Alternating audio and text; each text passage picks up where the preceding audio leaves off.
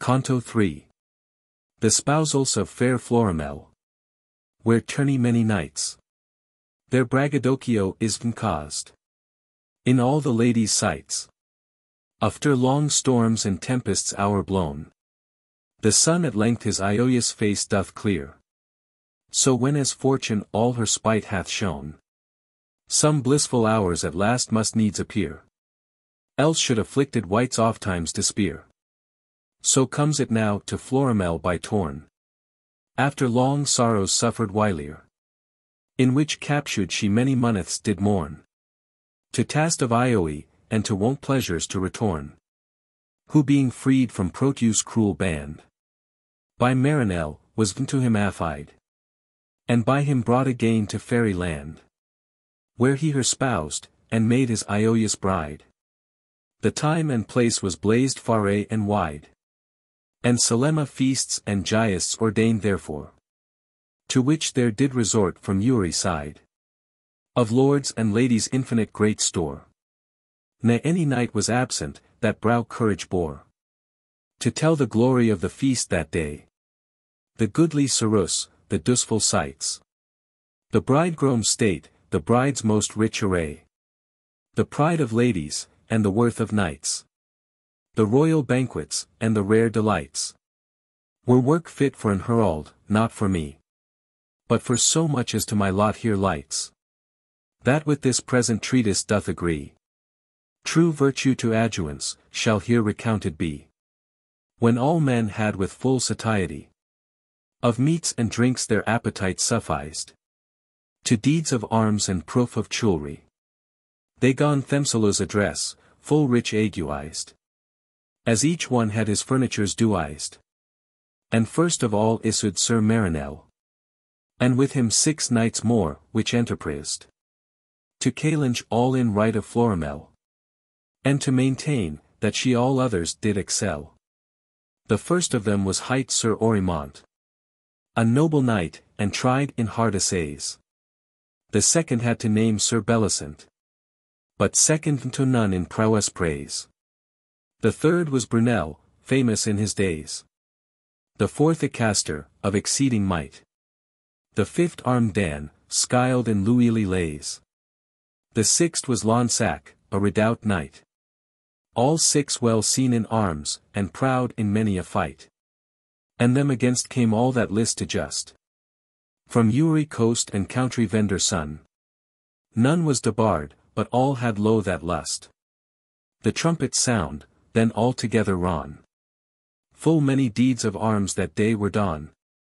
And many knights unhorsed, and many wounded. As fortune fell, yet little lost or won.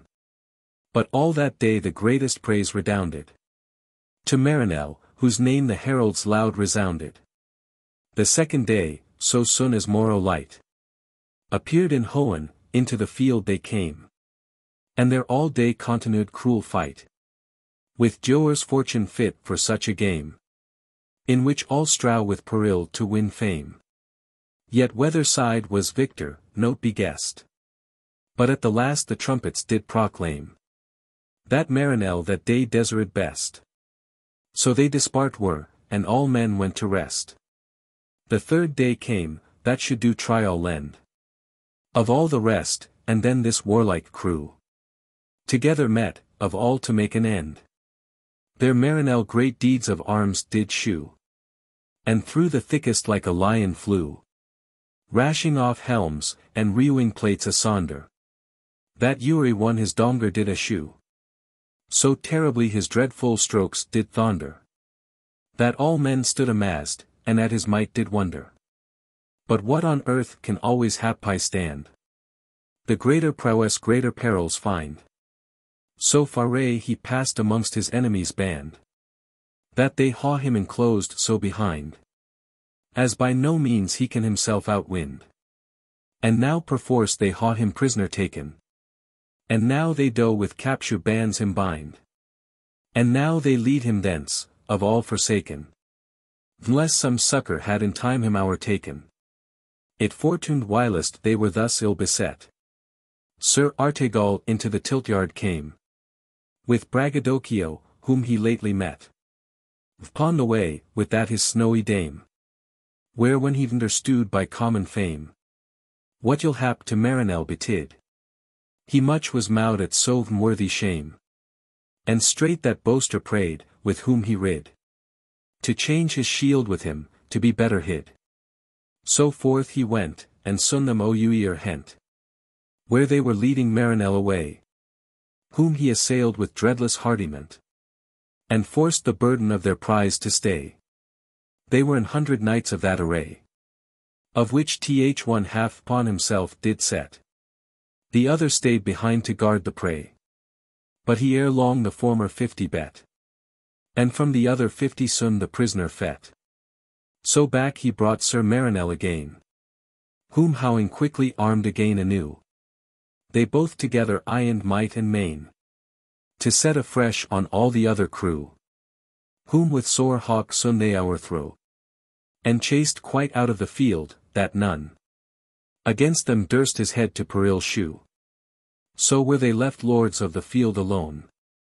So Marinell by him was rescued from his fone, which when he had performed, then back again to braggadocio did his shield restore, who all this while behind him did remain, keeping their close with him in precious store. That his false lady, as ye heard afore. Then did the trumpet sound, and judges rose, and all these knights, which that day armor bore, came to the open hall, to listen whose the honor of the prize should be adjudged by those. And thither also came in open sight fair Florimell, into the common hall, to greet his guerdon to Uri knight, and best to him, to whom the best should fall. Then for that stranger knight they loud did call, to whom that day they should the girland yield, who came not forth, but for Sir Artegall. Came braggadocio, and did shew his shield, which bore the sun broad blazed in a golden field, the sight whereof did all with gladness fill. So to him they did adeem the prize of all that triumph. Then the trumpets shrill, Don Braggadocio's name resounded thrice. So courage lent a cloak to cowardize. And then to him came fairest Florimell, and goodly gone to greet his brow emprise, and thousand thanks him yield, that had so well approved that day, that she all others did excel. To whom the boaster, that all knights did blot, with proud disdain did scornful answer make, that what he did that day, he did it not for her, but for his own dear lady's sake, whom on his peril he did undertake, both her and eke all others to excel. And further did from comely speeches crake, much did his words the gentle lady quell, and turned aside for shame to hear what he did tell. Then forth he brought his snowy Florimeli, whom Trompart had in keeping there beside, coored from people's gazement with a valet, whom when discovered they had throughly eyed. With great amazement they were stupefied, and said, that surely Florimell it was. Or if it were not Florimell so tried, that Florimell herself she then did paw. So feeble skill of perfect things the vulgar has, which when as Marinell beheld likewise, he was therewith exceedingly dismayed. No wist he what to think, or to do's, but like as one, whom fiends had made afraid. He long astonished stood, any aught he said. No aught he did, but with fast fixed eyes he gazed still upon that snowy maid, whom ewer as he did the more eyes, the more to be true Florimell he did surmise. As when two suns appear in the azure sky, mounted in Phoebus' chariot fiery bright, both darting forth fair beams to each man's eye, and both adorned with lampies of flaming light. All that behold so strange prodigious sight, not knowing nature's work, nor what to ween, are rapt with wonder, and with rare affright. So stood Sir Marinell, when he had seen the semblant of this false by his fair beauty's queen. All which when Artegall, who all this while stood in the priest's close coored, well adood, and saw that boaster's pride and graceless guile, He could no longer bear, but forth this wed. And unto all himself there open shewed. And to the boaster said, Thou losel base, that hast with borrowed plumes thyself endued, and others' worth with leasings doest deface. When they are all restored, thou shalt rest in disgrace. That shield, which thou doest bear, was it indeed, which this day's honour sowed to Marinell? But not that arm, nor thou the man I read, which didst that sorrows to Florimel. For proof shew forth thy sword, and let it tell what strokes, what dreadful stir it stirred this day. Or shew the wounds, which to thee befell. Or shew the sweat, with which thou didst sway. So sharp a battle, that so many did dismay. But this the sword, which wrought those cruel stowns. And this the arm, the which that shield did bear. And these the signas, so shewed forth his wounds, by which that glory gotten doth appear. As for this lady, which he sheweth here, is not, I wager, Florimel at all, but some fair Franion, fit for such a fear, that by misfortune in his hand did fall. For proof whereof, he bade them Florimel forth call.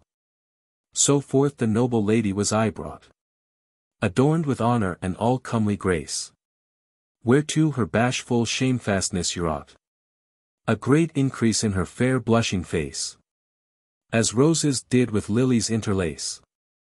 For of those words, the which that boaster threw, she inly yet conceived great disgrace. Whom when as all the people such did view, they shouted loud, and signas of gladness all did shew. Then did he set her by that snowy one, like the true saint beside the image set, of both their beauties to make paragon, and trial, whether should the honour get. Straightway so soon as both together met, th enchanted damsel vanished into naught. Her snowy substance melted as with heat. None of that goodly hew remained aught, but th empty girdle, which about her wast was wrought, as when the daughter of Thamantes fair hath in a watery cloud displayed wide her goodly bow, which paints the liquid air, that all men wonder at her colour's pride. All suddenly, ere one can look aside, the glorious picture vanisheth away, ne any token doth thereof abide. So did this lady's goodly for me decay, and into nothing go, ere one could it bewray. Which when as all that present were, beheld, they stricken were with great astonishment, and their faint hearts with senseless horror quelled, to see the thing, that seemed so excellent, so stolen from their fancy's wonderment, that what of it became, none understood. And braggadocio self with dreriment, so daunted was in his despairing mood, that like a lifeless corse immovable he stood. But Artegall that golden belt took, the which of all her spoil was onely left, which was not hers, as many it mistook, but Florimel's own girdle, from her reft, while she was flying, like a weary weft, from that foule monster, which did her compel to perils great, which he buckling eft presented to the fairest Florimel, who round about her tender wast it fitted well. Full many ladies often had essayed about their middles that fair belt to knit, and many a one suppository to be a maid, yet it to none of all their loins would fit, till Florimel about her fast net it. Such power it had, that to no woman's wast, by any skill or labour it would sit, unless that she were continent and chaste. But it would lose or break, that many had disgraced. Whilst thus they busied were bout Florimel, and boastful braggadocio to defame. Sir Guyon as by fortune then befell, forth from the thickest press of people came, his own good steed, which he had stolen, to claim. And one hand seizing on his golden bit, with other drew his sword, for with the same he meant the their deadly to ha smit. And had he not been held, he not had failed of it. Thereof great hurly-burly mood was throughout the hall, for that same warlike horse. For braggadocio would not let him paw. And Guyon would him algates haw perforce. Or it approve pon his carrion course. Which troublous stir when Artegall pursued. He nigh them drew to stay ta challenger's force. And gone inquire, how was that steed berode? Whether by might extort, or else by sleight disowed. Who all that piteous story, which befell. About that woeful couple, which were slain. And their young bloody babe to him gone tell. With whom whiles he did in the wood remain. His horse purloined was by subtil train. For which he challenged the TF to fight. But he for naught could him thereto constrain. For as the death he hated such despite. And rather had to lose, than tree in arms his right. Which Artegall well hearing, though no more. By law of arms there need one's right to tree. As was the wont of warlike knights of yore. Then that his foe should him the field denny. Yet further right by tokens to descry. He asked. What priori tokens he did bear. If that, said Guyon, may you satisfy. Within his mouth a black spot doth appear. Shaped like a horse's shoe, who list to seek it there. Whereof to make due trial, one did take. The horse in hand, within his mouth to look. But with his heels so sorely he him strake. That all his ribs he quite in pieces broke. That noyer word from that day forth he spoke. Another that would see me to haul more wit. Him by the bright embroidered headstall took. But by the shoulder him so sore he bit. That he him maimed quite, and all his shoulder split. Ne he his mouth would open to white. Until that Guyon self unto him spake. And called Brigador, so was he hight. Whose voice so soon as he did undertake. Eftsoons he stood as still as any stake. And suffered all his secret mark to see. And when as he him nommed, for Ioe he brake. His bands, and followed him with glad full glee. And frisked, and flung aloft, and lauded low on knee. Thereby Sir Artegall did plain arid. That unto him the horse belonged, and said. Lo there Sir Guyon, take to you the steed. As he with golden saddle is arrayed. And let that losel, plainly now displayed. Hence fare on foot, till he and horse haw gained. But the proud boaster gone his dumph braid. And him re-willed, and rated, and disdained. That iagement so nighest against him had ordained. Much was the knight incensed with his lewd word. To haw reunged that his villainy. And thrice did lay his hand upon his sword. To haw him slain, or dearly done aby. But Guyon did his choler pacify. Saying, Sir Knight, it would dishonour be. To you, that are our judge of equity. To wreak your wrath on such a carle as he. It's punishment enough, that all his shame do see. So did he mitigate Sir Artegall. But Talus by the back the boaster hent. And drawing him out of the open hall. Upon him did inflict this punishment. First he his beard did shaw, and foully shent. Then from him reft his shield, and it renewed. And blotted out his arms with falsehood blent. And himself baffled, and his arms unhearsed. And broke his sword in twain, and all his armor spursed. The whiles his guileful groom was fled away. But vain it was to think from him to fly. Who our taking him did disarray. And all his face deformed with infamy. And out of court him scourged openly. So ought all faitours, that true knighthood shame. And arms dishonour with base villainy. From all brown knights be banished with defame. For oft their ludens blotteth good deserts with blame. Now when these counterfeits were thus encased. Out of the foresight of their forgery. And in the sight of all men clean disgraced. All gone to Iest and jibe full merrily. At the remembrance of their nowery. Ladies can laugh at ladies, knights at knights. To think with how great vaunt of browery. He them abused, through his subtil sleights. And what a glorious shew he made in all their sights. There lowe we them in pleasure and repast, spending their ioious days and glad full nights, and taking surety of time forepast, with all dear délices and rare delights, fit for such ladies and such louisly knights. And turn we here to this fair furrow's end, our weary yokes, to gather fresher sprites, that when as time to Artegall shall tend, we on his first adventure may him forward send. Canto 4. Artegall dealeth right betwixt two brethren that do strive, sows turpine from the gallow tree, and doth from death reprieve.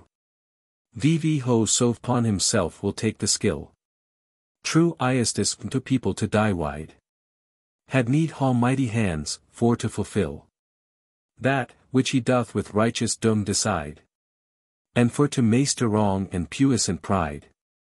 For vain it is to deem of things aright, and makes wrong-doers Iestis to deride, unless it be performed with dreadless might.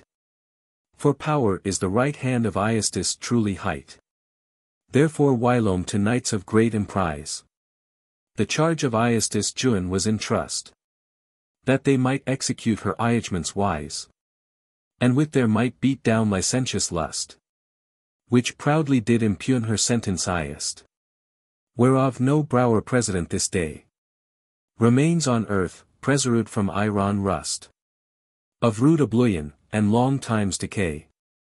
Then this of Artegall, which here we ha to say, who howing lately left that louisly pair, inlinked fast in wedlock's loyal bond, bold Marinelle with Florimel the fair, with whom great feast and goodly glee he fond, departed from the castle of the Strand, to follow his adventures first intent, which long ago he taken had in hand.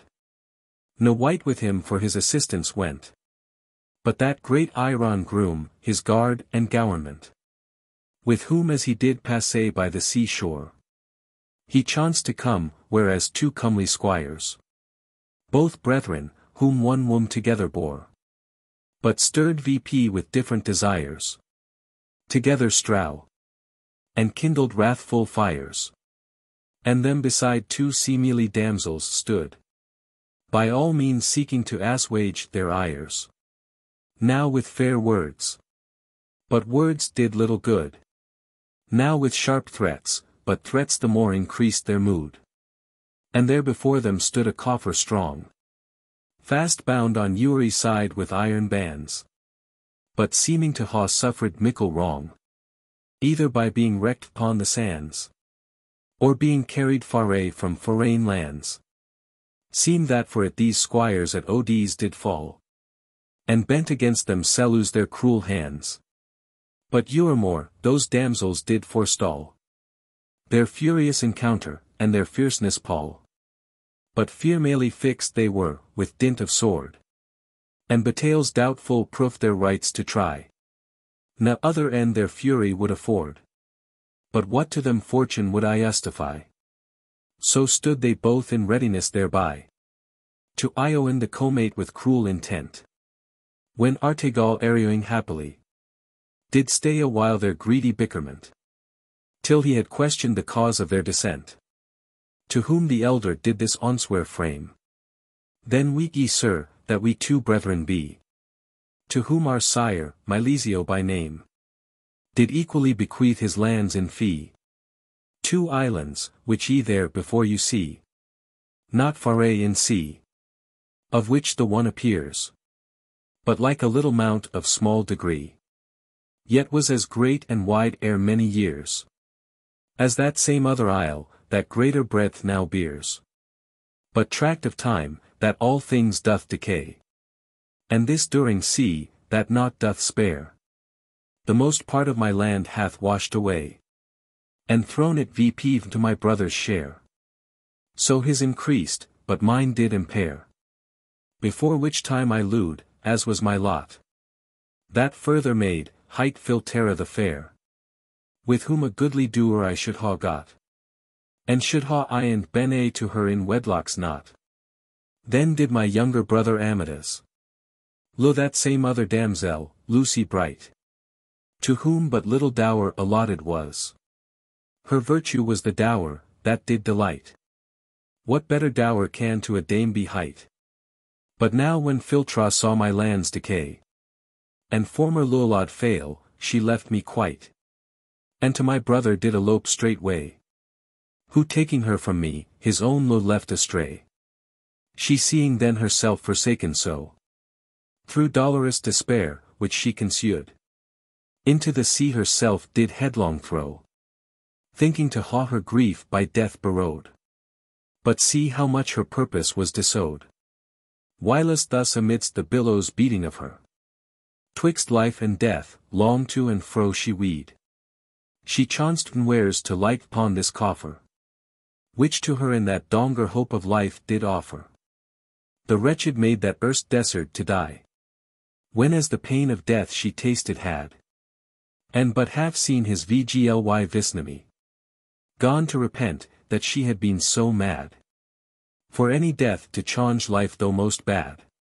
And catching hold of this sea-beaten chest, the lucky pilot of her passage sad, after long tossing in the seas distressed, her weary bark at last upon mine isle did rest, where I by chance then wandering on the shore, did her espy, and through my good endure, from dreadful mouth of death, which threatened sore, her to haw swallowed vp, did help to saw her. She then in recompense of that great fawr, which I on her bestowed on me, the portion of that good, which fortune gave her, together with herself in dowry free, both goodly portions, but of both the better she. Yet in this coffer, which she with her brought, great treasure sit hence we did find contained, which as our own we took, and so it thought. But this same other damsel since hath feigned, that to herself that treasure appertained, and that she did transport the same by sea, to bring it to her husband new ordained, but suffered cruel shipwreck by the way. But whether it be so or no, I cannot say.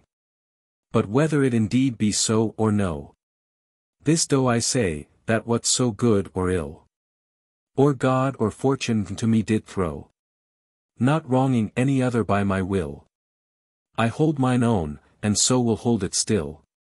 And though my land he first did win away, and then my lo, though now it little skill, yet my good Lucy he shall not likewise pray. But I will it defend, whilst you are that I may. So howing said, the younger did and so. Full true it is, whatso about our land, my brother here declared hath to you.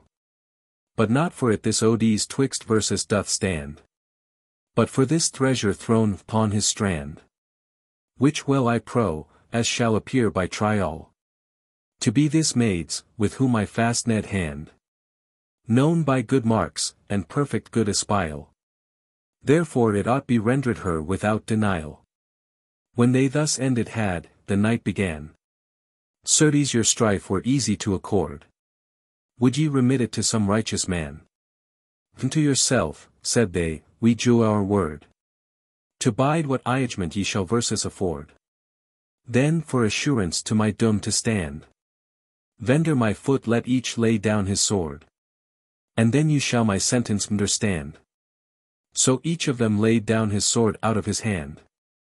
Then Artegal thus to the younger said, now tell me Amadis, if that ye may, your brother's land the which the sea hath laid into your part, and plucked from his away.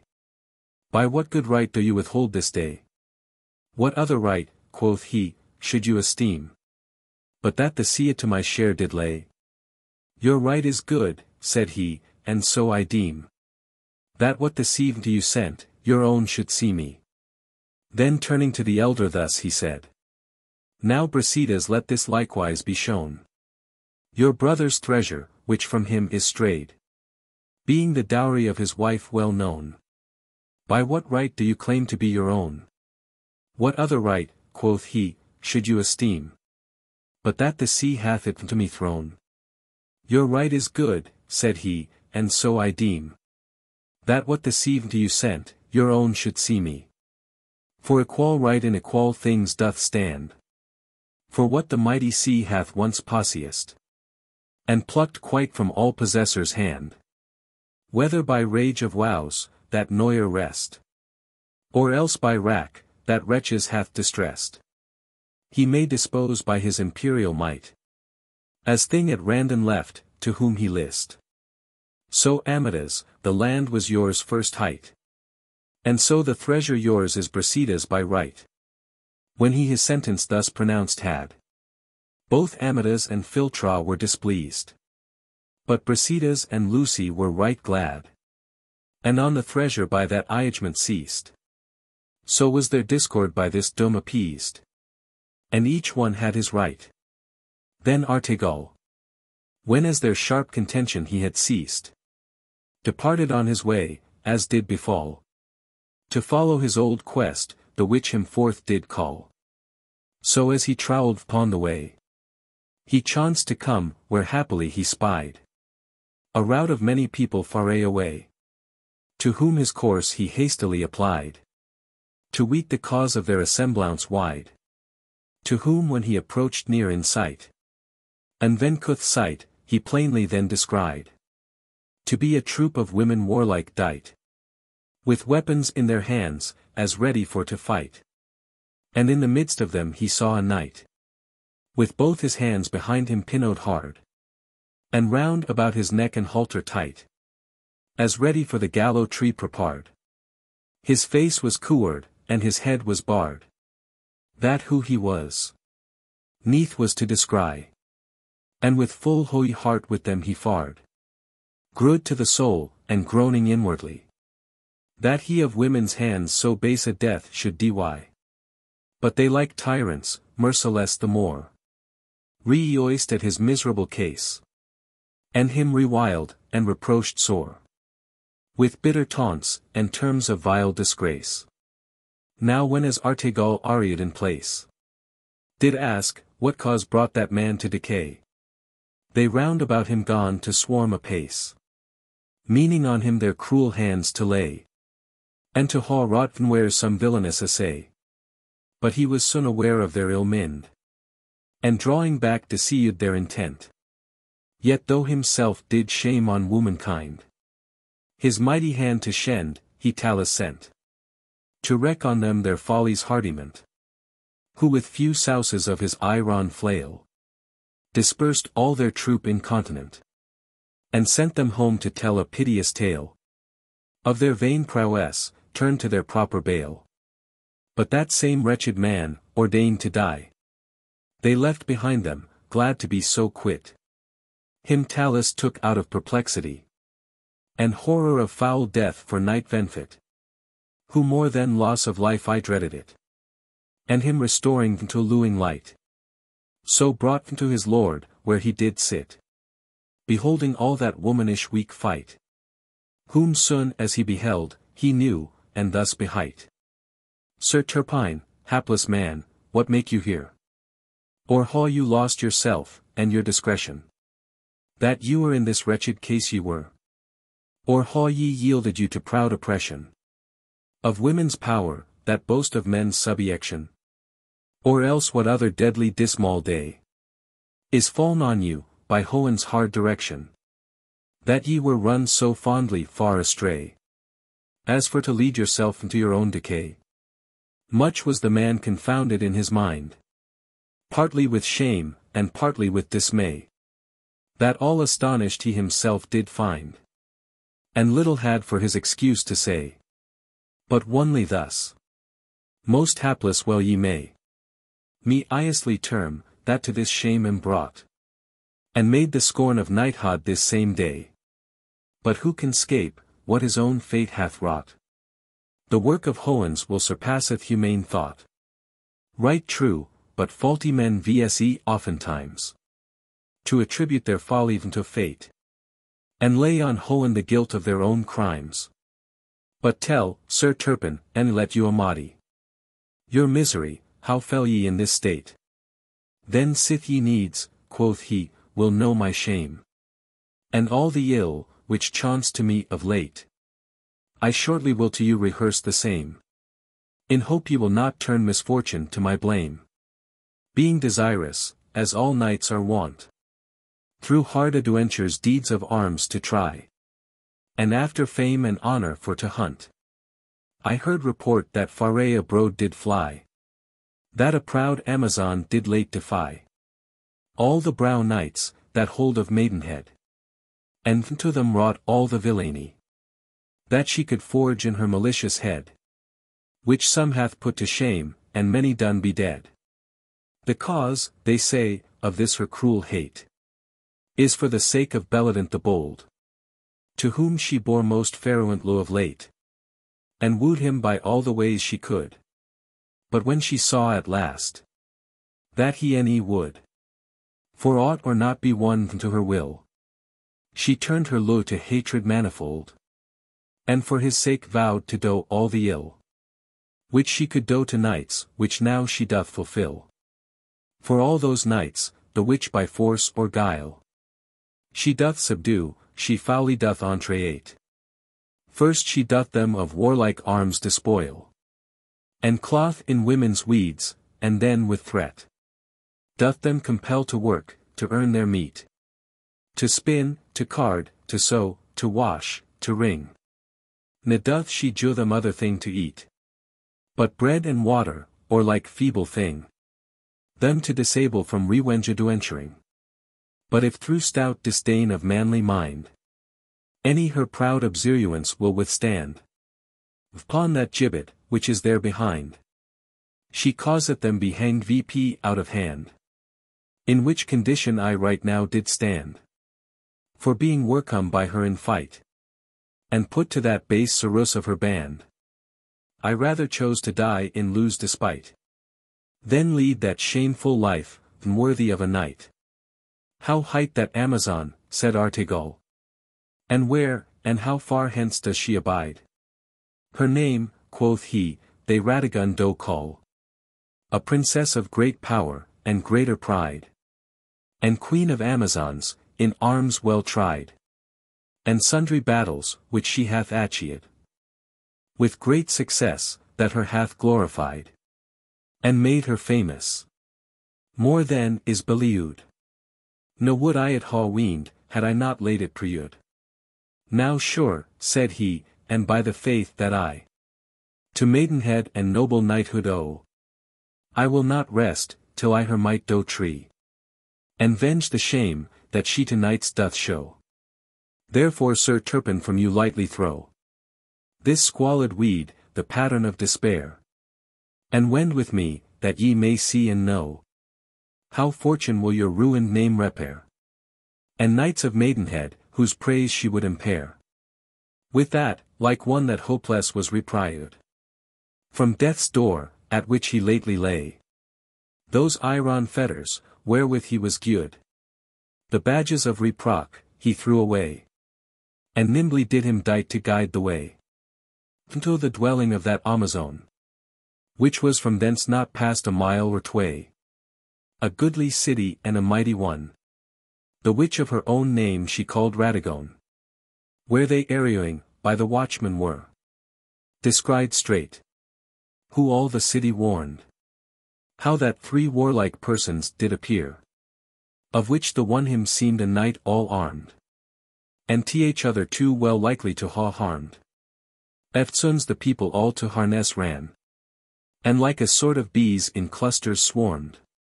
Ere long their queen herself, half like a man, came forth into the rout, and them t'array began. And now the knights being arrayed near, did beat upon the gates to enter in. And at the porter, scorning them so few, through many threats, if they the town did win, to tear his flesh in pieces for his sin. Which when as Radagon their coming heard, her heart for rage did great, and teeth did grin. She bade that straight the gates should be barred, and to them way to make, with weapons well prepared.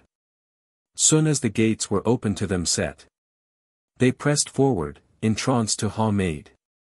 But in the middle way they were met with a sharp shore of arrows, which them stayed, and better bad adieus, ere they assayed v'nonoan peril of bold women's pride. Then all that rout upon them rudely laid, And heaped strokes so fast on Uri side. And arrows hailed so thick, that they could not abide. But Radegund herself, when she espied Sir Turpin, from her dire full domaquit, so cruel dole amongst her maids daw-eyed, taunge that shame, they did on him commit. All so dainly inflammed with furious fit.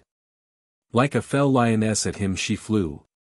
And on his headpiece him so fiercely smit, that to the ground him quite she o'erthrew. Dismayed so with the stroke, that he no colours knew. Soon as she saw him on the ground to growl, she lightly to him leapt, and in his neck her proud foot setting, at his head did lool, weening at once her wrath on him to wreak, and his contempt, that did her judgment break. As when a bear hath seized her cruel claws upon the carcass of some beast too weak, proudly stands Ouer, and a while doth pause, to hear the piteous beast pleading her plaintive cause. Whom when as Artegall in that distress by chance beheld, he left the bloody slaughter, in which he swam, and ran to his redress. There her assailing fiercely fresh, he rout her. Such an huge stroke, that it of sense distraught her. And had she not it warded warily, it had deprived her mother of a daughter. Nathless for all the power she did apply, it made her stagger oft, and stare with ghastly eye, like to an eagle in his kingly pride, soaring through his wide empire of the air, to weather his broad sails, by chance hath spied a goshawk, which hath seized for her share upon some fowl, that should her feast prepare. With dreadful force he flies at her bilieu, that with his souse, which none enduren dare, her from the quarry he away doth drive, and from her griping pounce the greedy prey doth reue. But soon as she her sense recoured had, she fiercely towards him herself gone dight, through vengeful wrath and stainful pride half mad. For Neuer had she suffered such despite, but ere she could io in hand with him to fight, her warlike maids about her flocked so fast, that they dispart them, maugre their might, and with their troops did far asunder cast. But mongst the rest the fight did until evening last.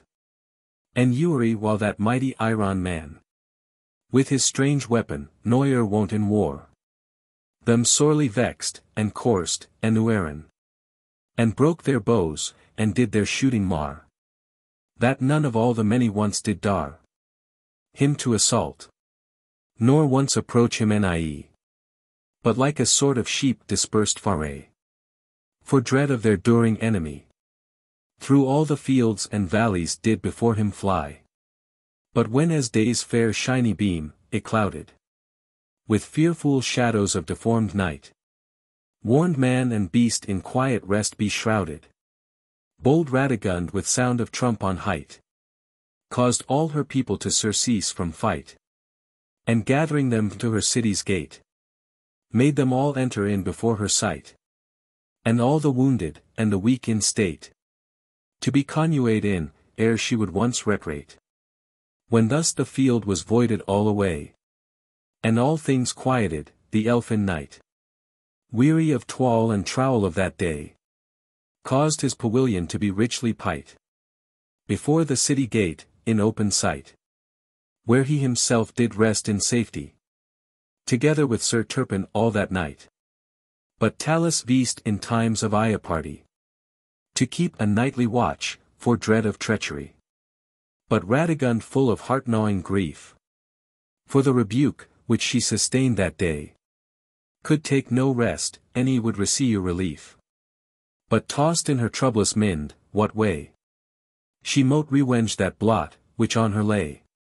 There she resolute herself in single fight, to try her fortune, and his force essay, rather than see her people spoiled quite, as she had seen that day a disastrous sight.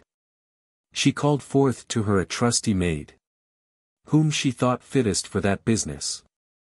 Her name was Clarin, and thus to her said, Go damsel quickly, do thyself address to the message, which I shall express. Go thou to that stranger fairy knight, who yesterday drew verses to such distress. Tell, that tomorrow I with him will fight, and try in equal field, whether hath greater might. But these conditions do to him propound, that if I vanquish him, he shall obey my law, and ewer to my lore be bound. And so will I, if me he vanquish may. What ewer he shall like to do or say. Go straight, and take with thee, to witness it, 6 of thy fellows of the best array. And bear with you both wine and young cates fit. And bid him eat, henceforth he oft shall hungry sit. The damsel straight obeyed, and putting all in readiness, forth to the town gate went, where sounding loud a trumpet from the wall, unto those warlike knights she warning sent. Then Talus forth issuing from the tent, unto the wall his way did fearless take, to weten what that trumpet sounding meant, where that same damsel loudly him bespake, and shewed, that with his lord she would imparlance make. So he them straight conducted to his lord, who, as he could, them goodly well did greet, till they had told their message word by word, which he accepting well, as he could weet, them fairly entertained with courtesie meet, and gave them gifts and things of dear delight. So back again they homeward turned their feet. But Artegall himself to rest did dight, that he mote fresher be against the next day's fight. Canto 5. Artegall fights with Radegund, and is subdued by guile. He is by her imprisoned, but wrought by Claren's wile. So soon as day forth dawning from the east, night's humid curtain from the hoens withdrew, and eerily calling forth both man and beast, commanded them their daily works renew. These noble warriors, mindful to pursue the last day's purpose of their vowed fight, themselves thereto prepared in order due. The night, as best was seeming for a night, and Amazon, as best it licked herself to dight, all in a camise light of purple silka, wound pawn with silure, subtly wrought, and quilted pawn satin white as milk, tray led with ribbands joyously distraught, like as the workmen had their courses taught, which was short tucked for light motion. VP to her ham, but when she list, it rout down to her lowest heel, and thereupon she wore for her defence a mailed habergeon, and on her legs she painted buskins wore, basted with bends of gold on ewery side, and mails between, and laced close afore. Upon her thigh her scimitar was tied, with an embroidered belt of mickle pride, and on her shoulder hung her shield, bedecked upon the boss with stones, that shined wide, as the fair moon in her most full aspect, that to the moon it mote be like in each respect. So forth she came out of the city gate, with stately port and proud magnificence, guarded with many damsels, that did wait upon her person for her sure defence, playing on shomes and trumpets, that from hence their sound did reach unto the hoen's height. So forth into the field she marched thence, where was a rich pavilion ready pight, her to receive, till time they should begin the fight. Then forth came Artegall out of his tent, all armed to point, and first the lists did enter. Soon after eke came she, with fell intent, and countenance fierce, as howing fully bent her, that battle's vitmost trial to ado enter. The lists were closed fast, to bar the rout, from rudely pressing to the middle centre, which in great heaps them circled all about, waiting, how fortune would resolve that dongerous doubt. The trumpets sounded, and the field began. With bitter strokes it both began, and ended. She at the first encounter on him ran, with furious rage, as if she had intended out of his breast the very heart whole rend. But he that had like tempests often tried, from that first flaw himself right well defended. The more she ragged, the more he did abide. She hewed, she foined, she lashed, she laid on Uri side. Yet still her blows he bore, and her forbore. Weening at last to win adjuvantage new. Yet still her cruel tie increased more. And though power failed, her courage did accrue. Which failing he gone fiercely her perso. Like as a smith that to his cunning feat the stub-born metal seeketh to subdue. Soon as he feels it mollified with heat. With his great iron sledge doth strongly on it beat. So did Sir Artegall upon her lay. As if she had an iron anvil been. That flakes of fire, bright as the sunny ray. Out of her steely arms were flashing seen. That all on fire ye would her surely ween. But with her shield so well herself she warded. From the dread donger of his weapon keen. That all that while her life she safely guard. But he that help from her against her will discard it. For with his trenchant blade at the next blow. Half of her shield he shared quite away. That half her side itself did naked show. And thenceforth into donger opened way. Much was she moved with the mighty sway. Of that sad stroke, that half enragged she grew. And like a greedy bear to her prey. With her sharp scimitar at him she flew. That glancing down his thigh, the purple blood forth drew. Thereat she gone to triumph with great boast. And to braid that chance, which him misfell. As if the prize she gotten had almost. With spiteful speeches, fitting with her well. That his great heart gone inwardly to swell. With indignation, at her vaunting vain. And at her stroke with puissance fearful fell. Yet with her shield she warded it again. That shattered all to pieces round about the plain. Howing her thus disarmed of her shield. Upon her helmet he again her strook. That down she fell upon the grassy field. In senseless swoon, as if her life forsook. And pangs of death her spirit hour took. Whom when he saw before his foot prostrated. He to her leapt with deadly dreadful look. And her sunshiny helmet soon been laced. Thinking at once both head and helmet to whore raced. But when as he discovered had her face. He saw his senses strange astonishment. A miracle of nature's goodly grace. In her fair visage void of ornament. But bathed in blood and sweat together meant. Which in the rudeness of that you'll plight. Bewrayed the signes of feature excellent. Like as the moon in foggy winter's night. Doth see me to be herself, though darkned be her light. At sight thereof his cruel-minded heart. Empierced was with pitiful regard. That his sharp sword he threw from him apart. Cursing his hand that had that visage marred. No hand so cruel, nor no heart so hard. But ruth of bow tie will it mollify. By this, starting from her swoon, she starred.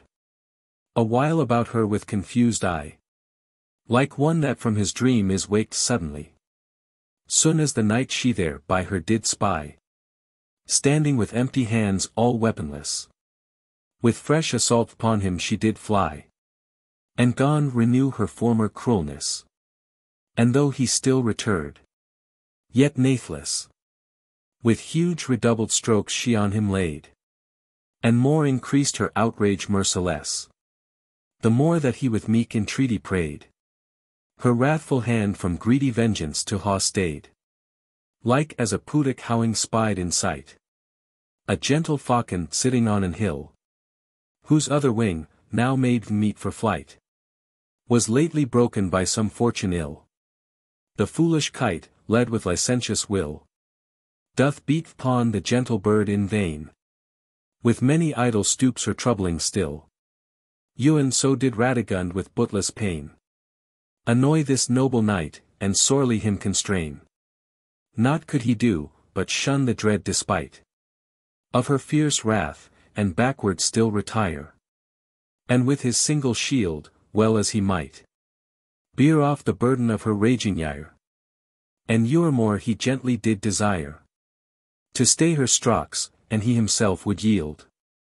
Yet nude she hark, and he let him once respire. Till he to her delured had his shield. And to her mercy him submitted in plain field. So was he welcome, not welcome. But to her yielded of his own accord. Yet was he iously damned by the doom of his own mouth, that spake so wareless word. To be her thrall, and Cerus her afford. For though that he first victory obtained, yet after by abandoning his sword, he wilful lost, that he before attained. No fairer conquest, than that with goodwill is gained. Though with her sword on him she flatling strook. Insignia of true subjection to her power. And as her vassal him to thraldom took. But Turpine born to a more venhappy hour. As he, on whom the luckless stars did lower. She caused to be attached, and forthwith led. Into the crook to abide the baleful store. From which he lately had through rescue fled. Where he full shamefully was hanged by the head. But when they thought on Talus hands to lay, he with his iron flail amongst them thundered, that they were fain to let him scape away. Glad from his company to be so saundered. Whose presence all their troops so much incombred. That heaps of those, which he did wound and slay. Besides the rest dismayed, might not be known bred. Yet all that while he would not once essay to rescue his own lord, but thought it to obey. Then took the Amazon this noble knight, left to her will by his own wilful blame, and caused him to be disarmed quite of all the ornaments of knightly name, with which whilome he gotten had great fame. Instead whereof she made him to be dight in woman's weeds, that is to manhood shame. And put before his lap a napron white, instead of curates and bases fit for fight. So being clad, she brought him from the field, in which he had been trained many a day, into a long large chamber, which was sealed with monuments of many nights' decay, by her subdued in victorious fray. Amongst the which she caused his warlike arms be hanged on high, that mote his shame bewray. And broke his sword, for fear of further harms, with which he wont to stir VP Batalus alarms. Their entrade in, he round about him saw many brow knights, whose names right well he knew. They're bound to obey that Amazon's proud law, spinning and carting all in comely rue, that his biggie heart loathed so from comely view. But they were forced through penury and pine to do those works, to them appointed due. For naught was joined them to sup or dine, but what their hands could earn by twisting linen twine. Amongst them all she placed him most low, and in his hand a distaff to him gay, that he thereon should spin both flax and tow. A sordid office for a mind so brow. So hard it is to be a woman's slaw. Yet he it took in his own self's despite. And thereto did himself right well behaw. Her to obey, sith he his faith had plight. Her vassal to become, if she him won in fight. Who had him seen, imagine mote thereby. That whilome hath of Hercules been told. How for Iola's sake he did apply his mighty hands, the distaff vile to hold. For his huge club, which had subdued of old so many monsters, which the world annoyed. His lion's skin chonged to a pall of gold, in which forgetting wars, he wonly Ioed. In combats of sweet low, and with his mistress toyed. Such is the cruelty of womankind, when they ha shaken off the shamefast band, with which wise nature did them strongly bind, t'obey the heasts of man's well-ruling hand. That then all rule and reason they withstand, to purchase a licentious liberty. But virtuous women wisely understand, that they were born to base humility, lest the Hoans them lift to lawful sovereignty. Thus their long while continued Artegall, Saruing proud Radigund with true subjection. How ewer it his noble heart did gall, t'obey a woman's tyrannous direction, that might ha had of life or death election. But howing chosen, now he might not change. During which time, the warlike Amazon Whose wandering fancy after lust did wrong. Gone cast a secret liking to this capture strange. Which long concealing in her court breast. She chawed the cut of Lour's careful plight. Yet could it not so thoroughly digest. Being fast fixed in her wounded sprite. But it tormented her both day and night. Yet would she not thereto yield free accord. To Sorrow the lowly vassal of her might. And of her seruant make her sovereign lord. So great her pride, that she such baseness much abhorred. So much the greater still her anguish grew. Through stub-born handling of her lusic heart. And still the more she strove it to subdue. The more she still augmented her own smart. And wider made the wound of hidden dart. At last when long she struggled had in vain. She gone to stoop, and her proud mind connured. To meek obeisance of Lu's mighty reign. And him entreat for grace, that had procured her pain. Then to herself in secret she did call. Her nearest handmaid, whom she most did trust.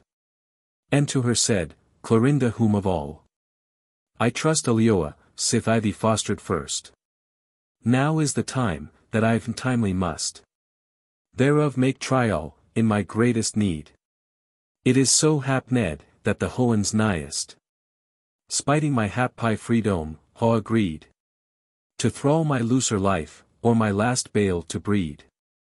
With that she turned her head, as half abashed, to hide the blush which in her visage rose. And through her eyes like sudden lightning flashed, decking her cheek with a vermilion rose. But soon she did her countenance compose. And to her turning, thus began again. This grief's deep wound I would to thee disclose. Thereto compelled through heart-murdering pain.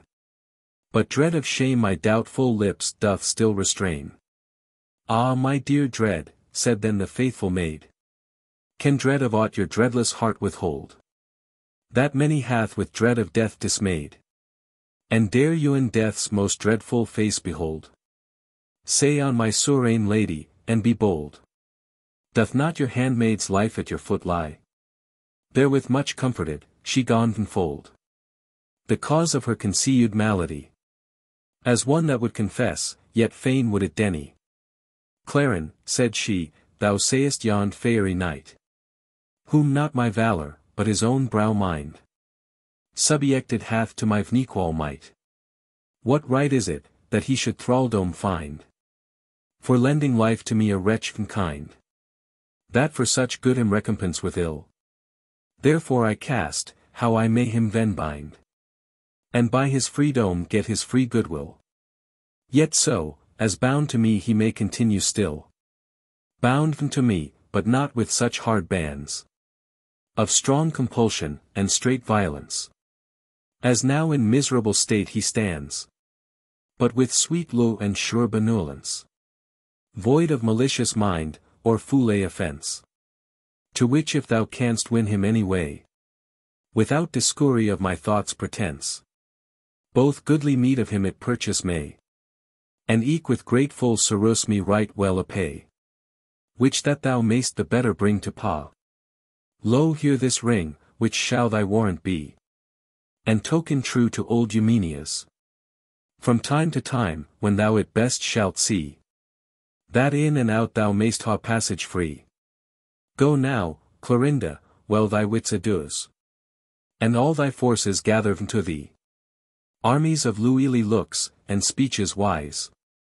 With which thou canst you and Ioue himself to Lu entice. The trusty maid, concealing her intent. Did with sure promise of her good endure.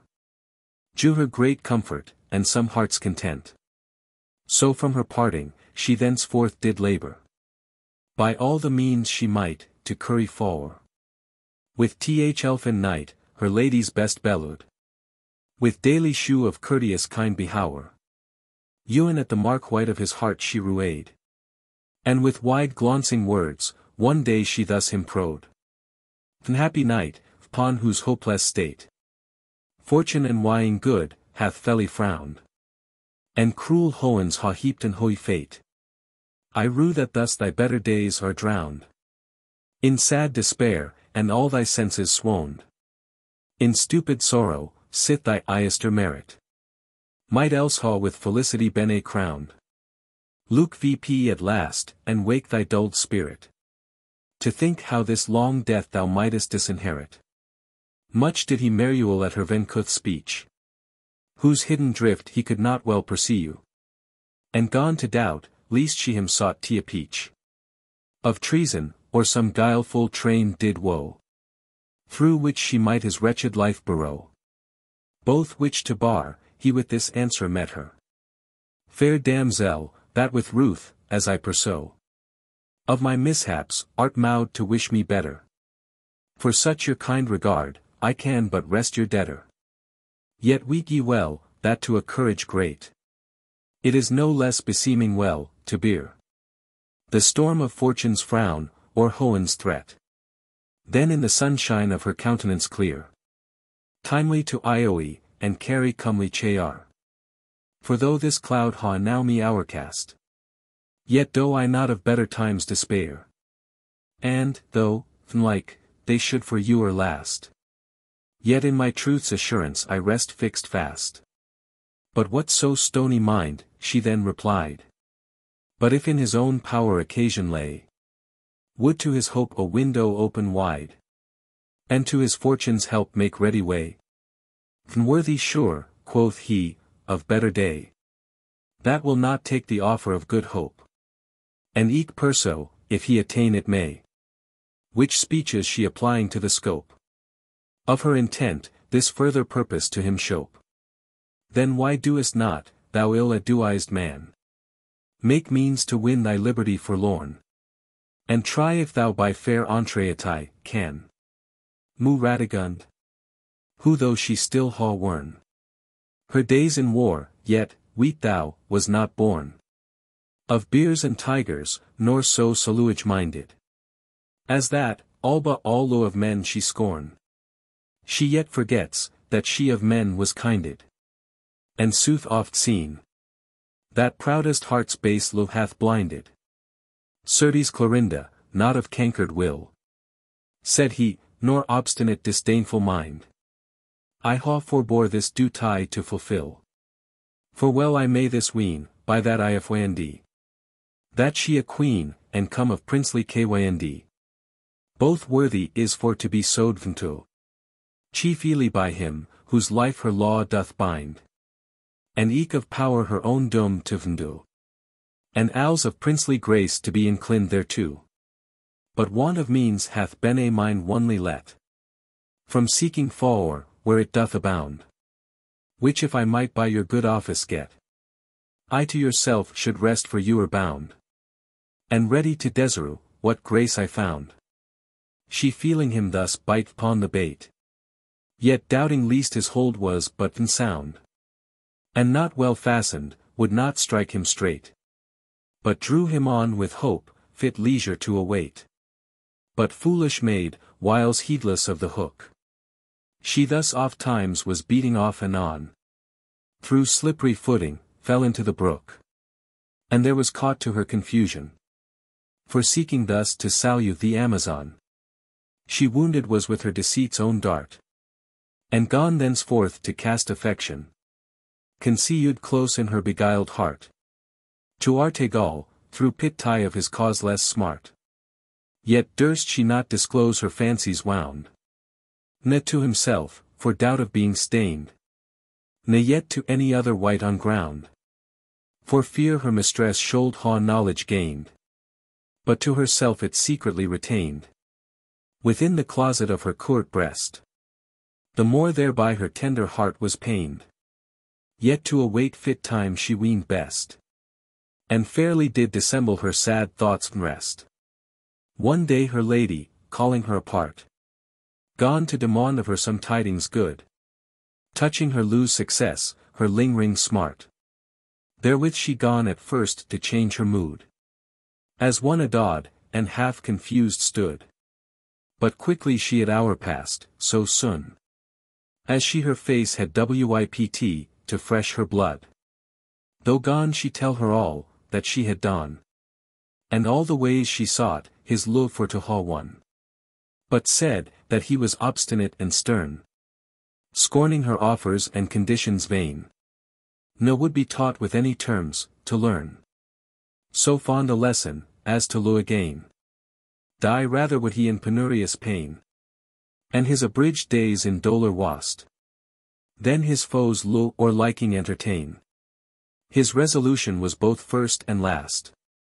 His body was her thrall, his heart was freely plast. Which when the cruel Amazon perceived, she gone to storm, and rage, and rend her gall.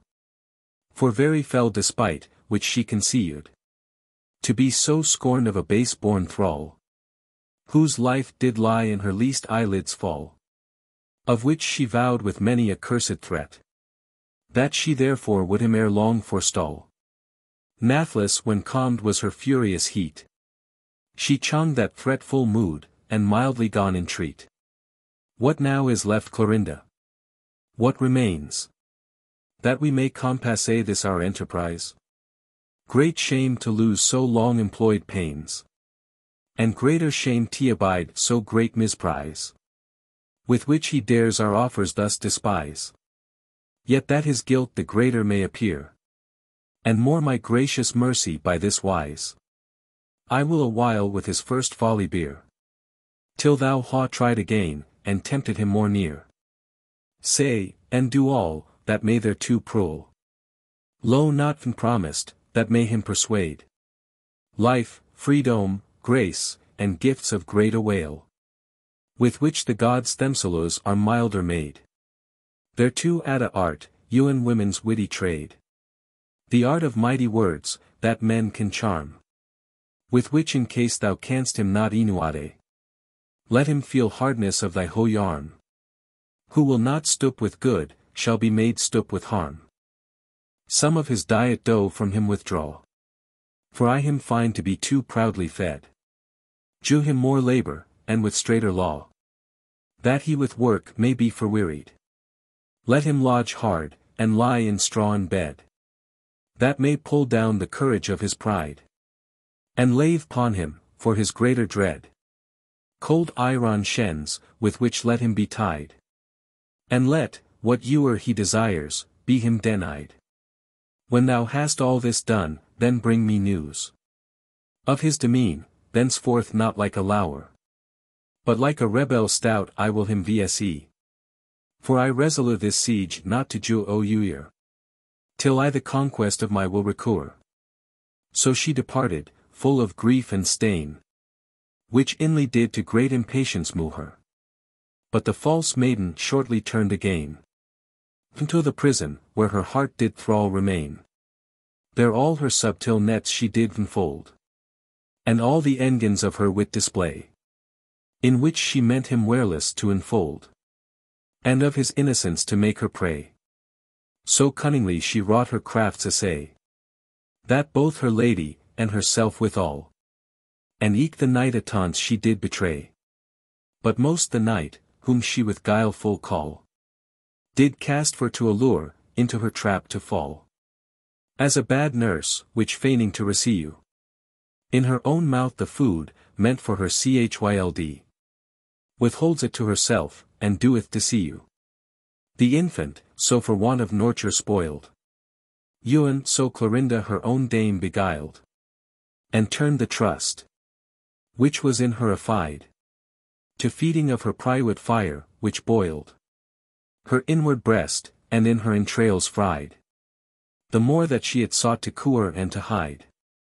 For coming to this night, she purpose feigned, how earnest suit she erst for him had made.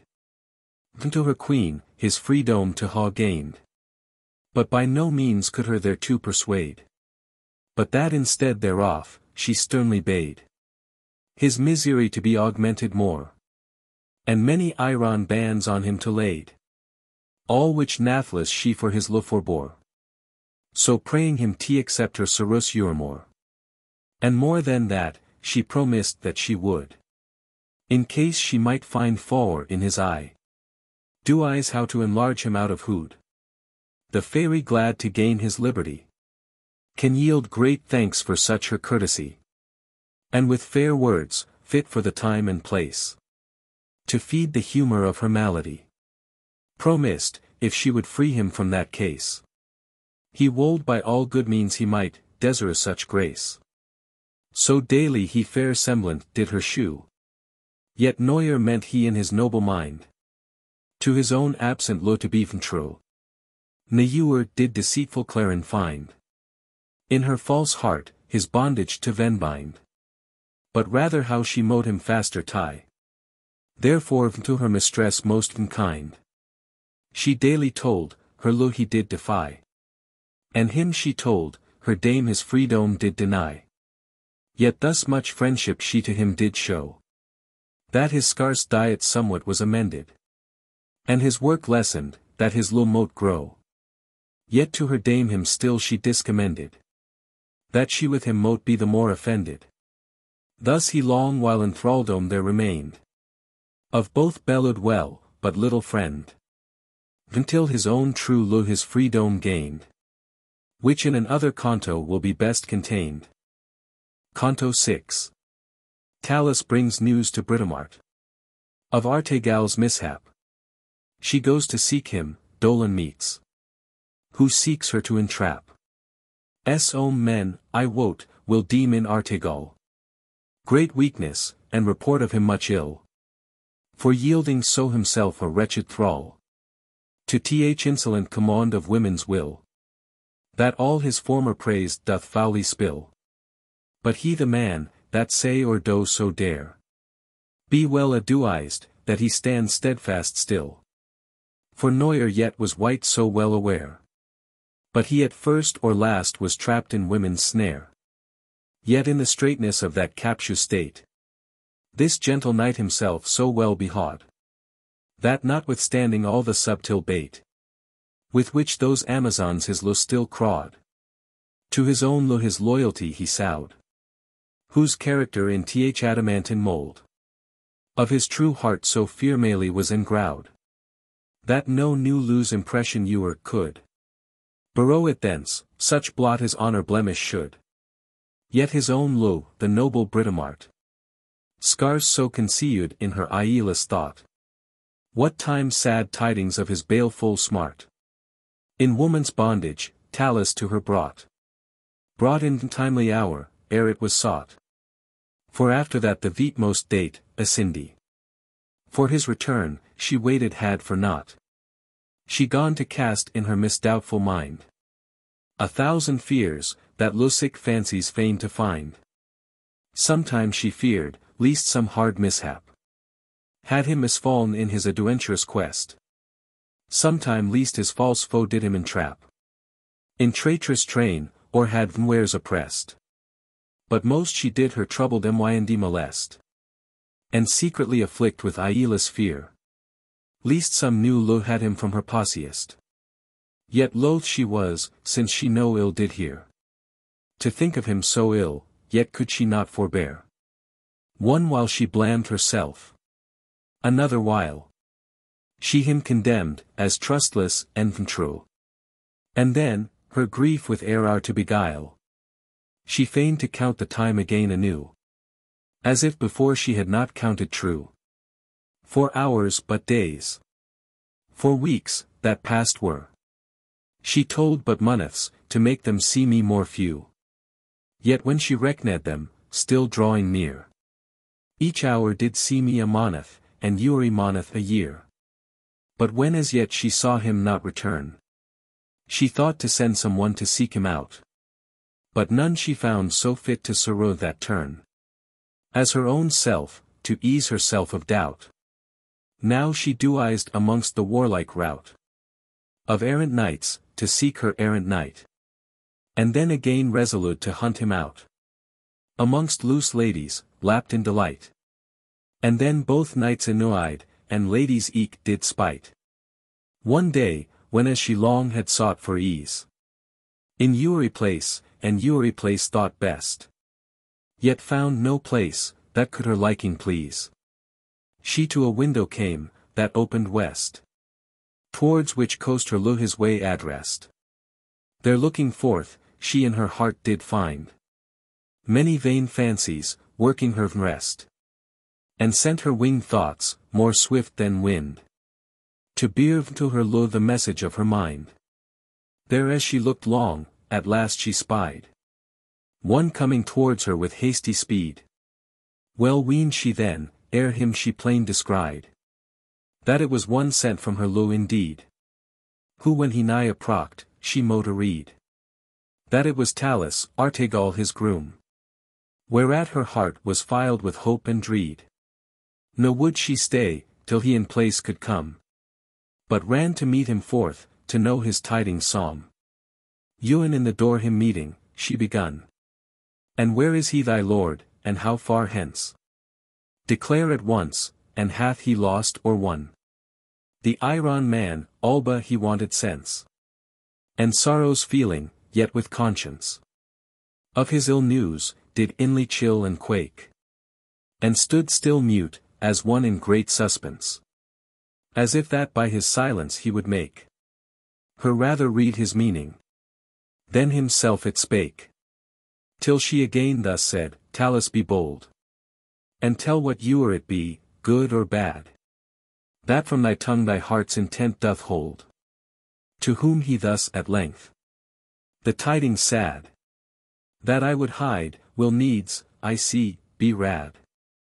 My lord, your lo, by hard mishap doth lie in wretched bondage, woefully bestad. I me, quoth she, what wicked destiny? And is he vanquished by his tyrant enemy?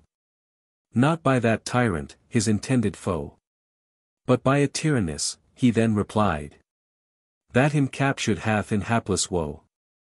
Seest thou bad newsman, badly doest thou hide thy master's shame, in harlot's bondage tied. The rest myself too readily can spell. With that in rage she turned from him aside, forcing in vain the rest to her to tell. And to her chamber went like solitary cell. There she began to make her mournful plaint against her knight, for being so untrue, and him to touch with falsehood's foul adamant, that all his other honor o'erthrew. Oft did she blame herself, and often rue, for yielding to a stronger's lo so light, whose life and manners strange she never knew. And ewer more she did him sharply twite, for breach of faith to her, which he had fearmely plight. And then she in her wrath full will did cast, how to revenge that blot of honor blent, to fight with him, and goodly die her last. And then again she did herself torment, inflicting on herself his punishment. A while she walked, and chafed. A while she threw herself upon her bed, and did lament. Yet did she not lament with loud alow, as women wont, but with deep sighs, and singulfs few. Like as a wayward child, whose sounder sleep is broken with some fearful dreams affright. With froward will doth set himself to weep, ne can be stilled for all his nurse's might, but kicks, and squalls, and shrieks for fell despite. Now scratching her, and her loose locks misusing. Now seeking darkness, and now seeking light. Then crawing suck, and then the suck refusing. Such was this lady's fit, in her loose fond accusing. But when she had with such unquiet fits herself there close afflicted long in vain, yet found no easement in her troubled wits, she even to Talus forth returned again, by change of place seeking to ease her pain, and gone inquire of him, with milder mood, the certain cause of Artegall's detain, and what he did, and in what state he stood, and whether he did woo, or whether he were wooed. Ah well away, said then the Iron man, that he is not the while in state to woo, but lies in wretched thraldom, weak and wan, not by strong hand compelled thereunto, but his own doom, that none can now undo. Said I not then, quoth she, erewhile aright, that this is things compact betwixt you two, me to deceive you of faith to me plight, since that he was not forced, nor were come in fight. With that he gone at large to her dilate the whole discourse of his captuance sad, in sort as ye ha heard the same of late. All which when she with hard endurance had heard to the end, she was right sore bestad. With so dane stounds of wrath and grief atone. No would abide, till she had onswear made. But straight herself did dight, and armour don. And mounting to her steed, bade Talus guide her on. So forth she rode upon her ready way. To seek her knight, as Talus her did guide. Sadly she rode, and noyer word did say. Nor good nor bad, any ewer looked aside. But still right down, and in her thought did hide. The fellness of her heart. Right fully bent. To fierce avengement of that woman's pride. Which had her lord in her base prison pent. And so great honour with so foul reproach had blent. So as she thus melancholic did ride. Chawing the cud of grief and inward pain. She chanced to meet toward Teuantide. A knight, that softly paced on the plain. As if himself to solace he were fain. Well shot in years he seemed, and rather bent. To peace, then needless trouble to constrain. As well by view of that his vestiment. As by his modest semblant, that no ill meant. He coming near, donned gently her salute. With courteous words, in the most comely wise. Who though desirous rather to rest mute. Then terms to entertain of common guise. Yet rather than she kindness would despise. She would herself displease, so him requite. Then gone the other further to duise. Of things abroad, as next to hand did light. And many things demand, to which she answered light.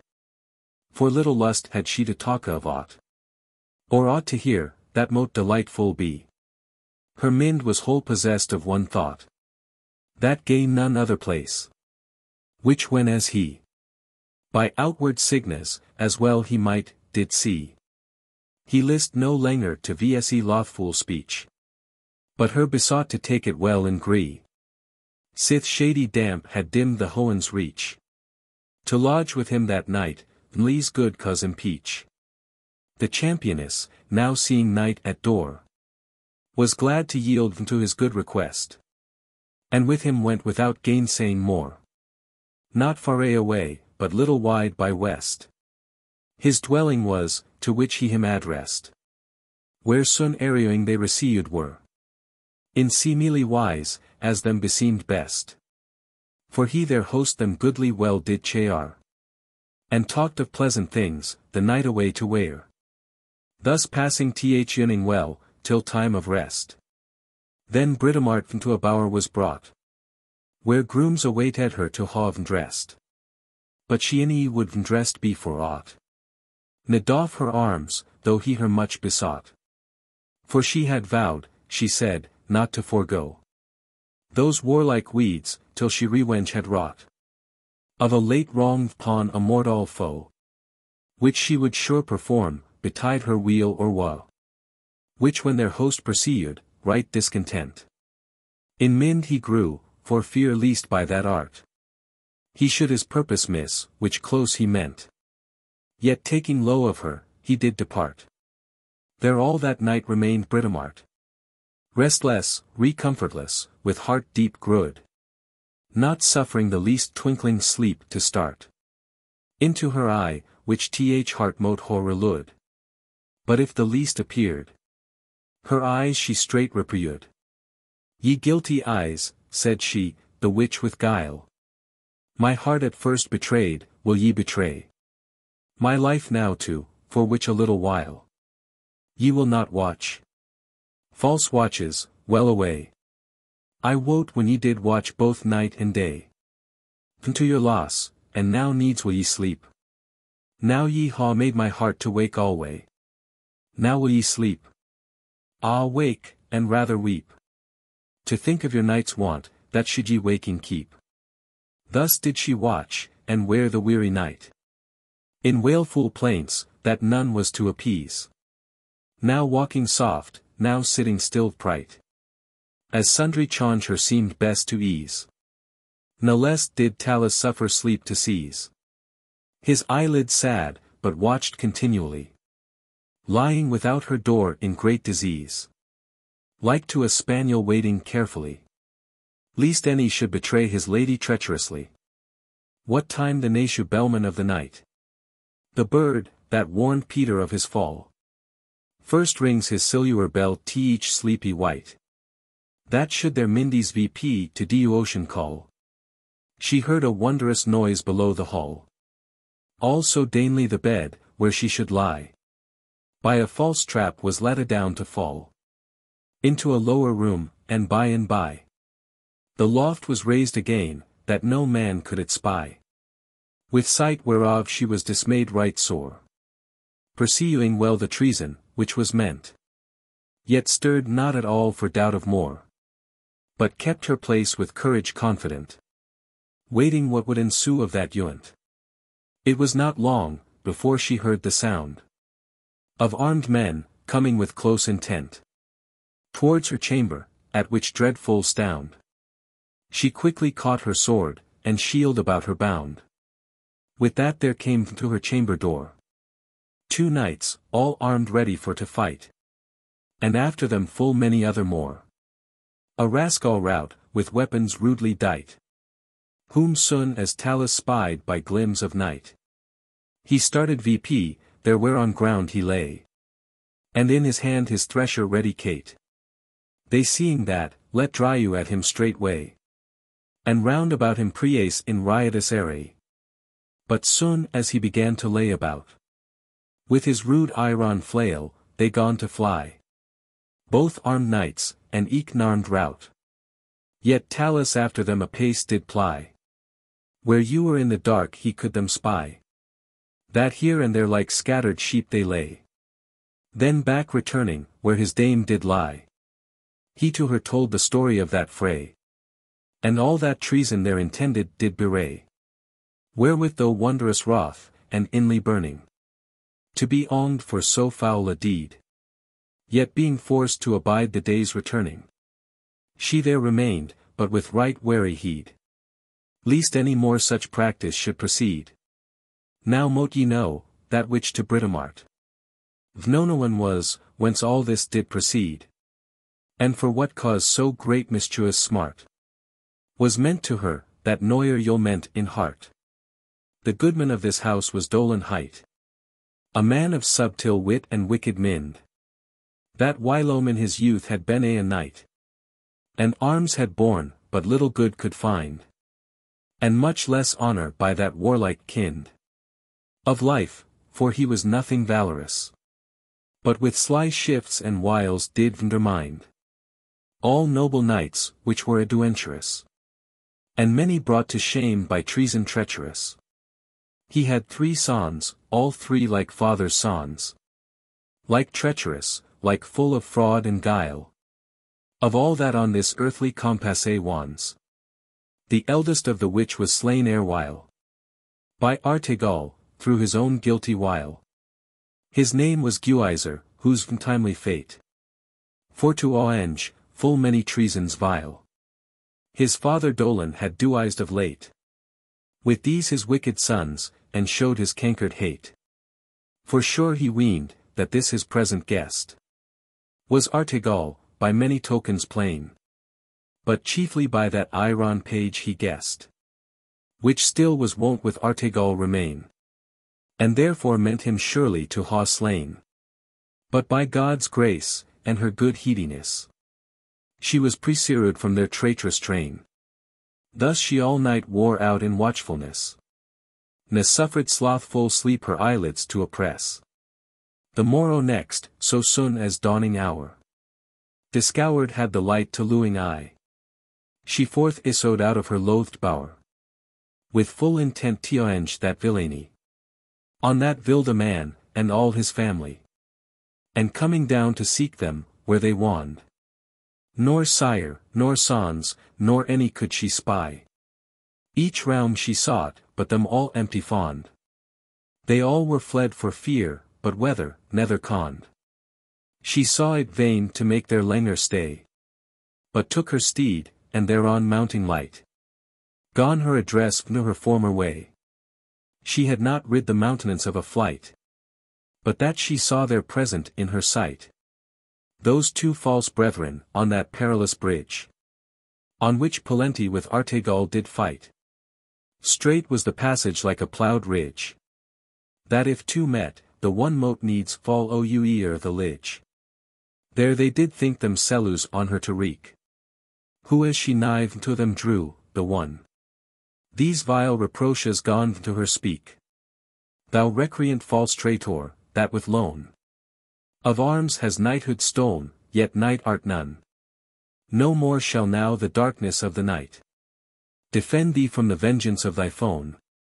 But with thy blood thou shalt appease the sprite of Guiser, by thee slain, and murdered by thy sleight. Strange were the words in Britomartis' ear. Yet stayed she not for them, but forward fared, till to the perilous bridge she came, and there Talus desired, that he might ha prepared the way to her, and those two losels scared. But she thereat was wroth, that for despite the glancing sparkles through her buer glared, and from her eyes did flash out fiery light, like coals, that through a silver censer sparkle bright. She stayed not to aduse which way to take, but putting spurs to her fiery beast, thorough the midst of them she way did make. The one of them, which most her wrath increased, upon her spear she bore before her breast, till to the bridge's further end she passed, where falling down, his challenge he released. The other side the bridge she cast into the Reuer, where he drunk his deadly last, as when the flashing loin haps to light upon two stub-born oaks, which stand so near, that way betwixt them none appears in sight. The engine fiercely flying forth, doth tear one from the earth, and through the air doth bear. The other it with force doth overthrow upon one side, and from his roots doth rear. So did the championess those two there strow, and to their sire their carcasses left to bestow. Canto 7. Britomart comes to Isis' church, where she strange visions sees. She fights with Radegund, her slays, and Artegall thence frees. And aught is on earth more sacred or Dyween, that gods and men do equally adore. Then this same virtue, that doth right define, for thuns Thesalos, whence mortal men implore right in their wrongs, are ruelled by righteous lore of highest Ioue, who doth true Iestis deal to his inferior gods, and more. Therewith contains his humanly commonweal, the skill whereof to princes' hearts he doth reveal. Well therefore did the antique world innuent that Iestis was a god of serene grace, and altars to him, and temples lent, and humanly honors in the highest place, calling him great Osiris, of the race of old Egyptian kings, that whilome were, with feigned colors shading a true case. For that Osiris, whilst he lewd here, the Iestist man Aliu, and truest did appear.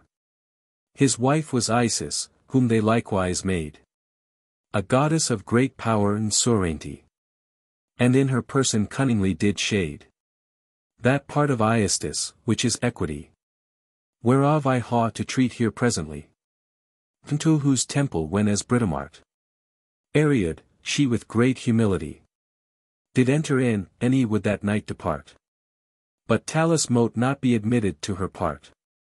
There she received was in goodly wise of many priests, which duly did attend upon the rites and daily sacrifice, all clad in linen robes with silver hemmed, and on their heads with long locks comely kemmed. They wore rich mitres shaped like the moon, to shew that Isis doth the moon portend, like as Osiris signifies the sun. For that they both like race in equal Iestis run.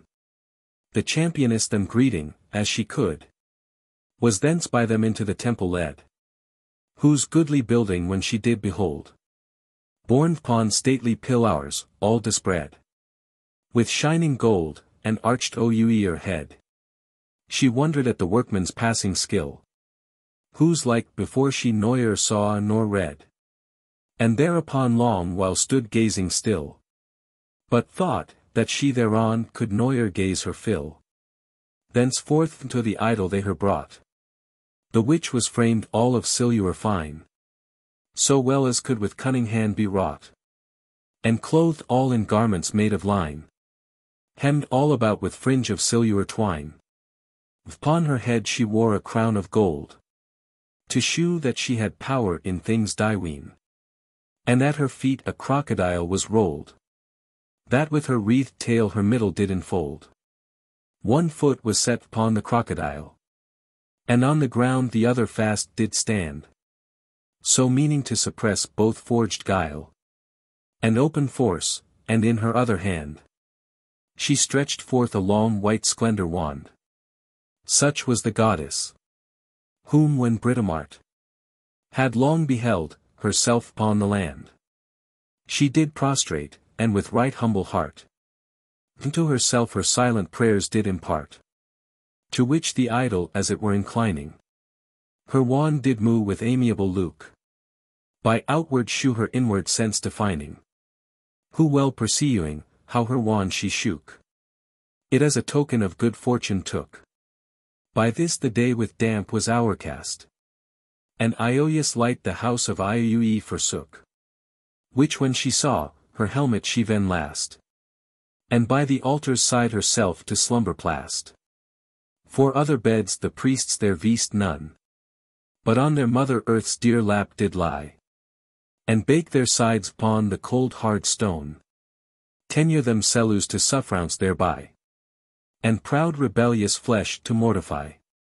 For by the vow of their religion, they tied were to steadfast chastity, and continence of life, that all foregone, they mote the better tend to their devotion. Therefore they mote not taste of fleshly food, ne feed on aught, the which doth blood contain, ne drink of wine, for wine they say is blood.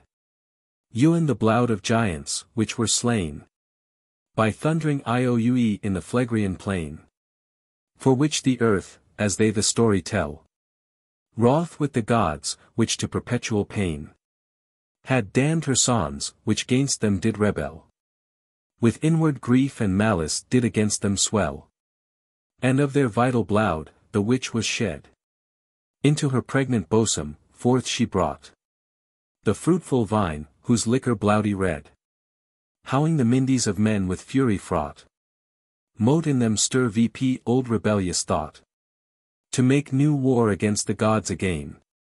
Such is the power of that same fruit, that not the fell contagion may thereof restrain, no within reason's rule, her madding mood contain. There did the warlike maid herself repose, vendor the wings of Isis all that night, and with sweet rest her holy eyes did close, after that long day's toil and weary plight, where whilst her earthly parts with soft delight of senseless sleep did deeply drowned lie, there did appear to her humanly sprite a wondrous vision, which did close imply the course of all her fortune and posterity. Her seemed, as she was doing sacrifice to Isis, decked with mitre on her head, and linen stole after those priests' guise. All so dainty she saw transfigured, her linen stole to robe of scarlet red, and moon-like mitre to a crown of gold. That Ewen she herself much wondered at such a change, and Ioe to behold herself, adorned with gems and jewels manifold. And in the midst of her felicity, an hideous tempest seemed from below to rise through all the temple so dainty, that from the altar all about did blow the holy fire, and all the embers strow upon the ground, which kindled priorly into outrageous flames wheres did grow, that all the temple put in a party of flaming, and herself in great perplexity. With that the crocodile, which sleeping lay vendor the idol's feet in fearless bower, seemed to awake in horrible dismay, as being troubled with that stormy store, and gaping greedy wide, did straight door both flames and tempest, with which grow one great. And swoln with pride of his own peerless power. He gone to threaten her likewise to eat. But that the goddess with her rod him back did beat. Though turning all his pride to humblest meek. Himself before her feet he lowly threw. And gone for grace and lieu of her to seek. Which she accepting, he so near her drew. That of his game she soon enwombed grew. And forth did bring a lion of great might. That shortly did all other beasts subdue. With that she waked, full of fearful fright. And doubtfully dismayed through that so vencouth sight. So thereupon long while she musing lay. With thousand thoughts feeding her fantasy. Until she spied the lampy of lightsome day. VP lifted in the porch of Hohen high. Then VP she rose fraught with melancholy. And forth into the lower parts did paw. Whereas the priests she found full busily. About their holy things for morrow moss. Whom she saluting fair resaluted was. But by the change of her cheerful look. They might perceive, she was not well in plight. Or that some pensioness to heart she took. Therefore thus one of them, who seemed in sight. To be the greatest, and the growest wight. To her bespake. Sir Knight, it seems to me. That thorough you'll rest of this last night. Or ill apaid, or much dismayed ye be. That by your change of chair is easy for to see. Certes, said she, sith ye so well ha spied. The troublous passion of my pensive mind. I will not seek the same from you to hide. But will my cares unfold, in hope to find. Your aid, to guide me out of error blind. Say on, quoth he, the secret of your heart. For by the holy vow, which me doth bind. I am adiered, best counsel to impart. To all, that shall require my comfort in their smart. Then gone she to declare the whole discourse. Of all that vision, which to her appeared. As well as to her mind it had recourse. All which when he to the end had heard. Like to a weak faint-hearted man he fared. Through great astonishment of that strange sight. And with long locks VP standing, stifly stared. Like one awed with some dreadful sprite. So filed with hewenly fury, thus he her behight. Magnific virgin, that in cayent disguise. Of British arms doest mask thy royal blood. So to pursue a perilous emprise. How cowl, st thou ween, through that disguised hood. To hide thy state from being understood. Can from immortal gods aught hidden be? They do thy lineage, and thy lordly brood. They do thy sire, lamenting sore for thee. They do thy lou, forlorn in women's thraldom see. The end whereof, and all the long uint. They do to thee in this same dream discour. For that same crocodile doth represent.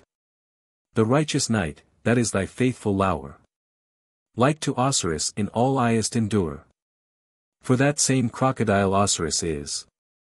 That vendor Isis feet doth sleep for ewer. To shew that clemence oft in things amiss. Restrains those stern behests, and cruel dooms of his. That night shall all the troublous storms assuage. And raging flames, that many foes shall rear. To hinder thee from the highest heritage. Of thy sire's crown, and from thy count ray dear. Then shalt thou take him to thy lewd fear. And Iowan in equal portion of thy real me. And afterwards a son to him shalt bear. That lion-like shall shew his power extreme. So bless thee God, and ju the ions of thy dream. All which when she to the end had heard. She much was eased in her troublous thought. And on those priests bestowed rich reward. And royal gifts of gold and silver wrought. She for a present to their goddess brought. Then taking low of them, she forward went. To seek her lou, where he was to be sought. Ne rested till she cam without relent. Unto the land of Amazons, as she was bent. Whereof when news to Radegund was brought. Not with amaze, as women wanted be. She was confused in her troublous thought, but filed with courage and with iolious glee. As glad to hear of arms, the which now she had long surceased. She bade to open bold, that she the face of her new foe might see. But when they of that Iron man had told, which late her folky had slain, she bade the fourth to hold. So there without the gate, as seemed best, she caused her pavilion be pight, in which stout Britomart herself did rest, whiles Talus watched at the door all night. All night likewise, they of the town in fright, upon their wall good watch and ward did keep. The morrow next, so soon as dawning light, bade doe away the damp of drowsy sleep. The warlike Amazon out of her bower did peep, and caused straight a trumpet loud to shrill, to warn her foe to battle soon be pressed, who long before awoke, for she full ill could sleep all night, that in quiet breast did closely harbour such a eyeless guest, was to the battle whilome ready dight. Eftsoons that warrioress with haughty crest did forth issue, all ready for the fight. On each other side her foe appeared soon in sight.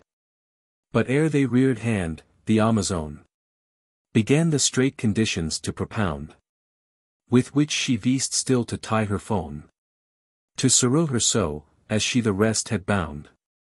Which when the other heard, she sternly frowned, for high disdain of such indignity, and would no longer treat, but bade them sound. For her no other terms should you or tie, than what prescribed were by laws of chivalry. The trumpet sound, and they together run, with greedy rage, and with their falchions smote. Neither sought the other's strokes to shun, but through great fury both their skill forgot, and practic vse in arms, any spared not their dainty parts, which nature had created, so fair and tender, without stain or spot. For other vices, then they them translated, which they now hacked and hewed, as if such vse they hated. As when a tiger and a lioness are met at spoiling of some hungry prey, both challenge it with equal greediness. But first the tiger claws thereon did lay, and therefore loath to loose her right away, doth in defence thereof full stoutly stand, to which the lion strongly doth gainsay, that she to hunt the beast first took in hand, and therefore ought it haw, where you or she it fond. Full fiercely laid the Amazon about, and dealt her blows mercifully sore, which Britomart withstood with courage stout, and them repaid again with double more. So long they fought, that all the grassy floor was filed with blood, which from their sides did flow, and gushed through their arms, that all in gore they trode, and on the ground their loos did strow, like fruitless seed, of which untimely death should grow. At last proud Radegund with fell despite, howling by chance espied adjuvantage near, let dry you at her with all her dreadful might, and thus braiding said, this token bear unto the man, whom thou doest love so dear, and tell him for his sake thy life thou gowest. Which spiteful words she sore and grieved to hear. Thus answered, lewdly thou my lord deprowest, who shortly must repent that now so vainly browest. Nathless that stroke so cruel passage found, that glancing on her shoulder plate, it bit into the bone, and made a greasely wound, that she her shield through raging smart of it could scarce fold, yet soon she it requit. For howling force increased through furious pain, she her so rudely on the helmet smit, that it empierced to the very brain, and her proud person low prostrated on the plain, where being laid, the wrathful Britoness stayed not, till she came to herself again, but in revenge both of her loos distress, and her late vile reproach, though vaunted vain, and also of her wound, which sore did pain. She with one stroke both head and helmet cleft, which dreadful sight, when all her warlike train Their present saw, each one of sense bereft. Fled fast into the town, and her sole victor left. But yet so fast they could not home retrate. But that swift Talus did the foremost win. And pressing through the Priace to the gate, pell-mell with them attance did enter in. There then a piteous slaughter did begin. For all that ewer came within his reach, he with his iron flail did thresh so thin, that he no work at all left for the leech. Like to an hideous storm, which nothing may impeach. And now by this the noble conqueress herself came in, her glory to partake. Where though revengeful vow she did profess, yet when she saw the heaps which he did make of slaughtered carcasses, her heart did quake. For very ruth, which did it almost renew, that she his fury willed him to slake. For else he sure had left not one aliu, but all in his revenge of spy right would deprew. Though when she had his execution stayed, she for that iron prison did inquire, in which her wretched Lou was capture laid. Which breaking open with indignant ire, she entreed into all the parties entire. Where when she saw that loathly vencuth sight of men disguised in womanish attire, her heart gone grudge, for very deep despite of so venomly mask, in misery misdight. At last when as to her own Lou she came, whom like disguise no less deformed had, at sight thereof abashed with secret shame, she turned her head aside, as nothing glad to ha beheld a spectacle so bad. And then too well belood, that which tofore Aila's suspect as true and truly drad, which vain conceit now nourishing no more, she sought with ruth to salue his sad misfortune sore. Not so great wonder and astonishment did the most chaste Penelope possess, to see her lord, that was reported drent, and dead long since in dolorous distress, come home to her in piteous wretchedness, after long trowel of full 20 years, that she knew not his for's likeliness, for many scars and many hoary hears, but stood long staring on him, mongst uncertain fears. Ah, my dear lord, what sight is this, quoth she. What may game hath misfortune made of you? Where is that dreadful manly Luke? Where be those mighty palms, the which ye wont to embroil in blood of kings, and great hosts to subdue? Could aught on earth so wondrous change ho wrought, as to ho robbed you of that manly hew? Could so great courage stoop to aught? Then farewell fleshly force, I see thy pride is not. Thenceforth she straight into a bower him brought, and caused him those comely weeds dight, and in their steed for other raiment sought, whereof there was great store, and armors bright, which had been reft from many a noble knight, whom that proud Amazon subdued had, whilst fortune for'd her success in fight, in which when as she him anew had clad, she was rayed, and Ioid much in his semblance glad.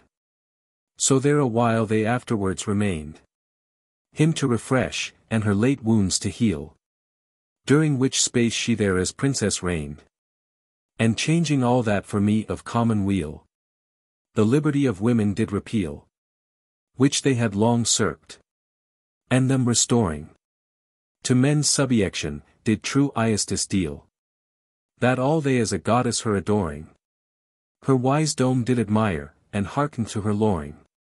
For all those nights, which long in capture shade had shrouded Ben she did from thraldom free, and magistrates of all that city made, and gave to them great luing and large fee, and that they should for ewer faithful be, made them swear fealty to Artegall, who when himself now well recurred did see, he purposed to proceed, whatso befall, upon his first adventure, which him forth did call. Full sad and sorrowful was Britomart, for his departure, her new cause of grief, yet wisely moderated her own smart, seeing his honor, which she tendred chief, consisted much in that adventure's brief. The care whereof, and hope of his success, gave to her great comfort and relief. That womanish complaints she did repress, and tempered for the time her present holiness.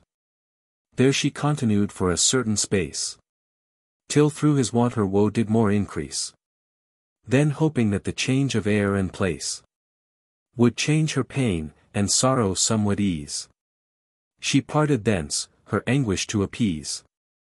Meanwhile her noble lord Sir Artegall went on his way, and ewer did cease, till he redeemed had that lady thrall, that for another canto will more fitly fall. Canto 8. Prince Arthur and Sir Artegall free Samient from fear. They slay the Soudan, Dryu his wife. Adisha to despair. En ought vender Hoen so strongly doth allure the sense of man, and all his mind possess, as beauty's luily bait, that doth procure great warriors oft their rigor to repress, and mighty hands forget their manliness. Drawn with the power of an heart-robbing eye, and wrapped in fetters of a golden tress, that can with melting pleasance mollify their hard-knit hearts, inured to bloud and cruelty. So whilome learned that mighty Jewish swain, each of whose locks did match a man in might, to lay his spoils before his leman's train. So also did that great Edian knight, for his lew's sake his lion's skin dight. And so did warlike Antony neglect the world's whole rule for Cleopatra's sight. Such wondrous power hath women's fair aspect, to capture men, and make them all the world react. Yet could it not stern Artegall retain, nor hold from sweet of his old quest, which he had entertained to Glorianne, but left his low, Alba her strong request. Fair Britomart in languor and rest, and rode himself upon his first intent. Ne day nor night did Ewer idly rest. No wight but onely Talus with him went, the true guide of his way and virtuous government. So trowling, he chanced far off to heed a damsel, flying on a palfrey fast, before two knights, that after her did speed, with all their power, and her full fiercely chast, in hope to haw her hour hent at last. Yet fled she fast, and both them far out went, carried with wings of fear, like fowl aghast, with locks all loose, and raiment all to rent.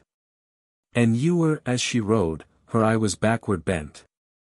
Soon after these he saw another knight, that after those two former rode apace, with spear in rest, and pricked with all his might. So ran they all, as they had been at base, they being chased, that did others chase. At length he saw the hindmost hour take one of those two, and force him turn his face. How Ewer loath he were his way to slake, yet mote he all gates now abide, and answer make. But each other still pursued the fearful maid, who still from him as fast away did fly, no once for aught her speedy passage stayed, till that at length she did before her spy Sir Artegall, to whom she straight did hie, with glad full hast, in hope of him to get succor against her greedy enemy, who seeing her approach gone forward set, to saw her from her fear, and him from force to let. But he like hound full greedy of his prey, being impatient of impediment, continued still his course, and by the way, thought with his spear him quite how hour went. So both together alike felly bent, like fiercely met.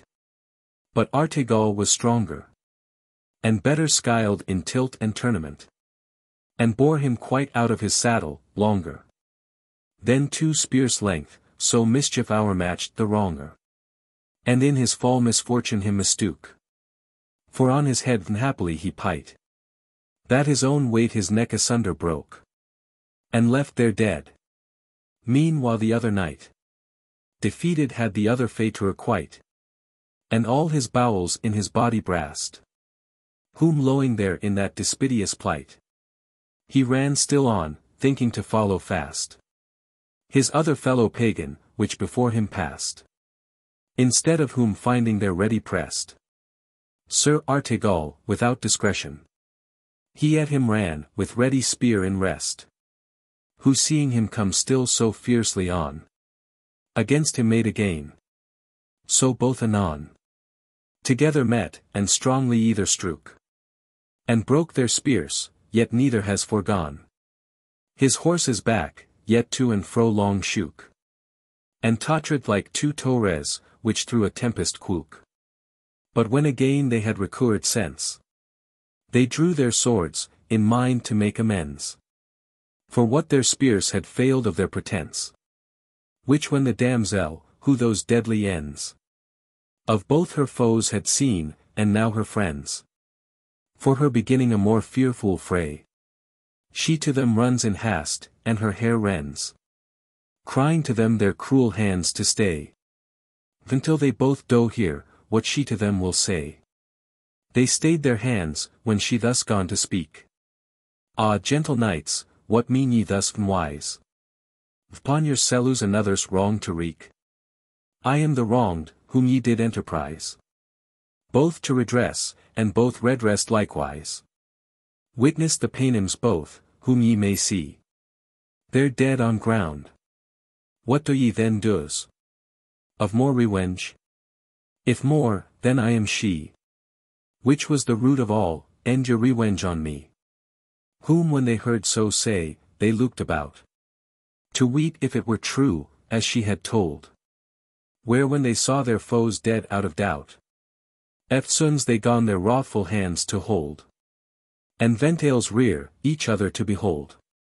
Though when as Artegall did Arthur view so fair a creature, and so wondrous bold, he much admired both his heart and hew, and touched with entire affection, nigh him drew, saying, Sir Knight, of pardon I you pray, that all weeding haw you wrong thus sore, suffering my hand against my heart to stray.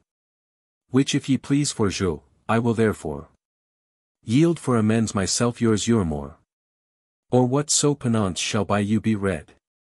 To whom the prince, certes me needeth more, to crow the same, whom error so misled, as that I did mistake the luing for the dead. But sith ye please, that both our blames shall die, amends may for the trespasses soon be made, since neither is endommaged much thereby. So can they both themselves full eth persuade to fair accordance, and both faults to shade, either embracing other luingly, and swearing faith to either on his blade, noyer thenceforth to nourish enmity, but either others cause to maintain mutually. Then Artegall gone of the prince inquire, what were those knights, which there on ground were laid, and had received their follies worthy hire, and for what cause they chased so that made? Certes I wot not well, the prince then said, but by adventure found them faring so, as by the wave weedingly I strayed, and lo the damsel's self, whence all did grow, of whom we may at will the whole occasion know. Then they that damsel called to them nie, and asked her, what were those to her phone, from whom she erst so fast away did fly, and what was she herself so woe begone, and for what cause pursuit of them atone, to whom she thus. Then wot ye well, that I do Faerie a queen, that not far hence doth wone, a princess of great power and majesty, famous through all the world, and honored far and nie. Her name Mercilla most men vse to call. That is a maiden queen of high renown, for her great bounty known ouer all, and sovereign grace, with which her royal crown she doth support, and strongly beateth down the malice of her foes, which her envy, and at her happiness do fret and frown. Yet she herself the more doth magnify, and ewen to her foes her mercies multiply. Mongst many which maligny her happy state, there is a mighty man, which wons hereby, that with most fell despite and deadly hate, seeks to subvert her crown and dignity. And all his power doth thereunto apply. And her good knights, of which so brow a band, serues her, as any princess vendor sky. He either spoils, if they against him stand, or to his part allures, and breatheth vendor hand. Na him sufficeth all the wrong and ill, which even to her people does each day. But that he seeks by traitorous trains to spill her person, and her sacred self to slay. That O ye Hoans defend, and turn away from her. Unto the miscreant himself, that neither hath religion nor faith, but makes his god of his ungodly pelf, and idols serus. So let his idols sorrow the elfie. To all which cruel tyranny they say, he is proact, and stirred vp day and night, by his bad wife, that hight Duessa, who counsels him through confidence of might, to break all bonds of law, and rules of right. For she herself professeth mortal foe to Iestis, and against her still doth fight, working to all, that loe her, deadly woe, and making all her knights and people to do so. Which my liege lady seeing, thought it best, with that his wife in friendly wise to deal, for stint of strife, and stablishment of rest, both to herself, and to her commonweal, and all for past displeasures to repeal. So me in message to her she sent, to treat with her by way of interdeal, of fin all peace and fair atonement, which might concluded be by mutual consent. All times ha won't safe passage to afford to messengers, that come for causes highest.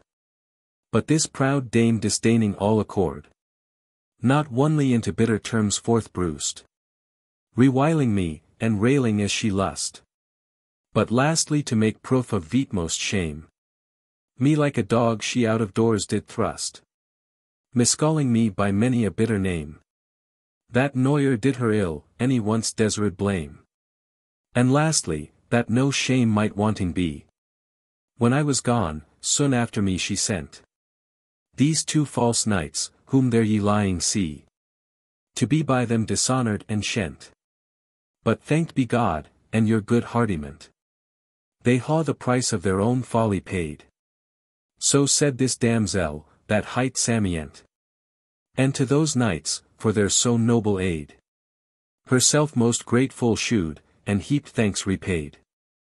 But they now howing throughly heard, and seen, all those great wrongs, the which that maid complained, to ha been done against her lady queen, by that proud dame, which her so much disdained, were moved much thereat, and twixt them feigned, with all their force to work avengement strong, upon the Soldan's self, which it maintained, and on his lady, th author of that wrong, and upon all those knights, that did to her belong.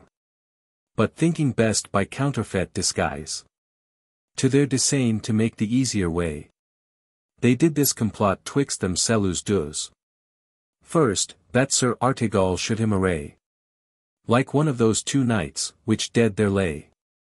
And then that damsel, the sad Samient, should as his purchased prize with him connuy unto the Soldan's court, her to present unto his scornful lady, that for her had sent.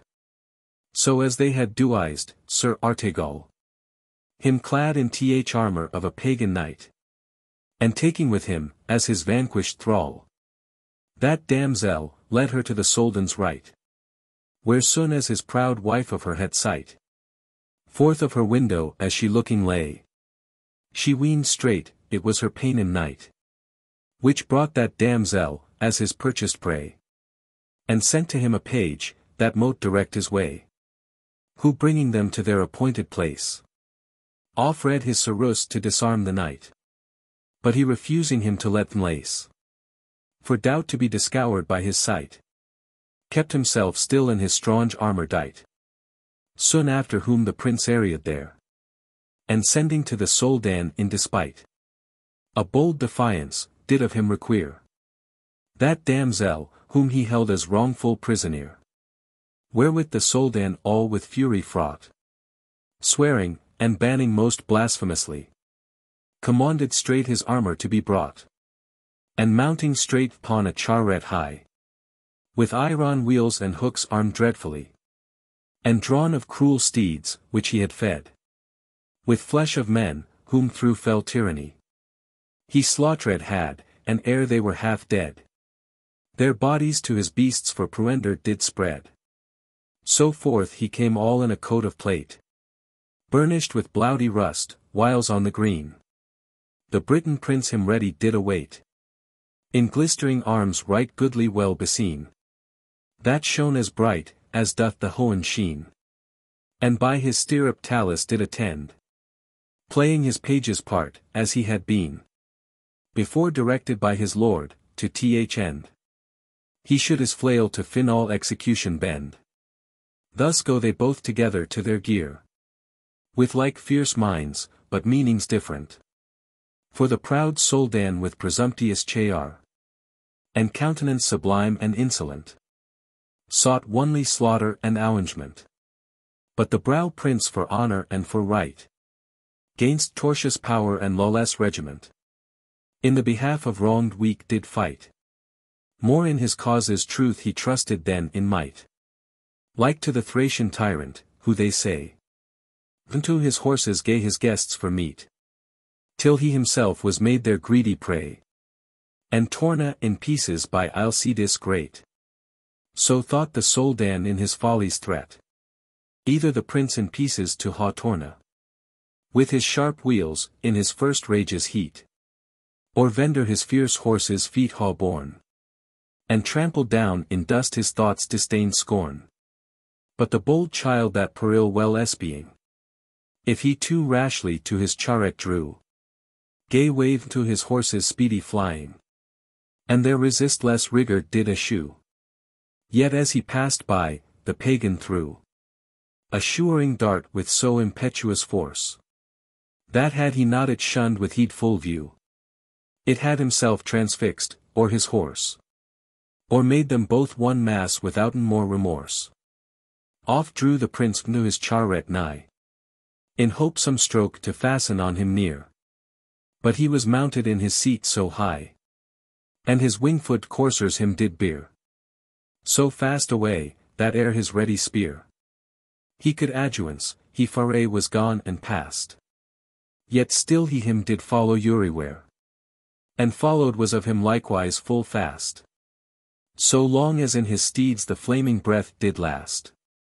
Again the pagan threw another dart, of which he had with him abundant store, on every side of his embattled cart, and of all other weapons less or more, which warlike Vises had devised of yore. The wicked shaft guided through thry wide, by some bad spirit, that it to mischief bore, stayed not, till through his curate it did glide, and made a greasely wound in his enryuen side. Much was he grued with that hapless throw, that opened had the wellspring of his blood, but much the more that to his hateful foe he mote not come, to wreak his wrathful mood. That made him row, like to a lion would, which being wounded of the huntsman's hand, cannot come near him in the court wood, where he with boughs hath built his shady stand, and fenced himself about with many a flaming brand. Still when he sought to approach to him New York, his chariot wheels about him whirled round, and made him back again as fast to fly, and eke his steeds like to an hungry hound, that hunting after game hath carrion found. So cruelly did him pursue and chase, that his good steed, all were he much renowned, for noble courage, and for hardy race, durst not endure their sight, but fled from place to place. Thus long they trassed, and traversed to and fro, seeking by every way to make some breach. Yet could the prince not nigh to him go, that one sure stroke he might to him reach, whereby his strength's essay he might him teach. At last from his victorious shield he drew the veil, which did his powerful light impeach, and coming full before his horse's view, As they've upon him pressed, it plain to them did shew. Like lightning flash, that hath the gazer burned. So did the sight thereof their sense dismay. That back again upon themselves they turned. And with their rider ran perforce away. Ne could the Soldan them from flying stay. With reins. Or wanted rule, as well he knew. Not feared they, what he could do, or say. But only fear, that was before their view. From which like mazed deer, dismayfully they flew. Fast did they fly, as them their feet could bear. High o'er hills, and lowly o'er dales. As they were followed of their former fear. In vain the pagan bannis, and swears, and rails. And back with both his hands to him hails. The rest he reigns, regarded now no more. He to them cries and speaks, yet not allies. They hear him not, they ha forgot his lore. But go, which way they list, their guide they ha for lore. As when the fiery-mouthed steeds, which drew the sun's bright wane to Phaeton's decay. Soon as they did the monstrous scorpion view. With VGLY crapless crawling in their way. The dreadful sight did them so sore affray. That their well-known courses they forewent. And leading through burning lampy astray. This lower world nigh all to ashes brent. And left their scorched path yet in the firmament. Such was the fury of these headstrong steeds. Soon as the infant sun-like shield they saw. That all obedience both to words and deeds. They quite forgot, and scorned all former law. Through woods, and rocks, and mountains they did draw. The iron chariot, and the wheels did tear. And tossed the paynim, without fear or awe. From side to side they tossed him here and there. Crying to them in vain, that knew his crying here. Yet still the prince pursued him close behind. Oft making offer him to smite, but found no easy means according to his mind. At last they ha all our thrown to ground. Quite topside Turui, and the pagan hound. Amongst the iron hooks and grapples keen. Torna all to rags, and rent with many a wound. That no whole piece of him was to be seen. But scattered all about. And strode upon the green. Like as the cursed son of Theseus. That following his chase in dewy morn. To fly his stepdames lose outrageous. Of his own steeds was all to pieces torna. And his fair limbs left in the woods forlorn. That for his sake Diana did lament. And all the woody nymphs did wail and mourn. So was this Soldan wrapped and all to rent. That of his shape appeared no little monument. Only his shield and armor, which there lay. Though nothing whole, but all to brust and broken. He VP did take, and with him brought away. That mote remain for an eternal token. To all, mongst whom this story should be spoken. How worthily. By Hohen's high decree. Iestis that day of wrong herself had wroken. That all men which that spectacle did see.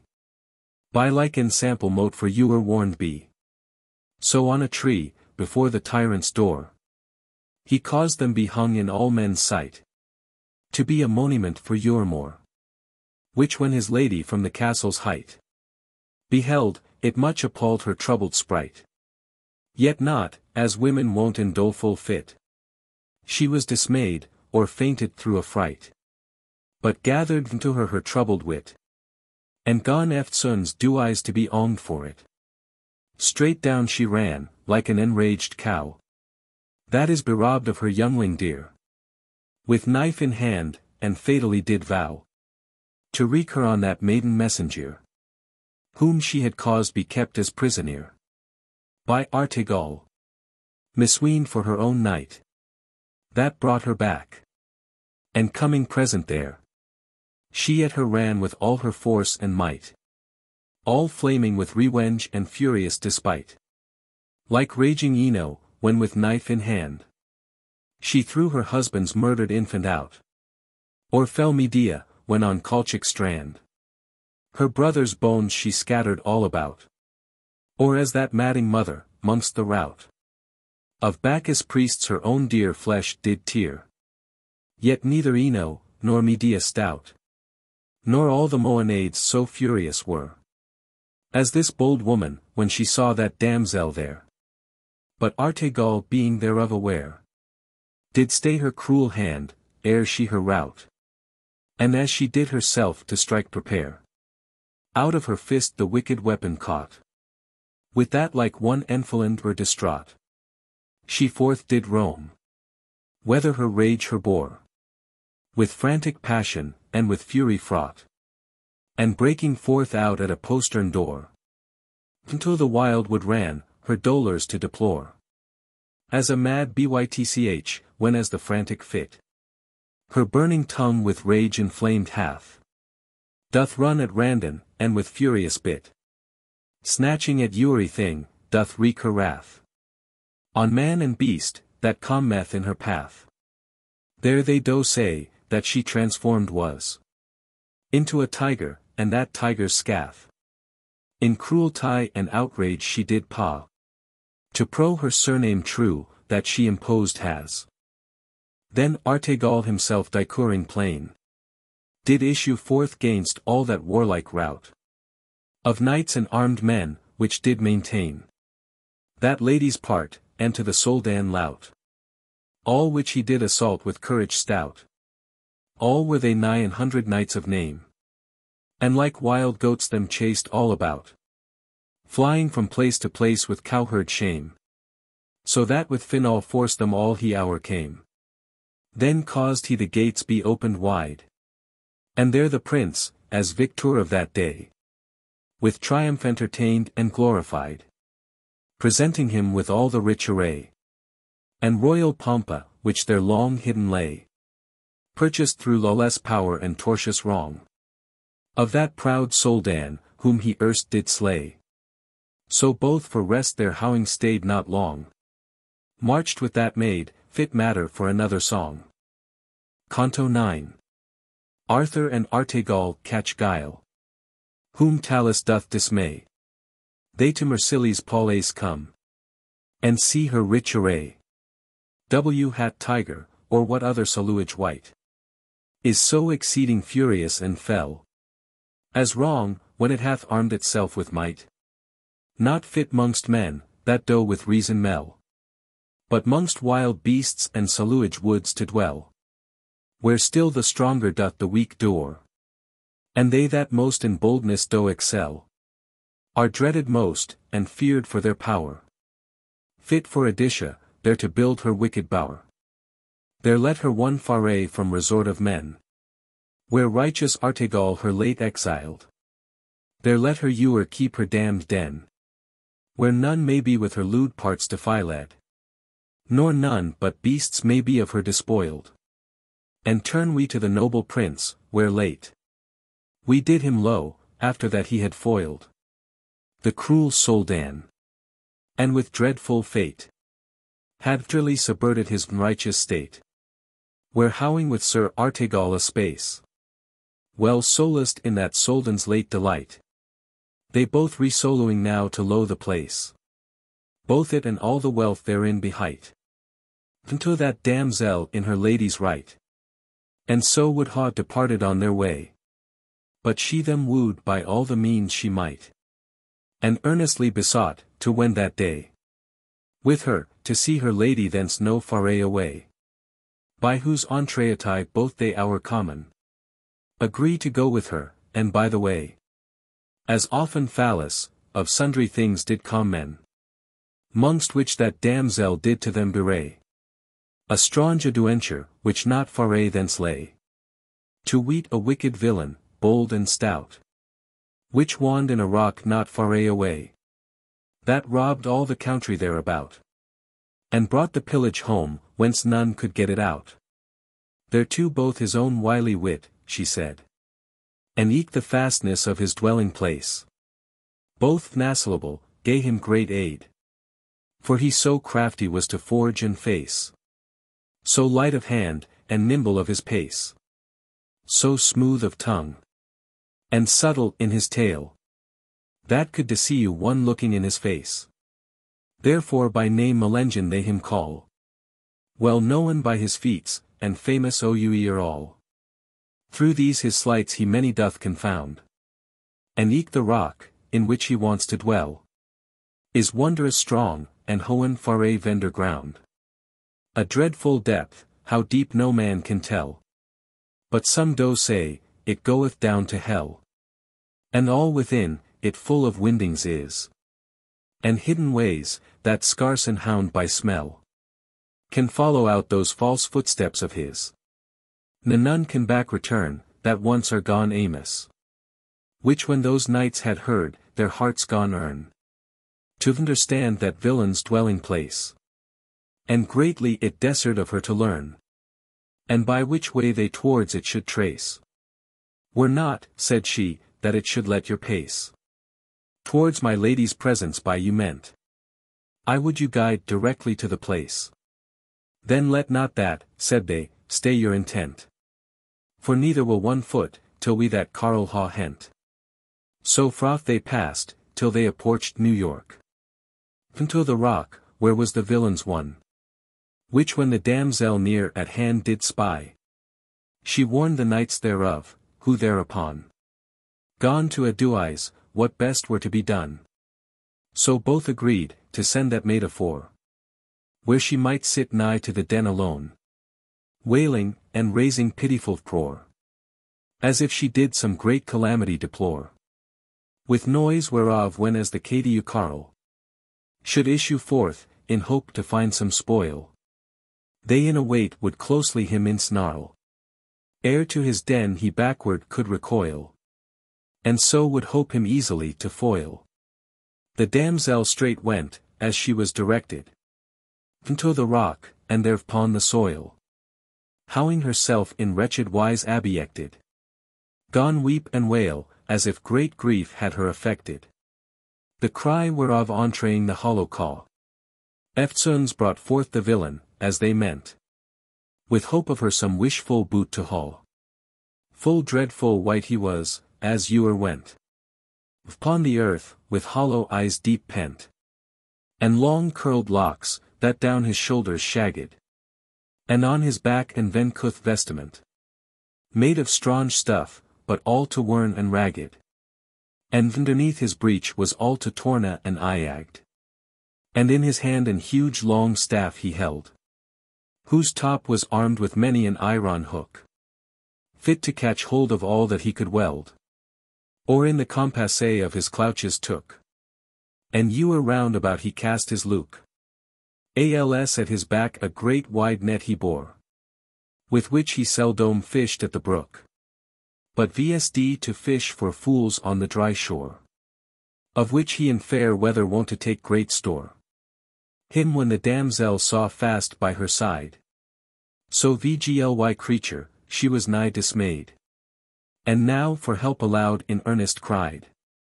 But when the villain saw her so afraid, he gone with guileful words her to persuade, to banish fear, and with Sardonian smile, laughing on her, his false intent to shade, gone forth to lay his bait her to beguile, that from herself unwares he might her steal the while. Like as the fowler on his guileful pipe charms to the birds full many a pleasant lay, that they the whiles may take less heed I keep, how he his nets doth for their ruin lay. So did the villain to her prate and play, and many pleasant tricks before her show, to turn her eyes from his intent away. For he in sleights and yugling feats did flow, and of legerdemain the mysteries did know, to which whilst she lent her intention mind, he suddenly his net upon her threw, that hour sprad her like a puff of wind, and snatching her son vp, ere well she knew, ran with her fast away to his mew, crying for help aloud. But when as New York he came to his caw, and there did view the armed knight stopping his passage by, he threw his burden down, and fast away did fly.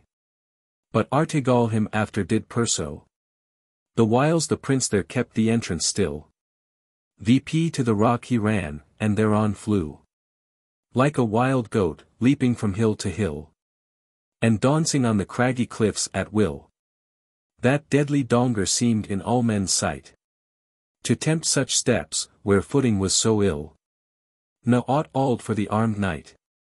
To think to follow him, that was so swift and light. Which when he saw, his Iron man he sent. To follow him. For he was swift in chase. He him pursued, where ewer that he went.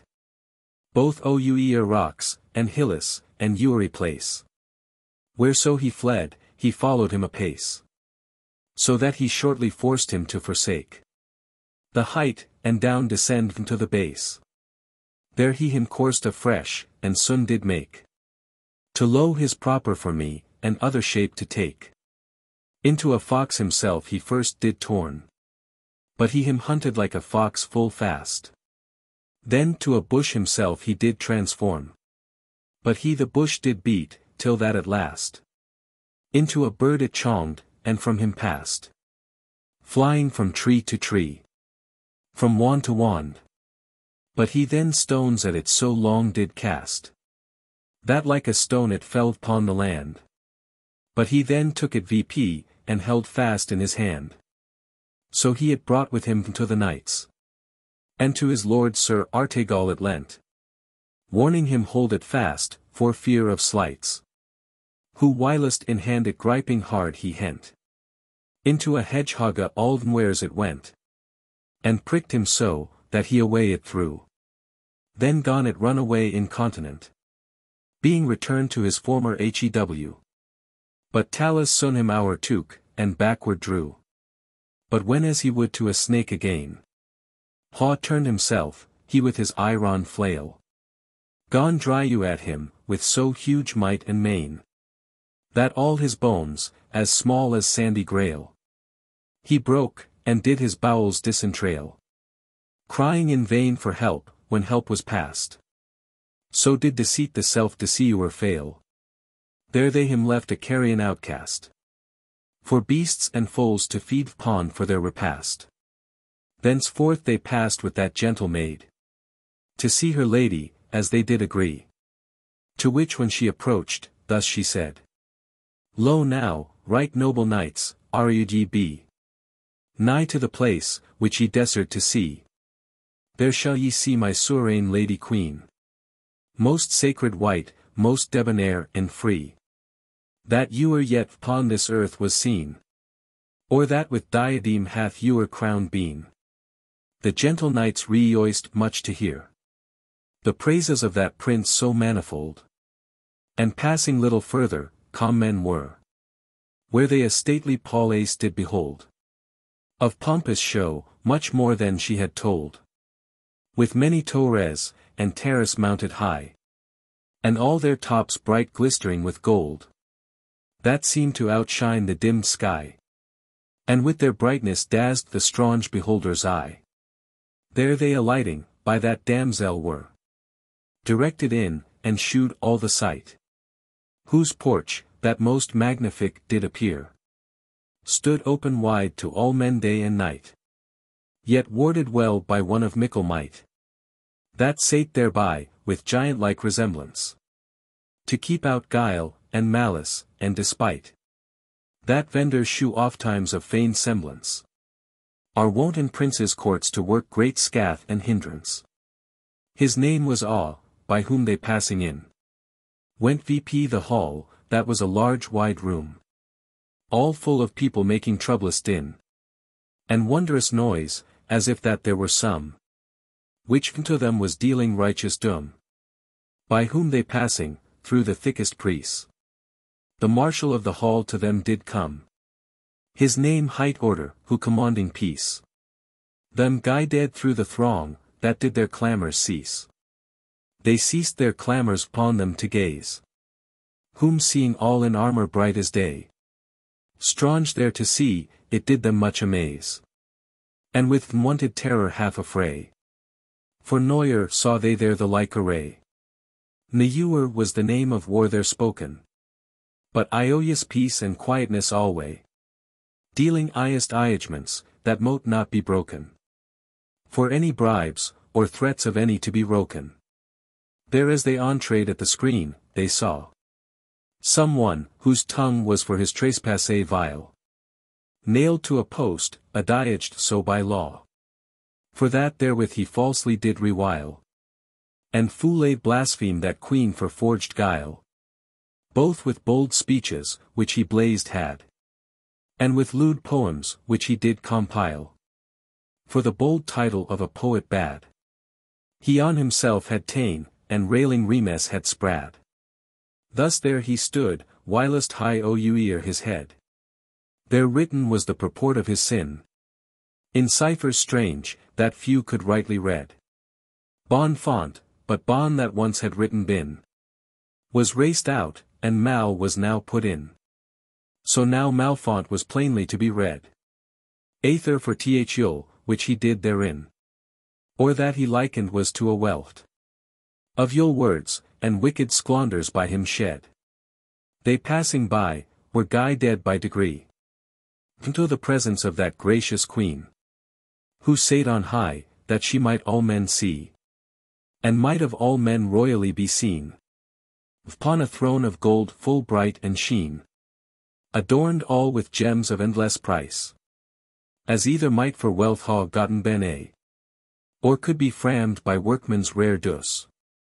And all embossed with lions and with fleur-de-lis. All o'er her a cloth of state was spread. Not of rich tissot, nor of cloth of gold. Nor of aught else, that may be richest read. But like a cloud, as likest may be told. That her broad spreading wings did wide enfold.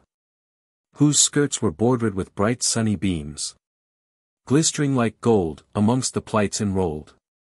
And here and there shooting forth silver streams.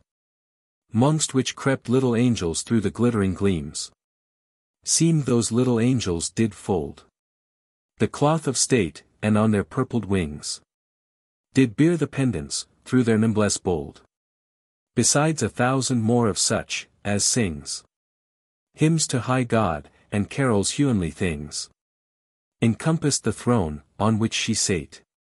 She angel-like, the heir of ancient kings.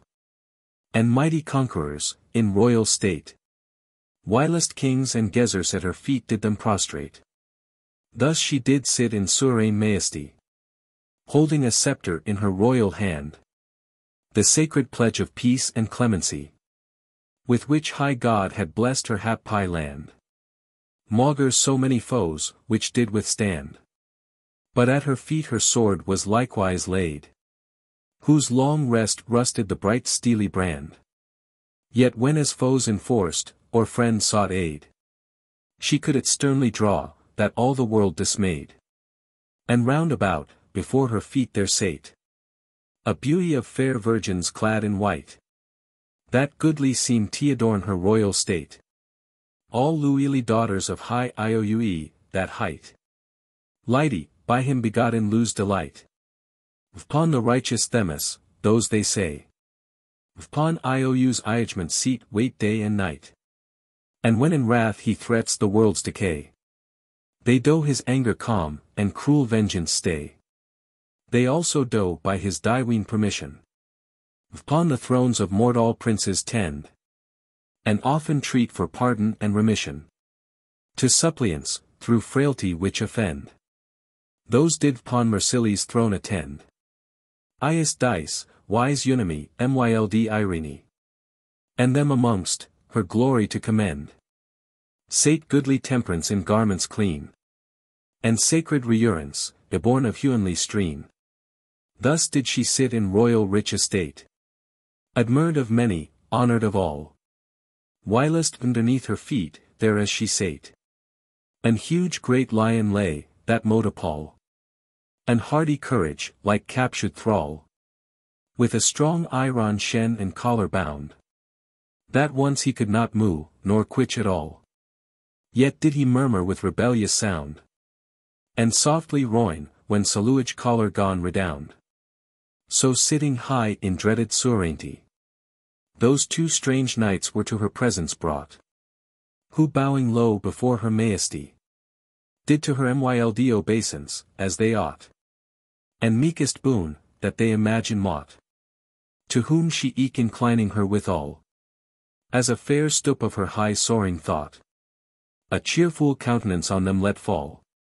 Yet tempered with some majesty imperial. As the bright sun, what time his fiery team towards the western brim begins to draw. Gins to abate the brightness of his beam. And fairer of his flames somewhat adaw. So did this mighty lady. When she saw those two strange knights such homage to her make. Bate somewhat of that majesty and awe. That whilome wont to do so many quake. And with more myled aspect those two to entertake. Now at that instant, as occasion fell. When these two stranger knights arrayed in place. She was about affairs of common weal.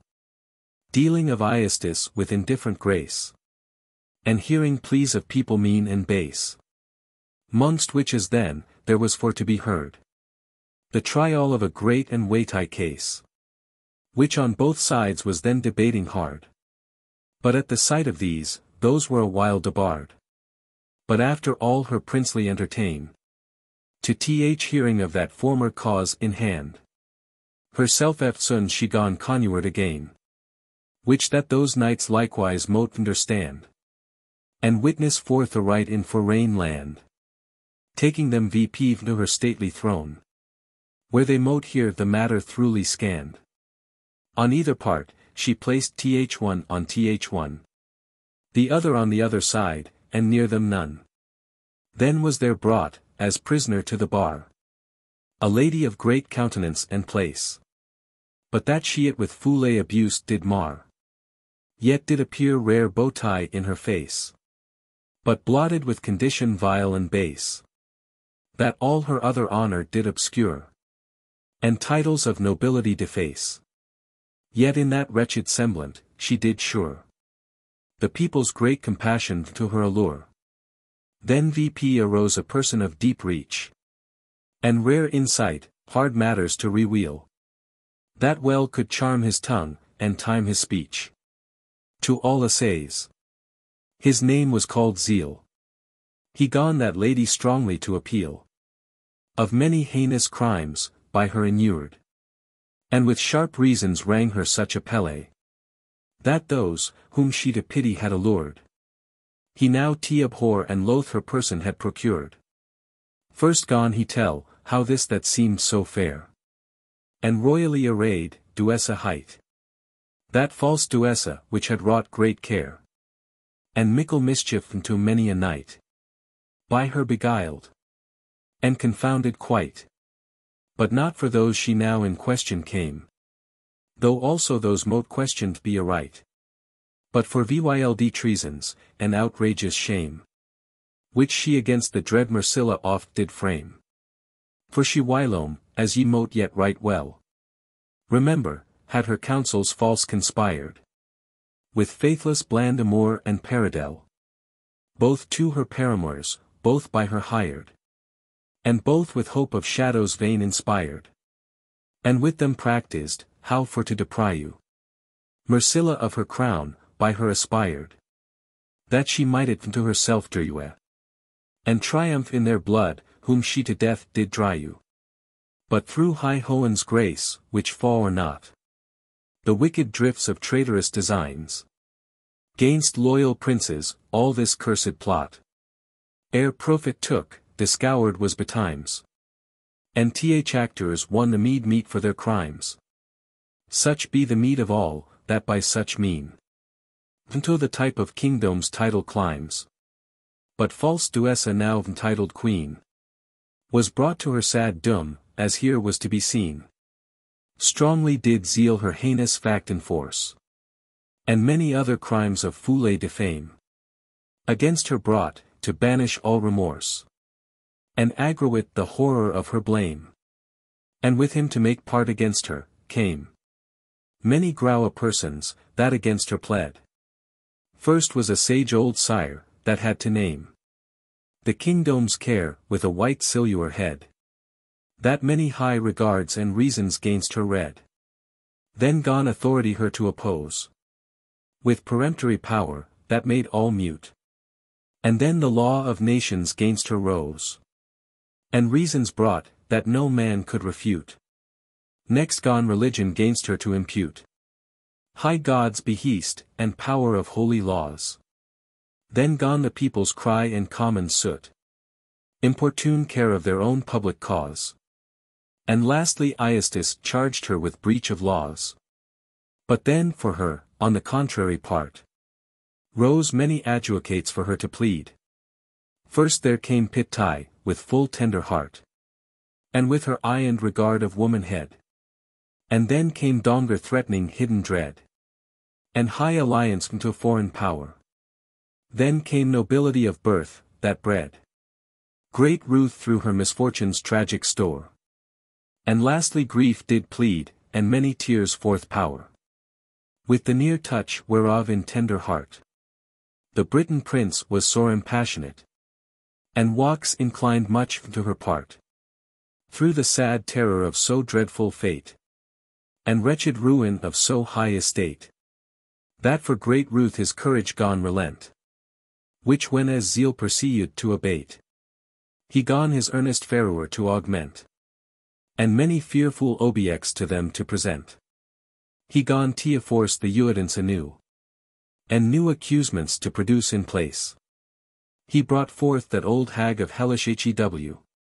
The cursed eight, brought her face to face. Who priui was, and party in the case. She, glad of spoil and ruinous decay. Did her app each, and to her more disgrace. The plot of all her practice did display. And all her trains, and all her treasons forth did lay. Then brought he forth, with griesly grim aspect. Abhorred murder, who with bloody knife. Yet dropping fresh in hand did her detect. And there with guilty bloodshed charged rife. Then brought he forth sedition, breeding strife. In troublous wits. And mutinous uproar. Then brought he forth incontinence of life. Ewan foule adultery her face before. And lewd impiety, that her accused sore. All which when as the prince had heard and seen. His former fancies ruth he gone repent. And from her party eftsoons was drawn clean. But Artegall with constant fear may intent. For zeal of Aestus was against her bent. So was she guilty deemed of them all. Then zeal began to verge her punishment. And to their queen for iagement loudly call. Vento Mercilla myld for Aestus gainst the thrall. But she, whose princely breast was touched near. With piteous ruth of her so wretched plight. Though plain she saw by all, that she did hear. That she of death was guilty found by right. Yet would not let Aest vengeance on her light. But rather let instead thereof to fall. Few purling drops from her fair lampies of light. The which she cooring with her purple pall. Would haw the passion hid, and vp arose withal. Canto 10. Prince Arthur takes the enterprise. For Belgi for to fight. Gerionio's seneschal. He slays in Belgi's right. Clerks do doubt in their dusful art. Whether this humanly thing, whereof I treat. To we ten mercy, be of Aestus part. Or drawn forth from her by Dywenic street. This well I wot, that sure she is as great. And meriteth to ha as high a place. Sith in th Almighty's everlasting seat. She first was bred, and born of humanly race. From thence poured down on men, by influence of grace. For if that virtue be of so great might, which from highest verdict will for nothing start, but to preserve annihilated right, oft spills the principal, to saw the part. So much more then is that of power and art, that seeks to saw the subject of her skill. Yet noyer doth from doom of right depart. As it is greater praise to saw, than spill. And better to reform, than to cut off the ill. Who then can thee, Mercilla, throughly praise? That herein doest all earthly princes paw. What humanly muse shall thy great honor raise? VP to the skies, whence first dearied it was. And now on earth itself enlarged has. From th most brink of the Armoric shore. Unto the margent of the Moluccas. Those nations Faerie thy Iestis do adore. But thine own people do thy mercy praise much more. Much more it praised was of those two knights. The noble prince, and righteous Artegall. When they had seen and heard her Doma rites.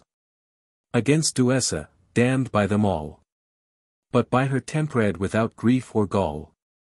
Till strong constraint did her thereto enforce. And yet ewen then ruing her will full fall. With more than needful natural remorse. And yielding the last honour to her wretched course. During all which, those knights continued there. Both doing and receiving courtesies. Of that great lady, who with goodly share.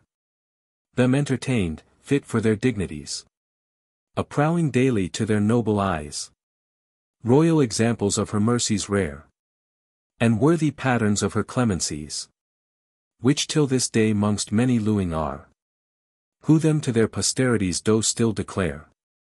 Amongst the rest, which in that space befell. There came two springles of full tender years. Faerie thence from foreign land, where they did dwell. To seek for succour of her and of her pairs. With humble prayers and entreatful tears. Sent by their mother, who a widow was. Wrapped in great dolours and in deadly fears. By a strong tyrant, who inundated has. Her land, and slain her children ruefully alas. Her name was Belgie, who in former age. A lady of great worth and wealth had been.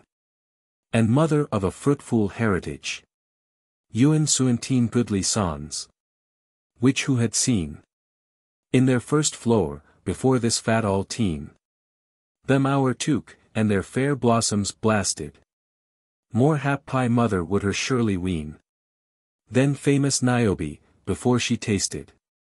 Latona's children's wrath. That all her issue wasted. But this fell tyrant, through his tortious power. Had left her now but few of all that brood. For 12 of them he did by time's door. And to his idols sacrificed their blood. Whilst he of none was stopped, nor withstood. For soothly he was one of matchless might. Of horrible aspect, and dreadful mood. And had 3 bodies in one wast impite. And arms and legs of 3, to succour him in fight. And sooth they say, that he was born and bred. Of giants race, the son of Geryon. He that whilome in Spain so sore was dread. For his huge power and great oppression. Which brought that land to his subjection. Through his 3 bodies' power. In one combined. And eke all strangers in that region. Ewing, to his kind for food asinned. The fairest kine aliu, but of the fiercest kwnd. For they were all, they say, of purple hew. Kept by a cowherd, hight Eurytion. A cruel carle, the which all strangers slew. Ne day nor night did sleep, to attend them on. But walked about them ewer and anon. With his 2-headed dog. That Orthrus hight. Orthrus begotten by great Typhaon. And Phule Echidna, in the house of night. But Hercules them all did worcome in fight. His son was this, Gerionio hight. Who after that his monstrous father fell. Vender I'll see this club, straight took his flight. From that sad land, where he his sire did quell. And came to this, where Belgie then did dwell. And flourish in all wealth and happiness. Being then new made widow, as befell. After her noble husband's late decease. Which gave beginning to her woe and wretchedness. Then this bold tyrant, of her widowhead. Taking adjuvantage, and her yet fresh woes. Himself and Cyrus to her offered. Her to defend against all foreign foes. That should their power against her right oppose. Whereof she glad, now needing strong defence. Him entertained, and did her champion chose. Which long he vsd with careful diligence. the better to confirm her fearless confidence. By means whereof, she did at last commit all to his hands, and gave him sovereign power to do, what you or he thought good or fit. Which howing got, he gone forth from that hour to stir VP strife, and many a tragic store. Join her dearest children one by one into a dreadful monster to door. And setting VP an idol of his own, the image of his monstrous parent Jerry1. So tyrannizing, and oppressing all. The woeful widow had no means now left, but to gracious great Mercilla call for aid, against that cruel tyrant's theft, ere all her children he from her had reft. Therefore these two, her eldest sons she sent to seek for succor of this lady's gift, to whom their soot they humbly did present. In hearing of full many knights and ladies gent, amongst the which then fortune to be the noble Briton prince, with his brow pair, who when he none of all those knights did see, hastily bent, that enterprise to hear, nor undertake the same, for cowherd fear. He stepped forth with courage bold and great, admired of all the rest in presence there, and humbly gone that mighty queen entreat, to grunt him that adventure for his former feat. She gladly grunted, then he straightway himself to his irony gone prepare, and all his armors ready dight that day, that not the morrow next mote stay his fare.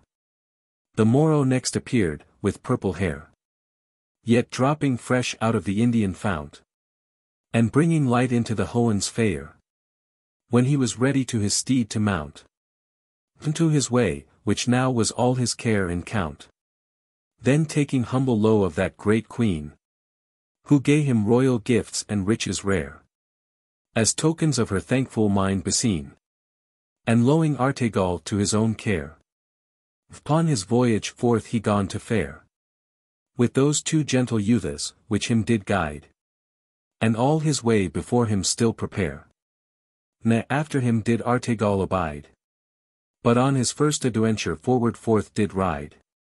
It was not long, till that the prince arrived within the land, where dwelt that lady sad, whereof that tyrant had her now deprived, and into moors and marshes banished had, out of the pleasant soil, and cities glad, in which she wont to harbour happily. But now his cruelty so sore she dread, that to those fens for fastness she did fly, and there herself did hide from his hard tyranny. There he her found in sorrow and dismay, all solitary without luing white. For all her other children, through a fray, had hid themselves, or taken further flight. And eke herself through sudden strange affright, when one in arms she saw, began to fly. But when her own two sons she had in sight, she gone take heart, and look vp ioefully. For well she wist this night came, succor to supply. And running to them with greedy eyes, fell straight about their necks, as they did kneel, and bursting forth in tears. Ah my sweet boys, said she, yet now I gin new life to feel, and feeble spirits, that gone faint and reel, now rise again, at this your Ioia's sight.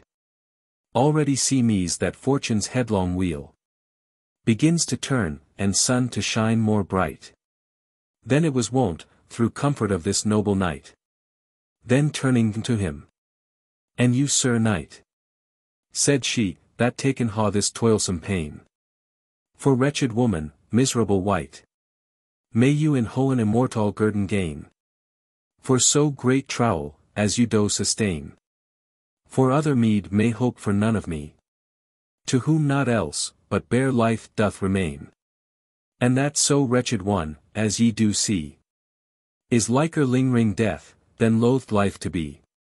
Much was he moved with her piteous plight, and lo dismounting from his lofty steed, gone to recomfort her all that he might, seeking to dry you away deep-rooted dread, with hope of help in that her greatest need.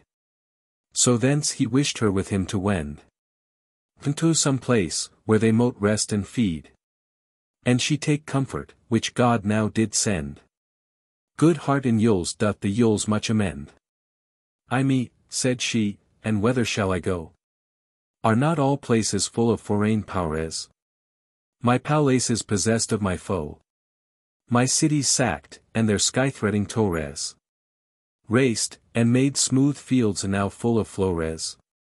Only these marishes, and miry bogs, in which the fearful youths do build their bowers, yield me an hostry mongst the croaking frogs, and harbour here in safety from those ravenous dogs. Nathless, said he, dear lady, with me go. Some place shall virtuous receive you, and harbour yield. If not, we will at force maugre your foe, and purchase it to virtuous with spear and shield. And if all fail, yet farewell open field. The earth to all her creatures lodging lends. With such his cheerful speeches he doth wield her mind so well, that to his will she bends. And binding VP her locks and weeds, forth with him wends. They came to a city Faerie VP land, the which whilome that lady's own had been a, but now by force extored out of her hand, by her strong foe, who had defaced clean her stately torres, and buildings sunny sheen. Shut VP her howen, marred her merchants' trade, robbed her people, that full rich had been, and in her neck a castle huge had made, the which did her command, without needing persuade. That castle was the strength of all that state, until that state by strength was pulled down. And that same city, so now ruinate, had been the kai of all that kingdom's crown, both goodly castle, and both goodly town, till that th offended hoens list to lower upon their bliss, and baleful fortune frown, when those gainst states and kingdoms do conniure. Who then can think their headlong ruin to recure? But he had brought it now in serole bond, and made it bear the yoke of inquisition, striving long time in vain it to withstand, yet glad at last to make most base submission, and life enioy for any composition. So now he hath new laws and orders new, imposed on it, with many a hard condition, and forced it, the honour that is due to God, to dove to his idol most true. To him he hath, before this castle green, built a fair chapel, and an altar framed of costly ivory, full rich beseen, on which that cursed idol Faerie proclaimed. He hath set VP, and him his God hath named, offering to him in sinful sacrifice the flesh of men, to God's own likeness framed, and powering forth their blood in brutish wise, that any iron eyes to see it would agrize. And for more horror and more cruelty, vendor that cursed idol's altar stone, an hideous monster doth in darkness lie, whose dreadful shape was noyer seen of none, that lose on earth, but unto those alone, the which unto him sacrificed be. Those he doors, they say, both flesh and bone. What else they haw, is all the tyrant's fee, so that no wit of them remaining one may see. There eke he placed a strong garrus one, and set a seneschal of dreaded might, that by his power oppressed Uri one, and vanquished all venturous knights in fight, to whom he wont shew all the shame he might. After that them in battle he had one, to which when now they gone approach in sight, the lady counselled him the place to shun, whereas so many knights had fully been afordone. Her fearful speeches not he did regard, but riding straight vendor the castle wall, called aloud unto the watchful ward, which there did wait, willing them forth to call into the field their tyrant seneschal, to whom when tidings thereof came, he straight calories for his arms, and arming him withal, eftsoons forth pricked proudly in his might, and gone with courage fierce address him to the fight. They both encounter in the middle plain, and their sharp spears do both together smite. Amid their shields, with so huge might and main, that seemed their souls they wold Horiuen quite. Out of their breasts, with furious despite. Yet could the seneschals no entrance find into the prince's shield, where it impite. So pure the metal was, and well refined. But sheward all about, and scattered in the wind. Not so the prince's, but with restless force. Into his shield it ready passage found. Both through his habarion, and eke his course. Which tumbling down upon the senseless ground. Gay love to his ghost from thraldom bound. To wander in the griesly shades of night. There did the prince him low in deadly swound. And thence to the castle marched right. To see if entrance there as yet obtain he might. But as he nigher drew, 3 knights he spied. All armed to point, issuing forth apace. Which towards him with all their power did ride. And meeting him right in the middle race. Did all their spears attance on him in chase. As 3 great cullerings for battery bent. And lulled all against one certain place. Though all attance their thunders rage forth rent. That makes the walls to stagger with astonishment. So all attance they on the prince did thunder. Who from his saddle swerved not aside. Ne to their force gave way, that was great wonder. But like a bulwark, fear mainly did abide. Rebutting him, which in the midst did ride.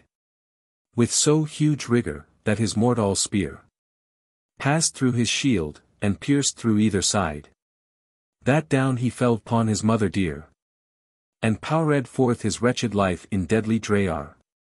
Whom when his other fellows saw, they fled. As fast as feet could carry them away. And after them the prince as swiftly sped. To be oned of their nightly play. Their whilst they entreing, one did other stay. The hindmost in the gate he hourhent. And as he pressed in, him there did slay. His carcass tumbling on the threshold, sent his groaning soul to her place of punishment. The other which was entreed, laboured fast to spare the gate. But that same lump of clay, whose grudging ghost was there out fled and passed, right in the midst of the threshold lay. That at the postern did from closing stay. The whiles the prince hard priest in between. And in trance one. Straight other fled away. And ran into the hall, where he did wean himself to saw, but he there slew him at the screen. Then all the rest which in that castle were, seeing that sad ensample them before, durst not abide, but fled away for fear. And them connuade out at a postern door. Long sought the prince, but when he found no more Tapas against his power, he forth issued unto that lady, where he her had lore. And her gone chayar, with what she there had viewed. And what she had not seen, within to her shewed. Who with right humble thanks him goodly greeting. For so great prowess, as he there had prode. Much greater than was ewer in her weeting. With great admirance inwardly was moved. And honoured him, with all that her behowed. Thenceforth into that castle he her led. With her 2 sons, right dear of her beloved. Where all that night themselves they cherished. And from her baleful mind all care he banished. Canto 11. Prince Arthur Comes the Great. Gerionio in fight. Doth slay the monster, and restore Belgive to her right. It often fouls in course of common life.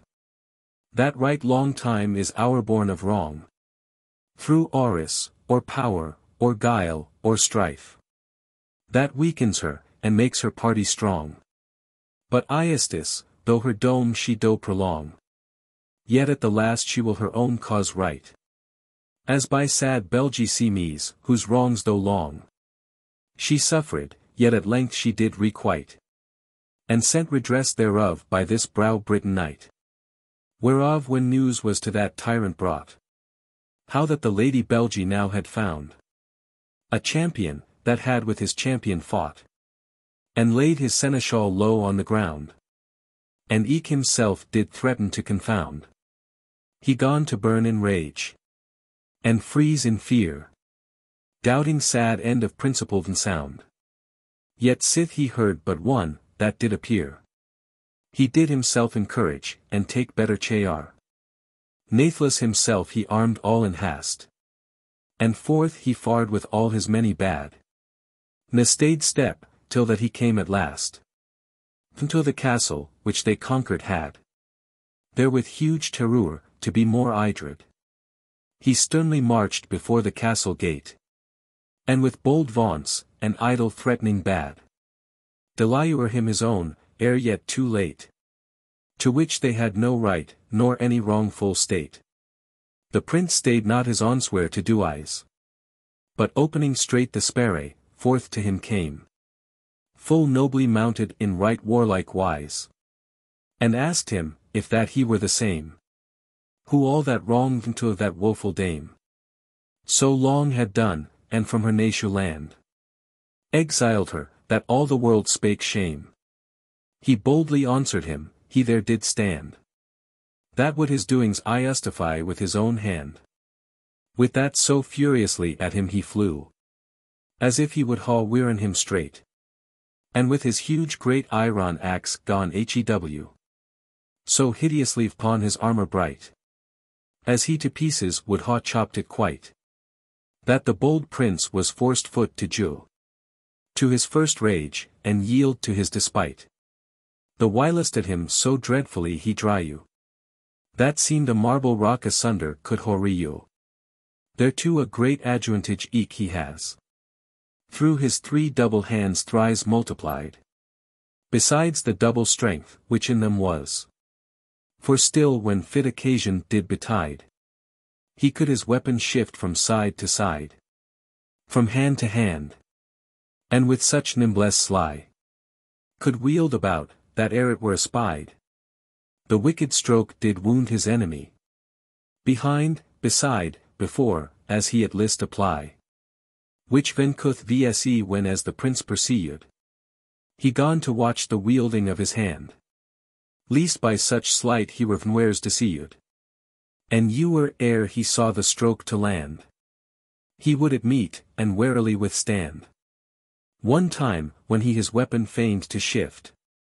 As he was wont, and chonged from hand to hand. He met him with a counterstroke so swift. That quite smit off his arm, as he at VP did lift. Therewith, all fraught with fury and disdain. He brayed aloud for very fell despite. And so dainly t'avenge himself again. Gone into one assemble all the might. Of all his hands, and hold them on height. Thinking to pay him with that one for all. But the sad steel seized not, where it was height. Upon the child. But somewhat short did fall. And lighting on his horse's head, him quite did maul. Down straight to ground fell his astonished steed. And eke to earth his burden with him bare. But he himself full lightly from him freed. And gone himself to fight on foot prepare. Whereof when as the giant was aware. He walks right blithe, as he had got thereby. And laughed so loud, that all his teeth wide bare. One might haw seen in wrong disorderly. Like to a rank of piles, that pitched are awry. Eftsoons again his axe he rowed on high. Ere he were throughly buckled to his gear. And can let drew at him so dreadful lie. That had he chanced not his shield to rear. Ere that huge stroke aeried on him near. He had him surely clowen quite in twain. But adamantine shield, which he did bear. So well was tempered, that for all his main. It would no passage yield unto his purpose vain. Yet was the stroke so forcibly applied. That made him stagger with uncertain sway. As if he would haw totter to one side. Wherewith full wroth, he fiercely gone assay. That courtesie with like kindness to repay. And smote at him with so importune might. That 2 more of his arms did fall away. Like fruitless branches, which the hatchet slight. Hath pruned from the native tree, and cropped quite. With that all mad and furious he grew, like a fell mastiff through enraging heat. And cursed, and banned, and blasphemies forth threw against his gods, and fire to them did threat. And held to himself with horror great. Thenceforth he cared no more which way he strook, nor where it light, but gone to chafe and sweat. And gnashed his teeth, and his head at him shook. And sternly him beheld with grim and ghastly look. Not feared the child his looks, any yet his threats. But onely wexed now the more aware, to saw himself from those his furious heats. And watch adjuvantage, how to work his care. The which good fortune to him offred fair. For as he in his rage him ouerstrook, he ere he could his weapon back repair, his side all bare and naked hour took. And with his mortal steel quite through the body strook. Through all three bodies he him strook attance, that all the three attance fell on the plain. Else should he thrice ha needed, for the nonce, them to ha stricken, and thrice to ha slain. So now all three one senseless lump remain, inwallowed in his own black blouty gore, and biting th earth for very death's disdain. Who with a cloud of night him cooring, bore down to the house of dole, his days there to deplore. Which when the lady from the castle saw, where she with her two sons did looking stand, she towards him in hast herself did draw, to greet him the good fortune of his hand. And all the people both of town and land, which there stood gazing from the city's wall, upon these warriors, greedy to understand, to whether should the victory befall. Now when they saw it fall'n, they eke him greeted all. But Belgie with her sons prostrated low before his feet, in all that people's sight. Mongst Iois mixing some tears, mongst will, some woe. Him thus bespake. O most redoubt knight, the which hast me, of all most wretched wight, that erst was dead, restored to life again, and these weak imps replanted by thy might. What guerdon can I do thee for thy pain? But ewen that which thou saw'st, thine still to remain. He took her VP for by the lily hand, and her recomforted the best he might, saying, Dear lady, deeds ought not be scanned by th author's manhood, nor the doer's might, but by their truth and by the causes right. That same is it, which fought for you this day. What other meed then need me to requite, but that which yieldeth virtue's meed alway? That is the virtue's self, which her reward doth pay. She humbly thanked him for that wondrous grace, and further said, Ah sir, but mote ye please, sith ye thus fare ha tendred my poor case, as from my chiefest foe me to release, that your victorious arm will not yet cease, till ye ha rooted all the relics out of that vilde race, and stablished my peace. What is there else, said he, left of their rout? Declare it boldly, dame, and do not stand in doubt. Then wot you, sir, that in this church hereby there stands an idol of great note and name, the which this giant reared first on high, and of his own vain fancies thought did frame, to whom for endless horror of his shame he offred VP for daily sacrifice. My children and my people, burnt in flame, with all the tortures that he could do eyes. The more tiagrate his God with such his blouty guise. And underneath this idol there doth lie an hideous monster, that doth it defend, and feeds on all the carcasses that die in sacrifice unto that cursed fiend, whose VGLY shape none e'er saw, nor kenned, that e'er scapt, for of a man they say, it has the voice, that speeches forth doth send, ewen blasphemous words, which she doth bray, out of her poisonous entrails, fraught with dire decay, which when the prince heard tell, his heart gone earn, for great desire, that monster to assay, and prayed the place of her abode to learn, which being shewed, he gone himself straightway thereto address, and his bright shield display. So to the church he came, where it was told, the monster underneath the altar lay. There he that idol saw of massy gold, most richly made, but there no monster did behold. Upon the image with his naked blade, 3 times, as in defiance, there he strook. And the 3rd time out of an hidden shade, there forth issued, from vendor th altar smoke, a dreadful fiend, with foul deformed look, that stretched itself, as it had long lion still, and her long tail and feathers strongly shook, that all the temple did with terror fill. Yet him not terrified, that feared nothing ill. An huge great beast it was, when it in length was stretched forth, that nigh filled all the place, and seemed to be of infinite great strength. Horrible, hideous, and of hellish race, born of the brooding of Echidna base, or other like infernal furies kind. For of a maid she had the outward face, to hide the horror, which did lurk behind, the better to beguile, whom she so fond did find. Thereto the body of a dog she had, full of fell rawn and fierce greediness, a lion's claws, with power and rigor clad, to rend and tear, whatso she can oppress. A dragon's tail, whose sting without redress, full deadly wounds, whereso it is impite. An eagle's wings, for scope and speediness, that nothing may escape her reaching might.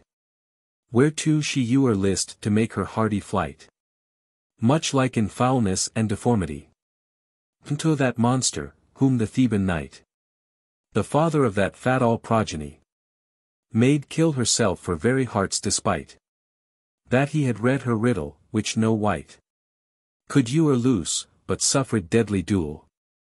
So also did this monster vse like slight to many a one, which came into her skoll, whom she did put to death, deceived like a fool. She coming forth, when as she first beheld the armed prince, with shield so blazing bright, her ready to assail, was greatly quelled, and much dismayed with that dismayful sight, that back she would ha turned for great affright. But he gone her with courage fierce assay, that forced her turn again in her despite, to saw herself, least that he did her slay. And sure he had her slain, had she not turned her way. Though when she saw, that she was forced to fight, she flew at him, like to an hellish fiend, and on his shield took hold with all her might, as if that it she would in pieces rend, or row out of the hand, that did it hend. Strongly he strow out of her greedy gripe, to loose his shield, and long while did contend. But when he could not quite it, with one stripe, her lion's claws he from her feet away did wipe. With that aloud she gone to bray and yell, and foul blasphemous speeches forth did cast, and bitter curses, horrible to tell, that you in the temple, wherein she was placed, did quake to hear, and nigh asunder brast. Though with her huge long tail she at him strook, that made him stagger, and stand half aghast, with trembling eyance, as he for terror shook, who not was terrified, but greater courage took, as when the mast of some well-timbered hulky is with the blast of some outrageous storm blown down, it shakes the bottom of the bulk, and makes her ribs to crack, as they were torna. Whilst still she stands astonished and forlorn. So was he stound with stroke of her huge tail. But ere that it she back again had borne, he with his sword it strook, that without fail he ianted it, and marred the swinging of her flail. Then gone she cry much louder than afore, that all the people there without it heard. And Belgie self was therewith stonied sore, as if the onely sound thereof she feared. But then the fiend herself more fiercely reared upon her wide great wings, and strongly flew, with all her body at his head and beard, that had he not foreseen with heedful view, and thrown his shield atween, she had him done to rue. But as she pressed on him with holy sway, Vender her womb his fat all sword he thrust. And for her entrails made an open way to issue forth. The which once being bruised, like to a great mill dam forth fiercely gushed. And powered out of her infernal sink. Most vgly filth, and poison therewith rushed. That him nigh choked with the deadly stink. Such loathly matter were small lust to speak, or think. Then down to ground fell that deformed mass, breathing out clouds of sulphur foul and black, in which a puddle of contagion was more loath than Lerna, or than Stygian lake, that any man would nigh awaped make. Whom when he saw on ground, he was full glad, and straight went forth his gladness to partake. With Belgie, who watched all this while full sad, waiting what end would be of that same Donger drad. Whom when she saw so ioiously come forth, she gan rejoice, and shew triumphant share, lauding and praising his renowned worth, by all the names that honorable were. Then in he brought her, and her shewed there, the present of his pains, that monster's spoil, and eke that idol deemed so costly dear, whom he did all to pieces break and foil, in filthy debt, and left so in the loathly soil.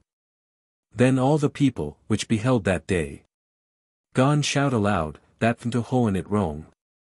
And all the damsels of that town in ray, came dancing forth, and Iolius carols song. So him they led through all their streets along, crowned with girlands of immortal bays. And all the vulgar did about them throng, to see the man, whose everlasting praise they all were bound to all posterities to raise. There he with Belgie did a while remain, making great feast and Iolius merriment, until he had her settled in her reign, with safe assurance and establishment. Then to his first emprise his mind he lent, full loath to Belgie, and to all the rest, of whom yet taking low, thenceforth he went, and to his former irony him addressed, on which long way he rode, any ewer day did rest. But turn we now to noble Artegall, who howing left Mercilla, straightway went on his first quest, the which him forth did call, to weet to work Irena's franchisement, and eke Grantordo's worthy punishment. So forth he fared as his manner was, with onely Talus waiting diligent, through many perils and much way did paw, till nigh to the place at length approcht he has. There as he trowled by the way, he met an aged wight, wayfaring all alone, who through his years long since aside had set the VSE of arms, and batel quite forgone. To whom as he approcht, he knew anon, that it was he which whilome did attend on fair Irene in her affliction, when first to Faerie court he saw her wend, unto his sovereign queen her sweet for to commend. Whom by his name saluting, thus he gone. Highly good Sir Sergius, truest knight Aliu, well tried in all thy lady's troubles then, when her that tyrant did of crown deprive you. What new occasion doth thee hither dry you, while she alone is left, and thou here found? Or is she thrall, or doth she not sue you?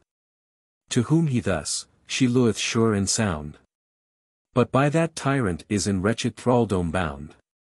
For she presuming on th appointed tide, in which ye promised, as ye were a knight, to meet her at the Saluage island side, and then and there for trial of her right, with her righteous enemy to fight, did thither come, where she afraid of naught, by guileful treason and by subtil sleight, surprised was, and to Grantordo brought, who her imprisoned hath, and her life often sought. And now he hath to her prefixed a day, by which if that no champion do appear, which will her cause in battailous array, against him I justify, and pro her clear, of all those crimes, that he gainst her doth rear. She death shall by those tidings sad, did much abash Sir Artegall to hear, and grud sore, that through his fault she had fallen into that tyrant's hand and sage bad. Then thus replied. Now sure and by my life, too much am I to blame for that fair maid, that haw her drawn to all this troublous strife, through promise to afford her timely aid, which by default I haw not yet defrayed. But witness to me, ye hoens, that know how clear I am from blame of this braid. For ye into like thraldom me did throw, and kept from compellishing the faith, which I did owe. But now Ariad, Sir Serges, how long space hath he her lent, a champion to provide? 10 days, quoth he grunt hath of grace. For that he weeneth well, before that tide, none can haw tidings to assist her side. For all the shores, which to the sea accost, he day and night doth ward both far and wide, that none can there ariu without an host. So her he deems already but a damned ghost. Now turn again, Sir Artegall then said. For if I lioa till those 10 days haw end, assure yourself, Sir Knight, she shall haw aid. Though I this dearest life for her do spend. So backward he a tone with him did wend. Though as they rode together on their way, a rout of people they before them kenned, flocking together in confused array, as if that there were some tumultuous affray. To which as they approached, the cause to know, they saw a knight in dongerous distress, of a rude rout him chasing to and fro, that sought with lawless power him to oppress, and bring in bondage of their brutishness, and faerie away. Amid their rakehell bands, they spied a lady left all secureless, crying, and holding VP her wretched hands, to him for aid, who long in vain their rage withstands. Yet still he strives, any peril spares, to rescue her from their rude violence, and like a lion would amongst them fares, dealing his dreadful blows with large dispense, gainst which the pallid death finds no defense. But all in vain, their numbers are so great, that naught may boot to banish them from thence. For soon as he their outrage back doth beat, they turn afresh, and oft renew their former threat. And now they do so sharply him assay, that they his shield in pieces battered haw, and forced him to throw it quite away. Fro dangers dread his doubtful life to saw, alba that it most safety to him gay, and much did magnify his noble name. For from the day that he thus did it low, amongst all knights he blotted was with blame, and counted but a recreant knight, with endless shame. Whom when they thus distressed did behold, they drew to his aid. But that rude rout, them also gone assail with outrage bold, and forced them, how you are strong and stout. They were, as well approved in many a doubt, back to recule, until that iron man, with his huge flail began to lay about, from whose stern presence they diffused ran, like scattered chaff, the which the wind away doth fan. So when that knight from peril clear was freed, he drawing near, began to greet them fair, and yield great thanks for their so goodly deed, in sowing him from dongerous despair, of those, which sought his life for to impair. Of whom Sir Artegall gone then inquire the whole occasion of his late misfare, and who he was, and what those villains were, the which with mortal malice him pursued so near. To whom he thus, my name is Bubben Height, well known, and far renowned heretofore, until late mischief did upon me light, that all my former praise hath blemished sore. And that fair lady, which in that prore, ye with those cadios saw, Flordelis height, is mine own Lou, though me she haw for lore, whether withheld from me by wrongful might, or with her own goodwill, I cannot read aright. But sure to me her faith she first did plight, to be my Lou, and take me for her lord, till that a tyrant, which grantordo height, with golden gifts and many a guileful word, enticed her, to him for to accord. Oh, who may not with gifts and words be tempted? Sith which she hath me ewer since abhorred. And to my foe hath guilefully consented. I me, that ewer guile in weeman was innuented. And now he hath this troop of villains sent. By open force to fetch her quite away. Gainst whom myself I long in vain ha bent. To rescue her, and daily means essay. Yet rescue her thence by no means I may. For they do me with multitude oppress. And with nequal might do hourly. That oft I dryen am to great distress. And forced to forego th attempt remediless. But why ha ye, said Artegall, forborne? Your own good shield in dongerous dismay. That is the greatest shame and foulest scorn. Which to any knight behappen may. To loose the badge, that should his deeds display. To whom Sir Bubbin, blushing have for shame. That shall I to you, quoth he, bewray. Least ye therefore mote happily me blame. And deem it done of will, that through enforcement came. True is, that I at first was dubbed knight. By a good knight, the knight of the Redcrosse. Who when he gave me arms, in field to fight. Gave me a shield, in which he did endoss. His dear Redeemer's badge upon the boss. The same long while I bore, and therewithal. Fought many battles without wound or loss. Therewith Grand Tordo self I did appall. And made him oftentimes in field before me fall. But for that many did that shield ennui. And cruel enemies increased more. To stint all strife and troublous enmity. That bloudy scutcheon being battered sore. I laid aside, and ha of late forbore. Hoping thereby to ha my lo obtained. Yet can I not my lo ha nathamore. For she by force is still fro me detained. And with corrupt full bribes is to truth mistrained. To whom thus Artegall, certes Sir Knight. Hard is the case, the which ye do complain. Yet not so hard, for not so hard may light.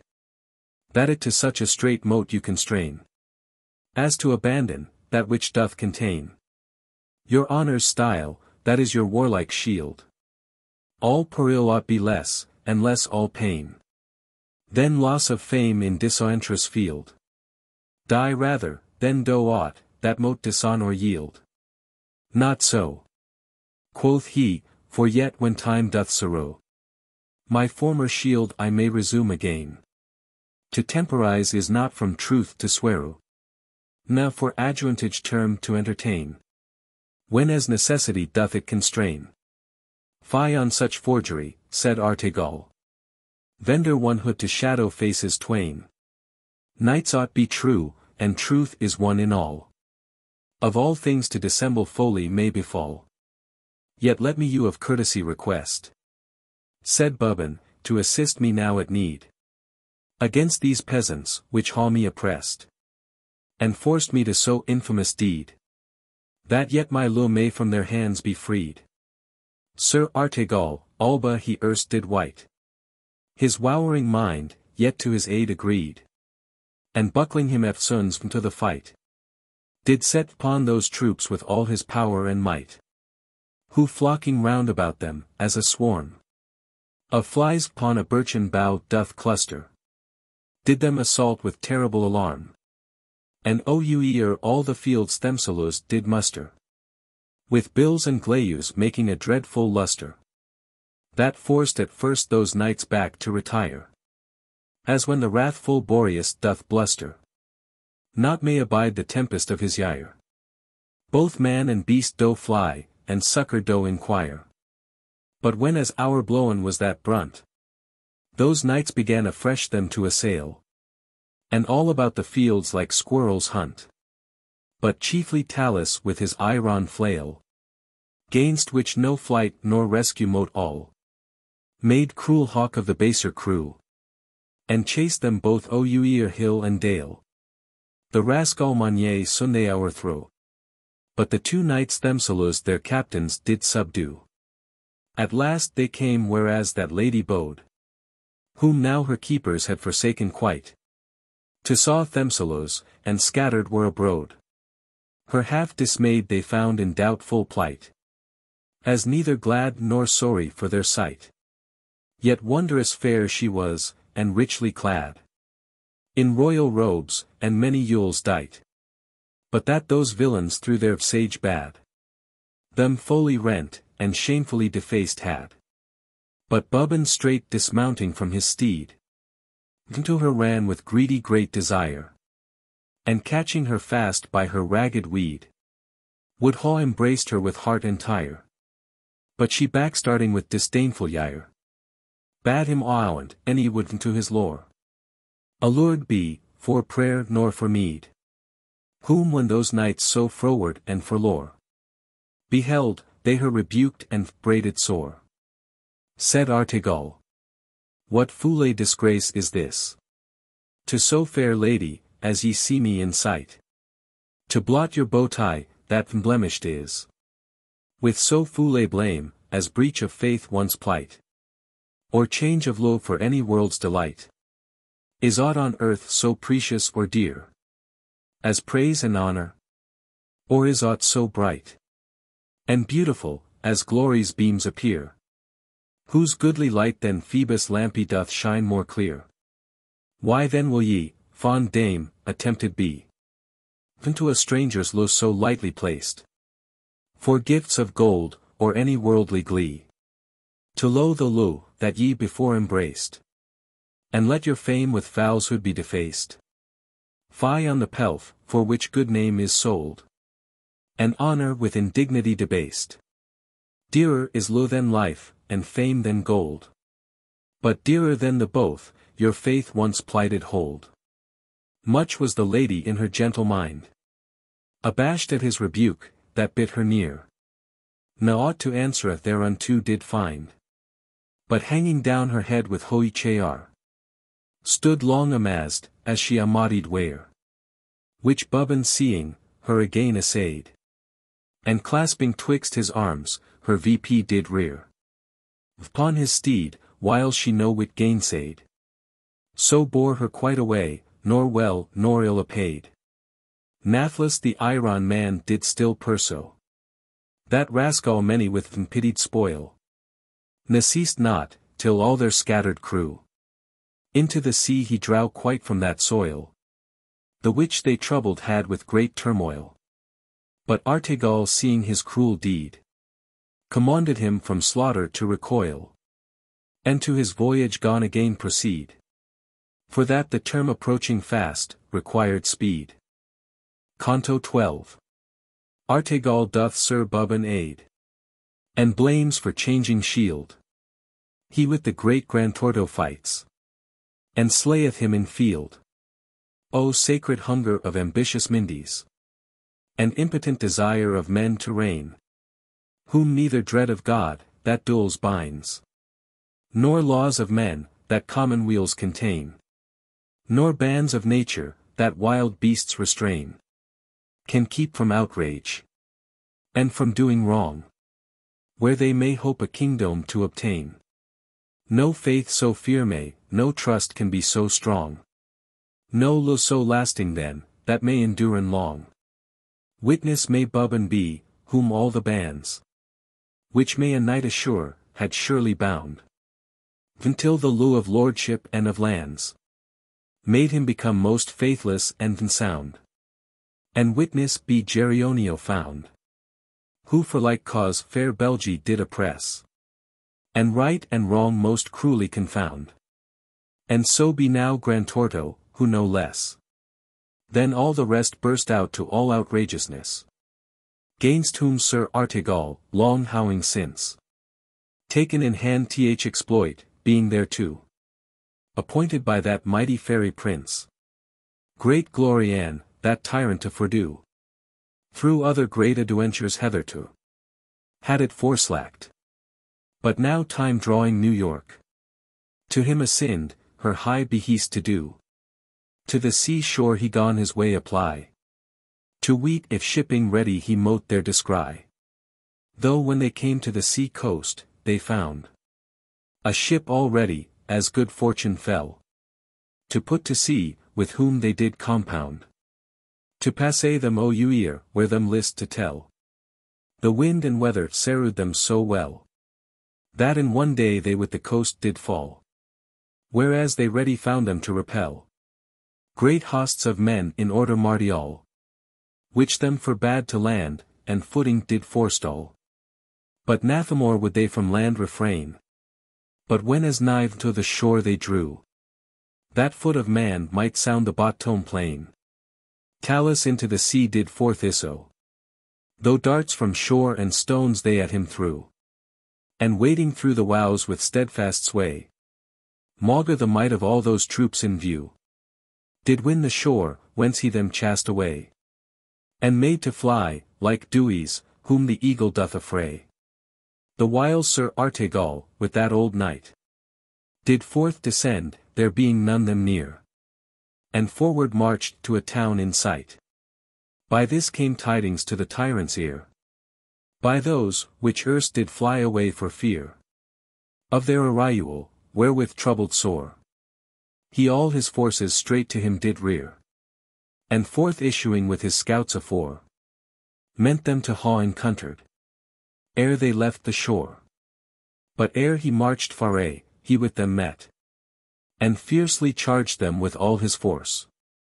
But Talus sternly did upon them set, and brushed, and battered them without remorse, that on the ground he left full many a corse. Ne any able was him to withstand, but he them o'erthrew both man and horse, that they lay scattered ouer all the land, as thick as doth the seed after the sower's hand. Till Artegall him seeing so to rage, willed him to stay, and signa of truce did make, to which all hearkening, did a while assuage their forces' fury, and their terror slake. Till he an herald called, and to him spake, willing him wend to the tyrant straight, and tell him that not for such slaughter's sake he thither came, but for to tree the right of fair Irena's cause with him in single fight, and willed him for to reclaim with speed his scattered people, ere they all were slain, and time and place convenient to aid, in which they to the combat might darraign. Which message when Grantorto heard, full fain, and glad he was the slaughter so to stay, and pointed for the combat twixt them twain. The morrow next, any gave him longer day. So sounded the retreat, and drew his folky away. That night Sir Artegall did cause his tent there to be pitched on the open plain, for he had joined straight commandment, that none should dare him once to entertain, which none durst break, though many would right fain, for fair Irena, whom they lewd dear. But yet old Serges did so well him pain, that from close friends, that dared not to appear, he all things did purue, which for them needful were. The morrow next, that was the dismal day, appointed for Irena's death before, so soon as it did to the world display his cheerful face, and light to men restore. The holy maid, to whom none tidings bore of Artegall's aerial, her to free, looked VP with eyes full sad and heart full sore, weening her lives last hard then near to be, sith no redemption nigh she did nor hear nor see. Then VP she rose, and on herself did dight most squalid garments, fit for such a day, and with dull countenance, and with doleful sprite, she forth was brought in sorrowful dismay, for to receive the doom of her decay. But coming to the place, and finding there Sir Artegall, in battailous array, waiting his foe, it did her dead heart cheer, and new life to her lent, in midst of deadly fear, like as a tender rose in open plain, that with untimely drought nigh withered was, and hung the head, soon as few drops of rain thereon distill, and daw her dainty face, gins to Luke VP, and with fresh wonted grace dispreads the glory of her lows gay. Such was Irena's countenance, such her case, when Artegall she saw in that array, there waiting for the tyrant, till it was Faerie day. Who came at length, with proud presumptuous gait, into the field, as if he fearless were, all armed in a coat of iron plate, of great defence to ward the deadly fear. And on his head a steel cap he did wear, of colour rusty brown, but sure and strong. And in his hand an huge pole-axe did bear, whose steel was iron-studded, but not long, with which he wont to fight, to justify his wrong. Of stature huge and hideous he was, like to a giant for his monstrous height, and did in strength most sorts of men surpass. Never any found his match in might. Thereto he had great skill in single fight. His face was vigly, and his countenance stern, that could ha frayed one with the very sight, and gaped like a gulf, when he did journ, that whether man or monster one could scarce discern. Soon as he did within the lists appear, with dreadful look he Artegall beheld, as if he would ha daunted him with fear, and grinning greasily, did against him weld his deadly weapon, which in hand he held. But Elfin Swain, that oft had seen like sight, was with his ghastly countenance nothing quelled, but gone him straight to buckle to the fight, and cast his shield about, to be in ready plight. The trumpets sound, and they together go, with dreadful terror, and with fell intent, and their huge strokes full dongorously bestow, to do most damage, whereas most they meant, but with such force and fury violent. The tyrant thundered his thick blows so fast, that through the iron walls their way they rent, and e'en to the vital parts they passed. No aught could them endure, but all they cleft or brast. Which cruel outrage when as Artegall did well our eyes, thenceforth with wary heed, he shunned his strokes, where ewer they did fall, and way did juve to their graceless speed. As when a skilful mariner doth read a storm approaching, that doth peril fret, he will not bide the donger of such dread, but strikes his sails, and vareth his mains heat, and lends unto it low the empty air to beat. So did the fairy knight himself abar, and stooped oft his head from shame to shield. No shame to stoop, one's head more high to rear, and much to gain, a little for to yield. So stoutest knights done oftentimes in field. But still the tyrant sternly at him laid, and did his iron axe so nimbly wield, that many wounds into his flesh it made, and with his burdenous blows him sore did laid. Yet when as fit adjuvantage he did spy, the whiles the cursed felon high did rear his cruel hand, to smite him mortally. Vender his stroke he to him stepping near, right in the flank him strook with deadly drayar, that the gore blowed thence gushing gruously, did underneath him like a pond appear, and all his armor did with purple dye. Thereat he brayed loud, and yelled dreadfully. Yet the huge stroke, which he before intended, kept on his course, as he did it direct, and with such monstrous poise adown descended, that seemed not could him from death protect.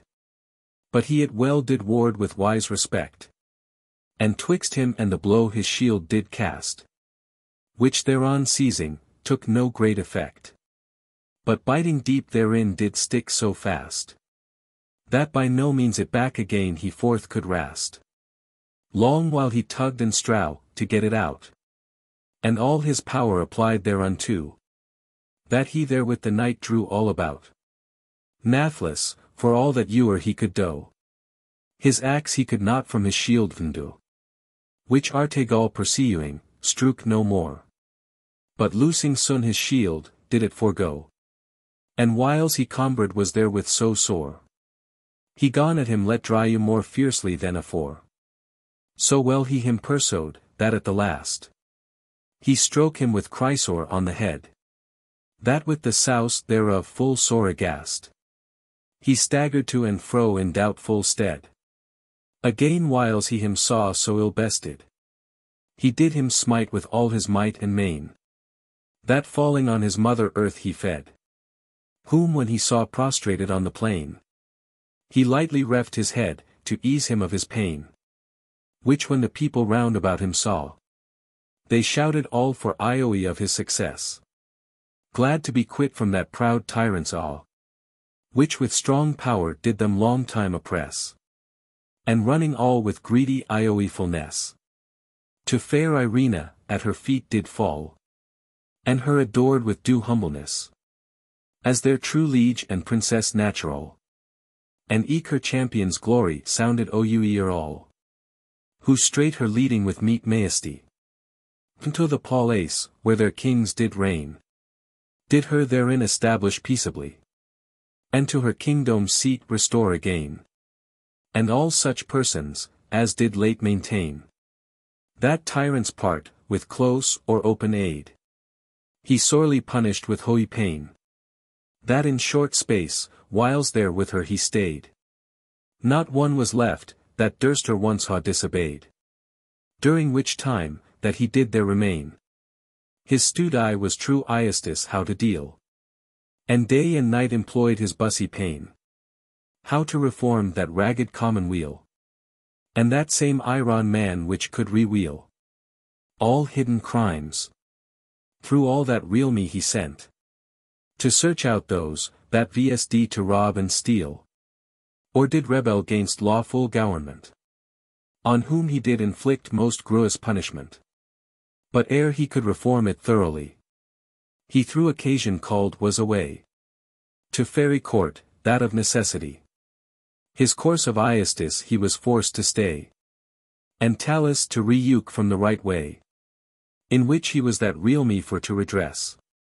But Envy's cloud still dimmeth virtue's ray, so howing freed Irena from distress, he took his low of her, there left in holiness.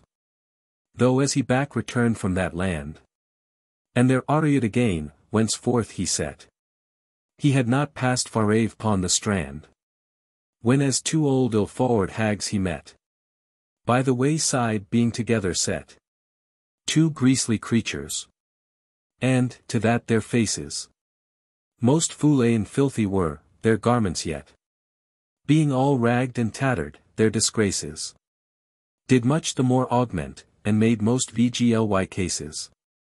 The one of them, that elder did appear, with her dull eyes did see me to look askew, that her misshape much helped, and her foule here hung loose and loathsomely, thereto her hew was wan and lean, that all her teeth arose, and all her bones might through her cheeks be read. Her lips were like raw lethier, pale and blue, and as she spake, therewith she slowered. Yet spake she seldom, but thought more, the less she said. Her hands were foule and dirty, noyer washed. In all her life, with long nails ouer rout, like pudic's claws, with one of which she scracked her cursed head, although it itched not. The other held a snake with venomy fraught, on which she fed, and gnawed hungrily, as if that long she had not eaten aught. That round about her yas one might descry the blouty gore and poison dropping loathsomely. Her name was Ennui, known well thereby, whose nature is to grow, and grudge at all that ewer she sees done praiseworthily, whose sight to her is greatest cross, may fall, and vexeth so, that makes her eat her gall. For when she wanteth other thing to eat, she feeds on her own mauve natural, and of her own foule entrails makes her meat fit for such a monster's monstrous diet. And if she happed of any good to hear, that had to any happily betid, then would she inly fret, and grow, and tear her flesh for fellness, which she inward hid. But if she heard of ill, that any did, or harm, that any had, then would she make great char, like one to a banquet bid, and in another's loss great pleasure take, as she had got thereby, and gained a great stake. The other nothing better was, than she, agreeing in bad will and cankered kynd. But in bad manner they did disagree. For whatso ennui good or bad did offend, she did conceal, and murder her own mind. But this, what you or you'll she concealed, did spread abroad, and throw in open wind. Yet this in all her words might be perceived, that all she sought, was men's good name to ha borrowed. For whatsoever good by any said, or done she heard, she would straightways enuent, how to deprow, or slanderously braid, or to misconstrue of a man's intent, and turn to ill the thing, that well was meant. Therefore she veased often to resort to common haunts, and companies frequent, to hark what any one did good report, to blot the same with blame, or rest in wicked sort. And if that any ill she heard of any, she would it eke, and make much worse by telling, and take great ioe to publish it to many. That ury matter worse was for her melling. Her name was hight detraction, and her dwelling was near to ennui. You and her neighbor next, a wicked hag, and ennui self-excelling in mischief, for herself she onely vexed, but this same both herself, and others eke perplexed. Her face was vgly, and her mouth distort, foaming with poison round about her gills, in which her cursed tongue full sharp and short appeared like aspie's sting, that closely kills, or cruelly does wound, whom so she wills. A distaff in her other hand she had, upon the which she little spins, but spills, and feigns to woe false tales and leasings bad, to throw amongst the good, which others had disprad. These two now had Themselus combined in one, and linked together gainst Sir Artegall, for whom they wait as his mortal phone, how they might make him into mischief fall, for freeing from their snares Irena thrall. Besides to Themselus they gotten had a monster, which the blatant beast men call, a dreadful fiend of gods and men idred, whom they by sleights allard, and to their purpose lad. Such were these hags, and so handsome drayest, who when they nigh approaching, had espied Sir Artegall returned from his late quest. They both arose, and at him loudly cried, as it had been a two shepherds cause had scried a ravenous wolf amongst the scattered flocks. And ennui first, as she that first him aid, towards him runs, and with rude flaring locks about her ears, does beat her breast, and forehead knocks. Then from her mouth the gobbet she does take, the which whilier she was so greedily during, ewen that half gnawn snake, and at him throws it most despitefully. The cursed serpent, though she hungrily erst chawed thereon, yet was not all so dead, but that some life remained secretly.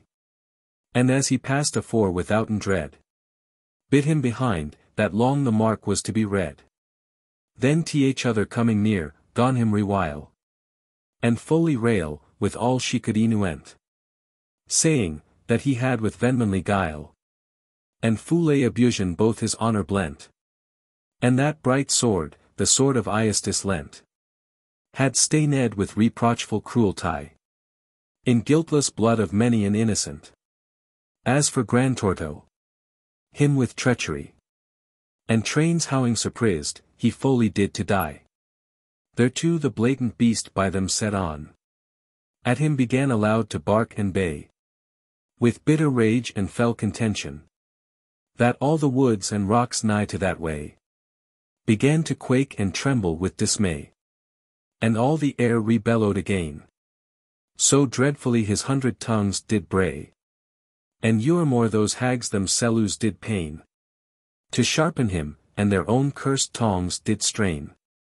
And still among most bitter words they spake, most shameful, most unrighteous, most untrue, that they the mildest man alieu would make forget his patience, and yield vengeance due to her, that so false squanders at him through. And more to make the pierce and wound more deep, she with the sting, which in her vile tongue grew, did sharpen them, and in fresh poison steep.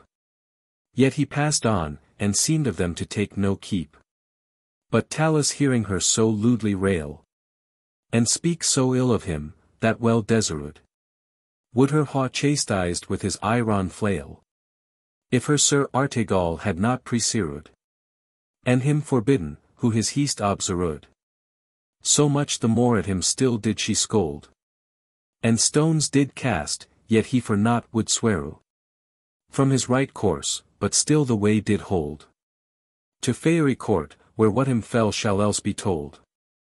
Book 6. The Legend of S. Calidore, or of Courtesie. The ways, through which my weary steps I guide, in this delightful land of Faerie, are so exceeding spacious and wide, and sprinkled with such sweet variety, of all that pleasant is to ear or eye, that I nigh ravished with rare thoughts delight, my tedious trowel do forget thereby, and when I gin to feel decay of might, its strength to me supplies, and cheers my dulled sprite. Such secret comfort, and such heavenly pleasures, ye sacred imps, that on Parnasso dwell, and there the keeping ha of learning's treasures, which do all worldly riches far excel, into the mindies of mortal men do well, and goodly fury into them infuse. Guide ye my footing, and conduct me well, in these strange ways, where noyer foot did vse. None can find, but who was taught them by the Muse. Reveal to me the sacred nursery of virtue, which with you doth there remain, where it in silure bower does hidden ly, from view of men, and wicked world's disdain. Since it at first was by the gods with pain planted in earth, being dearied at first from heavenly seeds of bounty sovereign, and by them long with careful labor nursed, till it to ripeness grew, and forth to honor burst. Amongst them all grows not a fairer flower. Then is the bosom of comely Courtesie, which though it on a lowly stalk do bower, yet brancheth forth in brown nobility, and spreads itself through all suility, of which though present age do plenteous see me, yet being matched with plain antiquity, ye will them all but fain shows esteem, which carry colours fair, that feeble eyes misdeem. But in the trial of true Courtesie, it's now so far from that, which then it was, that it indeed is not but forgery, fashioned to please the eyes of them, that pa, which see not perfect things but in a glass. Yet is that glass so gay, that it can bond the wisest sight, to think gold that is bras. But virtue's seat is deep within the mind, and not in outward shows, but inward thoughts to find. But where shall I in all antiquity so fair a pattern find, where may be seen the goodly praise of princely Courtesie, as in yourself, O sovereign Lady Queen, in whose pure mind, as in a mirror sheen, it shows, and with her brightness doth inflame the eyes of all, which thereon fixed been, but meriteth indeed an higher name. Yet so from low to high plifted is your fame. Then pardon me, most dreaded sovereign, that from yourself I do this virtue bring, and to yourself do it return again. So from the ocean all reewers spring, and tribute back repay as to their king. Right so from you all goodly virtues well into the rest, which round about you ring. Fair lords and ladies, which about you dwell, and do adorn your court, where courtesies excel. Canto 1. Calidore sows from maleffort. A damsel vist vilda, doth vanquish cruder, and doth make Brianna wex more mild. O f courtet semes, men courtesy do call, for that it there most saith to abound, and well beseemeth that in prince's hall that virtue should be plentifully found, which of all goodly manners is the ground and root of soul conversation. Right so in Faerie Court it did redound, where courteous knights and ladies most did one of all on earth, and made a matchless paragon. But mongst them all was none more courteous knight than Calidore, bellowed O you ear all. In whom it seemes, that gentleness of sprite and manners mild were planted natural. To which he adding comely guise withal, and gracious speech, did steal men's hearts away. Nathless thereto he was full stout and tall, and well approod in battleless affray. That him did much renown, and far his fame display. No was there knight, any was there lady found in Faerie court, but him did dear embrace.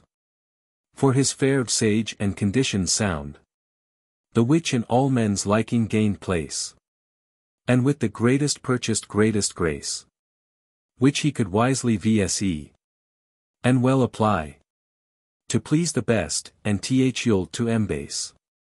For he loathed leasing, and base flattery, and lewd simple truth and steadfast honesty. And now he was in trowel on his way, vpon an hard adventure sore bestad, when as by chance he met upon a day with Artegall, returning yet half sad from his late conquest, which he gotten had. Who when as each of other had a sight, they knew them selous, and both their persons rad. When Calidore thus first, highly noblest knight of all this day on ground, that brave then lewing sprite. Now tell, if please you, of the good success which ye ha had in your late enterprise. To whom Sir Artegall gone to express his whole exploit, and valorous emprise, in order as it did to him our eyes. Now happy man, said then Sir Calidore, which ha so goodly, as ye can do eyes. Achud so hard a quest, as few before. That shall ye most renowned make for evermore. But where ye ended ha, now I begin to tread an endless trace, withouten guide or good direction, how to enter in, or how to issue forth in ways untried, in perils strange, in labors long and wide, in which although good fortune me befall, yet shall it not by none be testified. What is that quest, quoth then Sir Artegall, that you into such perils presently doth call? The blatant beast, quoth he, I do pursue, and through the world incessantly do chase, till I him overtake, or else subdue. Yet know I not or how, or in what place, to find him out, yet still I forward trace. What is that blatant beast? Then he replied, it is a monster bred of hellish race. Then answered he, which often hath annoyed good knights and ladies true, and many else destroyed. Of Cerberus whilome he was begot, and fell chimelic ra in her darksome den, through foul commixture of his filthy blot, where he was fostered long in Stygian fun, till he to perfect ripeness grew, and then into this wicked world he forth was sent, to be the plague and scourge of wretched men, whom with vile tongue and venomous intent he sore doth wound, and bite, and cruelly torment. Then since the Saluage island I did low, said Artegall, I such a beast did see, the which did see me 1,000 tongues to haw, that all in spite and malice did agree, with which he bayed and loudly barked at me, as if that he at taunts would me door. But I that knew myself from peril free, did not regard his malice nor his power, but he the more his wicked poison forth did pour. That surely is that beast, said Calidore, which I pursue, of whom I am right glad to hear these tidings, which of none afore, through all my weary trowel I ha had. Yet now some hope your words to me add. Now God you speed, quoth then Sir Artegall, and keep your body from the donger drad, for ye ha much ado to deal withal. So both took goodly low, and parted surall. Sir Calidore thence trowelled not long, when as by chance a comely squire he found, that thorough some more mighty enemies wrong, both hand and foot to a tree was bound, who seeing him from far with piteous sound, Of his shrill cries him called to his aid. To whom approaching, in that painful stound, when he him saw, for no demands he stayed, but first him lost, and afterwards thus to him said. Then happy squire, what hard mishap thee brought into this bay of peril and disgrace? What cruel hand thy wretched thraldom wrought, and thee captived in this shameful place? To whom he answered thus. My hapless case is not occasioned through my misdesert, but through misfortune, which did me abase unto this shame, and my young hopes abert, ere that I in her guileful trains was well expert. Not far from hence, upon yond rocky hill, hard by a strait there stands a castle strong, which doth observe a custom lewd and ill, and it hath long maintained with mighty wrong. For may no knight nor lady passe along that way, and yet they needs must passe that way, by reason of the strait, and rocks among. But they that ladies' locks do shaw away, and that knight's bird for toll, which they for passage pay. A shameful vse as you or I did hear, said Calidore, and to be our throne. But by what means did they at first it rear? And for what cause, tell if thou haw it known.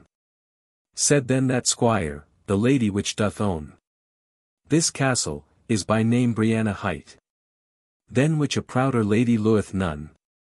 She long time hath dear lewd a doughty knight, and sought to win his love by all the means she might.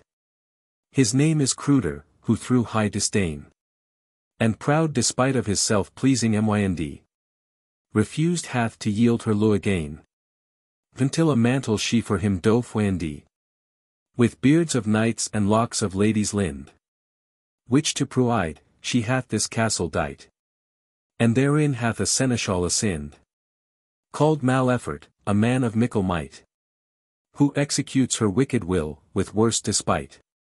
He this same day, as I that way did come, with a fair damsel, my beloved dear, in execution of her lawless doom, did set upon verses flying both for fear, for little Boades against him hand to rear. Me first he took, unable to withstand, and whiles he her pursued Uri where, till his return to this tree he bond. No wot I surely, whether her he yet haw fond. Thus whiles they spake, they heard a rueful shriek of one loud crying, which they straightway guessed, that it was she, the which for help did seek.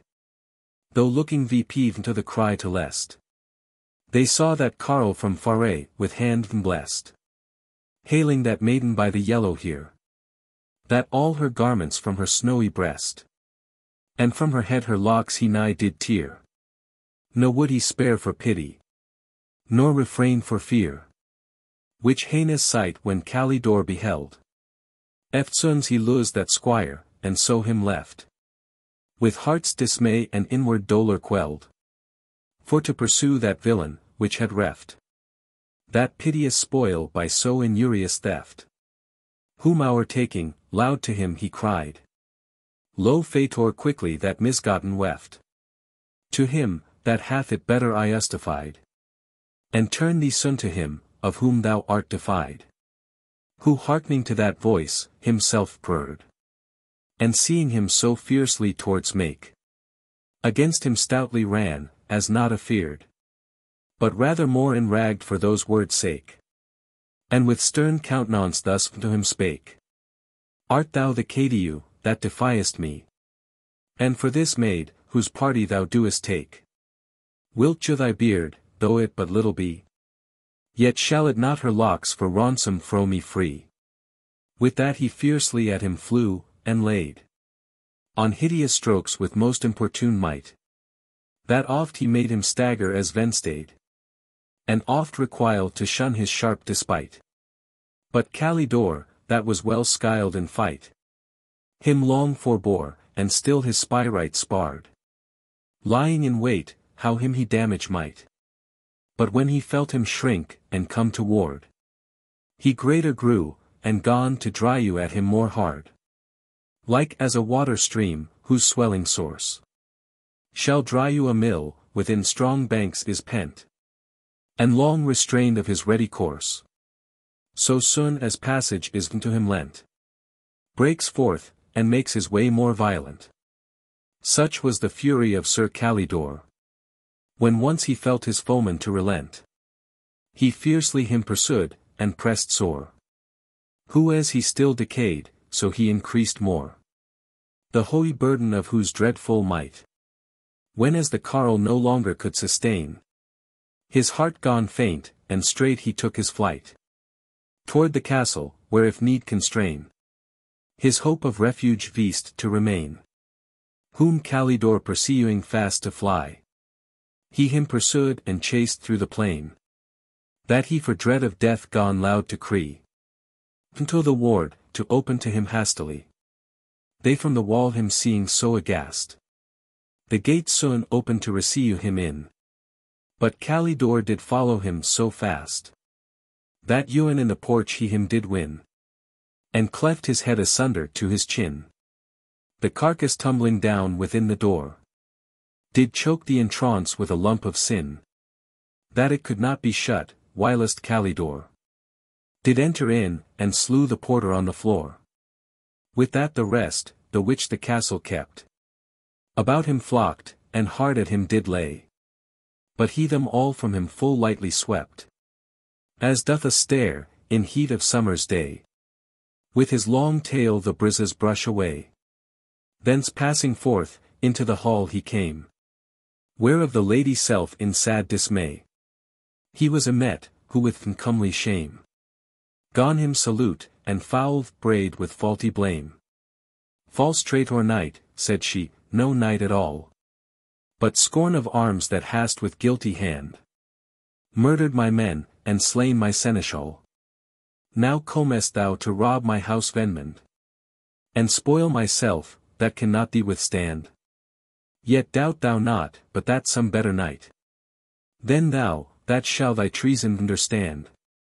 Will it avenge, and pay thee with thy right. And if none do, yet shame shall thee with shame requite. Much was the knight abashed at that word. Yet answered thus, not to me the shame. But to the shameful doer it afford. Bloud is no blemish, for it is no blame. To punish those, that do desire the same. But they that break bands of civility. And wicked customs make, those do defame. Both noble arms and gentle courtesy. No greater shame to man than inhumanity. Then do yourself, for dread of shame, forego. This you'll manner, which ye here maintain. And do instead thereof mild courtesy show. To all, that passe. That shall you glory gain.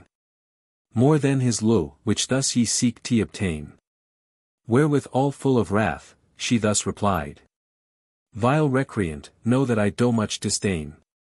Thy courteous lore, that doest my lo deride. Who scorns thy idle scoff, and bids thee be defied. To take defiance at a lady's word. Quoth he, I hold it no indignity. But were he here, that would it with his sword. A bet, perhaps he mote it dear aby.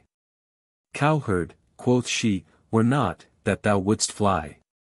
Ere he do come, he should be soon in place. If I do so, said he, then liberty. I low to you, for I me to disgrace. With all those shames, that erst ye spake me to deface.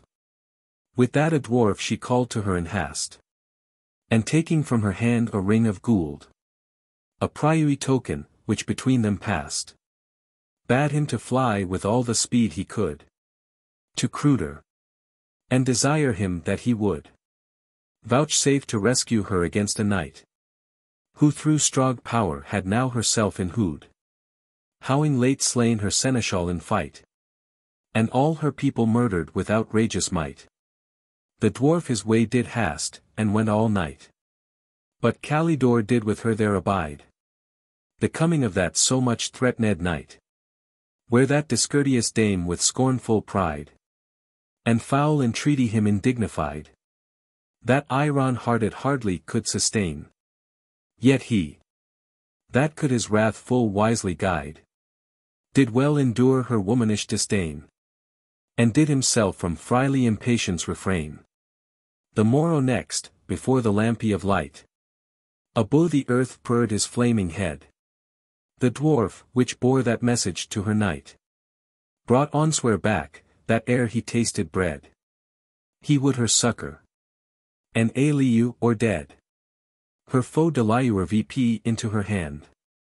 Therefore he wiled her doe away all dread, and that of him she mote assured stand. He sent to her his base net, as a faithful band. Thereof full blithe the lady straight became, and gone to augment her bitterness much more. Yet no whit more appalled for the same. Ne aught dismayed was Sir Calidore, but rather did more cheerful see me therefore. And howing soon his arms about him dight, did issue forth, to meet his foe afore. Where long he stayed not, when as a knight he spied come pricking on with all his power and might. Well weened he straight, that he should be the same, which took in hand her quarrel to maintain. Ne stayed to ask if it were he by name, but couched his spear, and ran at him amain.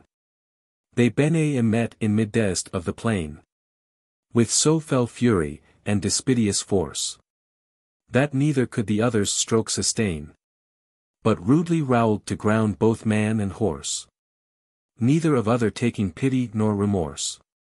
But Calidore prose again full light, whiles yet his foe lay fast in senseless sound.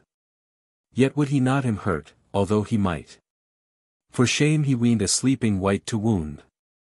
But when Brianna saw that dreary stound, there where she stood upon the castle wall, she deemed him sure to ha been dead on ground, and made such piteous mourning therewithal, that from the battlements she ready seemed to fall. Nathless at length himself he did preer, in lustless wise, as if against his will. Ere he had slept his fill, he wakened were, and gone to stretch his limbs, which feeling ill of his late fall, awhile he rested still. But when he saw his foe before in view, he shook off luskishness, and courage chill, kindling afresh, gone battled to renew. To pro if better foot than horseback would and so. There then began a fearful cruel fray betwixt them two, for mastery of might. For both were wondrous practic in that play, and passing well expert in single fight. And both inflamed with furious despite, which as it still increased, so still increased their cruel strokes and terrible affright. No once for ruth their rigour they released, no once to breath a while their anger's tempest ceased. Thus long they tracked and traversed to and fro, and tried all ways, how each mote entrance make into the life of his malignant foe. They hewed their helms, and plates asunder break, as they had potshares bene, for not mote slake their greedy vengeances, but gory blood, that at the last like to a purple lake of bloudy gore congealed about them stood, which from their ruined sides forth gushed like a flood. At length it chanced, that both their hands on high at once did hoe, with all their power and might, thinking the veetmost of their force to tree, and pro the final fortune of the fight. But Calidore, that was more quick of sight, and nimbler handed, than his enemy, prevented him before his stroke could light, and on the helmet smote him formerly. That made him stoop to ground with meek humility, and ere he could recur foot again, he following that fair adjuvantage fast, his stroke redoubled with such might and main, that him upon the ground he growling cast, and leaping to him light, would have him last his helm, to make him to his vengeance way. Who seeing, in what donger he was plast, cried out, Ah mercy sir, do me not slay, but saw my life, which lot before your foot doth lay. With that his mortal hand a while he stayed, and howling somewhat calmed his wrathful heat. With goodly patience, thus he to him said, And is the boast of that proud lady's threat, that menaced me from the field to beat? Now brought to this. By this now may ye learn. Strangers no more so rudely to entreat. But put away proud Luke, and sage stern. The which shall not to you but foule dishonor yearn. For nothing is more blameful to a knight. That Courtesie doth as well as arms profess. How you are strong and fortunate in fight. Then the reproach of pride and cruelness. In vain he seeketh others to suppress. Who hath not learned himself first to subdue. All flesh is frail, and full of fickleness. Subject to fortune's chance, still chonging new. What haps today to me, tomorrow may to you. Who will not mercy even to others shew? How can he mercy you or hope to haul? To pay each with his own is right and due. Yet since ye mercy now do need to crow, I will it grunt, your hopeless life to saw. With these conditions, which I will propound. First, that ye better shall yourself be haul. Unto all errant knights, whereso on ground. Next that ye ladies aid in your stead and stound. The wretched man, that all this while did dwell. In dread of death, his heasts did gladly hear. And promised to perform his precept well. And whatsoe'er else he would require. So suffering him to rise, he made him swear. By his own sword, and by the cross thereon. To take Brianna for his luing fear. Withouten dower or composition. But to release his former foule condition. All which accepting, and with faithful oath. Binding himself most firmly to obey. He vp arose, how you are lief or loath. And swore to him true fealty for aye. Then forth he called from sorrowful dismay. The sad Brianna, which all this beheld. Who coming forth yet full of late affray. Sir Calidore churred, and to her telled. All this accord, to which he cruder had compelled. Whereof she now more glad, than sorry erst. All were come with infinite effect. For his exceeding courtesy, that pursed. Her stub-born heart with inward deep effect. Before his feet herself she did project. And him adoring as her lew's dear lord. With all due thanks, and dutiful respect. Herself acknowledged bound for that accord. By which he had to her both life and lo restored. So all returning to the castle glad.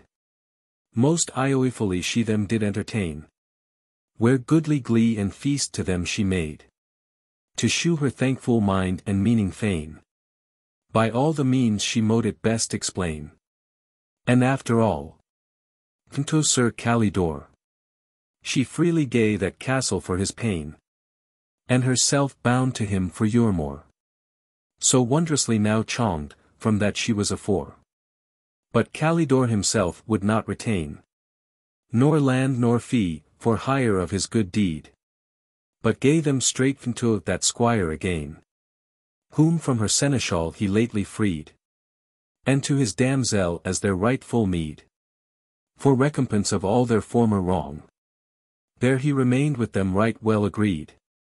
Till of his wounds he waxed whole and strong. And then to his first quest he passed forth along. Canto 2.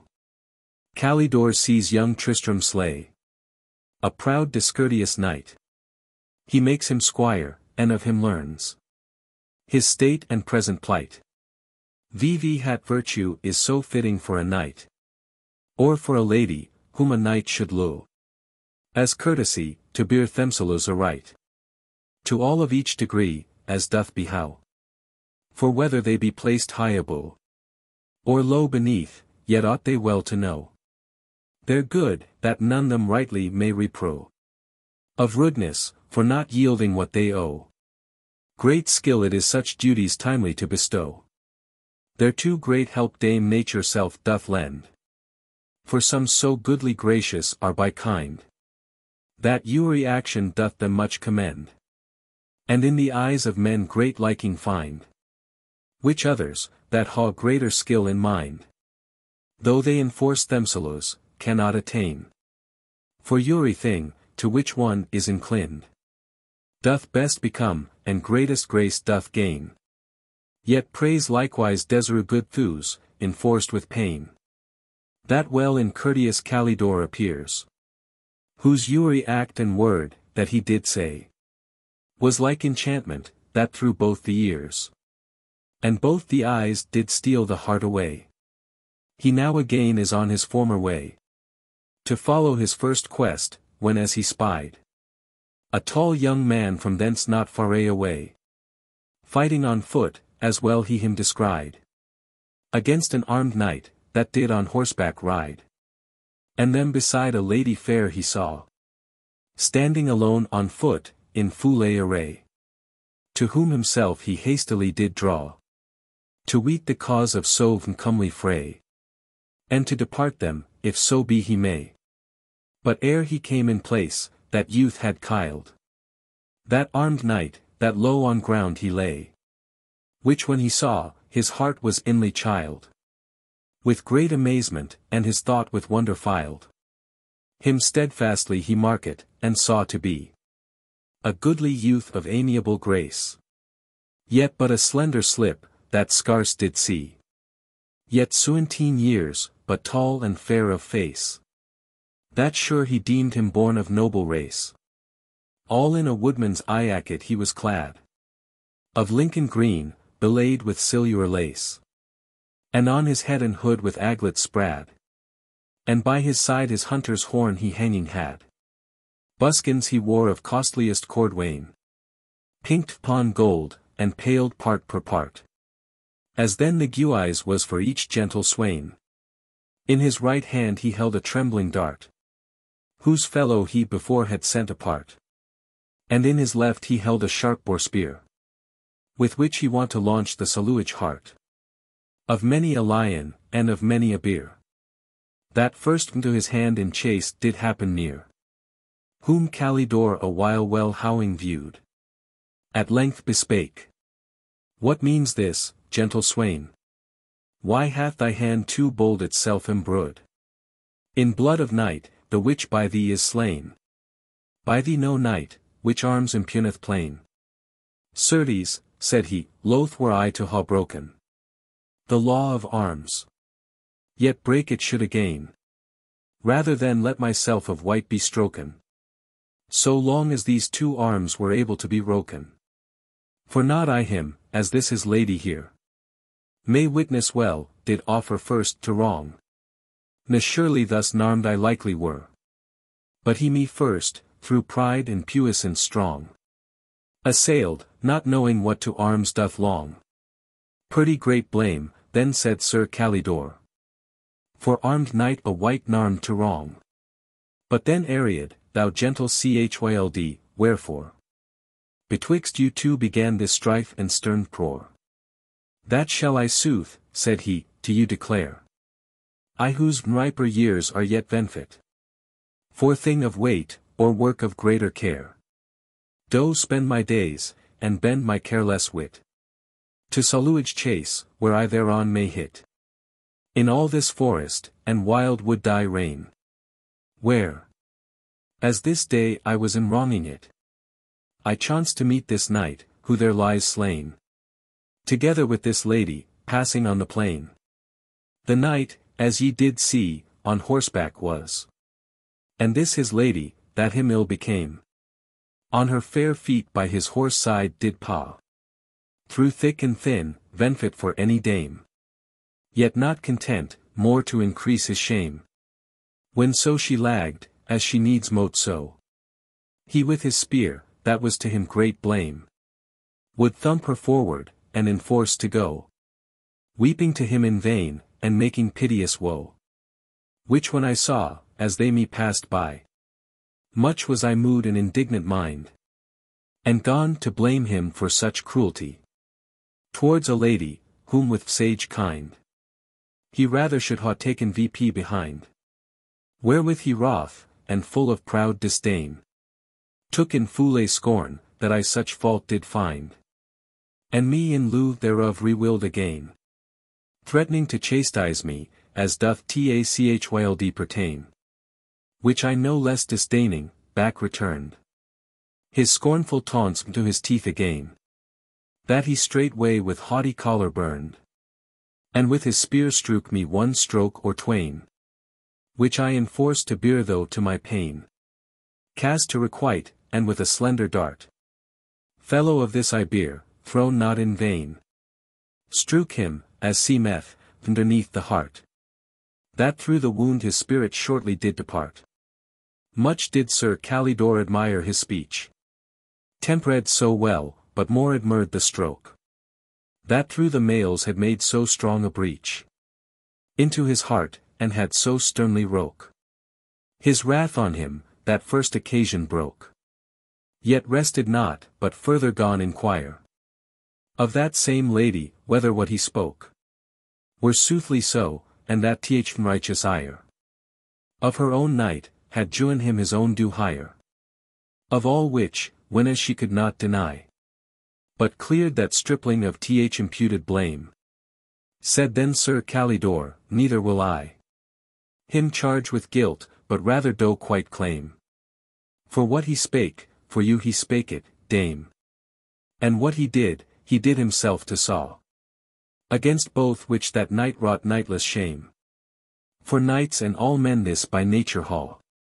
Towards all women kind them kindly to be haw. But sith that he is gone irrevocable. Please it you lady, to verses to Ariad. What cause could make him so dishonorable? To dry you so on foot venfit to tread. And lackey by him, gainst all womanhead? Certes sir knight, said she, full loath I were. To raise a lewing blame against the dead. But since it me concerns, myself to clear. I will the truth discover, as it chanced whilere. This day, as he and I together rode upon our way, to which we wherein bent, we chanced to come forby a court glade. Within a wood, whereas a lady gent sate with a knight in iolious iolament. Of their frank lose, free from all jealous spies. Fair was the lady sure, that mote content. An heart, not carried with too curious eyes. And to him did shew all luily courtesies. Whom when my knight did see so luily fair, he inly gone her lower to envy. And wish, that he part of his spoil might share. Whereto when as my presence he did spy. To be a let, he bade me by and by. For to alight, but when as I was loath, my lose own part to lo so suddenly. He with strong hand down fro his steed me throw th. And with presumptuous power against that knight straight go th. Narmed all was the knight, as then more meet. For ladies' sorus, and for lose delight. Then fearing any foeman there to meet. Whereof he taking oddies, straight bids him dight. Himself to yield his lue, or else to fight. Whereat the other starting VP dismayed. Yet boldly answered, as he rightly might. To lo his lue he should be ill apaid. In which he had good right gainst all, that it gainsayed.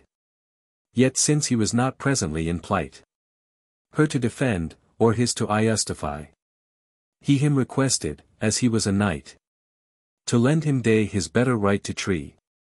Or stay till he his arms, which were thereby, might lightly fetch.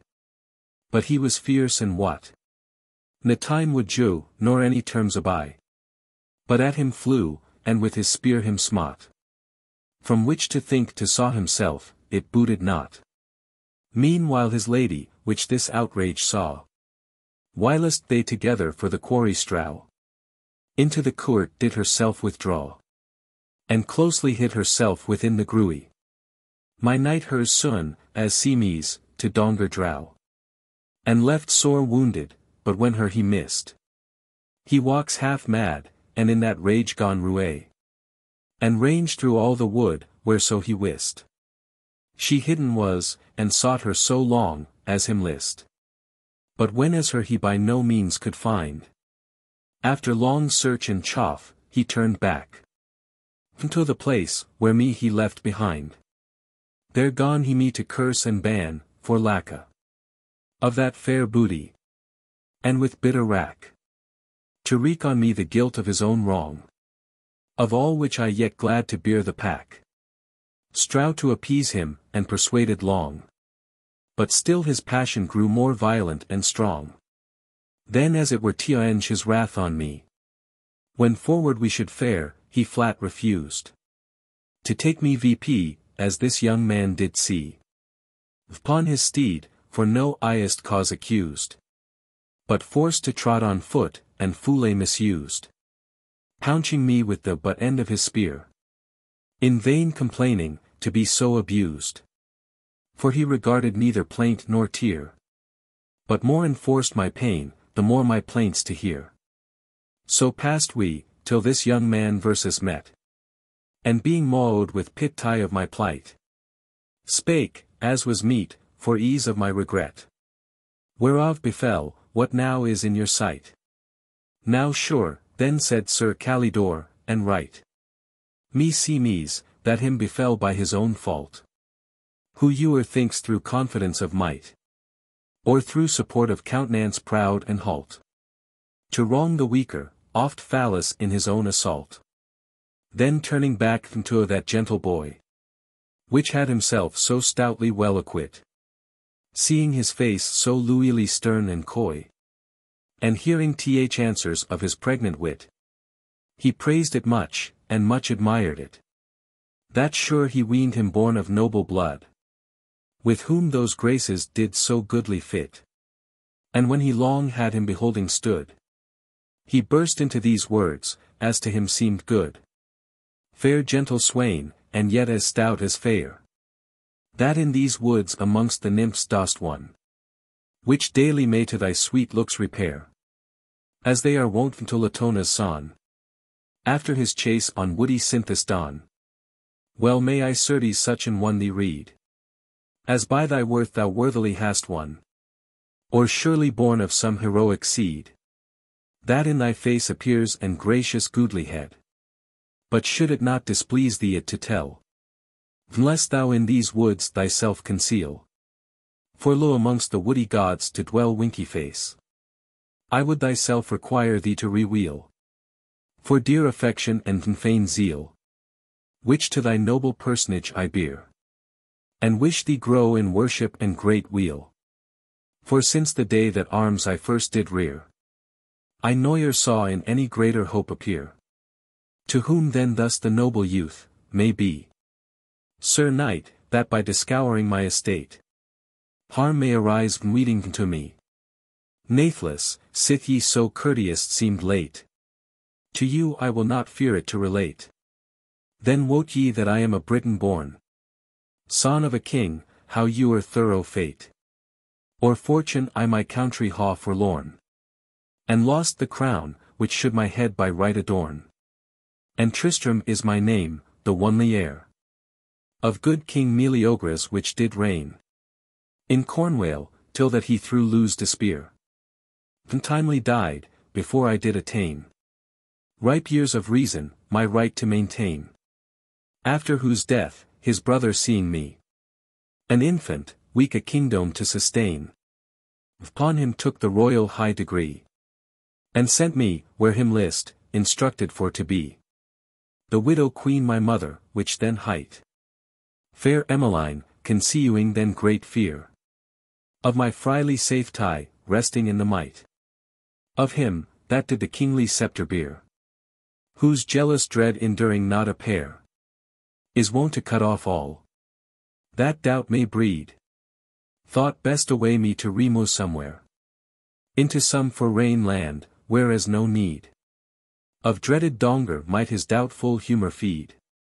So taking counsel of a wise man read. She was by him advised, to send me quite. Out of the country wherein I was bred. The which the fertile lioness is hight. Into the land of Faerie, where no wight. Should weet of me, nor work me any wrong. To whose wise rede she hearkening, sent me straight. Into this land, where I ha won thus long. Since I was 10 years old, now grown to stature strong. All which my days I ha not lewdly spent. Nor spilt the blossom of my tender years. In idlesse, but as was convenient. Ha trained bene with many noble fears. In gentle thews, and such like seemly leers. Mongst which my most delight hath always been to hunt the saluage chase amongst my peres. Of all that wrongeth in the forest green, of which none is to me known, that eur was seen. Ne is there hauke, which mantleth her on putch, whether high towering, or a coasting low. But I the measure of her flight do search, and all her prey, and all her diet know. Such be our ioes, which in these forests grow. Only the vse of arms, which most I ioe, and fitteth most for noble swain to know. I ha not tasted yet past a boy. And being now high time these strong ions to employ.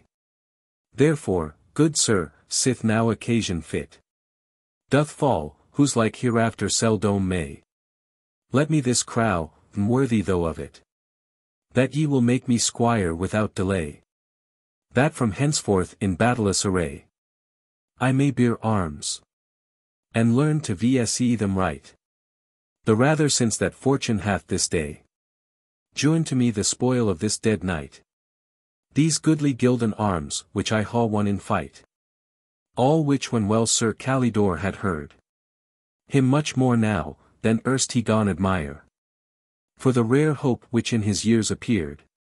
And thus replied, Fair Chyld, the high desire to lieu of arms, which in you doth aspire, I may not certes without blame denny, but rather wish, that some more noble hire, though none more noble than is chivalry, I had, you to reward with greater dignity. There him he caused to kneel, and made to swear faith to his knight, and truth to ladies all, and noyer to be recreant, for fear of peril, or of aught that might befall. So he him dubbed, and his squire did call. Full glad and ioyous then young Tristram grew, like as a flower, whose silken lows small long shut vp in the bud from Hohen's view, at length breaks forth, and broad displays his smiling hew. Thus when they long had treated to and fro, and Calidore betook him to depart, Chyld Tristram prayed, that he with him might go on his adventure, vowing not to start, but wait on him in Uri place and part. Whereat Sir Calidore did much delight, and greatly ioed at his so noble heart, in hope he sure would pro a doughty knight. Yet for the time this answer he to him behight. Glad would I surely be, thou courteous squire, to ha thy presence in my present quest, that mote thy kindled courage set on fire, and flame forth honor in thy noble breast. But I am bound by vow which I professed to my dread Suraine, when I it essayed, that in achievement of her high behest, I should no creature iowan to mine aid. For thy I may not grunt, that ye so greatly prayed. But since this lady is all desolate, and needeth safeguard now upon her way, ye may do well in this her needful state, to succor her, from donger of dismay. That thankful guerdon may to you repay the noble imp of such new Cerus fane. It gladly did accept, as he did say. So taking courteous low, they parted twain. And Calidore forth passed to his former pain. But Tristram then despoiling that dead knight of all those goodly implements of praise, long fed his greedy eyes with the fair sight of the bright metal, shining like sun rays, handling and turning them 1,000 ways. And after howing them upon him dight, he took that lady, and her vp did raise upon the steed of her own late dead knight. So with her marched forth, as she did him behight. There to their fortune low we them a while, and turn we back to good Sir Calidore, who ere he thence had travelled many a mile, came to the place, whereas ye heard afore. This knight, whom Tristram slew, had wounded sore another knight in his despidious pride. There he that knight found lying on the floor, with many wounds full perilous and wide, that all his garments, and the gross in vermeil dyed, And there beside him sate upon the ground his woeful lady, piteously complaining, with loud laments that most unlucky stound, and her sad self with careful hand constraining, to wipe his wounds, and ease their bitter paining. Which sorry sight when Calidore did view, with hoyine, from tears neath refraining, his mighty heart their mournful case can rue, and for their better comfort to them nigher drew. Then speaking to the lady, thus he said, Ye doleful dame, let not your grief impeach, to tell, what cruel hand hath thus arrayed this knight armed, with so knightly breach of arms, that if I yet him nigh may reach, I may avenge him of so foul a despite. The lady hearing his so courteous speech, gone rear her eyes as to the cheerful light, and from her sorry heart few holy words forth cite, in which she shewed, how that discourteous knight, whom Tristram slew, them in that shadow found, ioing together in vendlum delight, and him narmed, as now he lay on ground, charged with his spear and mortally did wound, withouten cause, but only her to row from him, to whom she was for ewer bound. Yet when she fled into that court grow, he her not finding, both them thus nigh dead did low. When Calidore this rueful story had well understood, he gone of her demand, what manner wight he was, and how icled, which had this outrage wrought with wicked hand. She then, like as she best could understand, him thus described, to be of stature large, clad all in gilden arms, with azure band, court red athwart, and bearing in his targe a lady on rough wows, rode in a sombre barge. Then gone Sir Calidore to guess straightway, by many signes, which she described had, that this was he, whom Tristram erst did slay.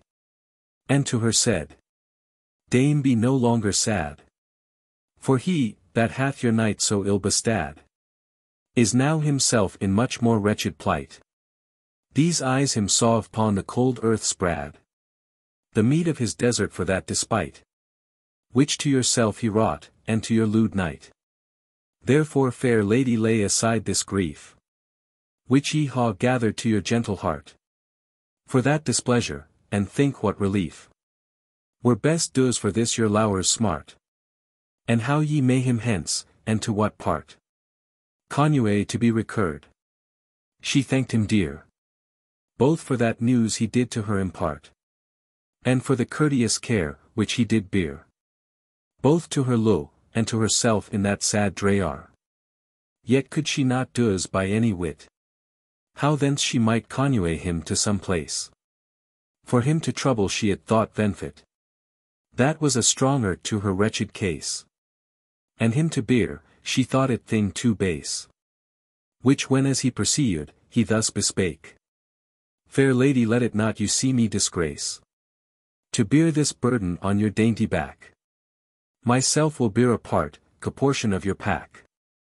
So off he did his shield, and downward laid upon the ground, like to an hollow bier, and powering balm, which he had long puroed, into his wounds, him VP thereon did rear, and twixt them both with parted pains did bear, twixt life and death, not knowing what was done.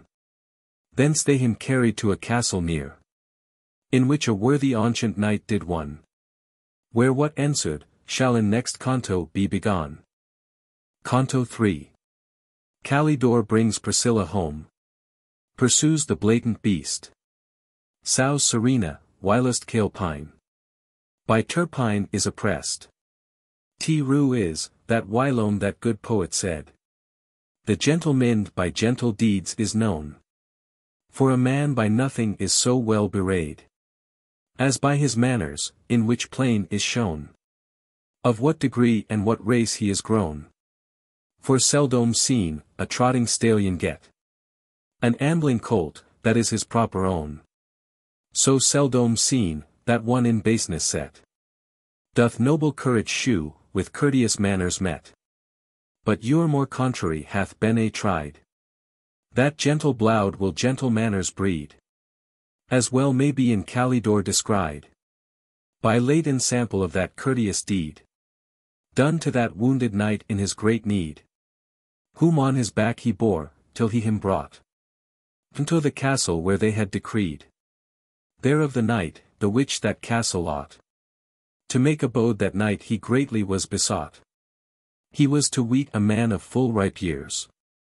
That in his youth had been of mickle might. And borne great sway in arms amongst his peers. But now weak age had dimmed his candle light. Yet was he courteous still to Uri white. And lewd all that did to arms incline. And was the father of that wounded knight. Whom Calidore thus carried on his chine. And Aldous was his name, and his son's Aladine. Who when he saw his son so ill bedight. With bleeding wounds, brought home upon a bier. By a fair lady, and a stronger knight. Was inly touched with compassion dear. And dear affection of so doleful drear. That he these words burst forth. Ah sorry boy! Is this the hope that to my hoary here thou brings? Aie me, is this the timely ioe?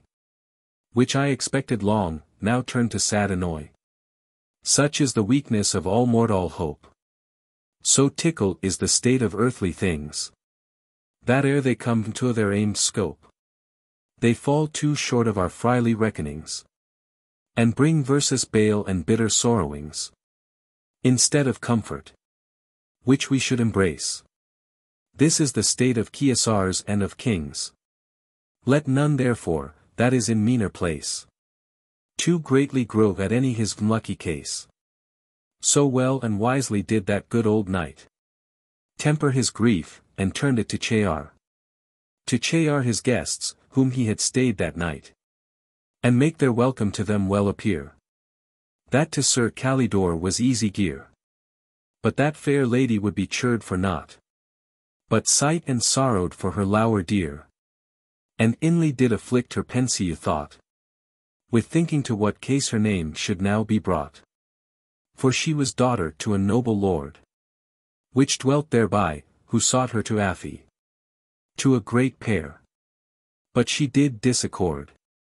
Ne could her liking to his law apply. But lewd this fresh young knight, who dwelt her New York. The lusty Aladine, though meaner born. And of less lolud and hability. Yet full of valor. The which did adorn. His meanness much, and make her each other's riches scorn. So howing both found fit occasion. They met together in that luckless glade. Where that proud knight in his presumption. The gentle Aladine did erst enuade. Being narmed, and set in secret shade. Whereof she now bethinking, gone Teoduise. How great a hazard she at erst had made. Of her good fame, and further gone duise. How she the blame might salue with coloured disguise. But Calidore with all good courtesy. Feigned her to frolic, and to put away. The pensive fit of her melancholy. And that old knight by all means did essay. To make them both as merry as he may. So they the evening passed, till time of rest. When Calidore in seemly good array. Into his bower was brought, and there dressed. Did sleep all night through weary trowel of his quest. But fair Priscilla, so that lady hight. Would to no bed, nor take no kindly sleep. But by her wounded look did watch all night. And all the night for bitter anguish weep. And with her tears his wounds did wash and steep. So well she washed them, and so well she watched him. That of the deadly swound, in which full deep. He drenched was, she at the length dispacked him. And drow away the stound, which mortally attached him. The morrow next, when day gone to fluke. He also gone fluke with dreary eye. Like one that out of deadly dream awoke. Where when he saw his fair Priscilla by. He deeply sight, and groaned inwardly. To think of this ill state. In which she stood. To which she for his sake had weedingly. Now brought herself, and blamed her noble blood. For first, next after life, he tendered her good. Which she pursuing, did with plenteous tears. His care more than her own compassionate. Forgetful of her own, to mend his fears. So both conspiring, gone to intimate each other's grief with zeal affectionate. And twixt them twain with equal care to cast how to saw whole her hazarded estate. For which the onely help now left them last seemed to be Calidore, all other helps were past. Him they did deem, as sure to them he seemed, a courteous knight, and full of faithful trust. Therefore to him their cause they best esteemed whole to commit, and to his dealing highest. Eerily, so soon as Titan's beams forth bruised through the thick clouds, in which they steeped lay, all night in darkness, dulled with iron rust. Calidore rising vp as fresh as day, gone freshly him addressed to his former way. But first him seemed fit, that wounded knight, to visit, after this night's perilous passé, and to salute him, if he were in plight. And eke that lady his fair Louisly lasse. There he him found much better than he was, and moved speech to him of things of course, the anguish of his pain to our pass. Mongst which he namely did to him discourse of former days' mishap, his sorrow's wicked source. Of which occasion Aldine taking hold, gone break to him the fortunes of his lure, and all his disadventures to unfold. That Calidore it dearly deep did move in th and his kwandly courtesy to pro. He him by all the bands of lo besought, and as it mote a faithful friend be how to safe conduct his lo, and not for aught to lo, till to her father's house he had her brought. Sir Calidore his faith thereto did plight it to perform, so after little stay that she herself had to the irony dight, he passed forth with her in fair array. Fearless, who aught did think, or aught did say, sith his own thought he knew most clear from white. So as they passed together on their way, he can doise this countercast of slight, to show fair colour to that lady's cause in sight. Straight to the carcass of that knight he went, the cause of all this Yule, who was slain the day before by highest avengement of noble Tristram, where it did remain. There he the neck thereof did cut in twain, and took with him the head, the signa of shame. So forth he passed thorough that day's pain, till to that lady's father's house he came. Most pensy man, through fear, what of his child became.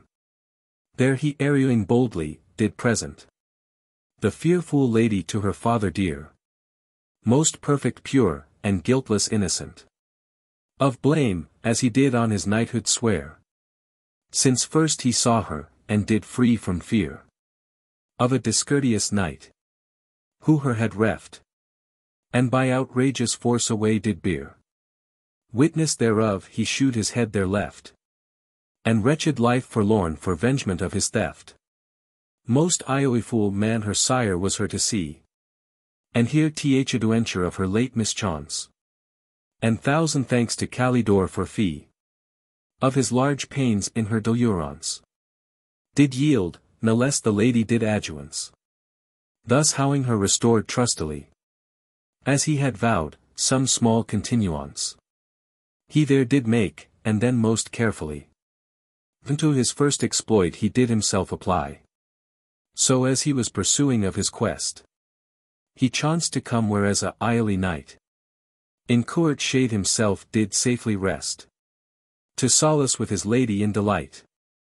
His warlike arms he had from him dight, for that himself he thought from donger free, and far from envious eyes that mote him spite.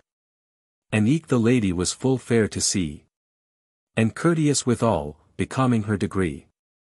To whom Sir Calidore approaching nigh, ere they were well aware of looing white, them much abashed, but more himself thereby, that he so rudely did upon them light, and troubled had their quiet lose delight. Yet since it was his fortune, not his fault, himself thereof he laboured to acquite. And pardon crowd for his so rash assault. That he gainst courtesy so foully did default. With which his gentle words and goodly wit he soon allayed that knight's conceived displeasure. That he besought him down by him to sit. That they mote treat of things abroad at leisure. And of adventures, which had in his measure. Of so long ways to him befallen late. So down he sate, and with delightful pleasure his long adventures gone to him relate. Which he endured had through dongerous debate. Of which whilst they discoursed both together. The fair Serena, so his lady hight. Allur'd with mildness of the gentle weather. And pleasance of the place, the which was dight. With jours flores distinct with rare delight. Wandred about the fields, as liking led. Her wowering lust after her wandering sight. To make a garland to adorn her head. Without suspect of ill or donger's hidden dread. All so dainty out of the forest near. The blatant beast forth rushing nowhere. Caught her thus loosely wandering here and there. And in his wide great mouth away her bare. Crying aloud to shew her sad misfare. Unto the knights. And calling oft for aid. Who with the horror of her hapless care. Hastily starting VP, like men dismayed. Ran after fast, to rescue the distressed maid. The beast with their pursuit incited more. Into the wood was bearing her apace. For to ha spoiled her, when Calidore. Who was more light of foot and swift in chase. Him overtook in midst of his race. And fiercely charging him with all his might. Forced to forego his prey there in the place. And to betake himself to fearful flight. For he durst not abide with Calidore to fight. Who nathless, when he the lady saw. There left on ground, though in full ill plight. Yet knowing that her knight now near did draw. Stayed not to succour her in that affright. But followed fast the monster in his flight. Through woods and hills he followed him so fast. That he knew let him breath nor gather sprite. But forced him gape and gaspy, with dread aghast. As if his lungs and lights were nigh asunder brast. And now by this Sir Calpine, so hight. Came to the place, where he his lady found. In dolorous dismay and deadly plight. All in gore blowed there tumbled on the ground. Howling both sides through grypt with griesly wound. His weapons soon from him he threw away. And stooping down to her in dreary swound. Freed her from the ground whereon she lay. And in his tender arms her forced VP to stay. So well he did his bussy pains apply. That the faint sprite he did reuke again. To her friely mansion of mortality. Then VP he took her twixt his arms twain. And setting on his steed, her did sustain. With careful hands soft footing her beside. Till to some place of rest they mote attain. Where she in safe assurance mote abide. Till she recurred were of those her wounds wide. Now when as Phoebus with his fiery wain. Into his inn began to draw apace. Though waxing weary of that toilsome pain. In troweling on foot so long a space. Not wont on foot with holy arms to trace. Down in a dale forby a rewer side. He chanced to spy a fair and stately place. To which he meant his weary steps to guide. In hope there for his loathsome succour to provide. But coming to the rewer side, he found. That hardly passable on foot it was. Therefore there still he stood as in astound. No wist which way he through the ford mote paw. Thus whilst he was in this distressed case. Doing what to do, he nigh espied. An armed knight approaching to the place. With a fair lady linked by his side. The which themselves prepared thorough the ford to ride. Whom Calpine saluting, as became. Besought of courtesy in that his need. For safe conducting of his sickly dame. Through that same perilous ford with better heed. To take him VP behind upon his steed. To whom that other did this taunt return. Purdy thou peasant knight, mightst rightly read. Me then to be full base and you'll born. If I would bear behind a burden of such scorn. But as thou hast thy steed forlorn with shame, so fare on foot till thou another gain.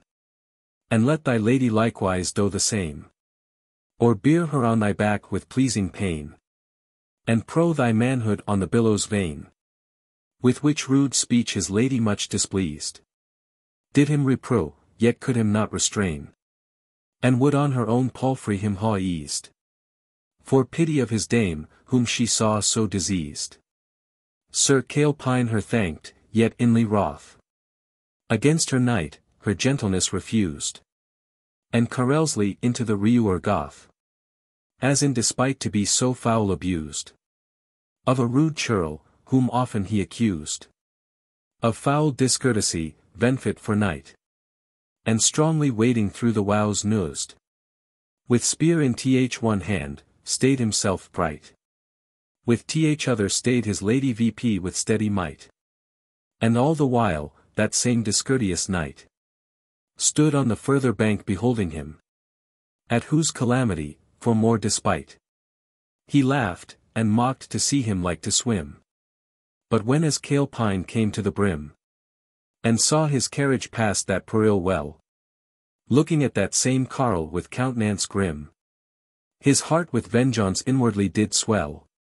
And forth at last did break in speeches sharp and fell. Knightly knight, the blemish of that name.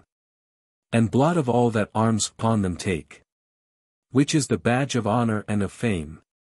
Lo, I defy thee, and here challenge make. That thou for ewer do those arms forsake. And be for ewer held a recreant knight. Unless thou dare for thy dear lady's sake. And for thine own defence on foot alight. To justify thy fault gainst me in equal fight. The dastard, that did hear himself defied, seemed not to weigh his threatful words at all. But laughed them out, as if his greater pride did scorn the challenge of so base a thrall. Or had no courage, or else had no gall. So much the more was Calidore offended, that him to no revenge he forth could call. But both his challenge and himself contemned. Ne cared as a coward so to be condemned. But he not weighing what he said or did, turned his steed about another way. And with his lady to the castle rid. Where was his one, any did the other stay. But after went directly as he may. For his sick charge some harbour there to seek. Where he arraying with the fall of day. Drew to the gate, and there with prayers meek. And myld entreaty lodging did for her beseek. But the rude porter that no manners had, did shut the gate against him in his face. And in trance boldly to him forbade. Nathless the knight now in so needy case. Gone him entreat ewen with submission base. And humbly prayed to let them in that night. Who to him answered, that there was no place of lodging fit for any errant knight. Unless that with his lord he formerly did fight. Full loath am I, quoth he, as now at erst. When day is spent, and rest versus needeth most. And that this lady, both whose sides are pursed with wounds, is ready to forego the ghost. No would I gladly commate with mine host. That should to me such courtesy afford. Unless that I were thereunto enforced. But yet area to me, how hight thy lord? That doth thus strongly ward the castle of the ford. His name, quoth he, if that thou list to learn, is hight Sir Turpine, one of mickle might. And manhood rare, but terrible and stern. In all essays to ewery errant knight. Because of one, that wrought him foul despite. Ill seemes, said he, if he so valiant be, that he should be so stern to stranger wight. For seldom yet did lewing creature see, that courtesy and manhood ewer disagree. But go thy ways to him, and fro me say, that here is at his gate an errant knight. That house Rome crows, yet would be loath to essay. The proof of battle, now in doubtful night. Or courtesy with rudeness to requite. Yet if he needs will fight. Crow low till morn. And tell withal, the lamentable plight, in which this lady languisheth forlorn. That pity crows, as he of woman was yborn. The groom went straightway in, and to his lord declared the message which that knight did moo, who sitting with his lady then at board, not onely did not his demand, ap, pro, but both himself rewilled, and eke his lo. All but his lady, that Blandina hight, him of gentle sage did, pro, and earnestly entreated that they might find for to be lodged there for that same night. Yet would he not persuaded be for aught. Now from his courage will a wit reclame, which answer when the groom returning, brought to Calidore, his heart did inly flame with wrathful fury for so foule a shame, that he could not thereof awned be, but most for pity of his dearest dame, whom now in deadly donger he did see, yet had no means to comfort, nor procure her glee. But all in vain, for why, no remedy he saw, the present mischief to redress, but th most end perforce for to abide, which that night's fortune would for him address. So down he took his lady in distress, and laid her underneath a bush to sleep, cooler with cold, and wrapped in wretchedness, whiles he himself all night did not but weep, and wary watch about her for her safeguard keep. The morrow next, so soon as Ioius day did shew itself in sunny beams bedight, Serena full of dolorous dismay, twixt darkness dread, and hope of luing light, preared her head to see that cheerful sight. Then Calidore, how you were inly wroth, and greedy to avenge that vile despite, yet for the feeble lady's sake, full loath to make their langer stay, forth on his irony goth. He goth on foot all armed by her side, staying still herself upon her steed, being unable else alone to ride. So sore her sides, so much her wounds did bleed, till that at length, in his extremest need, he chanced far off an armed knight to spy, pursuing him apace with greedy speed, whom well he wist to be some enemy, that meant to make advantage of his misery. Wherefore he stayed, till that he nearer drew, to weet what issue would thereof betide. Though when as he approached nigh in view, by certain signs he plainly him descried to be the man, that with such scornful pride had him a bust, and shamed yesterday. Therefore misdoubting, lest he should misguide his former malice to some new essay, he cast to keep himself so safely as he may. By this the other came in place likewise, and couching close his spear and all his power, as bent to some malicious enterprise, he bade him stand, to abide the bitter stour of his sore vengeance, or to make o'er of the lewd words and deeds which he had done. With that ran at him, as he would door his life a taunts, who naught could do, but shun the peril of his pride, or else be wearin. Yet he him still pursued from place to place, will full intent him cruelly to kill, and like a wild goat round about did chase, flying the fury of his bloody will.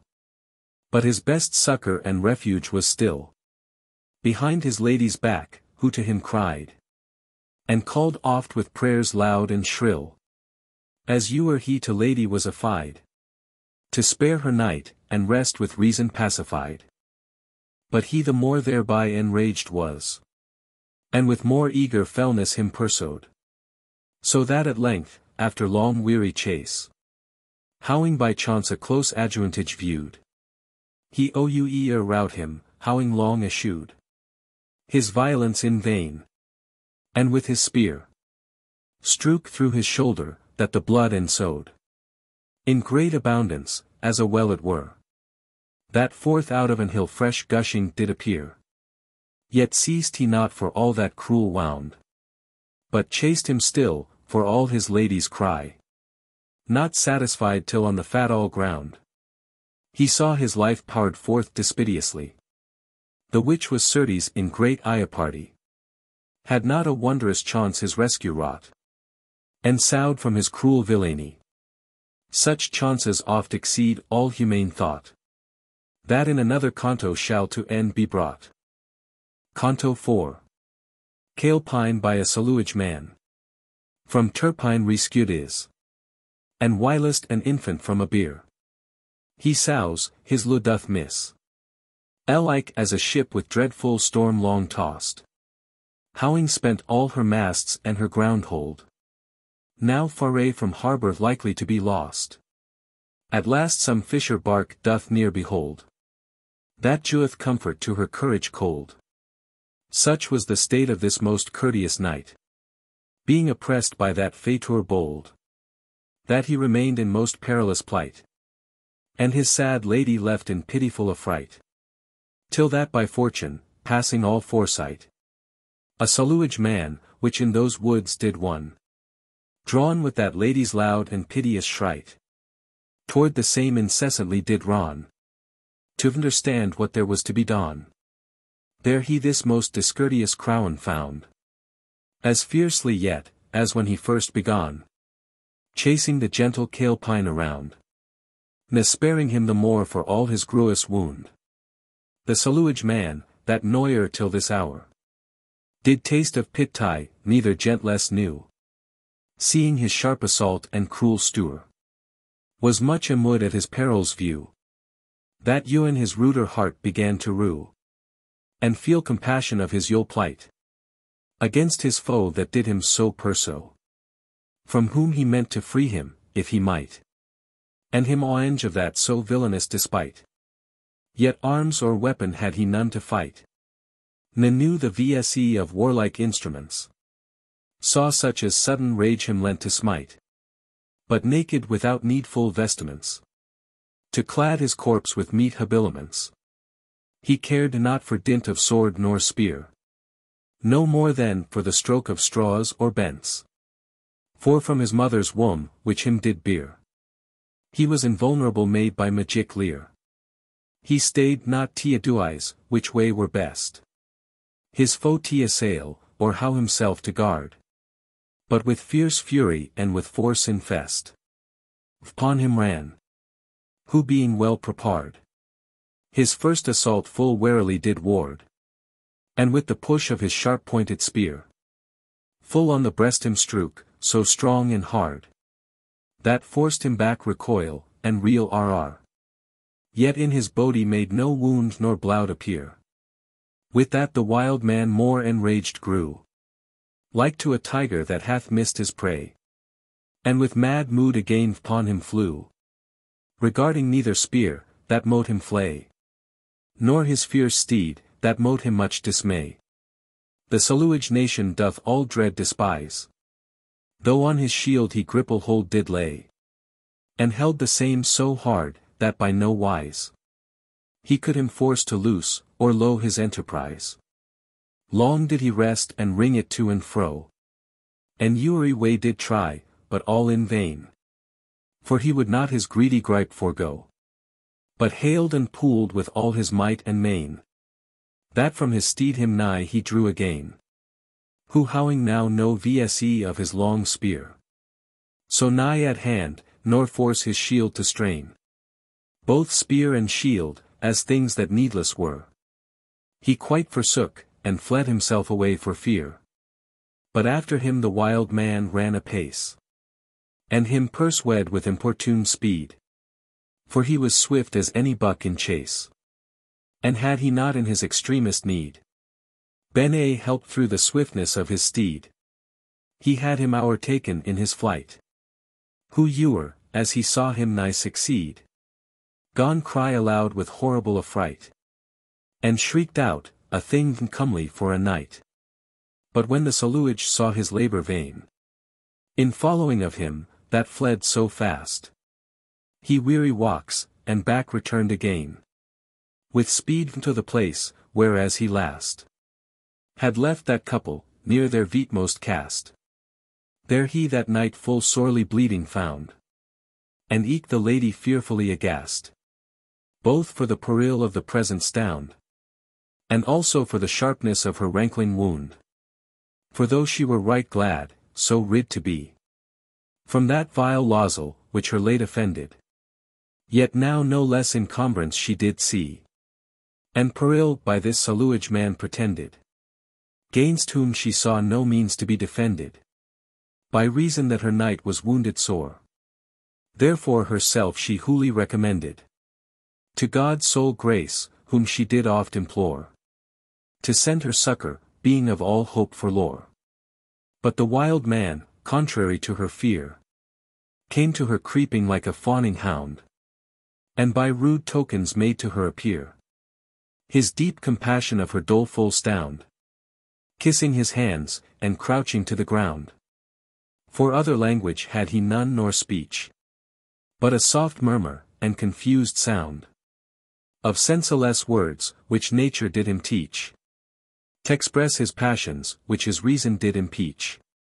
And coming likewise to the wounded knight, when he beheld the streams of purple blood, yet flowing fresh, as mood with the sight, he made great moan after his saluage mood, and running straight into the thickest wood, a certain herb from thence to him brought, whose virtue he by vse well understood, the use whereof into his wound he wrought, and stopped the bleeding straight, ere he it staunched thought.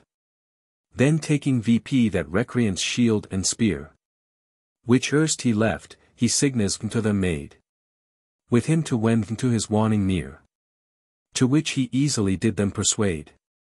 Faerie in the forest by a hollow glade, covered with mossy shrubs, which spreading broad, did underneath them make a gloomy shade, where foot of lewing creature noyer trode. Ne scarce wild beasts durst come, there was this wight's abode. Thither he brought these unacquainted guests, to whom fair semblance, as he could, he shewed, by signas, by looks, and all his other jests.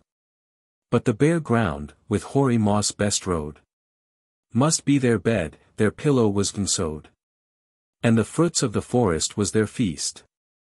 For their bad steward neither ploughed nor sowed, ne fed on flesh.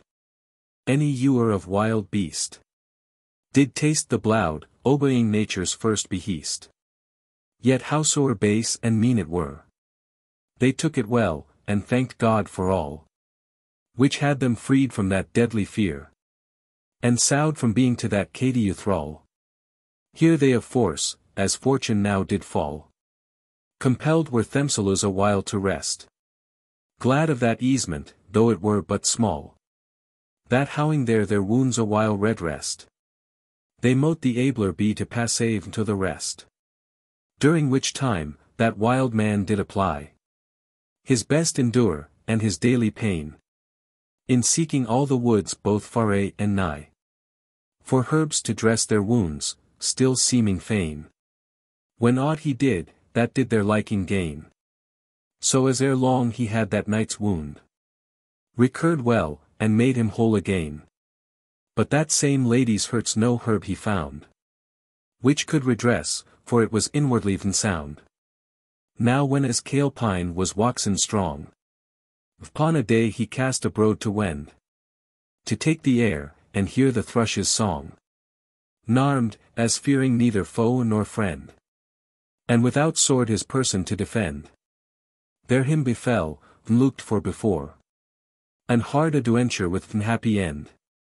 A cruel bier, the which an infant bore, betwixt his bloody yaws, besprinkled all with gore. The little babe did loudly skrike and squall, and all the woods with piteous plaints did fill, as if his cry did mean for help to call. To Cale Pine, whose ears those shrieches shrill, pursing his heart with pity's point did thrill, that after him he ran with zealous haste, to rescue th infant, ere he did him kill, whom though he saw now somewhat hour past, yet by the cry he followed, and persuade fast. Well then him chanced his holy arms to want, whose burden mote impeach his needful speed, and hinder him from liberty to pant, for howing long time, as his daily weed, them want to wear, and wend on foot for need. Now wanting them he felt himself so light, that like an hauke, which feeling herself freed from bells and yeses, which did let her flight, him seemed his feet did fly, and in their speed delight. So well he sped him, that the weary bear ere long he o'ertook, and forced to stay, and without weapon him assailing near, compelled him soon the spoil adown to lay, wherewith the beast enragged to loose his prey upon him turned, and with greedy force and fury, to be crossed in his way, gaping full wide, did think without remorse to be owned on him, and to door his course. But the bold knight no whit thereat dismayed, but catching VP in hand a ragged stone, which lay thereby, so fortune him did aid, upon him ran, and thrust it all atone into his gaping throat, that made him groan and gaspy for breath, that he nigh choked was, being n'able to digest that bone. Ne could it poured come, nor downward passe, ne could he brook the coldness of the stony mass, whom when as he thus combrade did behold, striving in vain that nigh his bowels brast, he with him claused, and laying mighty hold upon his throat, did gripe his gorge so fast, that wanting breath, him down to ground he cast, and then oppressing him with virgent pain, ere long enforced to breath his veetmost blast, gnashing his cruel teeth at him in vain, and threatening his sharp claws, now wanting power to strain. Then took he VP betwixt his arms twain, the little babe, sweet relics of his prey, whom pitying to hear so sore complain, from his soft eyes the tears he wiped away, and from his face the filth that did it ray. And eury little limba he searched around, and eury part, that vendor swethbands lay, least that the beast's sharp teeth had any wound made in his tender flesh, but whole them all he found. So howing all his bands again tied, he with him thought back to return again. But when he looked about on eury side, to weet which way were best to entertain, to bring him to the place, where he would fain, he could no path nor tract of foot descry, ne by inquiry learn, nor guess by aim.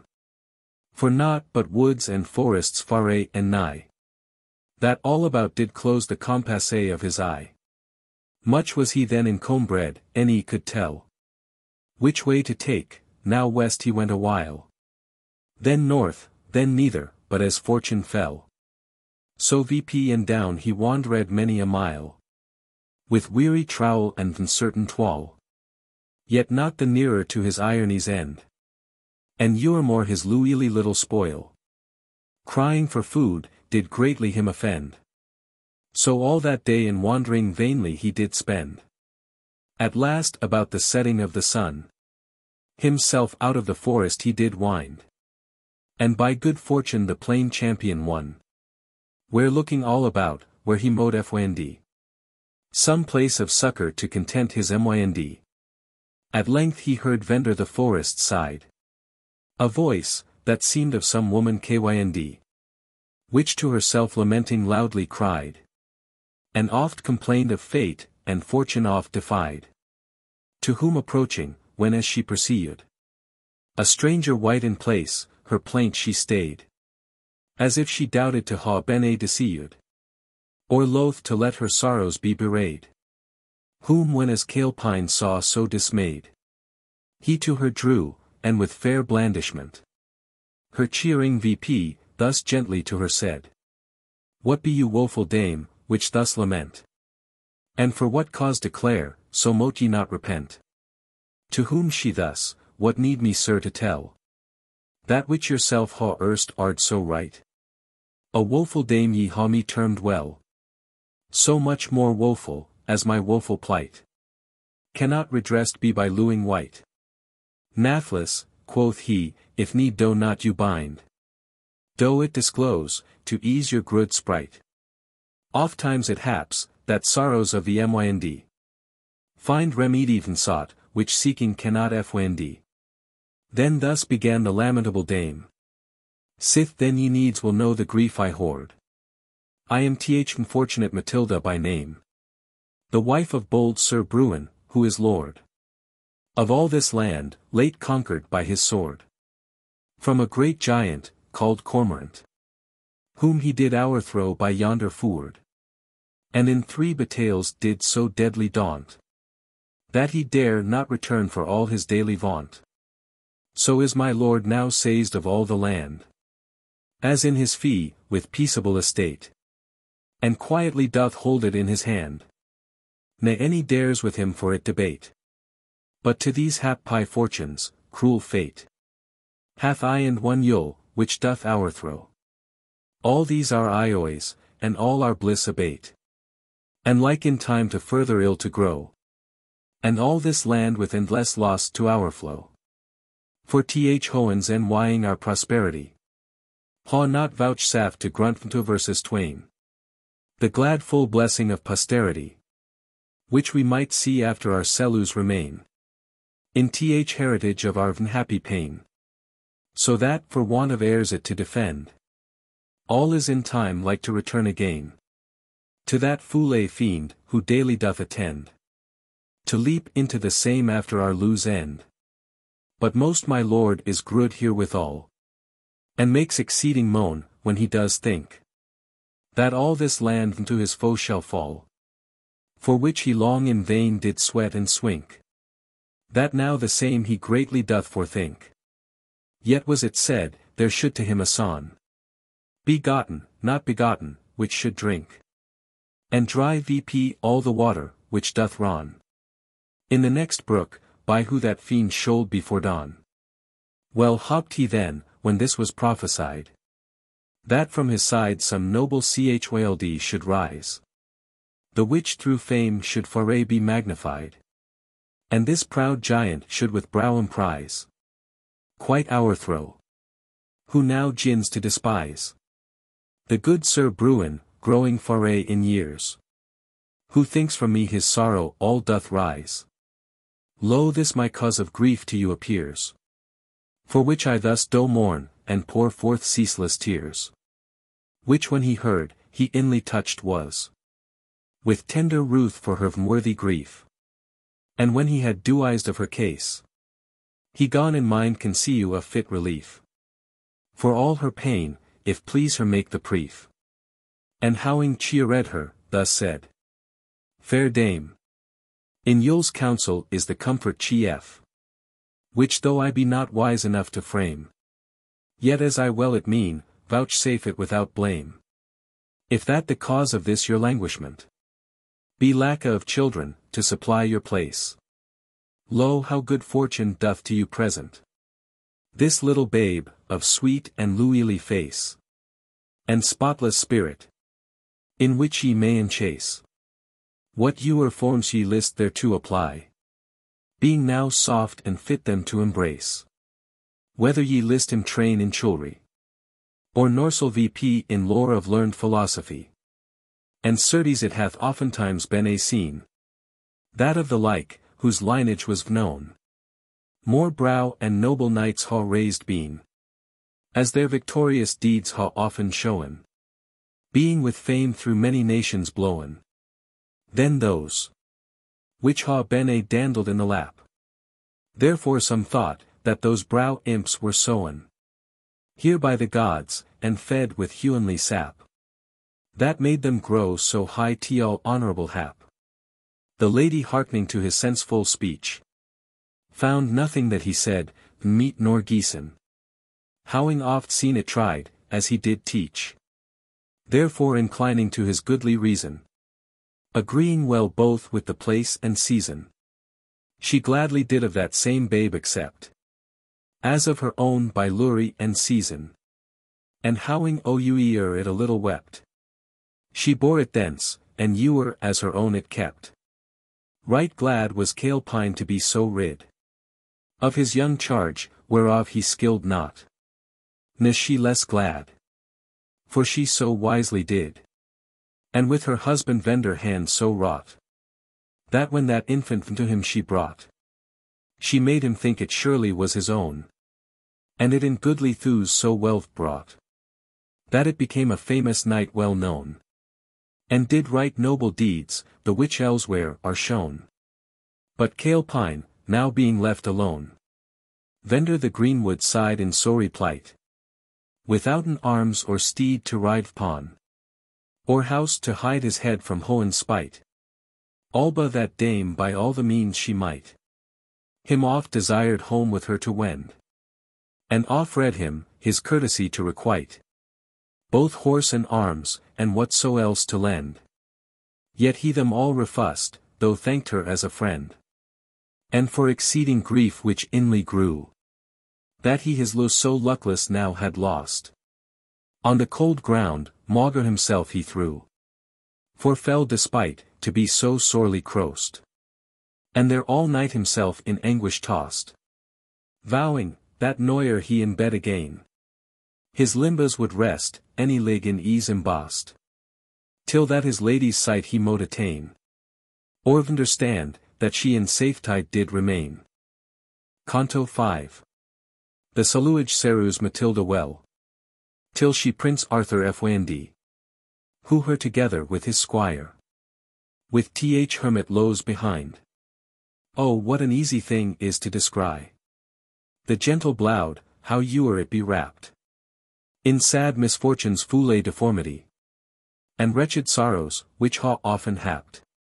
For howsoe'er it may grow misshapped, like this wild man, being disciplined, that to all virtue it may seem evenapt, yet will it shew some sparks of gentle mynd, and at the last break forth in his own proper kynd. That plainly may in this wild man be read, who though he were still in this desert wood, mongst saluage beasts, both rudely born and bred, ne ewer saw fair guise, any learned good, yet showed some token of his gentle blood, by gentle sage of that wretched dame. For certes he was born of noble blood. How ewer by hard hap he hither came, as ye may know, when time shall be to tell the same. Who when as now long time he lacked had, the good Sir Calidore, that Faerie was strayed, did wex exceeding sorrowful and sad, as he of some misfortune were afraid. And lowing there this lady all dismayed, went forth straightway into the forest wide, to seek, if he perchance asleep were laid, or whatso else were to him betide. He sought him far and near, yet him nowhere he spied. Though back returning to that sorry dame, he shewed semblant of exceeding moan, by speaking signes, as he them best could frame. Now wringing both his wretched hands in one, now beating his hard head upon a stone, that ruth it was to see him so lament. By which she well perceiving, what was done, gone tear her hair, and all her garments rent, and beat her breast, and piteously herself torment. Upon the ground herself she fiercely threw, regardless of her wounds, yet bleeding rife, that with their blood did all the floor embrew, as if her breast new launched with murderous knife, would straight dislodge the wretched weary life. There she long growling, and deep groaning lay, as if her vital powers were at strife with stronger death, and feared their decay. Such were this lady's pangs and dolorous assay. Whom when the saluage saw so sore distressed, he reared her VP from the bloody ground, and sought by all the means, that he could best, her to recure out of that stony swound, and staunch the bleeding of her dreary wound. Yet nude she be recomforted for naught, ne cease her sorrow and impatient stound, but day and night did vex her careful thought, and ewer more and more her own affliction wrought. At length, when as no hope of his return she saw now left, she cast to low the place, and wend abroad, though feeble and forlorn, to seek some comfort in that sorry case. His steed now strong through rest so long a space, well as she could, she got, and did bedight, and being thereon mounted, forth did pace, withouten guide, her to conduct aright, or guard her to defend from bold oppressor's might. whom when her host saw ready to depart, he would not suffer her alone to fare, but gone himself address to take her part. Those warlike arms, which Calpine Wylier had left behind, he gone eftsoons prepare, and put them all about himself benefit. His shield, his helmet, and his curates bear, but without sword upon his thigh to sit. Sir Calpine himself away had hidden it. So forth they trowled and neuen pair, that mote to all men see me and vencuth sight. A saluage man matched with a lady fair, that rather seemed the conquest of his might, gotten by spoil, than purchased aright. But he did her attend most carefully, and faithfully did sorrow both day and night, withouten thought of shame or villainy. Ne ewer shewed signa of foule disloyalty. Upon a day as on their way they went, it chanced some furniture about her steed to be disordered by some accident, which to redress, she did th assistance need. Of this her groom, which he by signas did read, and straight his cumbrous arms aside did lay upon the ground, withouten doubt or dread, and in his homely wise began to assay tamond what was amiss, and put in right array. Bout which whilst he was busied thus hard, lo where a knight together with his squire, all armed to point came riding thitherward, which seemed by their portance and attire to be two errant knights, that did inquire after adventures, where they mote them get. Those were to weet, if that ye it require, Prince Arthur and young Timaeus, which met by strange occasion, that here needs forth be set. After that Timaeus had again recurred the fall of Belphoebe, as ye heard, and of her grace did stand again assured. To happy bliss he was full hive preared, neither of envy, nor of change afeared, though many foes did him maligny therefore, and with nighest detraction him did beard. Yet he himself so well and wisely bore, that in her sovereign liking he dwelt euremore. But of them all, which did his ruin seek, 3 mighty enemies did him most despite. 3 mighty ones, and cruel-minded eke, that him not onely sought by open might to overthrow, but to supplant by sleight. The first of them by name was called Despedo, exceeding all the rest in power and height. The second not so strong but wise, Deceto. The third nor strong nor wise, but spitefulest Defeto. Ofttimes their sundry powers they did employ, and sur all deceits, but all in vain. For neither they by force could him destroy, ne yet entrap in treason's subtil train. Therefore conspiring all together plain, they did their counsels now in one compound. Where singled forces fail, conjoined may gain. The blatant beast the fittest means they found to work his veeder shame, and throughly him confound. Upon a day as they the time did wait, when he did wrong the wood for saluage game, they sent that blatant beast to be a bait, to draw him from his dear bellowed dame, and wears into the donger of defame. For well they wist, that squire to be so bold, that no one beast in forest wild or tame met him in chase, but he it challenge would, and pluck the prey ofttimes out of their greedy hood. The hardy boy, as they doosed had, seeing the VGLY monster passing by, upon him set, of peril not adrad, ne skillful of the vencuth party, and charged him so fierce and furiously, that his great force unable to endure, he forced was to turn from him and fly.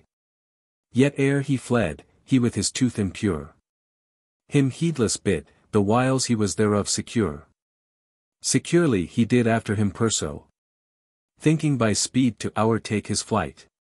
Who through thick woods and brakes and briars him drew, to weary him the more, and waste his spite. So that he now has almost spent his sprite, till that at length into a woody glade he came, whose court stopped his further sight. There his 3 foes shrouded in guileful shade, Out of their ambush broke, and gone him to Inuade. Sharply they all at taunts did him assail, burning with inward rancour and despite. And heaped strokes did round about him highly, with so huge force, that seemed nothing might bear off their blows, from pursing thorough quite. Yet he them all so warily did ward, that none of them in his soft flesh did bite. And all the while his back for best safeguard he leant against a tree, that backward onset barred.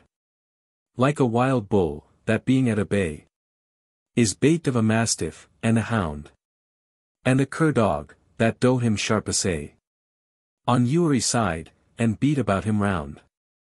But most that cur barking with bitter sound, and creeping still behind, doth him encomber, that in his chaff he digs the trampled ground, and threats his horns, and bellows like the thunder. So did that squire his foes disperse, and dry you asunder. Him well behowed so, for his three foes sought to encompass him on every side, and dangerously did round about enclose. But most of all Defedo him annoyed, creeping behind him still to ha destroyed. So did Deceto eke him circumvent. But stout Despedo in his greater pride did front him face to face against him bent.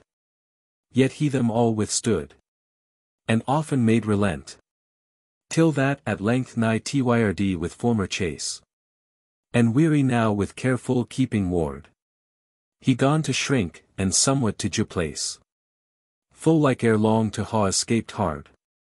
When as nwares he in the forest heard a trampling steed, that with his neighing fast did warn his rider be upon his guard, with noise whereof the squire now nigh aghast reud was, and sad despair away did cast. Eftsoons he spied a knight approaching nigh, who seeing one in so great donger set, mongst many foes, himself did faster hie to rescue him, and his weak part abet. For pity so to see him ourset, whom soon as his three enemies did view, they fled, and fast into the wood did get. Him booted not to think them to perso. The court was so thick, that did no passage shew. Then turning to that swain, him well he knew to be his Timaeus, his own true squire. Whereof exceeding glad, he to him drew, and him embracing twixt his arms entire, him thus bespake: My lief, my lives desire, why ha ye me alone thus long I left? Tell me what world's despite, or hoensjire, hath you thus long away from me bereft? Where ha ye all this while been wandering, where ben a weft? With that he sighed deep for inward time, to whom the squire not answered again, but shedding few soft tears from tender eyne, his dear affect with silence did restrain, and shut vp all his plaint in priui pain. There they awhile some gracious speeches spent, as to them seemed fit time to entertain. After all which vp to their steeds they went, and forth together rode a comely couplement. So now they be areed both in sight of this wild man, whom they full bussy found about the sad Serena things to dight, with those brow armors lying on the ground, that seemed the spoil of some right well renowned. Which when that squire beheld, he to them stepped, thinking to take them from that howling hound. But he it seeing, lightly to him leapt, and sternly with strong hand it from his handling kept, gnashing his grinded teeth with greasely luke, and sparkling fire out of his furious eyne. Him with his fist nwares on th head he strook, that made him down to the earth incline. Whence soon starting much he gone repine, and laying hand upon his wrathful blade, thought therewithal forthwith him to ha slain. Who it pursuing, hand upon him laid, and greedily him griping, his avengement stayed. With that aloud the fair Serena cried unto the knight, them to dispart in twain. Who to them stepping did them soon die wide, and did from further violence restrain. Alba the wild man hardly would refrain. Then gone the prince, of her for to demand. What and from whence she was, and by what train she fell into that saluage villain's hand. And whether free with him she now were, or in band. To whom she thus: I am, as now ye see, the wretched's dame, that Leoa this day on ground. Who both in mind, the which most groweth me, and body ho received a mort all wound. That hath me dryouen to this dreary stound. I was erewhile, the low of Cale Pine. Who whether he alieu be to be found, or by some deadly chance be done to pine. Since I him lately lost, neath is to define. In saluage forest I him lost of late, where I had surely long ere this been a dead, or else remained in most wretched state, had not this wild man in that woeful stead kept, and delured me from deadly dread. In such a saluage white, of brutish Kawandi, amongst wild beasts in desert forests bred, it is most strange and wonderful to find so mild humanity, and perfect gentle mynd. Let me therefore this fawr for him find, that ye will not your wrath upon him wreak, sith he cannot express his simple mind. Ne yours can see you, any but by tokens speak. Small praise to pro your power on wight so weak. With such fair words she did their heat assuage, and the strong course of their displeasure break, that they to pity turned their former rage, and each sought to supply the office of her page. So howing all things well about her dight, she on her way cast forward to proceed, and they her forth conducted, where they might find harbour fit to comfort her great need. For now her wounds corruption gone to breed, and eke this squire, who likewise wounded was, of that same monster late, for lack of heed, now gone to faint, and further could not paw through feebleness, which all his limbs oppressed has. So forth they rode together all in troop, to seek some place, the which mote yield some ease to these sick twain, that now began to droop. And all the way the prince sought to appease the bitter anguish of their sharp disease, by all the courteous means he could innuent, somewhile with merry purpose fit to please, and otherwhile with good encouragement, to make them to endure the pains, did them torment. Mongst which, Serena did to him relate the foule discourtesies and nightly parts, which Turpine had to her shewed late, without compassion of her cruel smarts, although Blandina did with all her arts him otherwise persuade all that she might. Yet he of malice, without her desarts, not only her excluded late at night, but also traitorously did wound her weary night. Wherewith the prince sore mood, there awed, that soon as he returned back again, he would avenge th abuses of that proud and shameful knight, of whom she did complain. This wise did they each other entertain, to passe the tedious trowel of the way, till towards night they came to a plain, by which a little hermitage there lay, far from all neighbourhood, the which annoy it may. And nigh thereto a little chapel stood, which being all with yewy hour spread, decked all the roof, and shadowing the rood, seemed like a grewy fair braunched o'yewer head. Therein the hermite, which his life here led, in straight observance of religious vow, was wont his houres and holy things to bed. And therein he likewise was praying now, when as these nights aried, they wist not where nor how. They stayed not there, but straightway in did paw, whom when the hermite present saw in place, from his devotion straight he troubled was, which breaking of he toward them did pace, with staid steps, and grow a beseeming grace. For well it seemed, that whilome he had been some goodly person, and of gentle race, that could his good to all, and well did ween, how each to entertain with courtesie well beseen. And soothly it was said by common fame, so long as age enabled him thereto, that he had been a man of mickle name. Renowned much in arms and daring do. But being aged now and weary too. Of war's delight, and world's contentious toil.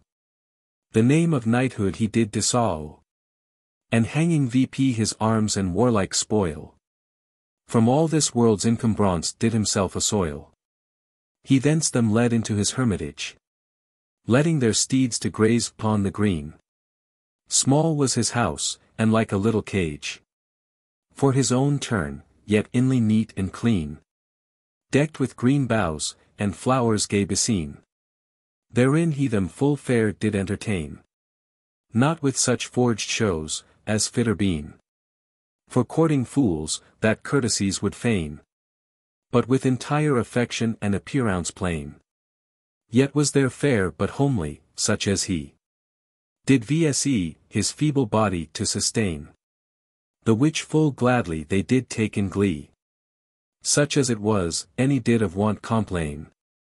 But being well suffised, them rested fain. But fair serene all night could take no rest. Ne yet that gentle squire, for grewes pain. Of their late wounds, the which the blatant beast had joined them, whose grief through suffrance sore increased. So all that night they passed in great disease. Till that the morning, bringing eerily light. To guide men's labors, brought them also ease. And some assuagement of their painful plight. Then VP they rose, and gone themselves to dight. Into their irony. But that squire and dame. So faint and feeble were, that they any might endure to trowel, nor 1 foot to frame. Their hearts were sick, their sides were sore, their feet were lame. Therefore the prince, whom great affairs in Mynd would not permit, to make their langer stay, was forced there to low them both behind. In that good hermit's charge, whom he did pray to tend them well. So forth he went his way. And with him eke the saluage, that wilier, seeing his royal sage and array, was greatly grown in lieu of that brow pair. Would needs depart, as shall declared be elsewhere. Canto 6. The hermit heals both squire and dame of their sore maladies. He turpine doth defeat, and shame, for his late villainies. No wound, which warlike hand of enemy inflicts with dint of sword, so sore doth light. As doth the poisonous sting, which infamy infixeth in the name of noble wight. For by no art, nor any leech's might, it ewer can recurred be again. Now all the skill, which that immortal sprite of Podalirius did in it retain, can remedy such hurts are hellish pain. Such were the wounds, the which that blatant beast made in the bodies of that squire and dame. And being such, were now much more increased. For want of taking heed unto the same, that now corrupt and cureless they became. Howbeit that careful hermit did his best, with many kins of medicines meet, to tame the poisonous humour, which did most infest their rankling wounds, and every day them duly drayest. For he right well in leech's craft was seen, and through the long experience of his days, which had in many fortunes tossed been, and passed through many perilous essays, he knew the diures went of mortal ways, and in the minds of men had great insight, which with sage counsel, when they went astray, he could inform, and them reduce aright. And ow the passions heal, which would the weaker sprite. For whilome he had been a doughty knight, as any one, that lewd in his days, and prode oft in many perilous fight, of which he grace and glory won always, and in all battles bore away the bays. But being now attached with timely age, and weary of this world's unquiet ways, he took himself into this hermitage, in which he lewd alone, like careless bird in cage. One day, as he was searching of their wounds, he found that they had festred priuli, and rankling inward with unruly stounds, the inner parts now gone to putrefy. That quite they seemed past help of surgery. And rather needed to be disciplined. With wholesome rede of sad sobriety. To rule the stub-born rage of passion blind. Je salus to Uri sore, but counsel to the mind. So taking them apart into his cell. He to that point fit speeches gone to frame. As he the art of words knew wondrous well. And eke could do, as well as say the same. And thus he to them said. Fair daughter dame. And you fair son, which here thus long now lie. In piteous languor, since ye hither came. In vain of me ye hope for remedy. And I likewise in vain do salus to you apply. For in yourself your only help doth lie. To heal your cellus, and must proceed alone. From your own will, to cure your malady. Who can him cure, that will be cured of none? If therefore health ye seek, observe this one. First learn your outward senses to refrain. From things, that stir vp freely affection. Your eyes, your ears, your tongue, your talk restrain. From that they most affect, and in due terms contain. For from those outward senses ill affected. The seed of all this you'll first doth spring. Which at the first before it had infected. Mote easy be suppressed with little thing. But being grown strong, it forth doth bring. Sorrow, and anguish. And impatient pain. In inner parts, and lastly scattering. Contagious poison close through Uri vein. It noyer rests, till it ho wrought his fin all bane. For that beast's teeth, which wounded you tofore, are so exceeding venomous and keen. Made all of rusty iron, rankling sore. That where they bite, it butteth not to wean. With salu, or antidote, or other mean. It ewer to amend any marule ought. For that same beast was bred of hellish stream. And long in darksome Stygian den brought. Begot of fule Echidna, as in books is taught. Echidna is a monster direful dread. Whom gods do hate, and hoans abhor to see. So hideous is her shape, so huge her head. That ewen the hellish fiends affrighted be. At sight thereof, and from her presence flee. Yet did her face and former parts profess. A fair young maiden, full of comely glee. But all her hinder parts did plain express. A monstrous dragon, full of fearful gleenness. To her the gods, for her so dreadful face.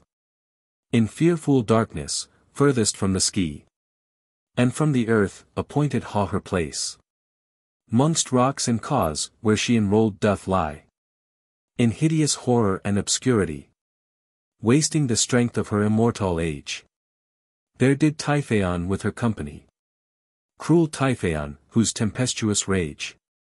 Make hoans tremble oft, and him with vows assuage. Of that commiction they did then beget. This hellish dog, that hight the blatant beast. A wicked monster, that his tongue doth whet. Gainst all, both good and bad, both most and least. And pours his poisonous gall forth to infest.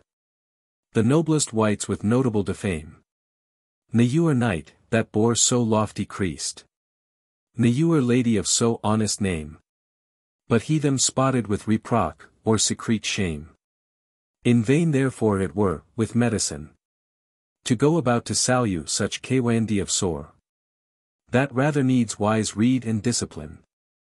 Then outward salus, that may augment it more. I me, said then Serena sighing sore. What hope of help doth then for versus remain? If that no salus may versus to health restore. But sith we need good counsel, said the swain. Ariad good sire, some counsel, that may versus sustain. The best, said he, that I can you advise, is to avoid the occasion of the ill. For when the cause, whence you'll doth arise, remoud is, effect surceaseth still. Abstain from pleasure, and restrain your will. Subdue desire, and bridle loose delight. Vse scant diet, and forbear your fill. Shun secrecy, and talka in open sight. so shall you soon repair your present ill plight. Thus having said, his sickly patience did gladly hearken to his growe beheast, and kept so well his wise commandments, that in short space their malady was ceased, and eke the biting of that harmful beast was throughly healed. Though when they did pursue, their wounds recurred, and forces re-increased. Of that good hermite both they took their low, and went both on their way, any eke would other low. But each the other vowed to accompany. The lady, for that she was much in dread, now left alone in great extremity. The squire, for that he courteous was indeed, would not her low alone in her great need. So both together trowelled, till they met with a fair maiden clad in mourning weed, upon a mangy eyed meetly set, and a lewd full her leading thorough dry and wet. But by what means that shame to her befell, and how thereof herself she did acquite, I must a while forbear to you to tell, till that, as comes by course, I do recite what fortune to the Briton prince did light, pursuing that proud knight, the which while are wrought to Sir Calidore so foule despite, and eke his lady, though she sickly were, so lewdly had a bust, as ye did lately hear. The prince according to the former token, which fair serene to him delured had, pursued him straight, in mynd to bene Eurocan, of all the vile demean, and sage bad, with which he had those two so ill bestad. No wight with him on that adventure went, but that wild man, whom though he oft forbade, yet for no bidding, nor for being shent, would he restrained be from his attendment. Arraying there, as did by chance befall, he found the gate wide ope, and in he rode. Ne stayed, till that he came into the hall, where soft dismounting like a weary load, upon the ground with feeble feet he trode, as he nable were for very need to move 1 foot, but there must make abode. The whiles the saluage man did take his steed, and in some stable near did set him VP to feed. Ere long to him a homely groom there came, that in rude wise him asked, what he was, that durst so boldly, without let or shame, into his lord's forbidden hall to passe. To whom the prince, him feigning to embase, mild answer made, he was an errant knight, the which was fallen into this feeble case, through many wounds, which lately he in fight received had, and prayed to pity his ill plight. But he, the more outrageous and bold, sternly did bid him quickly thence out, or dear abide, for why his lord of old did hate all errant knights, which there did haunt, no lodging would to any of them grant, and therefore lightly bade him pack away, not sparing him with bitter words to taunt, and therewithal rude hand on him did lay, to thrust him out of door, doing his worst essay. Which when the saluage coming now in place beheld, eftsoons he all enraged grew, and running straight upon that villain base, like a fell lion at him fiercely flew, and with his teeth and nails, in present view, him rudely rent, and all to pieces tore, so miserably him all helpless slew, that with the noise, whilst he did loudly roar, the people of the house rose forth in great uproar, who when on ground they saw their fellow slain, and that same knight and saluage standing by, upon them too they fell with might and main, and on them laid so huge and horribly, as if they would ha slain them presently. But the bold prince defended him so well, and their assault withstood so mightily, that maugre all their might, he did repel, and beat them back, whilst many underneath him fell. Yet he them still so sharply did pursue, that few of them he left alieu, which fled those ill tidings to their lord to shew, who hearing how his people badly sped, came forth in hast, where when as with the dead, he saw the ground all strowed, and that same night And saluage with their blood fresh steaming red. He walks nigh mad with wrath and fell despite. And with reproachful words him thus bespake on height. Art thou he, traitor, that with treason vile hast slain my men in this venomly manner? And now triumphest in the piteous spoil of these poor folk, whose souls with black dishonor and foule defame do deck thy bloody banner? The meed whereof shall shortly be thy shame, and wretched end, which still attendeth on her. With that himself to battle he did frame. So did his 40 yeomen, which there with him came. With dreadful force they all did him assail, and round about with boisterous strokes oppress. That on his shield did rattle like to highly. In a great tempest, that in such distress, he wist not to which side him to address. And Euremore that crowned cowherd knight was at his back with heartless heediness, waiting if he wears him murther might. For cowardice doth still in villainy delight, whereof when as the prince was well aware, he to him turned with furious intent, and him against his power gone to prepare. Like a fierce bull, that being bussy bent, to fight with many foes about him meant, feeling some cur behind his heels to bite, turns him about with fell arrangement. So likewise turned the prince upon the knight, and laid at him amain with all his will and might, who when he once his dreadful strokes had tasted, durst not the fury of his force abide, but turned aback, and to retire him hasted. Through the thick press, there thinking him to hide. But when the prince had once him plainly aid, he foot by foot him followed alway, no would him suffer once to shrink aside. But eyeing close, huge load at him did lay, who flying still did ward, and warding fly away. But when his foe he still so eager saw, unto his heels himself he did betake, hoping to some refuge to withdraw. No would the prince him ewer foot forsake, whereso he went, but after him did make. He fled from room to room, from place to place, whilst Uri iant for dread of death did quake. Still looking after him, that did him chase. That made him Euremore increase his speedy pace. At last he VP into the chamber came, whereas his lo was sitting all alone, waiting what tidings of her folky became. There did the prince him hour take anon, crying in vain to her, him to bemoan. And with his sword him on the head did smite, that to the ground he fell in senseless swoon. Yet whether thwart or flatly it did light, the tempered steel did not into his brainpan bite. Which when the lady saw, with great affright, she starting VP, began to shriek aloud, and with her garment cowering him from sight, seemed vendor her protection him to shroud. And falling lowly at his feet, her bowed upon her knee, entreating him for grace.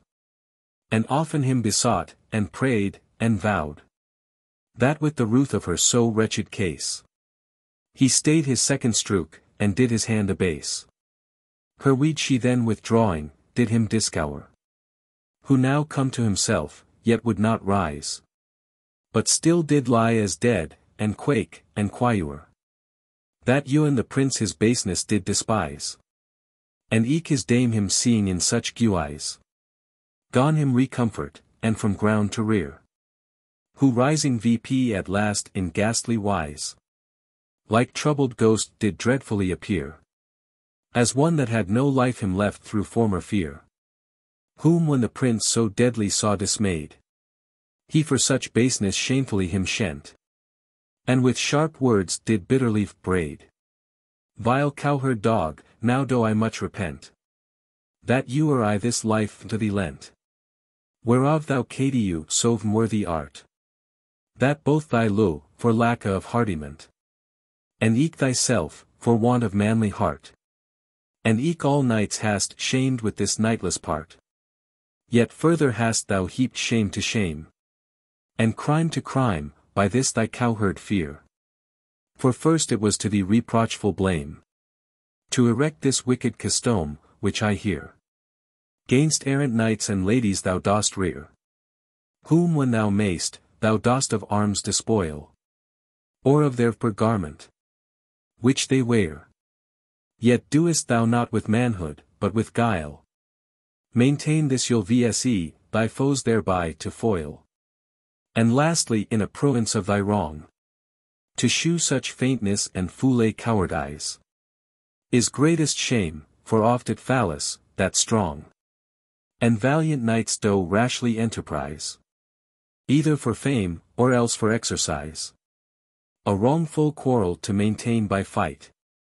Yet through prowess and their brow emprise. Gotten great worship in this world's sight. For greater force there needs to maintain wrong, than right. Yet since thy life to this lady fair. I join Uyoa in reproach and scorn. Ne your arms any your knighthood dare. Hence to profess, for shame is to adorn. With so brow badges one so basely born. But onely breath sith that I did forjo. So howling from his crown body torna. Those goodly arms, he them away did jo. And only suffered him this wretched life till yoa. There whilst he thus was settling things abo. Atween that lady Myld and recreant knight. To whom his life he grunt for her lo. He gone bethink him, in what perilous plight. He had behind him left that saluage white. Amongst so many foes. Whom sure he thought. By this quite slain in so vnequal fight. Therefore descending back in haste, he sought. If yet he were aliu, or to destruction brought. There he him found enurond about. With slaughtered bodies, which his hand had slain. And laying yet afresh with courage stout. Upon the rest, that did aliu remain. Whom he likewise right sorely did constrain. Like scattered sheep, to seek for safe tie. After he gotten had with bussy pain. Some of their weapons, which thereby did lie. With which he laid about, and made them fast to fly. Whom when the prince so felly saw to rage. Approaching to him near, his hand he stayed. And sought, by making signas, him to assuage. Whom them pursuing, straight to him obeyed. As to his lord, and down his weapons laid. As if he long had to his heasts been a trained. Thence he him brought away, and vp connuade. Into the chamber, where that dame remained. With her worthy knight, who ill him entertained. Whom when the saluage saw from Donger free. Sitting beside his lady there at ease. He well remembered, that the same was he. Which lately sought his lord for to displease. Though all in rage, he on him straight did seize. As if he would in pieces him whole rent. And were not, that the prince did him appease. He had not left one limba of him rent. But straight he held his hand at his commandment. Thus howing all things well in peace ordained. The prince himself there all that night did rest. Where him Blandina fairly entertained. With all the courteous glee in goodly feast. The which for him she could imagine best. For well she knew the ways to win goodwill. Of ewery white, that were not too infest. And how to please the minds of good and ill. Through tempering of her words and looks by wondrous skill. Yet were her words and looks but false and feigned. To some hid end to make more easy way. Or to allure such fondlings, whom she trained. Into her trap to their own decay. Thereto, when needed, she could weep and pray. And when her listed, she could fawn and flatter. Now smiling smoothly, like to summer's day. Now glooming sadly, so to cloak her matter. Yet were her words but wind, and all her tears but water. Whether such grace were joined her by Kynd. As women want their guileful wits to guide. Or learn the art to please, I do not if Wendy. This well I wot, that she so well applied. Her pleasing tongue, that soon she pacified. The wrathful prince, and wrought her husband's peace. Who nathless not therewith satisfied. His rancorous despite did not release. Ne secretly from thought of fell revenge surcease. For all that night, the whiles the prince did rest in careless couch, not weeting what was meant. He watched in close await with weapons pressed, willing to work his villainous intent on him that had so shamefully him shent. Yet durst he not for very cowardice effect the same, whilst all the night was spent. The morrow next the prince did early rise, and passed forth, to follow his first enterprise. Canto 7. Turpine is baffled, his 2 knights do gain their treason's meed. Fair Mirabella's punishment for Lou's disdain decreed. Like as the gentle heart itself bewrays, in doing gentle deeds with frank delight. Ewan so the baser mind itself displays, in cankered malice and revengeful sprite. For to maligny, tenui, tvse shifting slight, be arguments of a vile donghill mind, which what it dare not do by open might, to work by wicked treason ways doth find, by such discourteous deeds discouring his base kind. That well appears in this discourteous night. The coward Turpine, whereof now I treat, who notwithstanding that in former fight, he of the prince his life received late, yet in his mind malicious and ingrate, he gone duise, to be onged anew, for all that shame, which kindled inward hate. Therefore so soon as he was out of view, himself in hast he armed, and did him fast purso. Well did he tract his steps, as he did ride, yet would not near approach in Donger's eye, but kept aloof for dread to be descried, until fit time and place he mote espy, where he mote work him scath and villainy. At last he met 2 knights to him known, the which were armed both agreeably, and both combined, what ewer chaunts were blown, betwixt them to die wide, and each to make his own.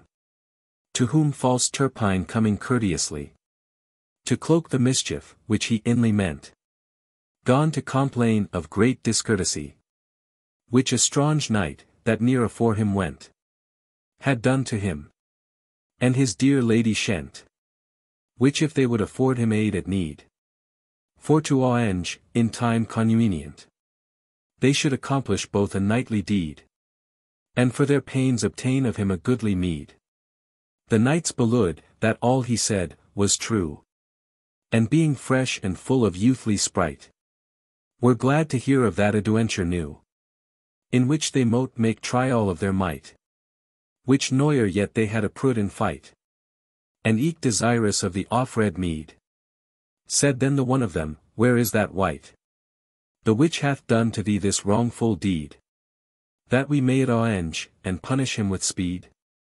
He rides, said Turpine, there not foray afore, with a wild man's soft footing by his side, that if ye list to haste a little more, ye may him overtake in timely tide.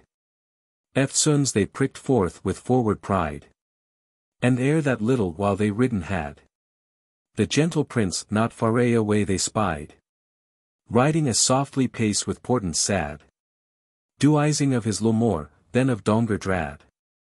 Then one of them aloud to him cried, bidding him turn again, false traitor knight, foule womanwronger, for he him defied. With that they both at once with equal spite, did bend their spears, and both with equal might, against him ran. But one did miss his mark, and being carried with his force forthright, glanced swiftly by, like to that heavenly spark, which gliding through the air lights all the hoens dark. But other aiming better, did him smite, full in the shield, with so impetuous power, that all his lance in pieces shewered quite, and scattered all about, fell on the floor. But the stout prince, with much more steady store, full on his buer did him strike so sore, that the cold steel through piercing, did dore his vital breath, and to the ground him bore, where still he bathed lay in his own bloody gore, as when a cast of falcons make their flight at an hernshaw, that lies aloft on wing, the whiles they strike at him with heedless might. The wary foule his bill doth backward ring. On which the first, whose force her first doth bring, herself quite through the body doth more, and falleth down to ground like senseless thing. But th other not so swift, as she before, fails of her souse, and passing by doth hurt no more. By this the other, which was passed by, himself recurring, was returned to fight. Where when he saw his fellow lifeless ly, he much was daunted with so dismal sight. Yet not abating of his former spite, let dry you at him with so malicious myd, as if he would ha passed through him quite. But the steel head no steadfast hold could afwend, but glancing by, deceived him of that he designed. Not so the prince, for his well-learned spear took surer hood, and from his horse's back a bow a lance's length him forth did bear, and gainst the cold hard earth so sore him strake, that all his bones in pieces nigh he brake. Where seeing him so lie, he left his steed, and to him leaping, vengeance thought to take of him, for all his former follies meed. With flaming sword in hand his terror more to breed. The fearful swain beholding death so nie, cried out aloud for mercy him to saw, in lieu whereof he would to him descry great treason to him meant, his life to row. The prince soon hearkened, and his life forgow. Then thus said he, there is a stronger knight, the which for promise of great meed, versus drow, to this attempt, to wreak his hid despite, for that himself thereto did want sufficient might. The prince much mused at such villainy, and said, now sure ye well ha earned your meed.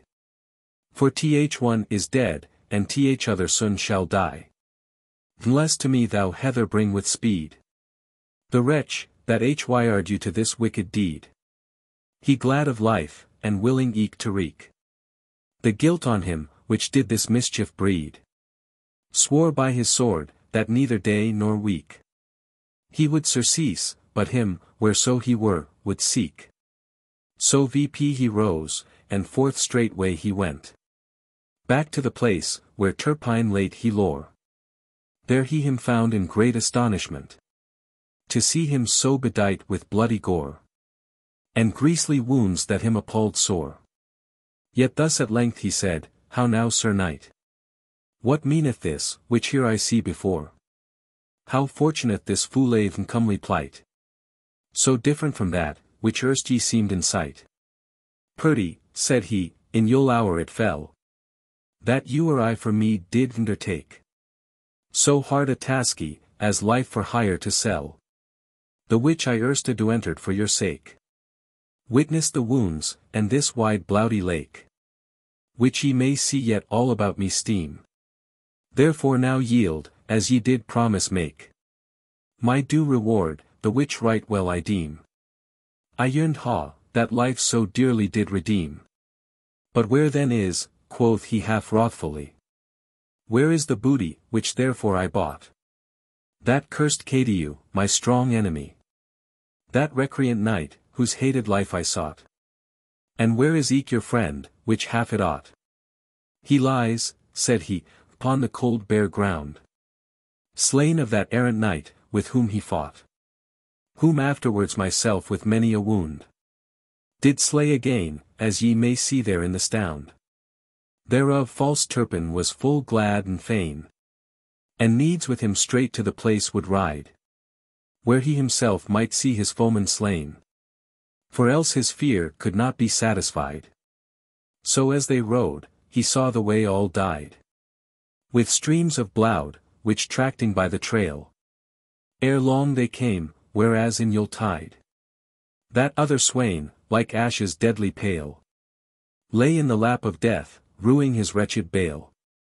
Much did the crown see me to moan his case, that for his sake his dear life had foregone, and him bewailing with affection base, did counterfeit kind pity, where was none. For where's no courage, there's no ruth nor moan. Thence passing forth, not far away he found, whereas the prince himself lay all alone, loosely displayed upon the grassy ground. Possessed of sweet sleep, that lulled him soft in swound. Weary of trowel in his former fight, he there in shade himself had laid to rest. Howing his arms and warlike things vendight, fearless of foes that mote his peace molest. The whiles his saluage page, that won't be pressed, was wandred in the wood another way, to do something that seemed to him best. The whiles his lord in silure slumber lay, like to the yuning star adorned with dewy ray, whom when as Turpin saw so loosely laid, he weened well, that he indeed was dead, like as that other knight to him had said.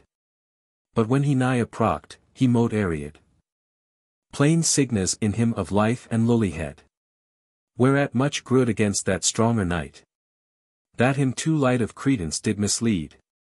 He would haw back retired from that sight. That was to him on earth the deadliest despite.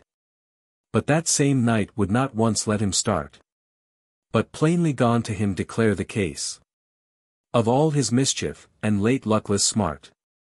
How both he and his fellow there in place were vanquished, and put to foule disgrace.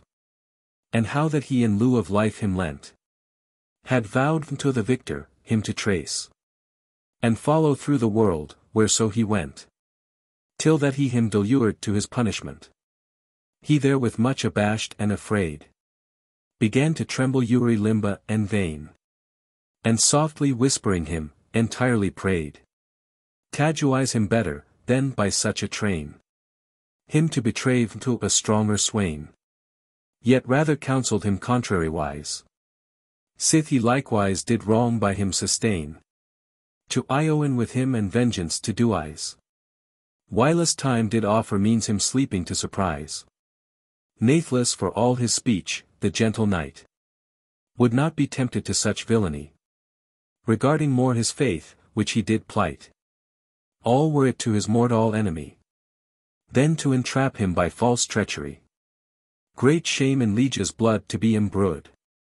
Thus whilst they were debating diurously, the saluage forth out of the wood issued, back to the place, whereas his lord he sleeping viewed. There when he saw those two so near him stand, he doubted much what mote their meaning be, and throwing down his load out of his hand, to weep great store of forest fruit, which he had for his food late gathered from the tree, himself unto his weapon he betook. That was an oaken plant, which lately he rent by the root, which he so sternly shook, that like an hazel wand, it quired and quook. Whereat the prince awaking, when he spied the traitor Turpin with that other knight, he started VP, and snatching near his side his trusty sword, the seruant of his might, like a fell lion leaped to him light, and his left hand upon his collar laid. Therewith the cowherd dead with affright fell flat to ground, any word unto him said, but holding VP his hands, with silence mercy prayed. But he so full of indignation was, that to his prayer not he would incline. But as he lay upon the humbled ground, his foot he set on his vile neck, insignia of cerule yoke, that nobler hearts repine. Then letting him arise like abject thrall, he gone to him object his heinous crime, and to rewile, and rate, and recreant call, and lastly to despoil of knightly bannerall. And after all, for greater infamy, he by the heels him hung upon a tree, and baffled so, that all which passed by the picture of his punishment might see, and by the like ensample warned be, how ewer they through treason do trespasse. But turn we now back to that lady free, one whom late we left riding upon an assy, led by a carle and full, which by her side did passe. She was a lady of great dignity, and lifted VP to honorable place, famous through all the land of Faerie, though of mean parentage and kindred base, yet decked with wondrous gifts of nature's grace, that all men did her person much admire, and praise the feature of her goodly face. The beams whereof did kindle luily fire. In th hearts of many a knight, and many a gentle squire. But she thereof grew proud and insolent. That none she worthy thought to be her fear. But scorned them all, that loath to her meant. Yet was she lewd of many a worthy pair. Unworthy she to be bellowed so dear. That could not weigh of worthiness aright. For bow tie is more glorious bright and clear. The more it is admired of many a wight. And noblest she, that serud is of noblest knight. But this coy damsel thought contrariwise. That such proud looks would make her praised more. And that the more she did all lo despise. The more would wretched lowers her adore. What cared she, who sighed for her sore? Or who did wail or watch the weary night? Let them that list, their luckless lot deplore. She was born free, not bound to any wight. And so would you or Leoa, and lo her own delight. Through such her stub-born stiffness, and hard heart. Many a wretch, for want of remedy, did languish long in life-consuming smart. And at the last through dreary dolour die. Whilst she, the lady of her liberty, did boast her bow tie had such sovereign might, that with the onely twinkle of her eye, she could or saw, or spill, whom she would height. What could the gods do more, but do it more aright? But lo the gods, that mortal follies view, did worthily revenge this maiden's pride. And not regarding her so goodly hew, did laugh at her, that many did deride. Whilst she did weep, of no man mercified. For on a day, when Cupid kept his court, as he is wont at each Saint Valentine, unto the which all lowers do resort, that of their lose success they there may make report. It fortuned then, that when the rules were read, in which the names of all lose folky were filed, that many there were missing, which were dead, or kept in bands, or from their lose exiled, or by some other violence despoiled. Which when as Cupid heard, he waxed wroth, and doubting to be wronged, or beguiled, he bade his eyes to be blindfold both, that he might see his men, and muster them by oath. Then found he many missing of his crew, which won't do suit and service to his might, of whom what was becomen, no man knew. Therefore a jury was impanelled straight, t'enquire of them, whether by force, or slight, or their own guilt, they were away connuade. To whom foule infamy, and fell despite. Gay evidence, that they were all betrayed, and murdered cruelly by a rebellious maid. Fair Mirabella was her name, whereby of all those crimes she there indicted was. All which when Cupid heard, he by and by, in great displeasure, while the capious should issue forth, to attach that scornful lasse. The warrant straight was made, and therewithal a bailiff errant forth in post did passe, whom they by name their portamore did call, he which doth summon lowers to lose iachment hall.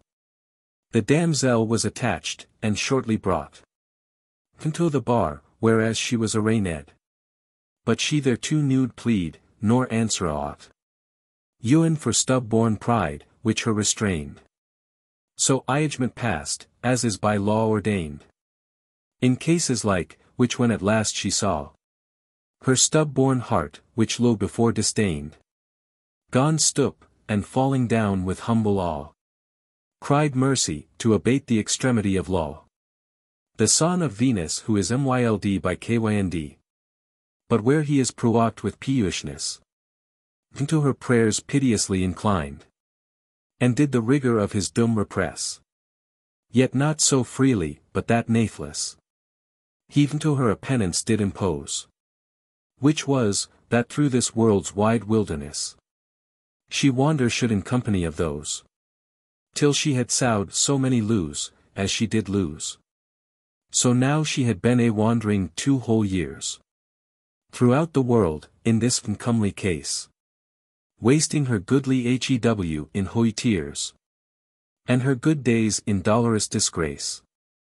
Yet had she not in all these 2 years' space sowed but 2, yet in 2 years before, through her dispiteous pride, whilst lo lacked place, she had destroyed 22 more. Ie me, how could her lo make half amends therefore?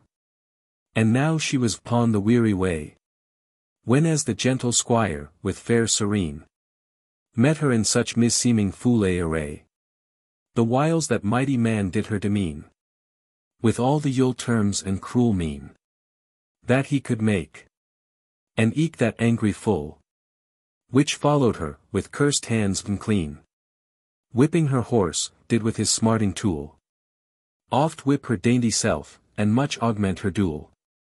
Ne audit mote avail her to entreat the one or t'other, better her to vse. For both so wilful were and obstinate, that all her piteous plaint they did refuse, and rather did the more her beat and bruise.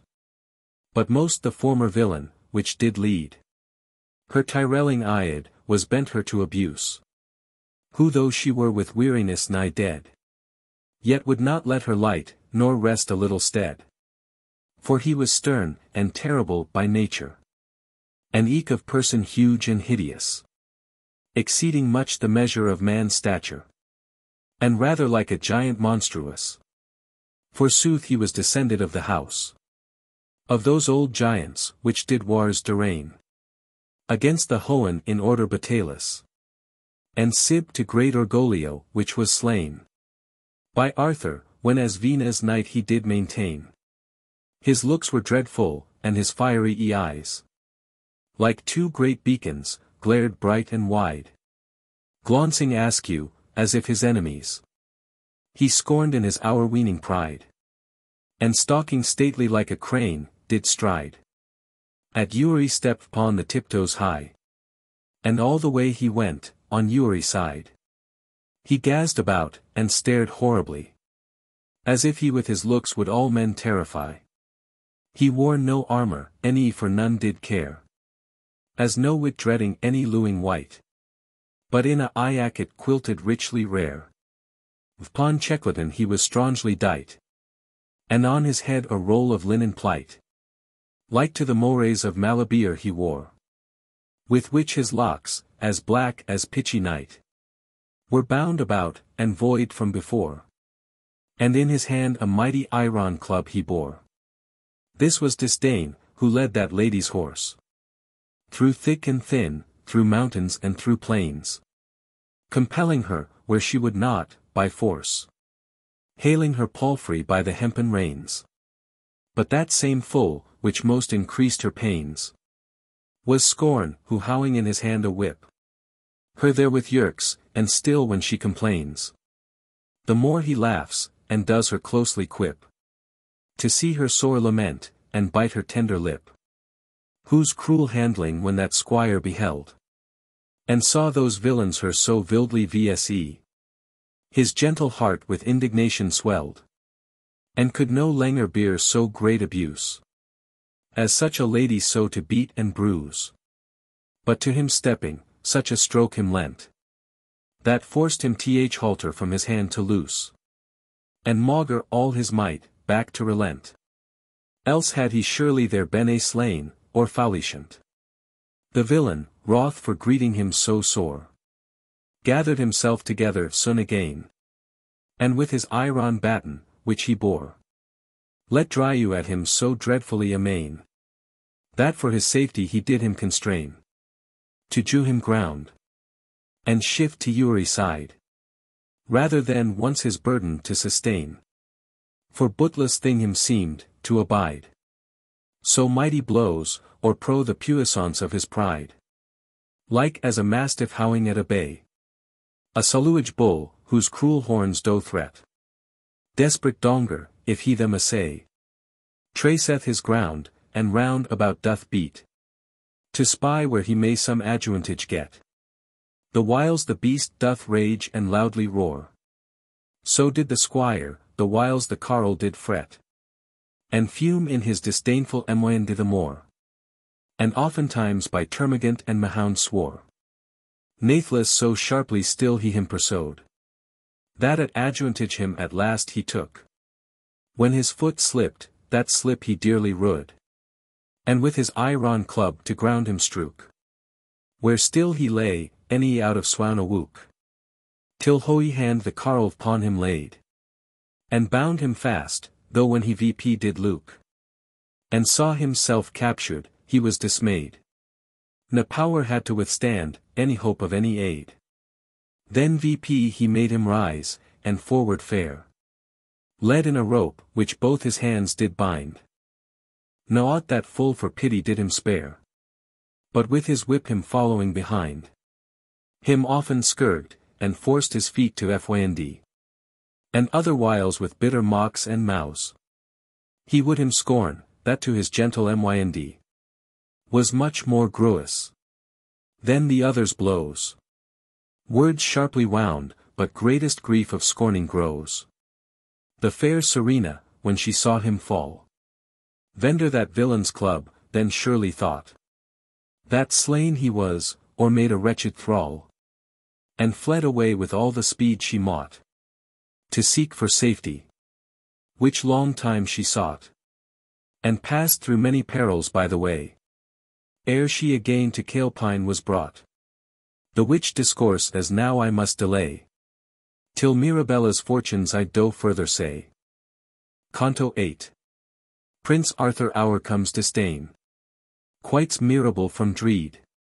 Serena, found of Saluichs. By Calepine is freed. Why ye gentle ladies, in whose sovereign power. Lo hath the glory of his kingdom left. And hearts of men, as your eternal dower. In iron shens, of liberty bereft. Delured hath into your hands by gift. Be well aware, how ye the same do vse. That pride do not to tyranny you lift. Least if men you of cruelty accuse. He from you take that chiefdom, which ye do abuse. And as ye soft and tender are by kinda. Adorned with goodly gifts of beauty's grace. So be ye soft and tender eke in mind. But cruelty and hardness from you chase. That all your other praises will deface. And from you turn the low of men to hate. And sample take of Mirabella's case. Who from the high degree of happy state. Fell into wretched woes, which she repented late. Who after thraldom of the gentle squire. Which she beheld with lamentable eye. Was touched with compassion entire. And much lamented his calamity. That for her sake fell into misery. Which booted not for prayers. Nor for threat. To hope for to release or mollify. For I the more, that she did them entreat. The more they him missussed, and cruelly did beat. So as they forward on their way did paw. Him still rewiling and afflicting sore. They met Prince Arthur with Sir Aeneas. That was that courteous knight, whom he before. Howling subdued, yet did to life restore. To whom as they approached. They gone augment. Their cruelty, and him to punish more. Scourging and hailing him more vehement. As if it them should grow to see his punishment. The squire himself when as he saw his lord. The witness of his wretchedness, in place. Was much ashamed, that with an hempen cord. He like a dog was led in capture case. And did his head for bashfulness abase. As loath to see. Or to be seen at all. Shame would be hid. But when as Aeneas beheld of two such villains thrall. His manly mind was much amood therewithal. And to the prince thus said, See you sir knight. The greatest shame that you or I yet saw. Yond lady and her squire with foulée despite. A bust, against all reason and all law. Without regard of pity or of awe. See how they do that squire beat and rewile. See how they do the lady hail and draw. But if ye please to lend me low a while. I will them soon acquite, and both of blame assoil. The prince assented, and then he straightway. Dismounting light, his shield about him threw. With which approaching, thus he gone to say. Abide ye Cady you treacherous true. That ha with treason thralled unto you. These two, worthy of your wretched bands. And now your crime with cruelty perso. Abide, and from them lay your loathly hands. Or else abide the death, that hard before you stands. The villain stayed not answer to Inuent. But with his iron club preparing way. His Mindy's sad message back to him sent. The which descended with such dreadful sway. That seemed not the course thereof could stay. No more than lightning from the lofty sky. Ne list the night the power thereof assay. Whose doom was death, but lightly slipping by. Where's defrauded his intended destiny. And to requite him with the like again. With his sharp sword he fiercely at him flew. And strook so strongly, that the carle with pain. Sowed himself, but that he there him slew. Yet sowed not so, but that the bloud it drew. And gave his foe good hope of victory. Who therewith fleshed, upon him set anew. And with the second stroke, thought certainly. To ha supplied the first, and paid the surety. But fortune answered not to his call. For as his hand was hoed VP on height. The villain met him in the middle fall. And with his club bet back his bronderin bright. So forcibly, that with his own hands might. Reb-eaten back upon himself again. He Dryuan was to ground in self-despite. From whence e'er he recovery could gain. He in his neck had set his foot with fell disdain. With that the full, which did that end await.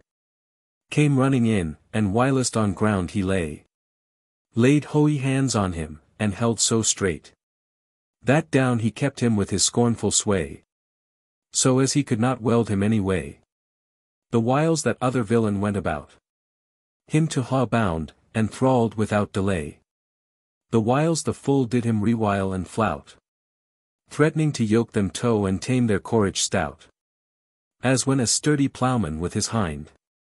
By strength ha o'erthrown a stub-born stare. They down him hold, and fast with cords do bind. Till they him force the buxom yoke to bear. So did these two this night oft tug and tear. Which when the prince beheld, there standing by. He left his lofty steed to aid him near. And buckling soon himself, gone fiercely fly. Upon that carle, to saw his friend from Iaparty. The villain lowing him to his mate. To be captured, and handled as he list. Himself addressed to this new debate.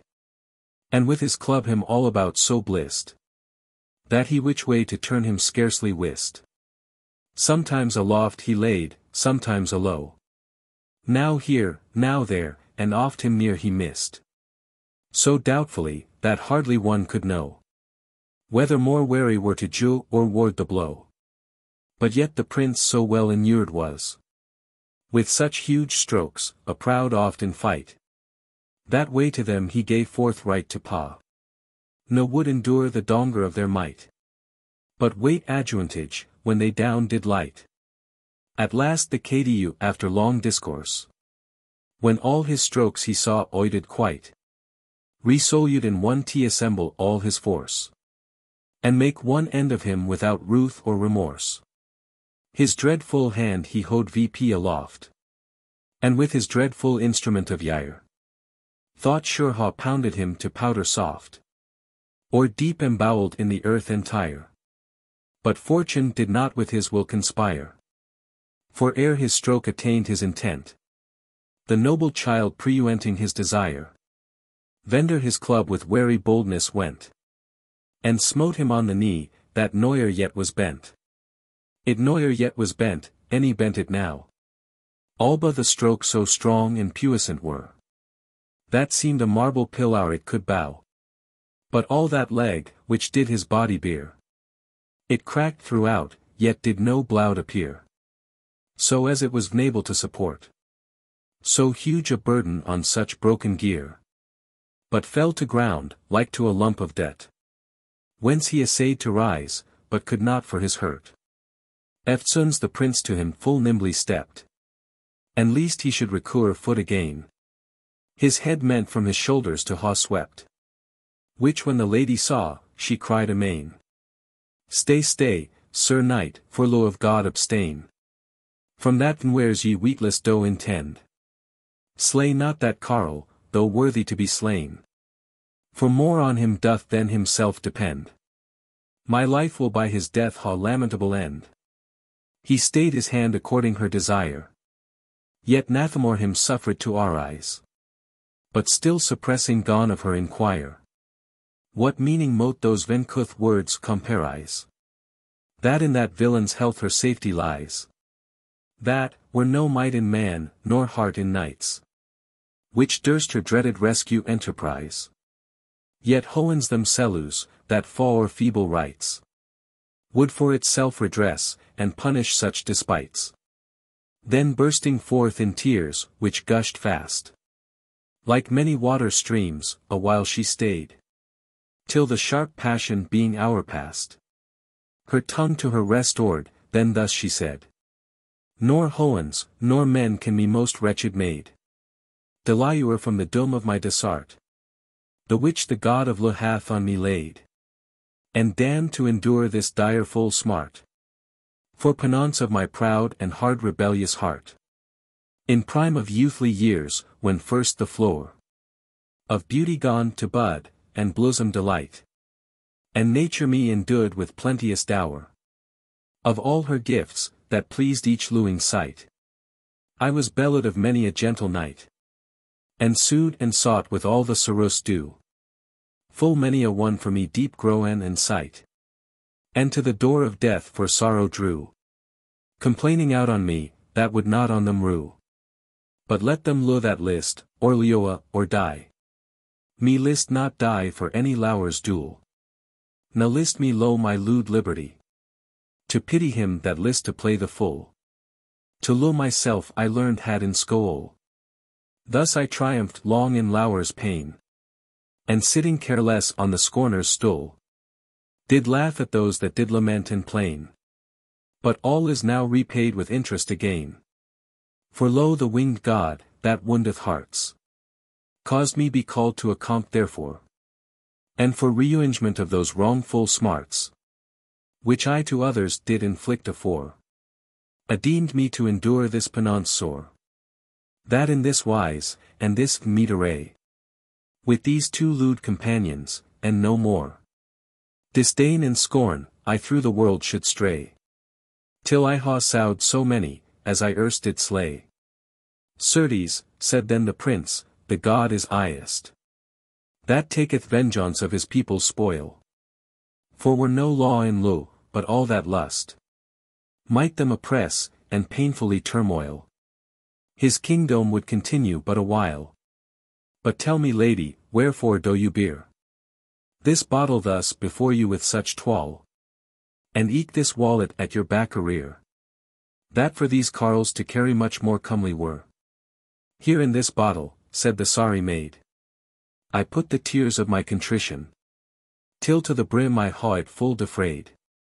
And in this bag which I behind me don, I put repentance for things past and gone.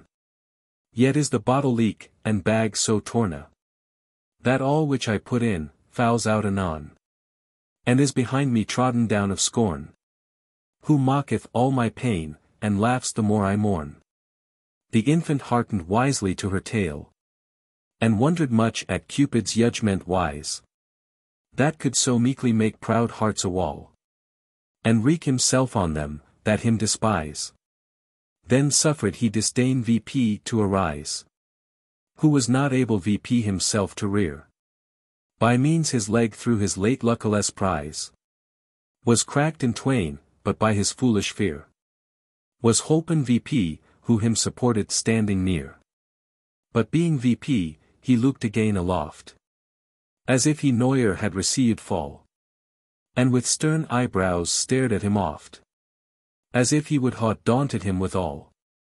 And standing on his tiptoes, to see me tall, down on his golden feet he often gazed, as if such pride the other could appall, who was so far from being aught amazed, that he his looks despised, and his boast dispraised. Then turning back into that capture thrall, Who all this while stood there beside them bound. Unwilling to be known, or seen at all. He from those bands weaned him to have wound. But when approaching near, he plainly found. It was his own true groom, the gentle squire. He thereat waxed exceedingly astound. And him did oft embrace, and oft admire. Ne could with seeing satisfy his great desire. Meanwhile the Saluage man, when he beheld that huge great full oppressing t'other knight, whom with his weight weldy down he held, he flew upon him, like a greedy kite. Unto some carrion offered to his sight, and down him plucking, with his nails and teeth, gone him to hail, and tear, and scratch, and bite. And from him taking his own whip, therewith, so sore him scourgeth, that the blood down followeth. And sure I ween, had not the lady's cry procured the prince his cruel hand to stay, he would with whipping him ha done to die. But being checked, he did abstain straightway, and let him rise. Then thus the prince gone say, Now lady sith your fortunes thus dispose, that if ye list ha liberty, ye may. Unto yourself I freely low to chose, whether I shall you low, or from these villains lose. Ah nay sir knight, said she, it may not be, but that I needs must by all means fulfill this penance, which anighned is to me, least to me betide a greater ill. Yet no less thanks to you for your good will. So humbly taking low, she turned aside. But Arthur with the rest, went onward still, on his first quest, in which did him betide a great adventure, which did him from them divide. But first it falleth me by course to tell of fair Serena, who as erst you heard, when first the gentle squire at variance fell with those two carles, fled fast away, afeard of villainy to be to her inferred.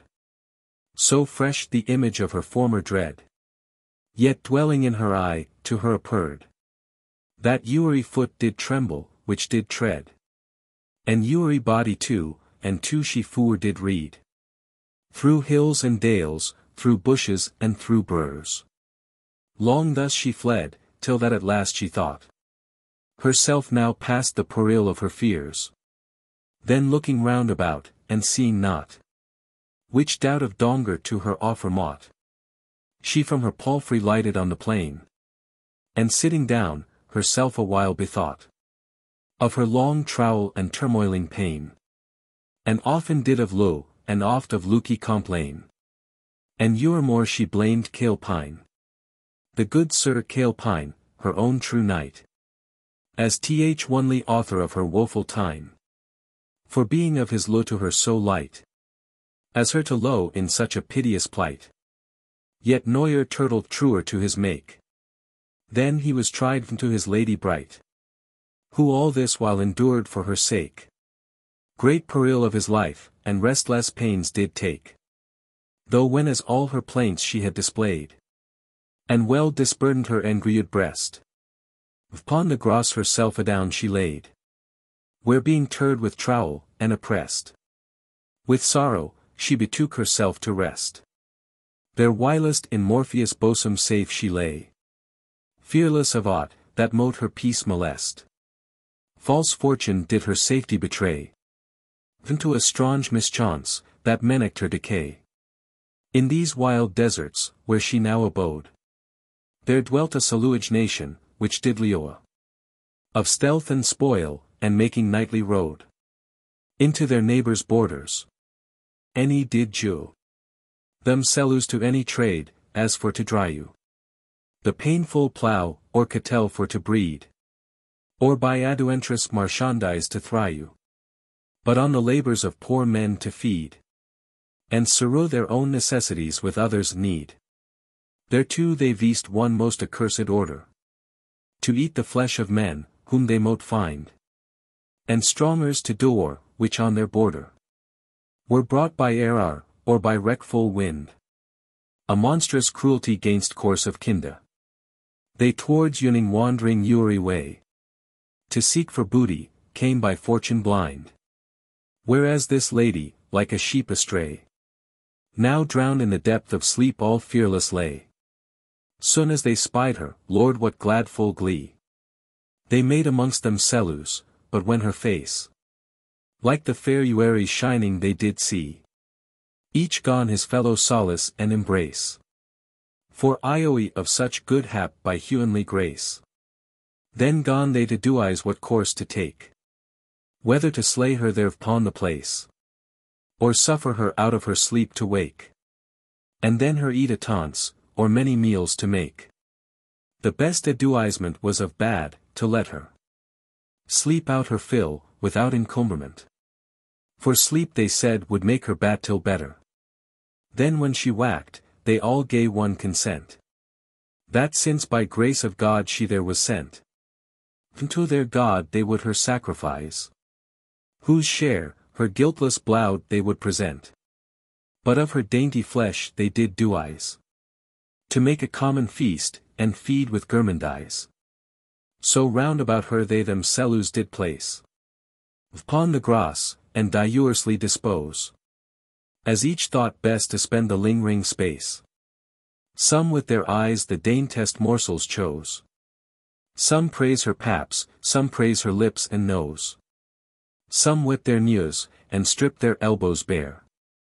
The priest himself a garland doth compose, of finest flores, and with full bussy care, his bloudy vessels wash, and holy fire prepare. The damsel wakes, then all a taunts vep start, and round about her flock, like many flies, whooping, and hallowing on Uerie part, as if they would ha rent the brazen skies, which when she sees with ghastly grieffully eyes, her heart does quake, and deadly pallid hew benumbs her cheeks, then out aloud she cries, where none is nigh to hear, that will her rue, and rends her golden locks, and snowy breasts embrue. But all Boades not, they hands upon her lay, and first they spoil her of her Yules dear, and afterwards of all her rich array, the which amongst them they in pieces tear, and of the prey each one a part doth bear. Now being naked, to their sordid eyes, the goodly treasures of nature appear, which as they view with lustful fantasies, each wisheth to himself, and to the rest annoys. Her Uerie neck, her alabaster breast, her paps, which like white silken pillows were, for lo in soft delight thereon to rest. Her tender sides, her belly white and clear, which like an altar did itself prear, to offer sacrifice divine thereon. Her goodly thighs, whose glory did appear, like a triumphal arch, and thereupon the spoils of princes hanged, which were in battle won. Those dainty parts, the dearlings of delight, which mote not be profaned of common eyes. Those villains viewed with loose lascivious sight, and closely tempted with their crafty spies. And some of them gone mongst them sellus devise, thereof by force to take their beastly pleasure. But them the priest rebuking, did advise, to dare not to pollute so sacred treasure. Vowed to the gods, religio held you and theus in measure. So being stayed, they her from thence directed into a little grue not far aside, in which an altar shortly they erected, to slay her on. And now the Euantide, his broad black wings had through the hoens wide, by this dispread, that was the time ordained, for such a dismal deed, their guilt to hide. A few green turfs an altar soon they feigned, and decked it all with flores, which they nigh hand obtained. Though when as all things ready were aright, the damsel was before the altar set, being already dead with fearful fright. To whom the priest with naked arms full net, approaching nigh, and murderous knife well whet, gone mutter close a certain secret charm, with other diulish ceremonies met. Which done he gone aloft to adjuance his arm, whereat they shouted all, and made a loud alarm. Then gone the bagpipes and the horns to shrill, And shriek aloud, that with the people's voice. Confused, did the air with terror fill. And made the wood to tremble at the noise. The while she wailed, the more they did rejoice. Now mote ye understand that to this gruey Sir Calepine by chance, more than by choice. The self-same uning fortune heather drow. As he to seek Serena through the woods did rue. Long had he sought her, and through many a soil. Had trowled still on foot in hoy arms. No aught was tired with his endless toilless. No aught was feared of his certain harms. And now all weetless of the wretched storms. In which his lure was lost, he slept full fast. Till being waked with these loud alarms. He lightly started VP like one aghast. And catching VP his arms straight to the noise forth passed. Thereby teaching certain glims of starry night. And by the twinkling of their sacred fire. He mote pursue a little dawning sight. Of all, which there was doing in that choir. Mongst whom a woman spoiled of all attire. He spied. Lamenting her unlucky strife. And groaning sore from good heart entire. Eftsoons he saw one with a naked knife.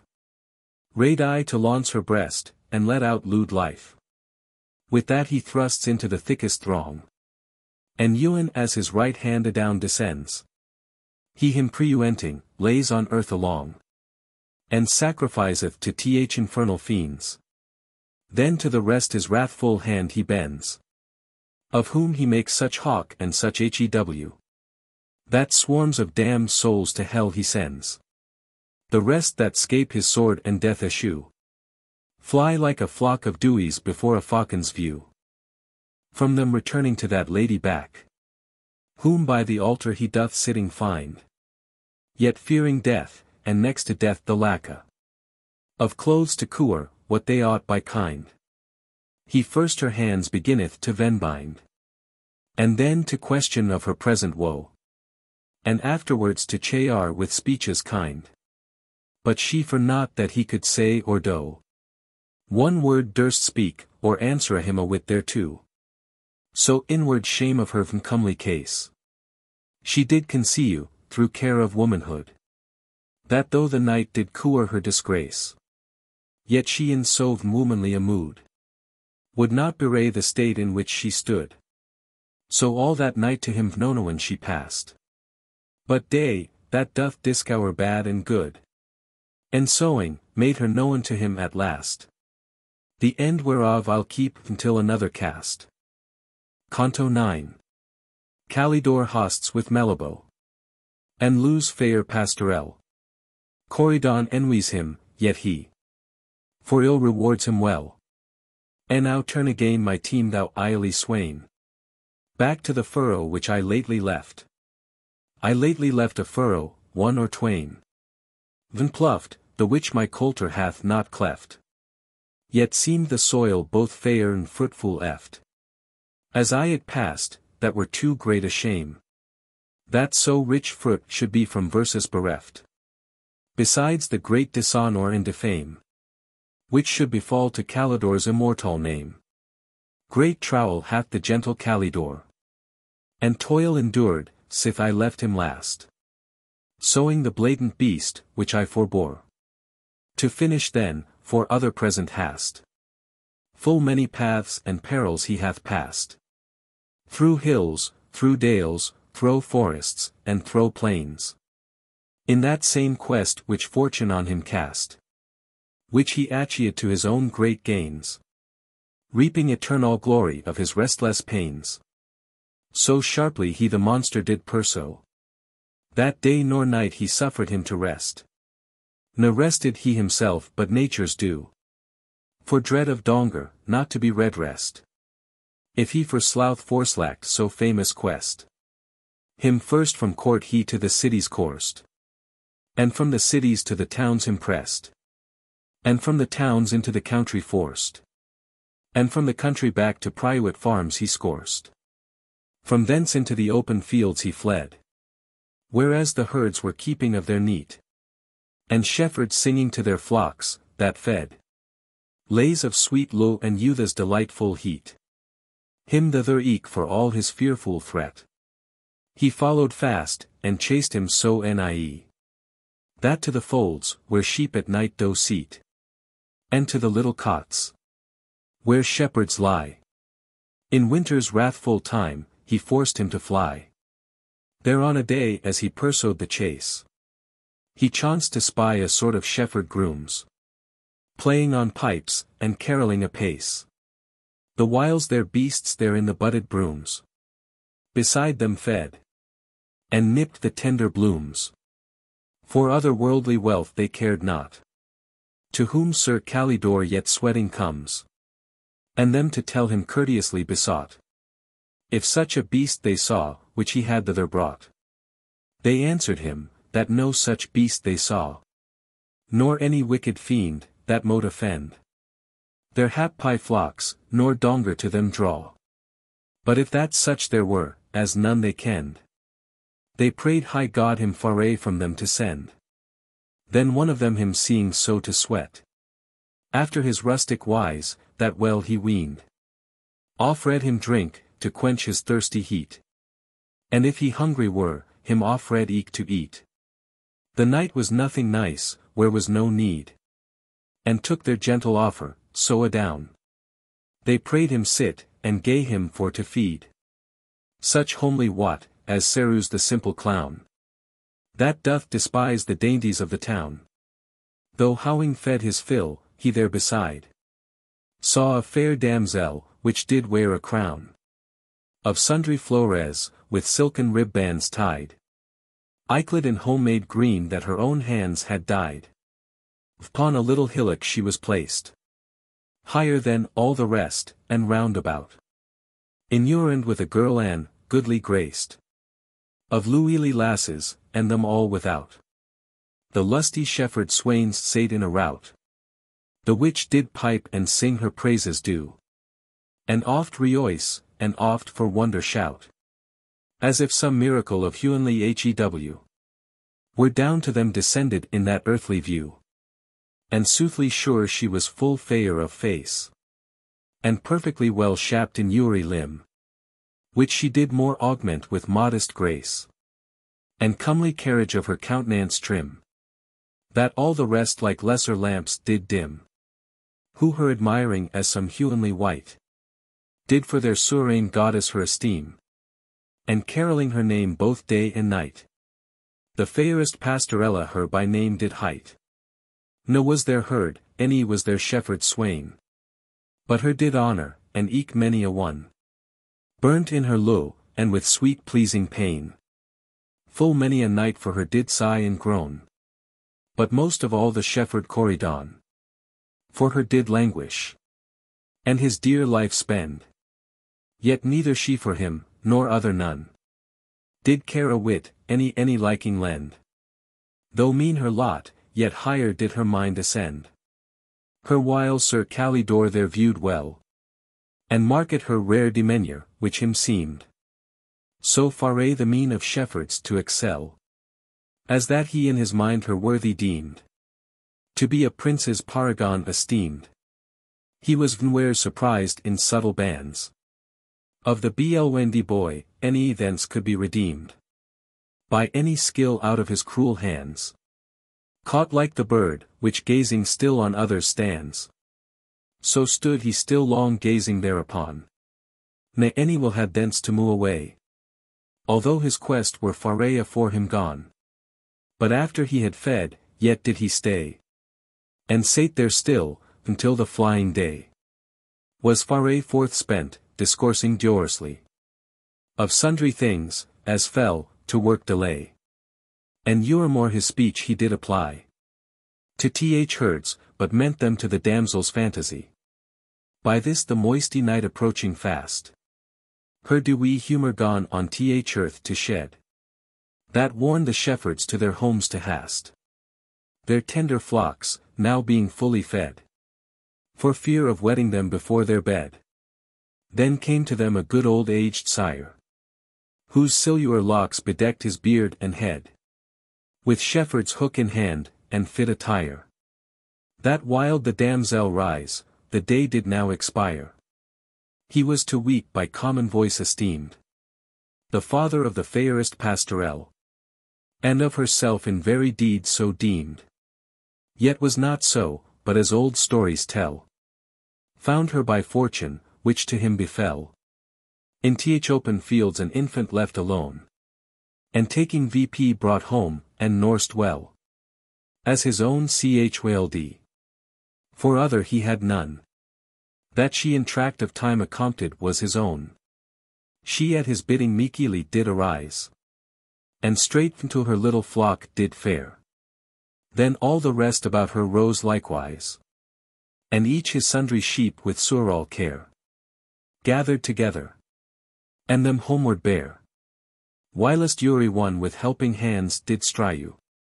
Amongst themselves, and did their labours share. To help fair Pastorella, home to drive. Her fleecy flock. But Corydon most help did do. But Melibœ, so hight that good old man.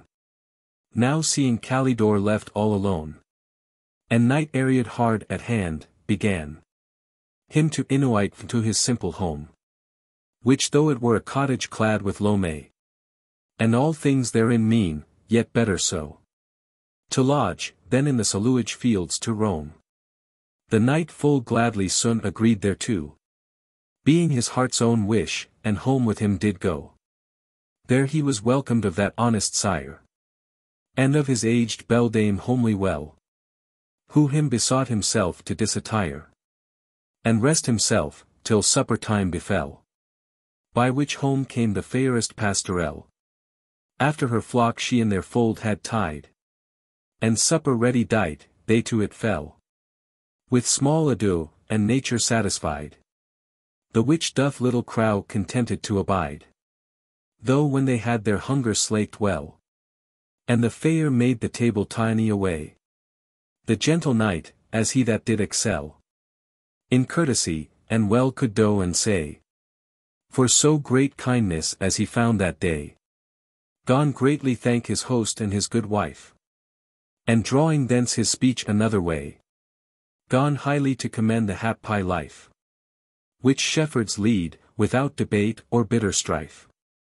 How much, said he, more happy is the state. In which ye father here do dwell at ease. Leading a life so free and fortunate.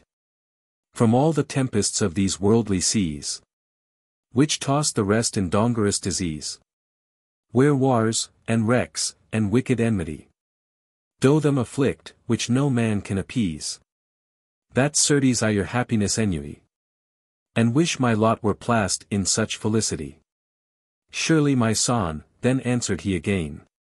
If happy, then it is in this intent. That howing small, yet do I not complain.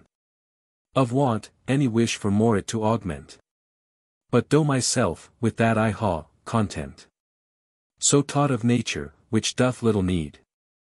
Of foreign helps to lives due nourishment. The fields my food, my flock my raiment breed. No better do I wear, no better do I feed. Therefore I do not any one envy. Nor am in need of any one therefore. They that ha much, fear much to lose thereby. And store of cares doth follow riches store. The little that I ha, grows daily more. Without my care, but onely to attend it. My lambs do every year increase their score. And my flock's father daily doth amend it. What ha I, but to praise Th Almighty, that doth send it. To them, that list, the world's gay shows I low. And to great ones such follies do forego. Which oft through pride do their own peril woe. And through ambition down themselves do drive. To sad decay, that might contentedly o'er. Me no such cares nor cumbrous thoughts offend. No once my mind's venmoud quiet grow. But all the night in silure sleep I spend. And all the day, to what I list, I do attend. Sometimes I hunt the fox, the vowed foe. Unto my lambs, and him dislodge away. Sometime the fawn I practice from the doe. Or from the goat her kidda how to connuate. Another while I baits and nets display. The birds to catch, or fishes to beguile. And when I weary am, I down do lay my limbs in ewery shade, to rest from toil. And drink of ewery brook, when thirst my throat doth boil. The time was once, in my first prime of years, when pride of youth forth pricked my desire, that I disdained amongst mine equal pairs to follow sheep, and shepherd's base attire. For further fortune then I would inquire. And lowing home, to royal court I sought, where I did sell myself for yearly hire, and in the prince's garden daily wrought. There I beheld such vainness, as I noyer thought, with sight whereof soon cloyed, and long deluded, with idle hopes, which them do entertain, after I had 10 years myself excluded from native home, and spent my youth in vain. I got my follies to myself to plain. And this sweet peace, whose lack it did then appear, though back returning to my sheep again, I from thenceforth ha learned to lo more dear. This lowly quiet life, which I in here right here. Whilst thus he talked, the knight with greedy ear hung still upon his melting mouth attent, whose senseful words empierced his heart so near, that he was rapt with double ravishment, both of his speech that wrought him great content, and also of the object of his view, on which his hungry eye was always bent, that twixt his pleasing tongue, and her fair hew, he lost himself, and like one half entranced grew, yet to occasion means, to work his mind, and to insinuate his heart's desire. He thus replied, Now surely, sire, I find that all this world's gay shows, which we admire, be but vain shadows to this safe retire of life, which here in lowliness ye lead, fearless of foes, or fortune's wrackful yire, which tosseth states, and vendor foot doth tread. The mighty ones, afraid of ewery changes dread, that you and I which daily do behold the glory of the great, mongst whom I won. And now ha proud, what happiness ye hold in this small plot of your dominion. Now loath great lordship and ambition, and wish the Hoans so much had graced me, as grunt me Leoa in like condition, or that my fortunes might transposed be from pitch of higher place, unto this low degree. In vain, said then old Melabo, do men the Hoans of their fortunes' fault accuse. Sit they know best, what is the best for them, for they to each such fortune do diffuse, as they do know each can most aptly vse. For not that, which men covet most, is best, nor that thing worst, which men do most refuse, but fittest is, that all contented rest with that they hold, each hath his fortune in his breast. It is the mynd, that mocketh good or ill, that mocketh wretch or hap pie, rich or poor. For some, that hath abundance at his will, hath not enough, but wants in greatest store.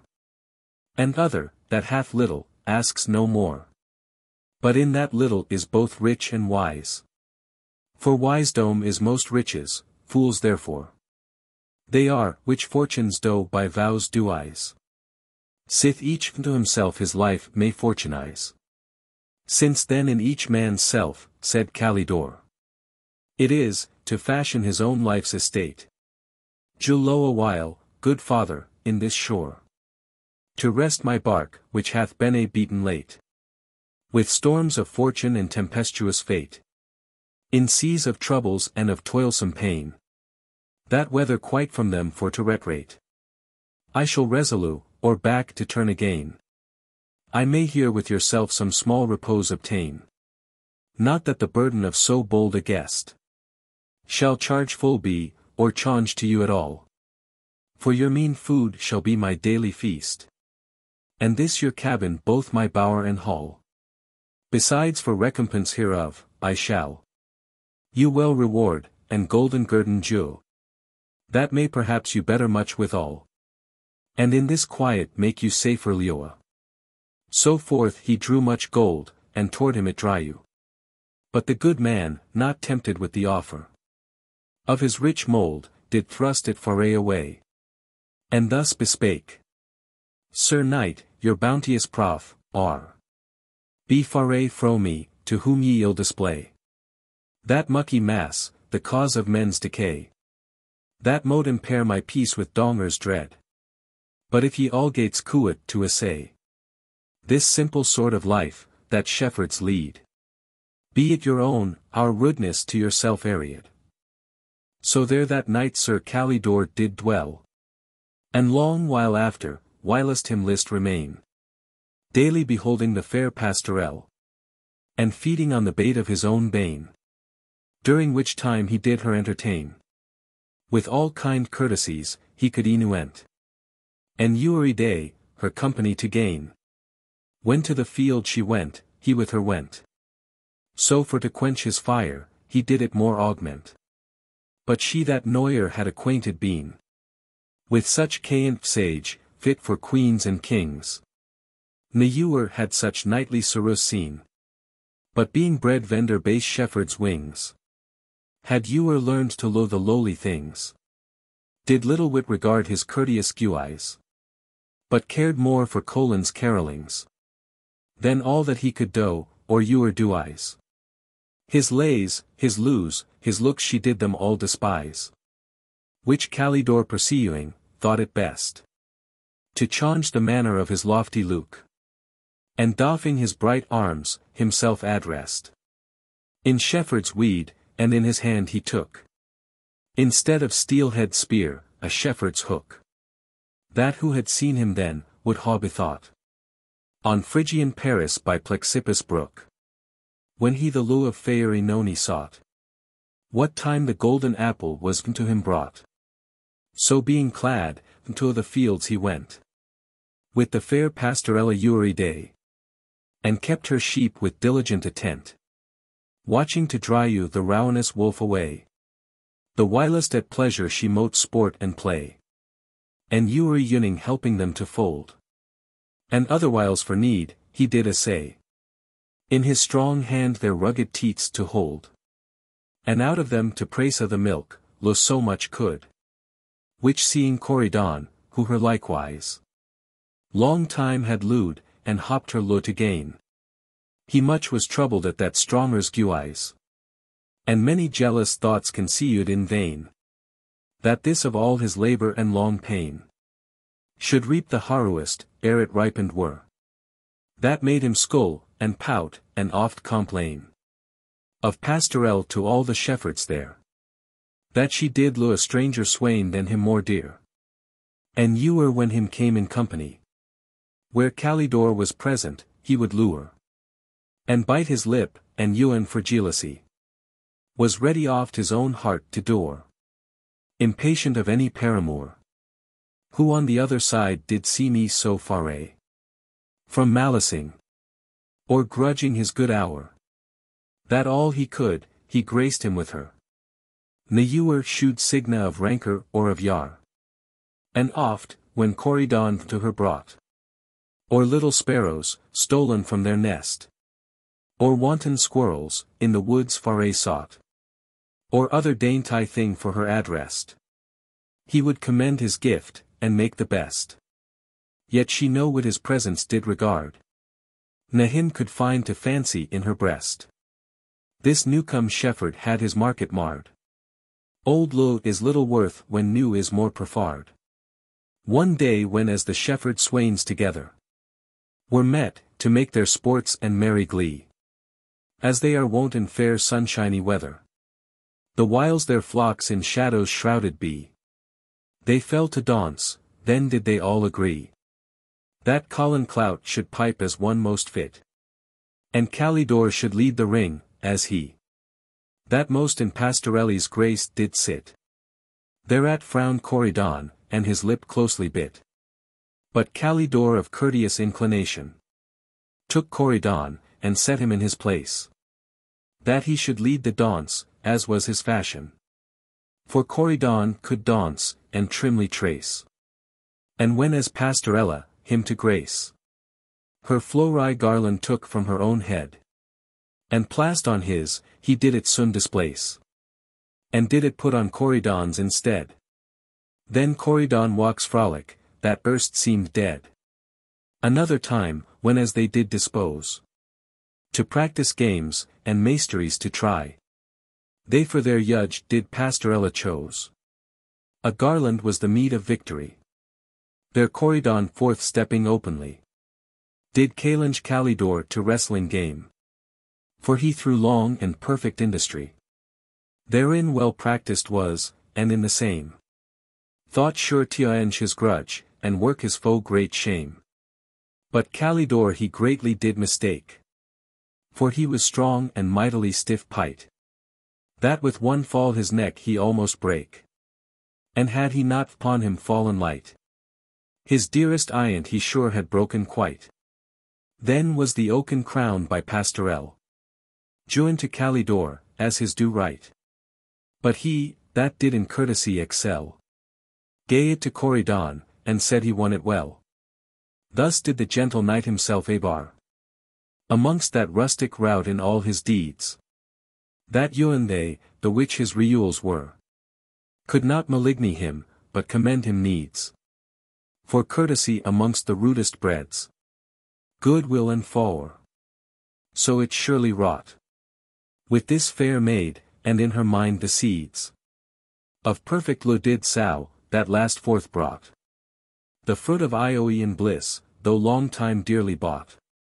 Thus Calidore continued their long time to win the lue of the fair Pastorell, which howing got, he veased without crime or blameful blot, but menaged so well, that he of all the rest, which there did, well, was ford, and to her grace commended. But what strange fortunes to him befell, ere he attained the point by him intended, shall more conveniently in other place be ended. Canto 10. Calidore sees the Graces dance to Colin's melody, the whiles his Pastorell is led took captivity. Ho now does follow the foule blatant beast, whilst Calidore does follow that fair maid, mindful of his vow and high beheast, which by the Faerie Queene was on him laid, that he should noyer low, nor be delayed from chasing him, till he had it atchud. But now entrapped of lo, which him betrayed, he mindeth more, how he may be relud with grace from her, whose lo his heart hath sore engriud, that from henceforth he means no more to sow his former quest, so full of toil and pain. Another quest, another game in view, he hath, the guerdon of his lo to gain, with whom he minds for ewer to remain, and set his rest amongst the rustic sort, rather than hunt still after shadows vain of courtly fawre, fed with light report of ewery blast, and sailing always on the port. Certes mote he greatly blamed be, from so high step to stoop to so low. For who had tasted once, as oft did he, the happy peace, which there doth o'erflow, and proud the perfect pleasures, which do grow amongst poor hinds, in hills, in woods, in dales, would noyer more delight in painted show of such false bliss as there is set for stales, ten trapped and wary fools in their eternal bales. For what hath all that goodly glorious gaze, like to one sight, which Calidore did view, the glance whereof their dimmed eyes would daze, that noyer more they should endure the shew of that sunshine, that makes them look askew. Now aught in all that world of beauties rare, saw onely Gloriana's hewenly hew. To which what can compare, can it compare? The which as cometh now, by course I will declare.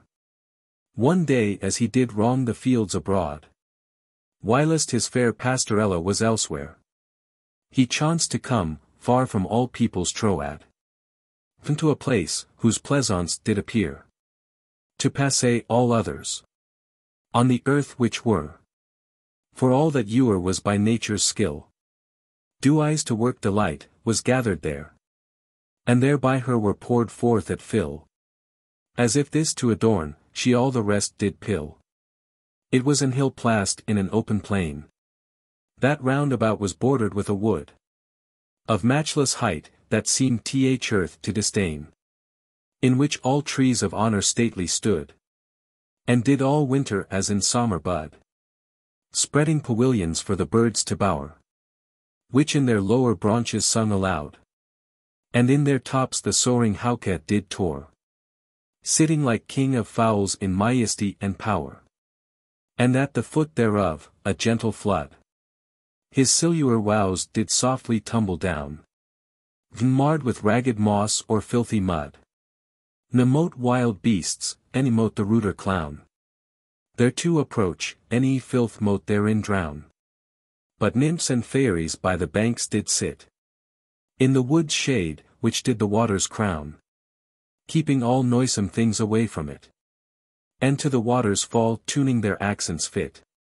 And on the top thereof a spacious plain did spread itself, to sorrow to all delight. Either to dance, when they to dance would fain, or else to course about their bases light. No aught there wanted, which for pleasure might desired be, or thence to banish bale. So pleasantly the hill with equal height did see me to our Luke the lowly vale. Therefore it rightly cleaped was Mount Acidale. They say that Venus, when she did dispose herself to pleasance, beast to resort unto this place, and therein to repose, and rest herself, as in a gladsome port, or with the graces there to play and sport. That in her own Cytherin, though in it she veest most to keep her royal court, and in her serene majesty to sit, she in regard hereof refused and thought venfit unto this place when as the elfin knight approached, him seemed that the merry sound of a shrill pipe he playing heard on height, and many feet fast thumping hollow ground, that through the woods their echo did rebound. He nigher drew, to weet what mote it be. There he a troop of ladies dancing found, full merrily, and making glad full glee. And in the midst a shepherd piping he did see. He durst not enter into open green, for dread of them wares to be descried, for breaking of their dance, if he were seen. But in the court of the wood did bide, beholding all, yet of them nespied. There he did see, that pleased much his sight, that ewen he himself his eyes ennued, 100 naked maidens lily white, all wronged in a ring, and dancing in delight. All they without were wronged in a ring, and danced round. But in the midst of them 3 other ladies did both dance and sing. The whilst the rest them round about did hem, and like a girland did in compasse stem.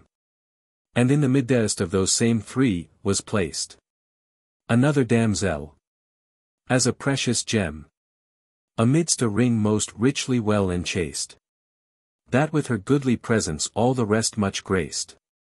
Look how the crown, which Ariadne wore upon her uary forehead that same day, that Theseus her to his bridal bore, when the bold centaurs made that bloody fray, with the fierce lapiths, which did them dismay, being now placed in the firmament.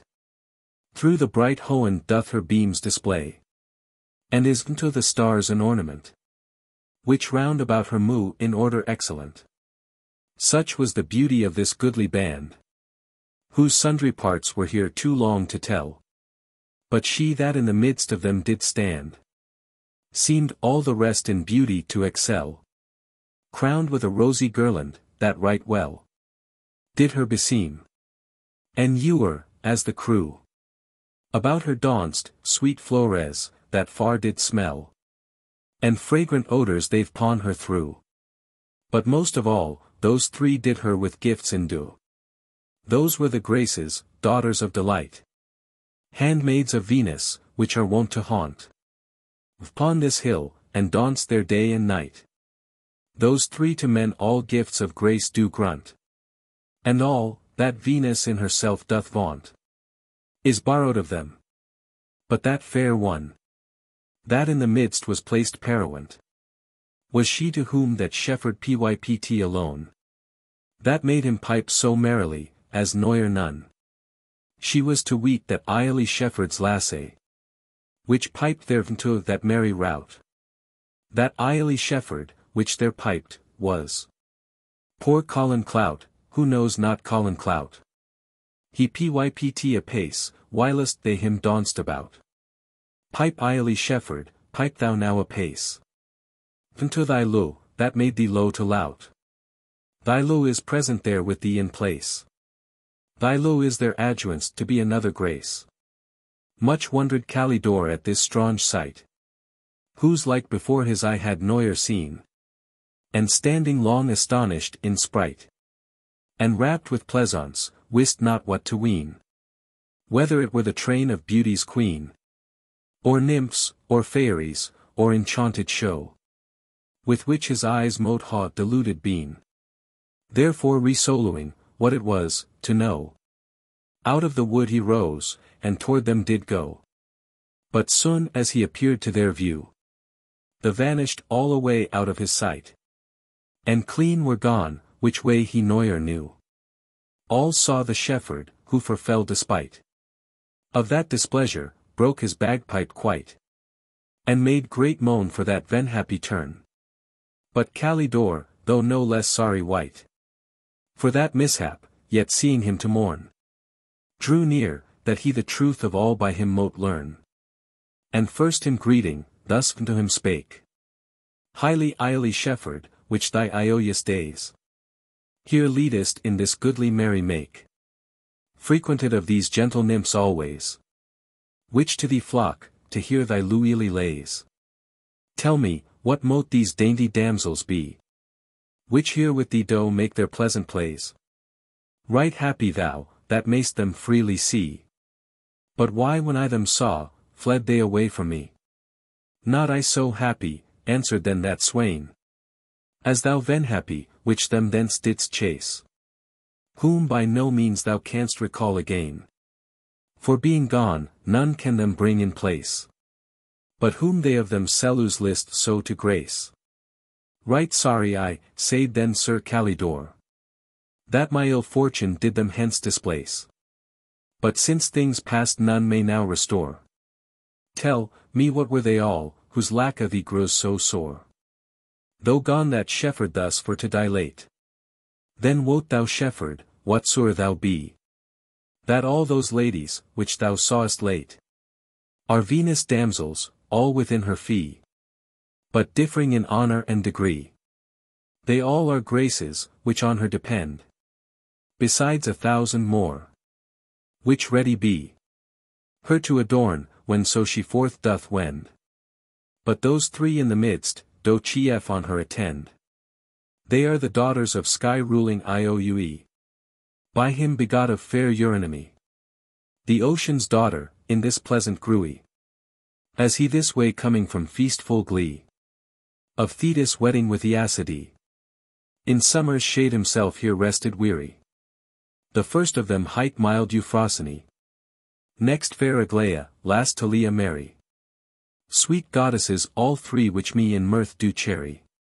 These three on men all gracious gifts bestow, which deck to body or adorn the mind, to make them luily or well-forged show, as comely carriage, entertainment kinda, sweet semblant, friendly offices that bind, and all the compliments of courtesy.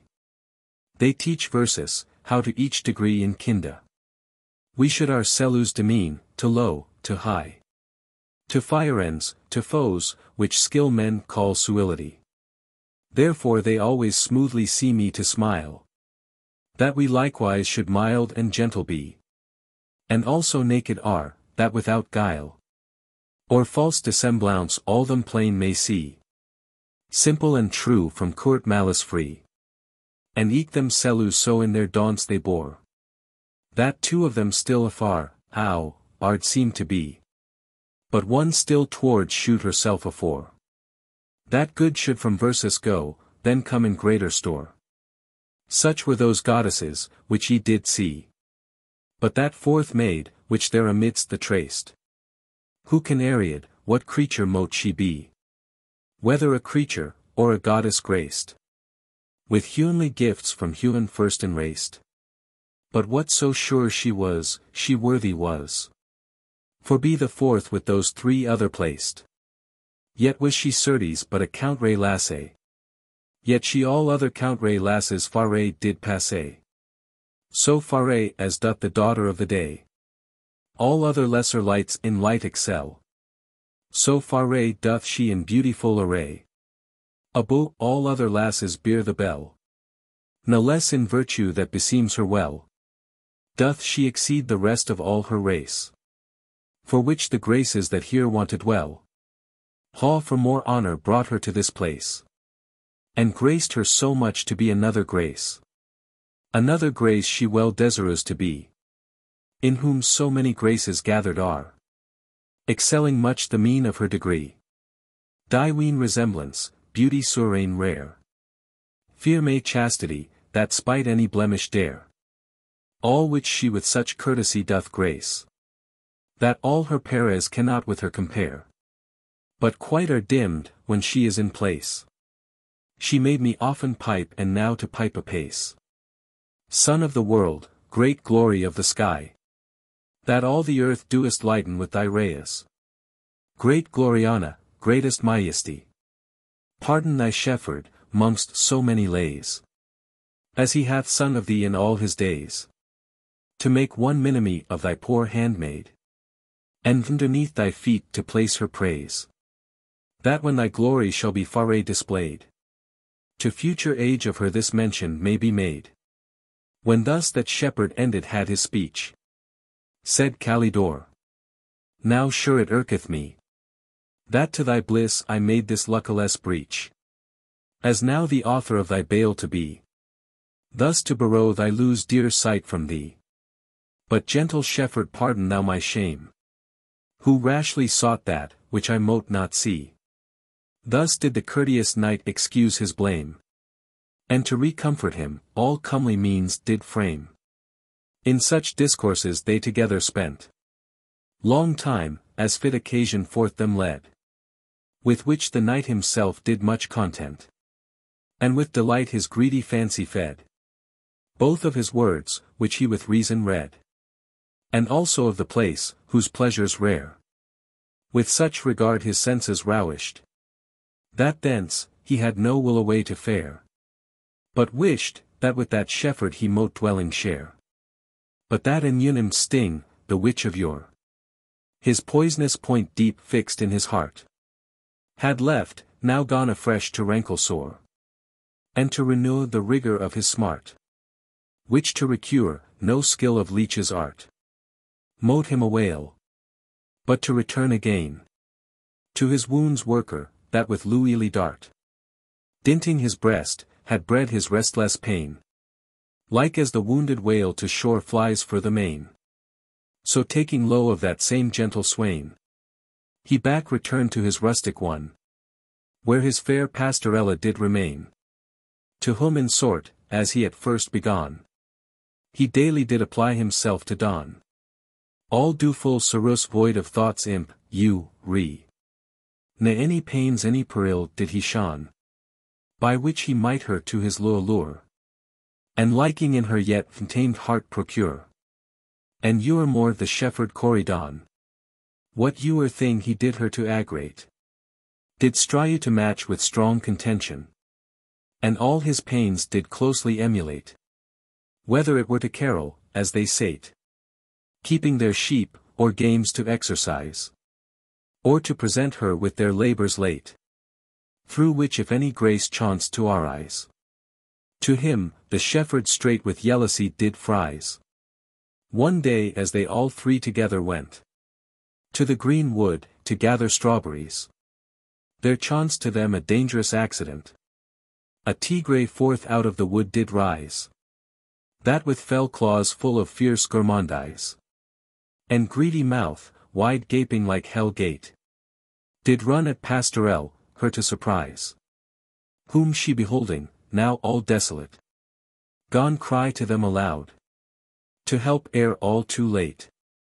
Which Corydon first hearing, ran in hast. to rescue her, but when he saw the fiend, through cowherd fear he fled away as fast. Ne durst abide the donger of the end. His life he esteemed dearer than his friend. But Calidore soon coming to her aid, when he the beast saw ready now to rend his lose dear spoil, in which his heart was prayed, he ran at him in rag, instead of being frayed. He had no weapon, but his shepherd's hook, to sorrow the vengeance of his wrathful will, with which so sternly he the monster strook, that to the ground astonished he fell. Whence'er he could recoil, he did him quell.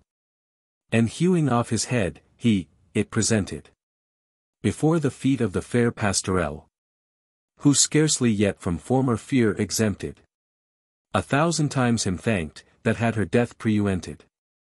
From that day forth she gone him to affect, and daily more her forrow to augment. But Corydon for cowherd eyes react, fit to keep sheep, venfit for lose content. The gentle heart scorns base disparagement. Yet Calidore did not despise him quite, but viest him friendly for further intent, that by his fellowship, he colour might both his estate, and lo from skill of any wight. So well he would her, and so well he wrought her, with humble sorrows, and with daily soot, that at the last to his will he brought her, which he so wisely well did prosecute, that of his lo he reaped the timely fruit, and ioed long in close felicity, till fortune fraught with malice, blind, and brute, that envies lowers long prosperity, blew vp a bitter storm of foule adversity. It fortuned one day, when Calidore was hunting in the woods, as was his trade, a lawless people, brigants height of yore, that noyer viest to Leoa by plough and nor spade, but fed on spoil and booty, which they made upon their neighbours, which did nigh them border. The dwelling of these shepherds did innuade, and spoiled their houses, and themselves did murder, and drow away their flocks, with other much disorder.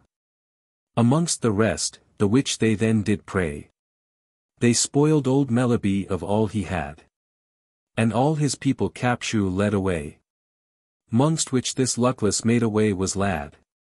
Fair pastorella, sorrowful and sad. Most sorrowful, most sad, that you are sight. Now made the spoil of thieves and brigants bad, which was the conquest of the gentlest knight, that you are lewd, and th only glory of his might. With them also was taken Corydon, and carried capture by those thieves away, who in the court of the night, that none mote them descry, nor rescue from their prey. Unto their dwelling did them close connuy. Their dwelling in a little island was, coored with shrubby woods, in which no way appeared for people in nor out to paw, nor any footing find for our grown gra. For underneath the ground their way was made, through hollow cause, that no man mote discover. For the thick shrubs, which did them always shade from view of lewing white, and coored o year. But darkness dread and daily night did hover through all the inner parts, wherein they dwelt. No light ned was with window, nor with lower, but with continual candlelight, which dealt a doubtful sense of things, not so well seen as felt.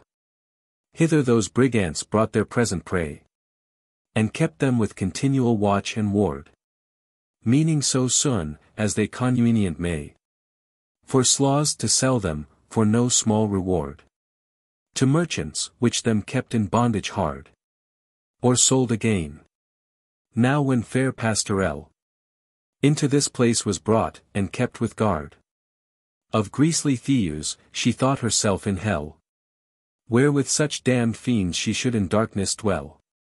But for to tell the doleful drariment, and pitiful complaints, which there she made, where day and night she not did but lament her wretched life, shut vp in deadly shade, and waste her goodly beauty, which did fade like to a flower, that feels no heat of sun, which may her feeble lows with comfort glade. But what befell her in that thievish one, will in an other canto better be begone. Canto 11.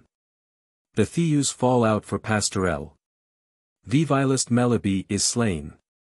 Her Calidore from them redeems, and bringeth back again. He ioys of lo, if they should ewer last, without affliction or disquietness, that worldly chances do amongst them cast, would be on earth too great a blessedness, liker to hoen, than mortal wretchedness. Therefore the winged God, to let men weet, that here on earth is no sure happiness. 1,000 sores hath tempered with one sweet, to make it seem more dear and dainty, as is meet. Like as is now befallen to this fair maid. Fair pastorelle, of whom is now my song. Who being now in dreadful darkness laid, amongst those thieves which her in bondage strong, detained, yet fortune not with all this wrong contented, greater mischief on her threw, and sorrows heaped on her in greater throng, that whoso hears her holiness, would rue, and pity her sad plight, so chong from pleasant Hew. Whilst thus she in these hellish dens remained, wrapped in wretched cares and heart's unrest, it so befell, as fortune had ordained, that he, which was their capitaine professed, and had the chief command of all the rest, one day as he did all his prisoners view, with lustful eyes, beheld that loyally guest, fair pastorella, whose sad mournful Hew, like the fair morning clad in misty fog did shew, at sight whereof his barbarous heart was fired, and inly burnt with flames most raging what, that her alone he for his part desired, of all the other prey, which they had got, and her in mind did to himself allot. From that day forth he kindness to her showed, and sought her lo, by all the means he mote. With looks, with words, with gifts he oft her wowed, and mixed threats among, and much to her vowed. But all that ewer he could do or say, her constant emwindy could not a wit remove, nor draw to the lure of his lewd lay, to grunt him for, or afford him lo.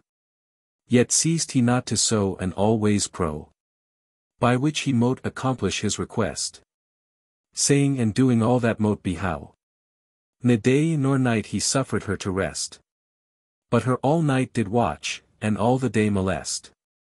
At last, when him she so importune saw, fearing lest he at length the reins would lend unto his lust, and make his will his law, sith in his power she was to foe or friend, she thought it best, for shadow to pretend some shew of fawr, by him gracing small, that she thereby mote either freely wend, or at more ease continue there his thrall. A little well is lent, that gaineth more withal.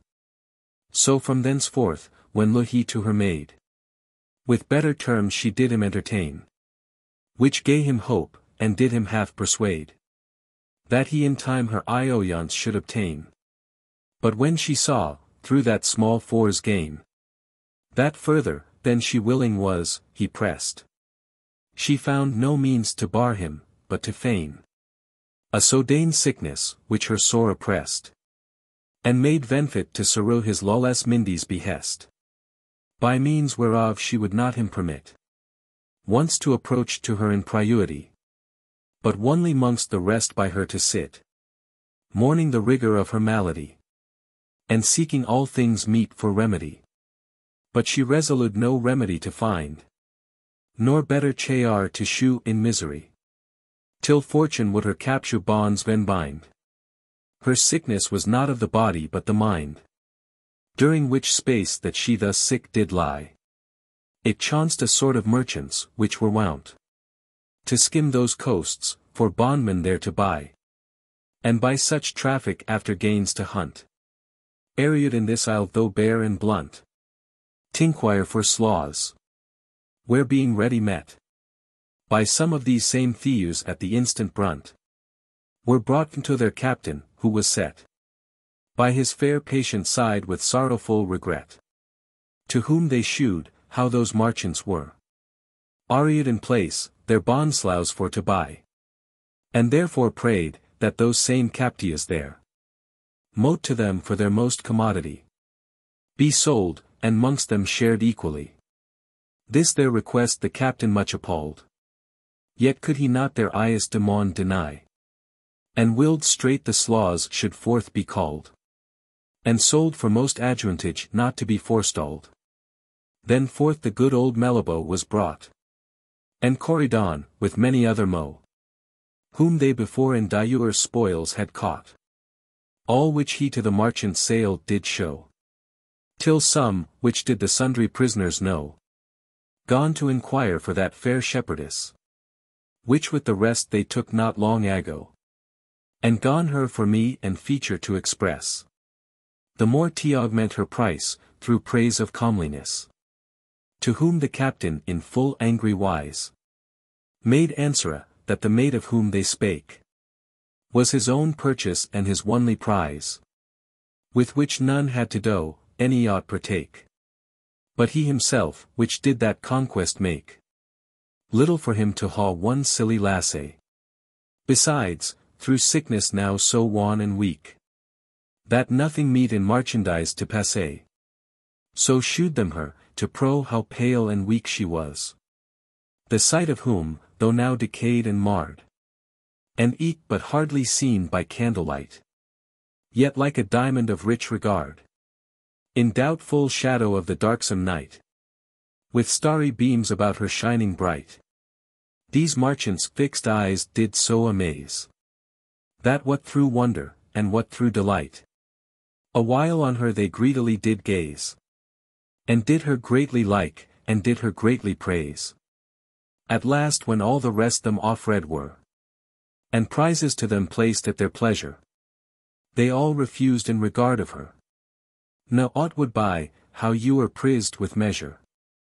Withouten her, whose worth above all treasure, they did esteem, and offred store of gold. But then the captain fraught with more displeasure, bade them be still, his lust should not be sold. The rest take if they would, he her to him would hold. Therewith some other of the chiefest thieves boldly him bade such injury forbear. For that same maid, how ewer it him grease, should with the rest be sold before him thar, to make the prizes of the rest more dear.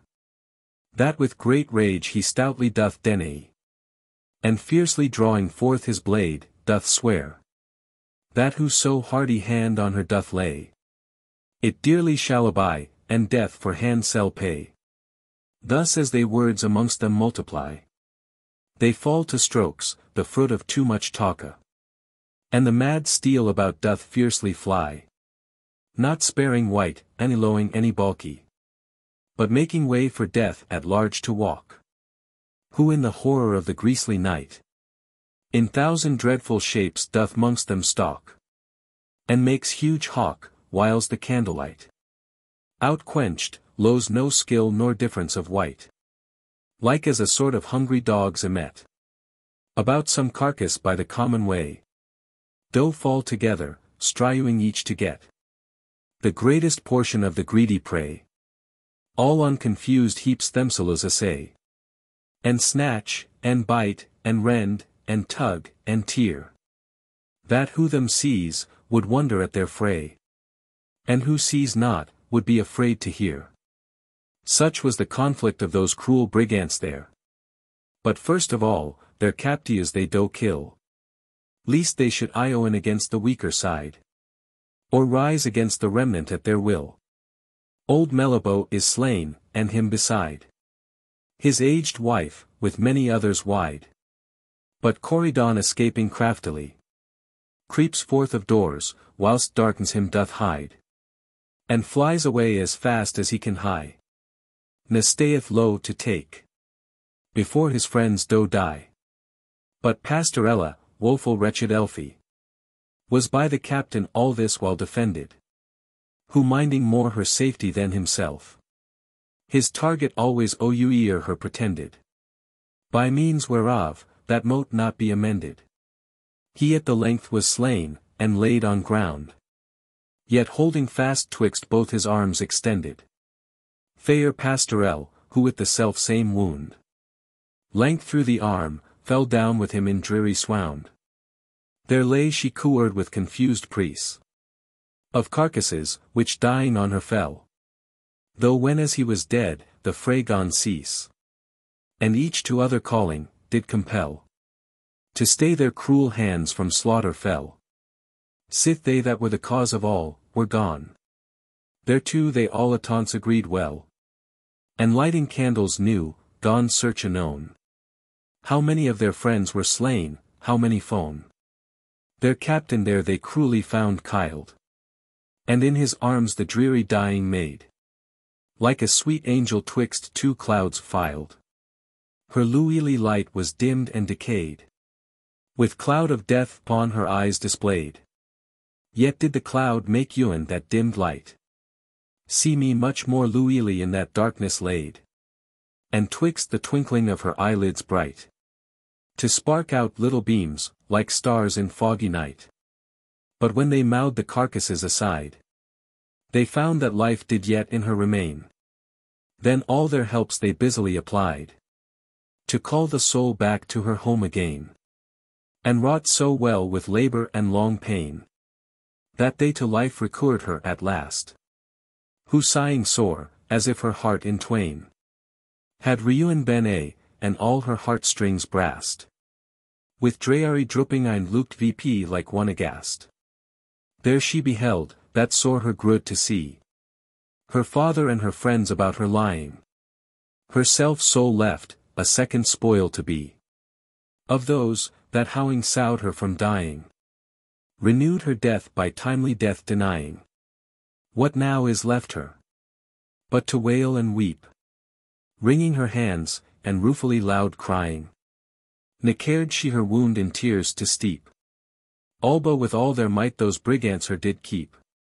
But when they saw her now relieved again, they left her so, in charge of one the best of many worst, who with kind disdain and cruel rigor her did much molest, scarce yielding her due food, or timely rest, and scarsely suffering her infestered wound, that sore her pained, by any to be drayest.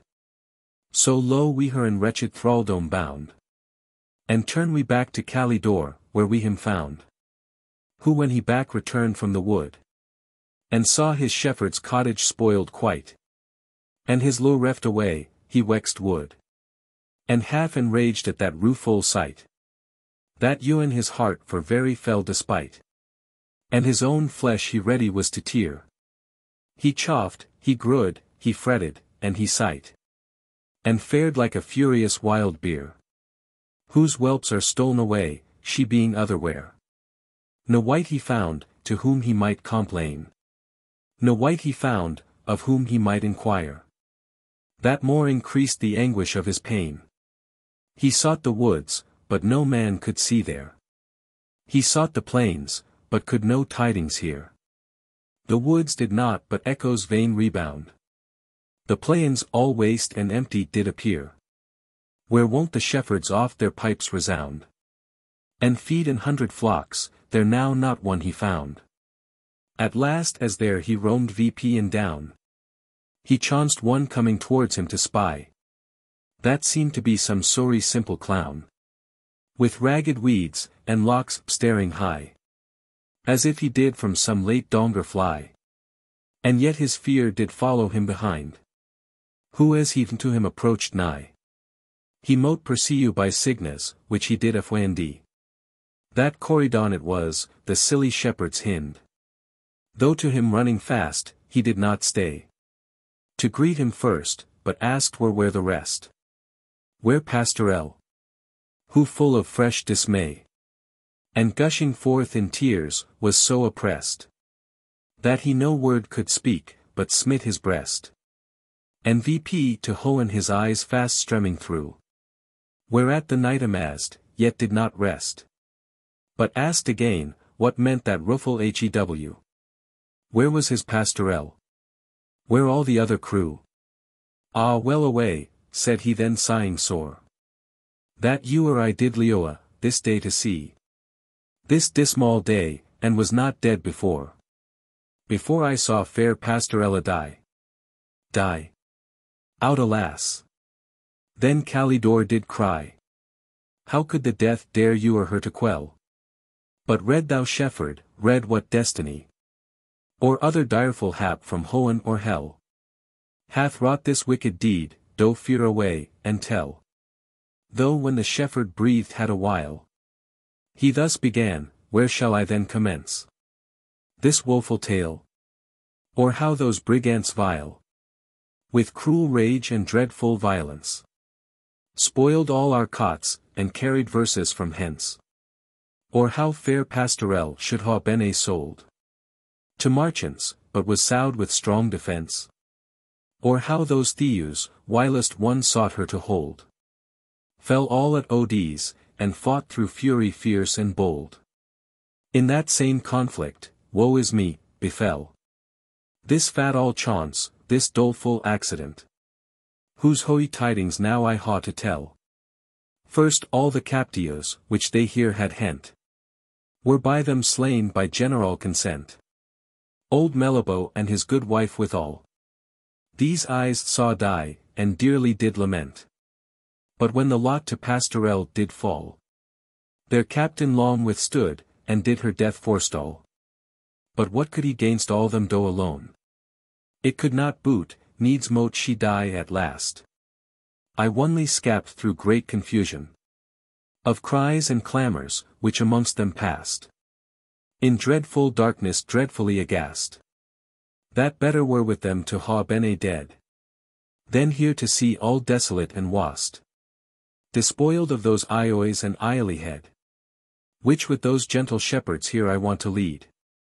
When Calidore these rueful news had rout, his heart quite dead was with anguish great, and all his wits with dule were nigh distraught, that he his face, his head, his breast did beat, and death itself unto himself did threat, oft cursing Hoenns, that so cruel were to her, whose name he often did repeat, and wishing oft, that he were present there, when she was slain, or had been to her succour near.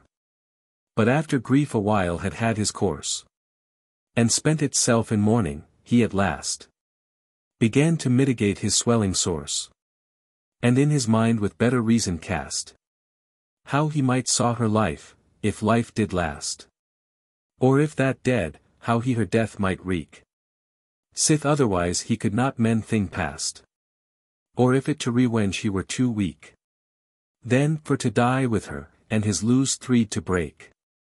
Though Corydon he prayed, sith he well knew the ready wave into that thievish one, to wend with him, and be his conduct true, unto the place, to see what should be done.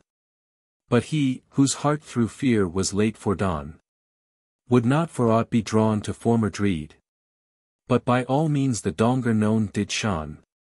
Yet Calidore so well him wrought with mead, and fair bespoke with words, that he at last agreed. So forth they go together, God before, both clad in shepherd's weeds agreeably, and both with shepherd's hooks, but Calidore had underneath him armed priorly. Though to the place when they approached nigh, they chanced, upon an hill not far away, some flocks of sheep and shepherds to espy, to whom they both agreed to take their way, in hope their news to learn, how they mote best assay. There did they find, that which they did not fear, the self-same flocks, the which those thieves had reft, from Melibot and from Themselos Wylier, and certain of the thieves there by them left, the which for want of herds Themselos then kept. Right well knew Corydon his own late sheep, and seeing them, for tender pity wept. But when he saw the thieves, which did them keep, his heart gone fail, alba he saw them all asleep. But Calidore recomforting his grief, though not his fear, for naught may fear dissuade, him hardly forward drew, whereas the T.F. lay sleeping soundly in the bushes' shade. whom Corydon him counselled to enuade. Now all wears, and take the spoil away. But he, that in his mind had closely made a further purpose, would not so them slay, but gently waking them, gave them the time of day. Though sitting down by them upon the green, of sundry things he purpose gone to feign, that he by them might certain tidings wean. Of pastorelle, were she alieu or slain? Mongst which the thieves them questioned again. What Mr. Men, and eke from whence they were. To whom they answered, as did appertain, that they were poor hardgrooms, the which whilere had from their maisters fled, and now sought hire elsewhere. Whereof right glad they seemed, and offer made to hire them well, if they their flocks would keep. For they themselves were yule grooms, they said, van want with herds to watch, or pasture sheep, but to foray the land, or scour the deep. Thereto they soon agreed, and earnest took to keep their flocks for little hire and cheap. For they for better hire did shortly look. So there all day they bode, till light the sky forsook.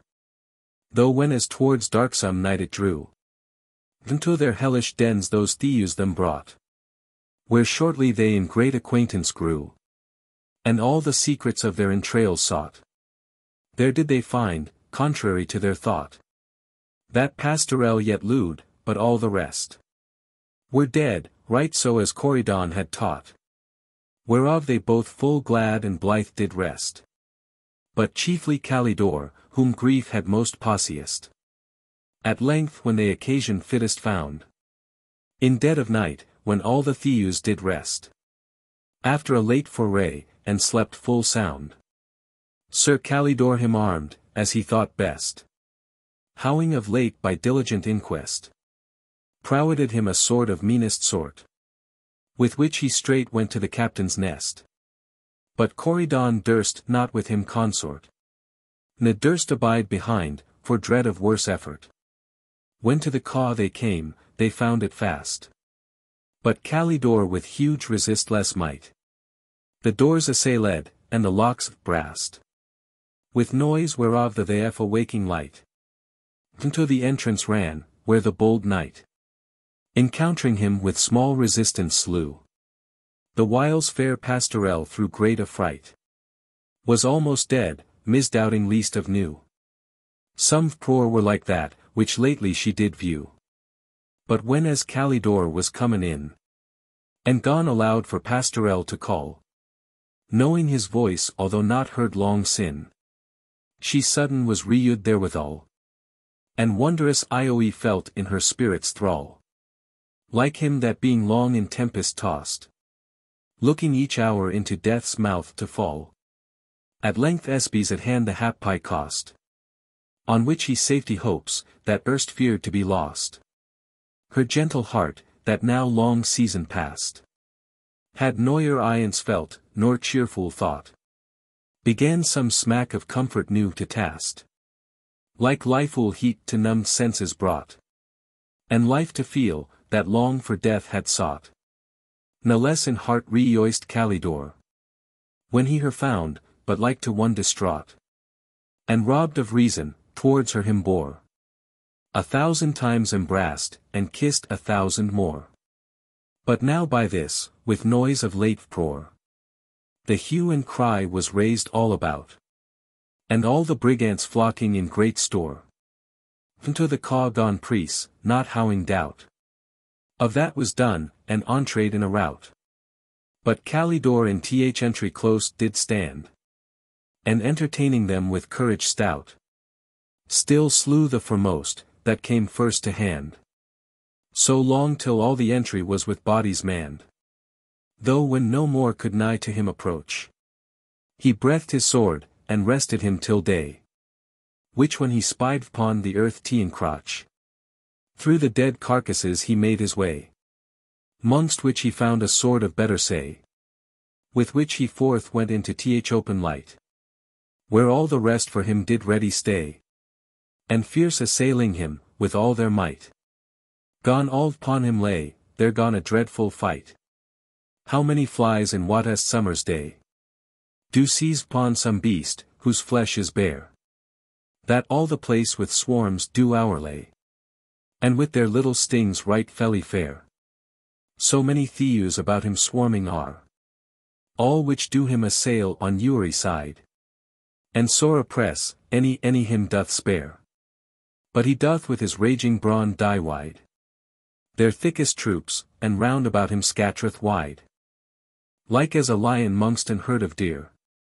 Disperseth them to catch his choicest prey. So did he fly amongst them here and there. And all that near him came, did hew and slay.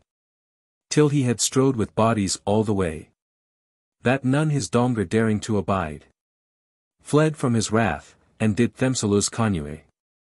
Into their cause, their heads from death to hide. Ne any left, that victory to him annoyed. Then back returning to his dearest dear. He her gone to recomfort, all he might. With glad full speeches, and with luily chear. And forth her bringing to the Iolius light. Whereof she long had lacked the wishful sight. Devised all goodly means. From her to dry you. The sad remembrance of her wretched plight. So her neath at last he did rewie you. That long had lien dead, and made again aliu. This done, into those thievish dens he went. And thence did all the spoils and treasures take. Which they from many long had robbed and rent. But fortune now the victor's meed did make. Of which the best he did his lube take. And also all those flocks, which they before had reft from Melibœ, and from his make. He did them all to Corydon restore. So drow them all away, and his lube with him bore. Canto 12. Fair Pastorella by great hap. Her parents understands. Calidore doth the blatant beast subdue, and bind in bands. Like as a ship, that through the ocean wide directs her course into one certain coast. Is met of many a counter wind and tide. With which her winged speed is let and crossed. And she herself in stormy surges tossed. Yet making many a board, and many a bay. Still winneth way, any hath her compasse lost. Right so it fares with me in this long way. Whose course is often stayed, yet noyer is astray. For all that hitherto hath long delayed. This gentle knight, from sowing his first quest. Though out of course, yet hath not been a missaid. To shew the courtesy by him professed. Ewen to the lowest and the least. But now I come into my course again. To his achievement of the blatant beast. Who all this while it will did range and reign. Whilst none was him to stop, nor none him to restrain. Sir Calidore when thus he now had rout. Fair Pastorella from those brigands' power. Unto the castle of Belgard her brought. Whereof was lord the good Sir Bellamore. Who whilome was in his youth's freshest floor. A lusty knight, as ewer wielded spear. And had endured many a dreadful stour. In bloudy battle for a lady dear. The fairest lady then of all that luing were. Her name was Claribel, whose father hight. The lord of many islands, Faerie renowned. For his great riches and his greater might. He threw the wealth, wherein he did abound. This daughter thought in wedlock to ha bound. Unto the prince of Pictoland bordering near. But she whose sides before with secret wound. Of lo to Bellamore empierced were. By all means shunned to match with any foreign fear. And Bellamore again so well her pleased. With daily sorrows and attendance due. That of her lo he was entirely seized. And closely did her wed, but known to few. Which when her father understood, he grew. In so great rage, that them in Dongyan deep. Without compassion cruelly he threw. Ye did so straitly them asunder keep. That neither could to company of th other creep. Nathless Sir Bellamore, whether through grace. Or secret gifts so with his keepers wrought. That to his lo sometimes he came in place. Whereof her womb wist to white was fraught. And in due time a maiden child forth brought. which she straightway for dread least, if her sire should know thereof, to slay he would ha sought. Though lured to her handmaid, that for hire she should it cause be fostered vendor strange attire. The trusty damsel bearing it abroad into the empty fields, where lewing white mote not bewray the secret of her load. She forth gone lave to the open light, the little babe, to take thereof a sight, whom whilst she did with watery eyne behold, upon the little breast like Christ all bright, she mote perceive a little purple mold, that like a rose her silken lows did fair enfold. Well she it market, and pitied the more, yet could not remedy her wretched case, but closing it again like as before, bedawed with tears there left it in the place. Yet left not quite, but drew a little space behind the bushes, where she her did hide, to weet what mortal hand, or Hohen's grace, would for the wretched infant's help provide. For which it loudly called, and pitifully cried.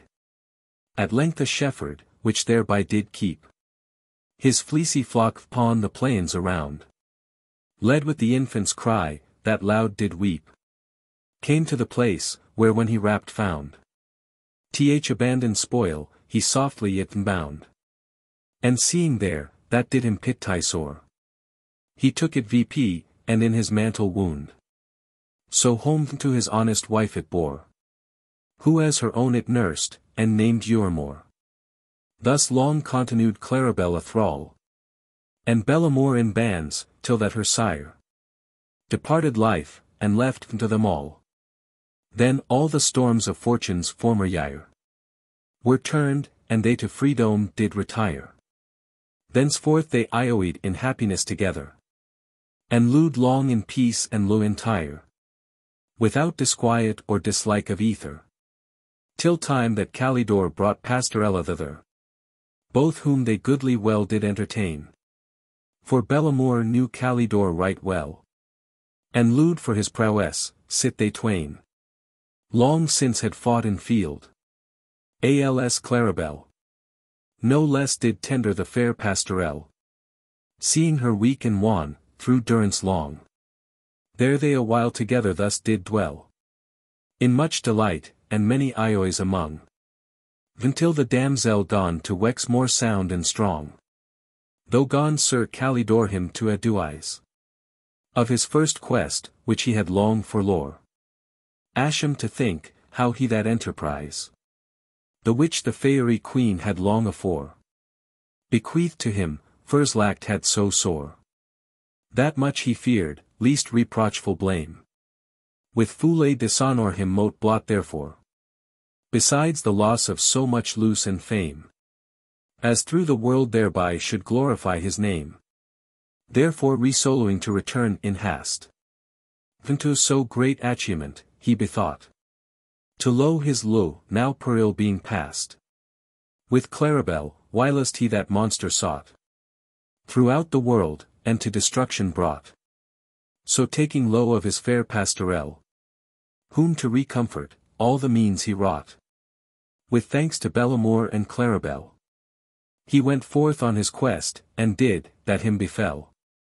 But first, ere I do his adventures tell, in this exploit, me needeth to declare, what did betide to the fair Pastorelle, during his absence left in holy care, through daily mourning, and nightly misfare. Yet did that ancient matrone all she might, to cherish her with all things choice and rare, and her own handmaid, that Melissa hight, appointed to attend her duly day and night, who in a morning, when this maiden fair was dighting her, howing her snowy breast, as yet not laced, nor her golden hair into their comely tresses duly drayest, chanced to espieve upon her weary chest the rosy mark, which she remembered well, that little infant had, which forth she kest, the daughter of her lady Claribel, the which she bore, the whiles in prison she did dwell, which well awising, straight she gone to cast, in her conceitful emyndy that this fair maid Was that same infant, which so long sith past she in the open fields had loosely laid, to fortune's spoil, enable it to aid. So full of ioe, straight forth she ran in hast unto her mistress, being half dismayed, to tell her, how the Hoans had her grasped, to saw her Calidore, which in misfortune's mouth was plast.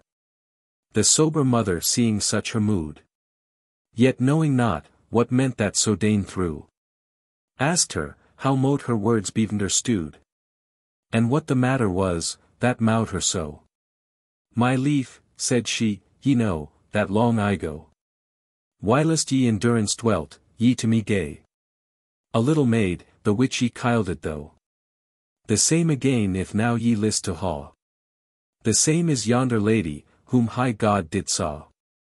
Much was the lady troubled at that speech, and gone to question straight how she it knew. Most certain marks, said she, do me it teach. For on her breast I with these eyes did view the little purple rose, which thereon grew, whereof her name ye then to her did shew. Besides her countenance, and her likely hew, matched with equal years, do surely prew that yon same is your daughter sure, which yet doth leoa. The matrone stayed no langer to inquire, but forth in hast ran to the stronger maid, whom catching greedily for great desire, rent vp her breast, and bosom open laid, in which that rose she plainly saw displayed. Then her embracing twixt her arms twain, she long so held, and softly weeping said, and luest thou my daughter now again? And art thou yet Eliu, whom dead I long did feign? Though further asking her of sundry things, and times comparing with their accidents, she found at last by very certain signs, and speaking marks of past monuments, that this young maid, whom chanced to her presence, is her own daughter, her own infant dear. Though wondering long at those so strong units, 1,000 times she her embraced near, with many a ioeful kiss, and many a melting tear. Who ewer is the mother of one Calidore, which having thought long dead, she finds Eliu. Let her by proof of that, which she hath filed in her own breast, this mother's ioe descry.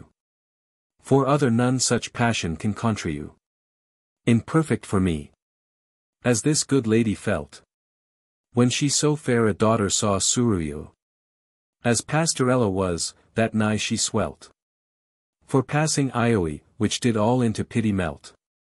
Thence running forth to her lewd lord, she to him recounted, all that fell, who ioning ioe with her in one accord, acknowledged for his own fair Pastorelle. There lo we them in ioe, and let verses tell of Calidore, who seeking all this while that monstrous beast by fin all force to quell, through Uri place, with restless pain and toil, him followed, by the tract of his outrageous spoil.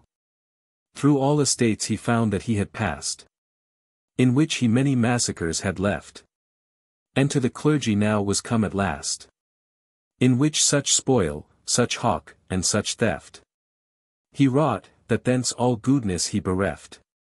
That and less were to tell. The elfin knight, who now no place besides Vinsaught had left, at length into a monastery did light, where he him found despoiling all with main and might. Into their cloisters now he broken had, through which the monks he chased here and there, and them pursued into their dorters sad, and searched all their cells and secrets near, in which what filth and ordure did appear, were irksome to report. Yet that foule beast, not sparing them, the more did toss and tear, and ransack all their denays from most to least, regarding not religion, nor their holy heast. From thence into the sacred church he broke, and robbed the chancel, and the desks down threw, and altars fouled, and blasphemy spoke, and images for all their goodly hew, did cast to ground, whilst none was them to rue. So all confounded and disordered there, But seeing Calidore, away he flew. Knowing his fat all hand by former fear. But he him fast pursuing, soon approached near. Him in a narrow place he overtook. And fierce assailing forced him turn again. Sternly he turned again, when he him strook. With his sharp steel, and ran at him amain. With open mouth. That seemed to contain. A full good peck within the veatmost brim. All set with iron teeth in wrongs twain. That terrified his foes, and armed him. Appearing like the mouth of Orcus griesly grim. And therein were 1,000 tongues impite. Of sundry kins, and sundry quality. Some were of dogs, that barked day and night. And some of cats, that rawling still did cry. And some of bears, that groaned continually. And some of tigers, that did see me to gren. And snarl at all. That ewer passed by. But most of them were tongues of mortal men. Which spake reproachfully, not caring where nor when. And them amongst were mingled here and there. The tongues of serpents with 3 forked stings. That spat out poison and gore bloody gear. At all, that came within his rawings. And spake licentious words, and hateful things. Of good and bad alike. Of low and high. Negezer spared he a whit, nor kings. But either blotted them with infamy. Or bit them with his baneful teeth of injury. But Calidore thereof no whit afraid. Rencountered him with so impetuous might. That outrage of his violence he stayed. And bet aback, threatening in vain to bite. And spitting forth the poison of his spite. That foamed all about his bloody yaws. Though rearing his former feet on height. He ramped upon him with his ravenous paws. As if he would rent him with his cruel claws. But he right well aware, his rage to ward. Did cast his shield atween, and therewithal. Putting his puissance forth, pursued so hard. That backward he enforced him to fall. And being down, ere he knew help could call. His shield he on him threw, and fast down held. Like as a bullock, that in bloody stall. Of butcher's baleful hand to ground is felled. Is forcibly kept down, till he be throughly quelled. Full cruelly the beast did rage and roar. To be down held, and mastered so with might. That he gone fret and foam out bloody gore. Striving in vain to rear himself bright. For still the more he strow, the more the night. Did him suppress, and forcibly subdue. That made him almost mad for fell despite. He grind, he bit, he scratched, he venom threw. And fared like a fiend, right horrible in HEW. Or like the hell-born hydra, which they feign. That great Alcides whilome o'erthrow. After that he had laboured long in vain. To crop his 1,000 heads, the which still new. Forth budded, and in greater number grew. Such was the fury of this hellish beast. Whilst Calidore him vendor him down threw. Who nathamore his holy load released. But the more he ragged, the more his power increased. Though when the beast saw, he mote not a wail. By force, he gone his 100 tongues apply. And sharply at him to rewile and rail. With bitter terms of shameful infamy. Oft interlacing many a forged lie. Whose like he ne'er once did speak, nor hear. Nor ewer thought thing so worthily. Yet did he not for all that him forbear. But strained him so straitly, that he chalked him near. At last when as he found his force to shrink. And rage to quail, he took a muzzle strong. Of surest iron, made with many a link. Therewith he mured his mouth along. And therein shut his blasphemous tongue. For noyer more defaming gentle knight. Or to Louili lady doing wrong. And thereunto a great long shen he tight. With which he drew him forth. Ewan in his own despite.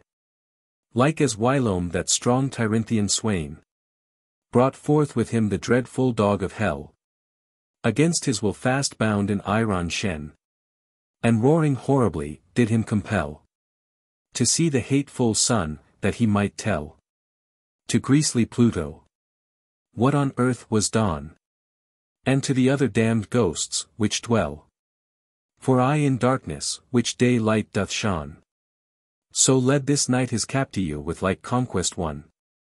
Yet greatly did the beast repine at those strange bands, whose like till then he ne'er bore, ne'er any durst till then impose. And chafed inly, seeing now no more him liberty was left allowed to roar. Yet durst he not draw back, nor once withstand the proud power of noble Calidore, but trembled underneath his mighty hand. And like a fearful dog him followed through the land. Him through all fairy land he followed so, as if he learned had obedience long, that all the people whereso he did go, out of their towns did round about him throng, to see him lead that beast in bondage strong. And seeing it, much wondered at the sight. And all such persons, as he erst did wrong, rejoiced much to see his capture plight. And much admired the beast, but more admired the knight. Thus was this monster by the maestring might of doughty Calidore, suppressed and tamed, that ne'er more he mote and damage white with his vile tongue, which many had defamed, and many causeless cause to be blamed. So did he eke long after this remain, until that, whether wicked fate so framed, or fault of men, he broke his iron shen, and got into the world at liberty again. Thenceforth more mischief and more scath he wrought to mort all men, than he had done before. Ne'er could by any more be brought into like bands, any mastered any more. All but that long time after Calidore, the good Sir Peleus him took in hand, and after him Sir Lamorak of yore, and all his brethren born in Britain land. Yet none of them could ewer bring him into band. So now he wrongeth through the world again, and raggeth sore in each degree and state. Ne any is, that may him now restrain. He growen is so great and strong of late, barking and biting all that him do bait. Alba they worthy blame, or clear of crime. Ne spareth he most learned wits to rate. Ne spareth he the gentle poet's rhyme, but rends without regard of person or of time. Ne may this homely verse, of many meanest, hope to escape his venomous despite. More than my former writs, all were they clearest, from blameful blot, and free from all that white, with which some wicked tongues did it backbite, and bring into a mighty Perez displeasure, that ne'er so deserted to endite. Therefore do you my rhymes keep better measure, and seek to please, that now is counted wise men's treasure. Finis.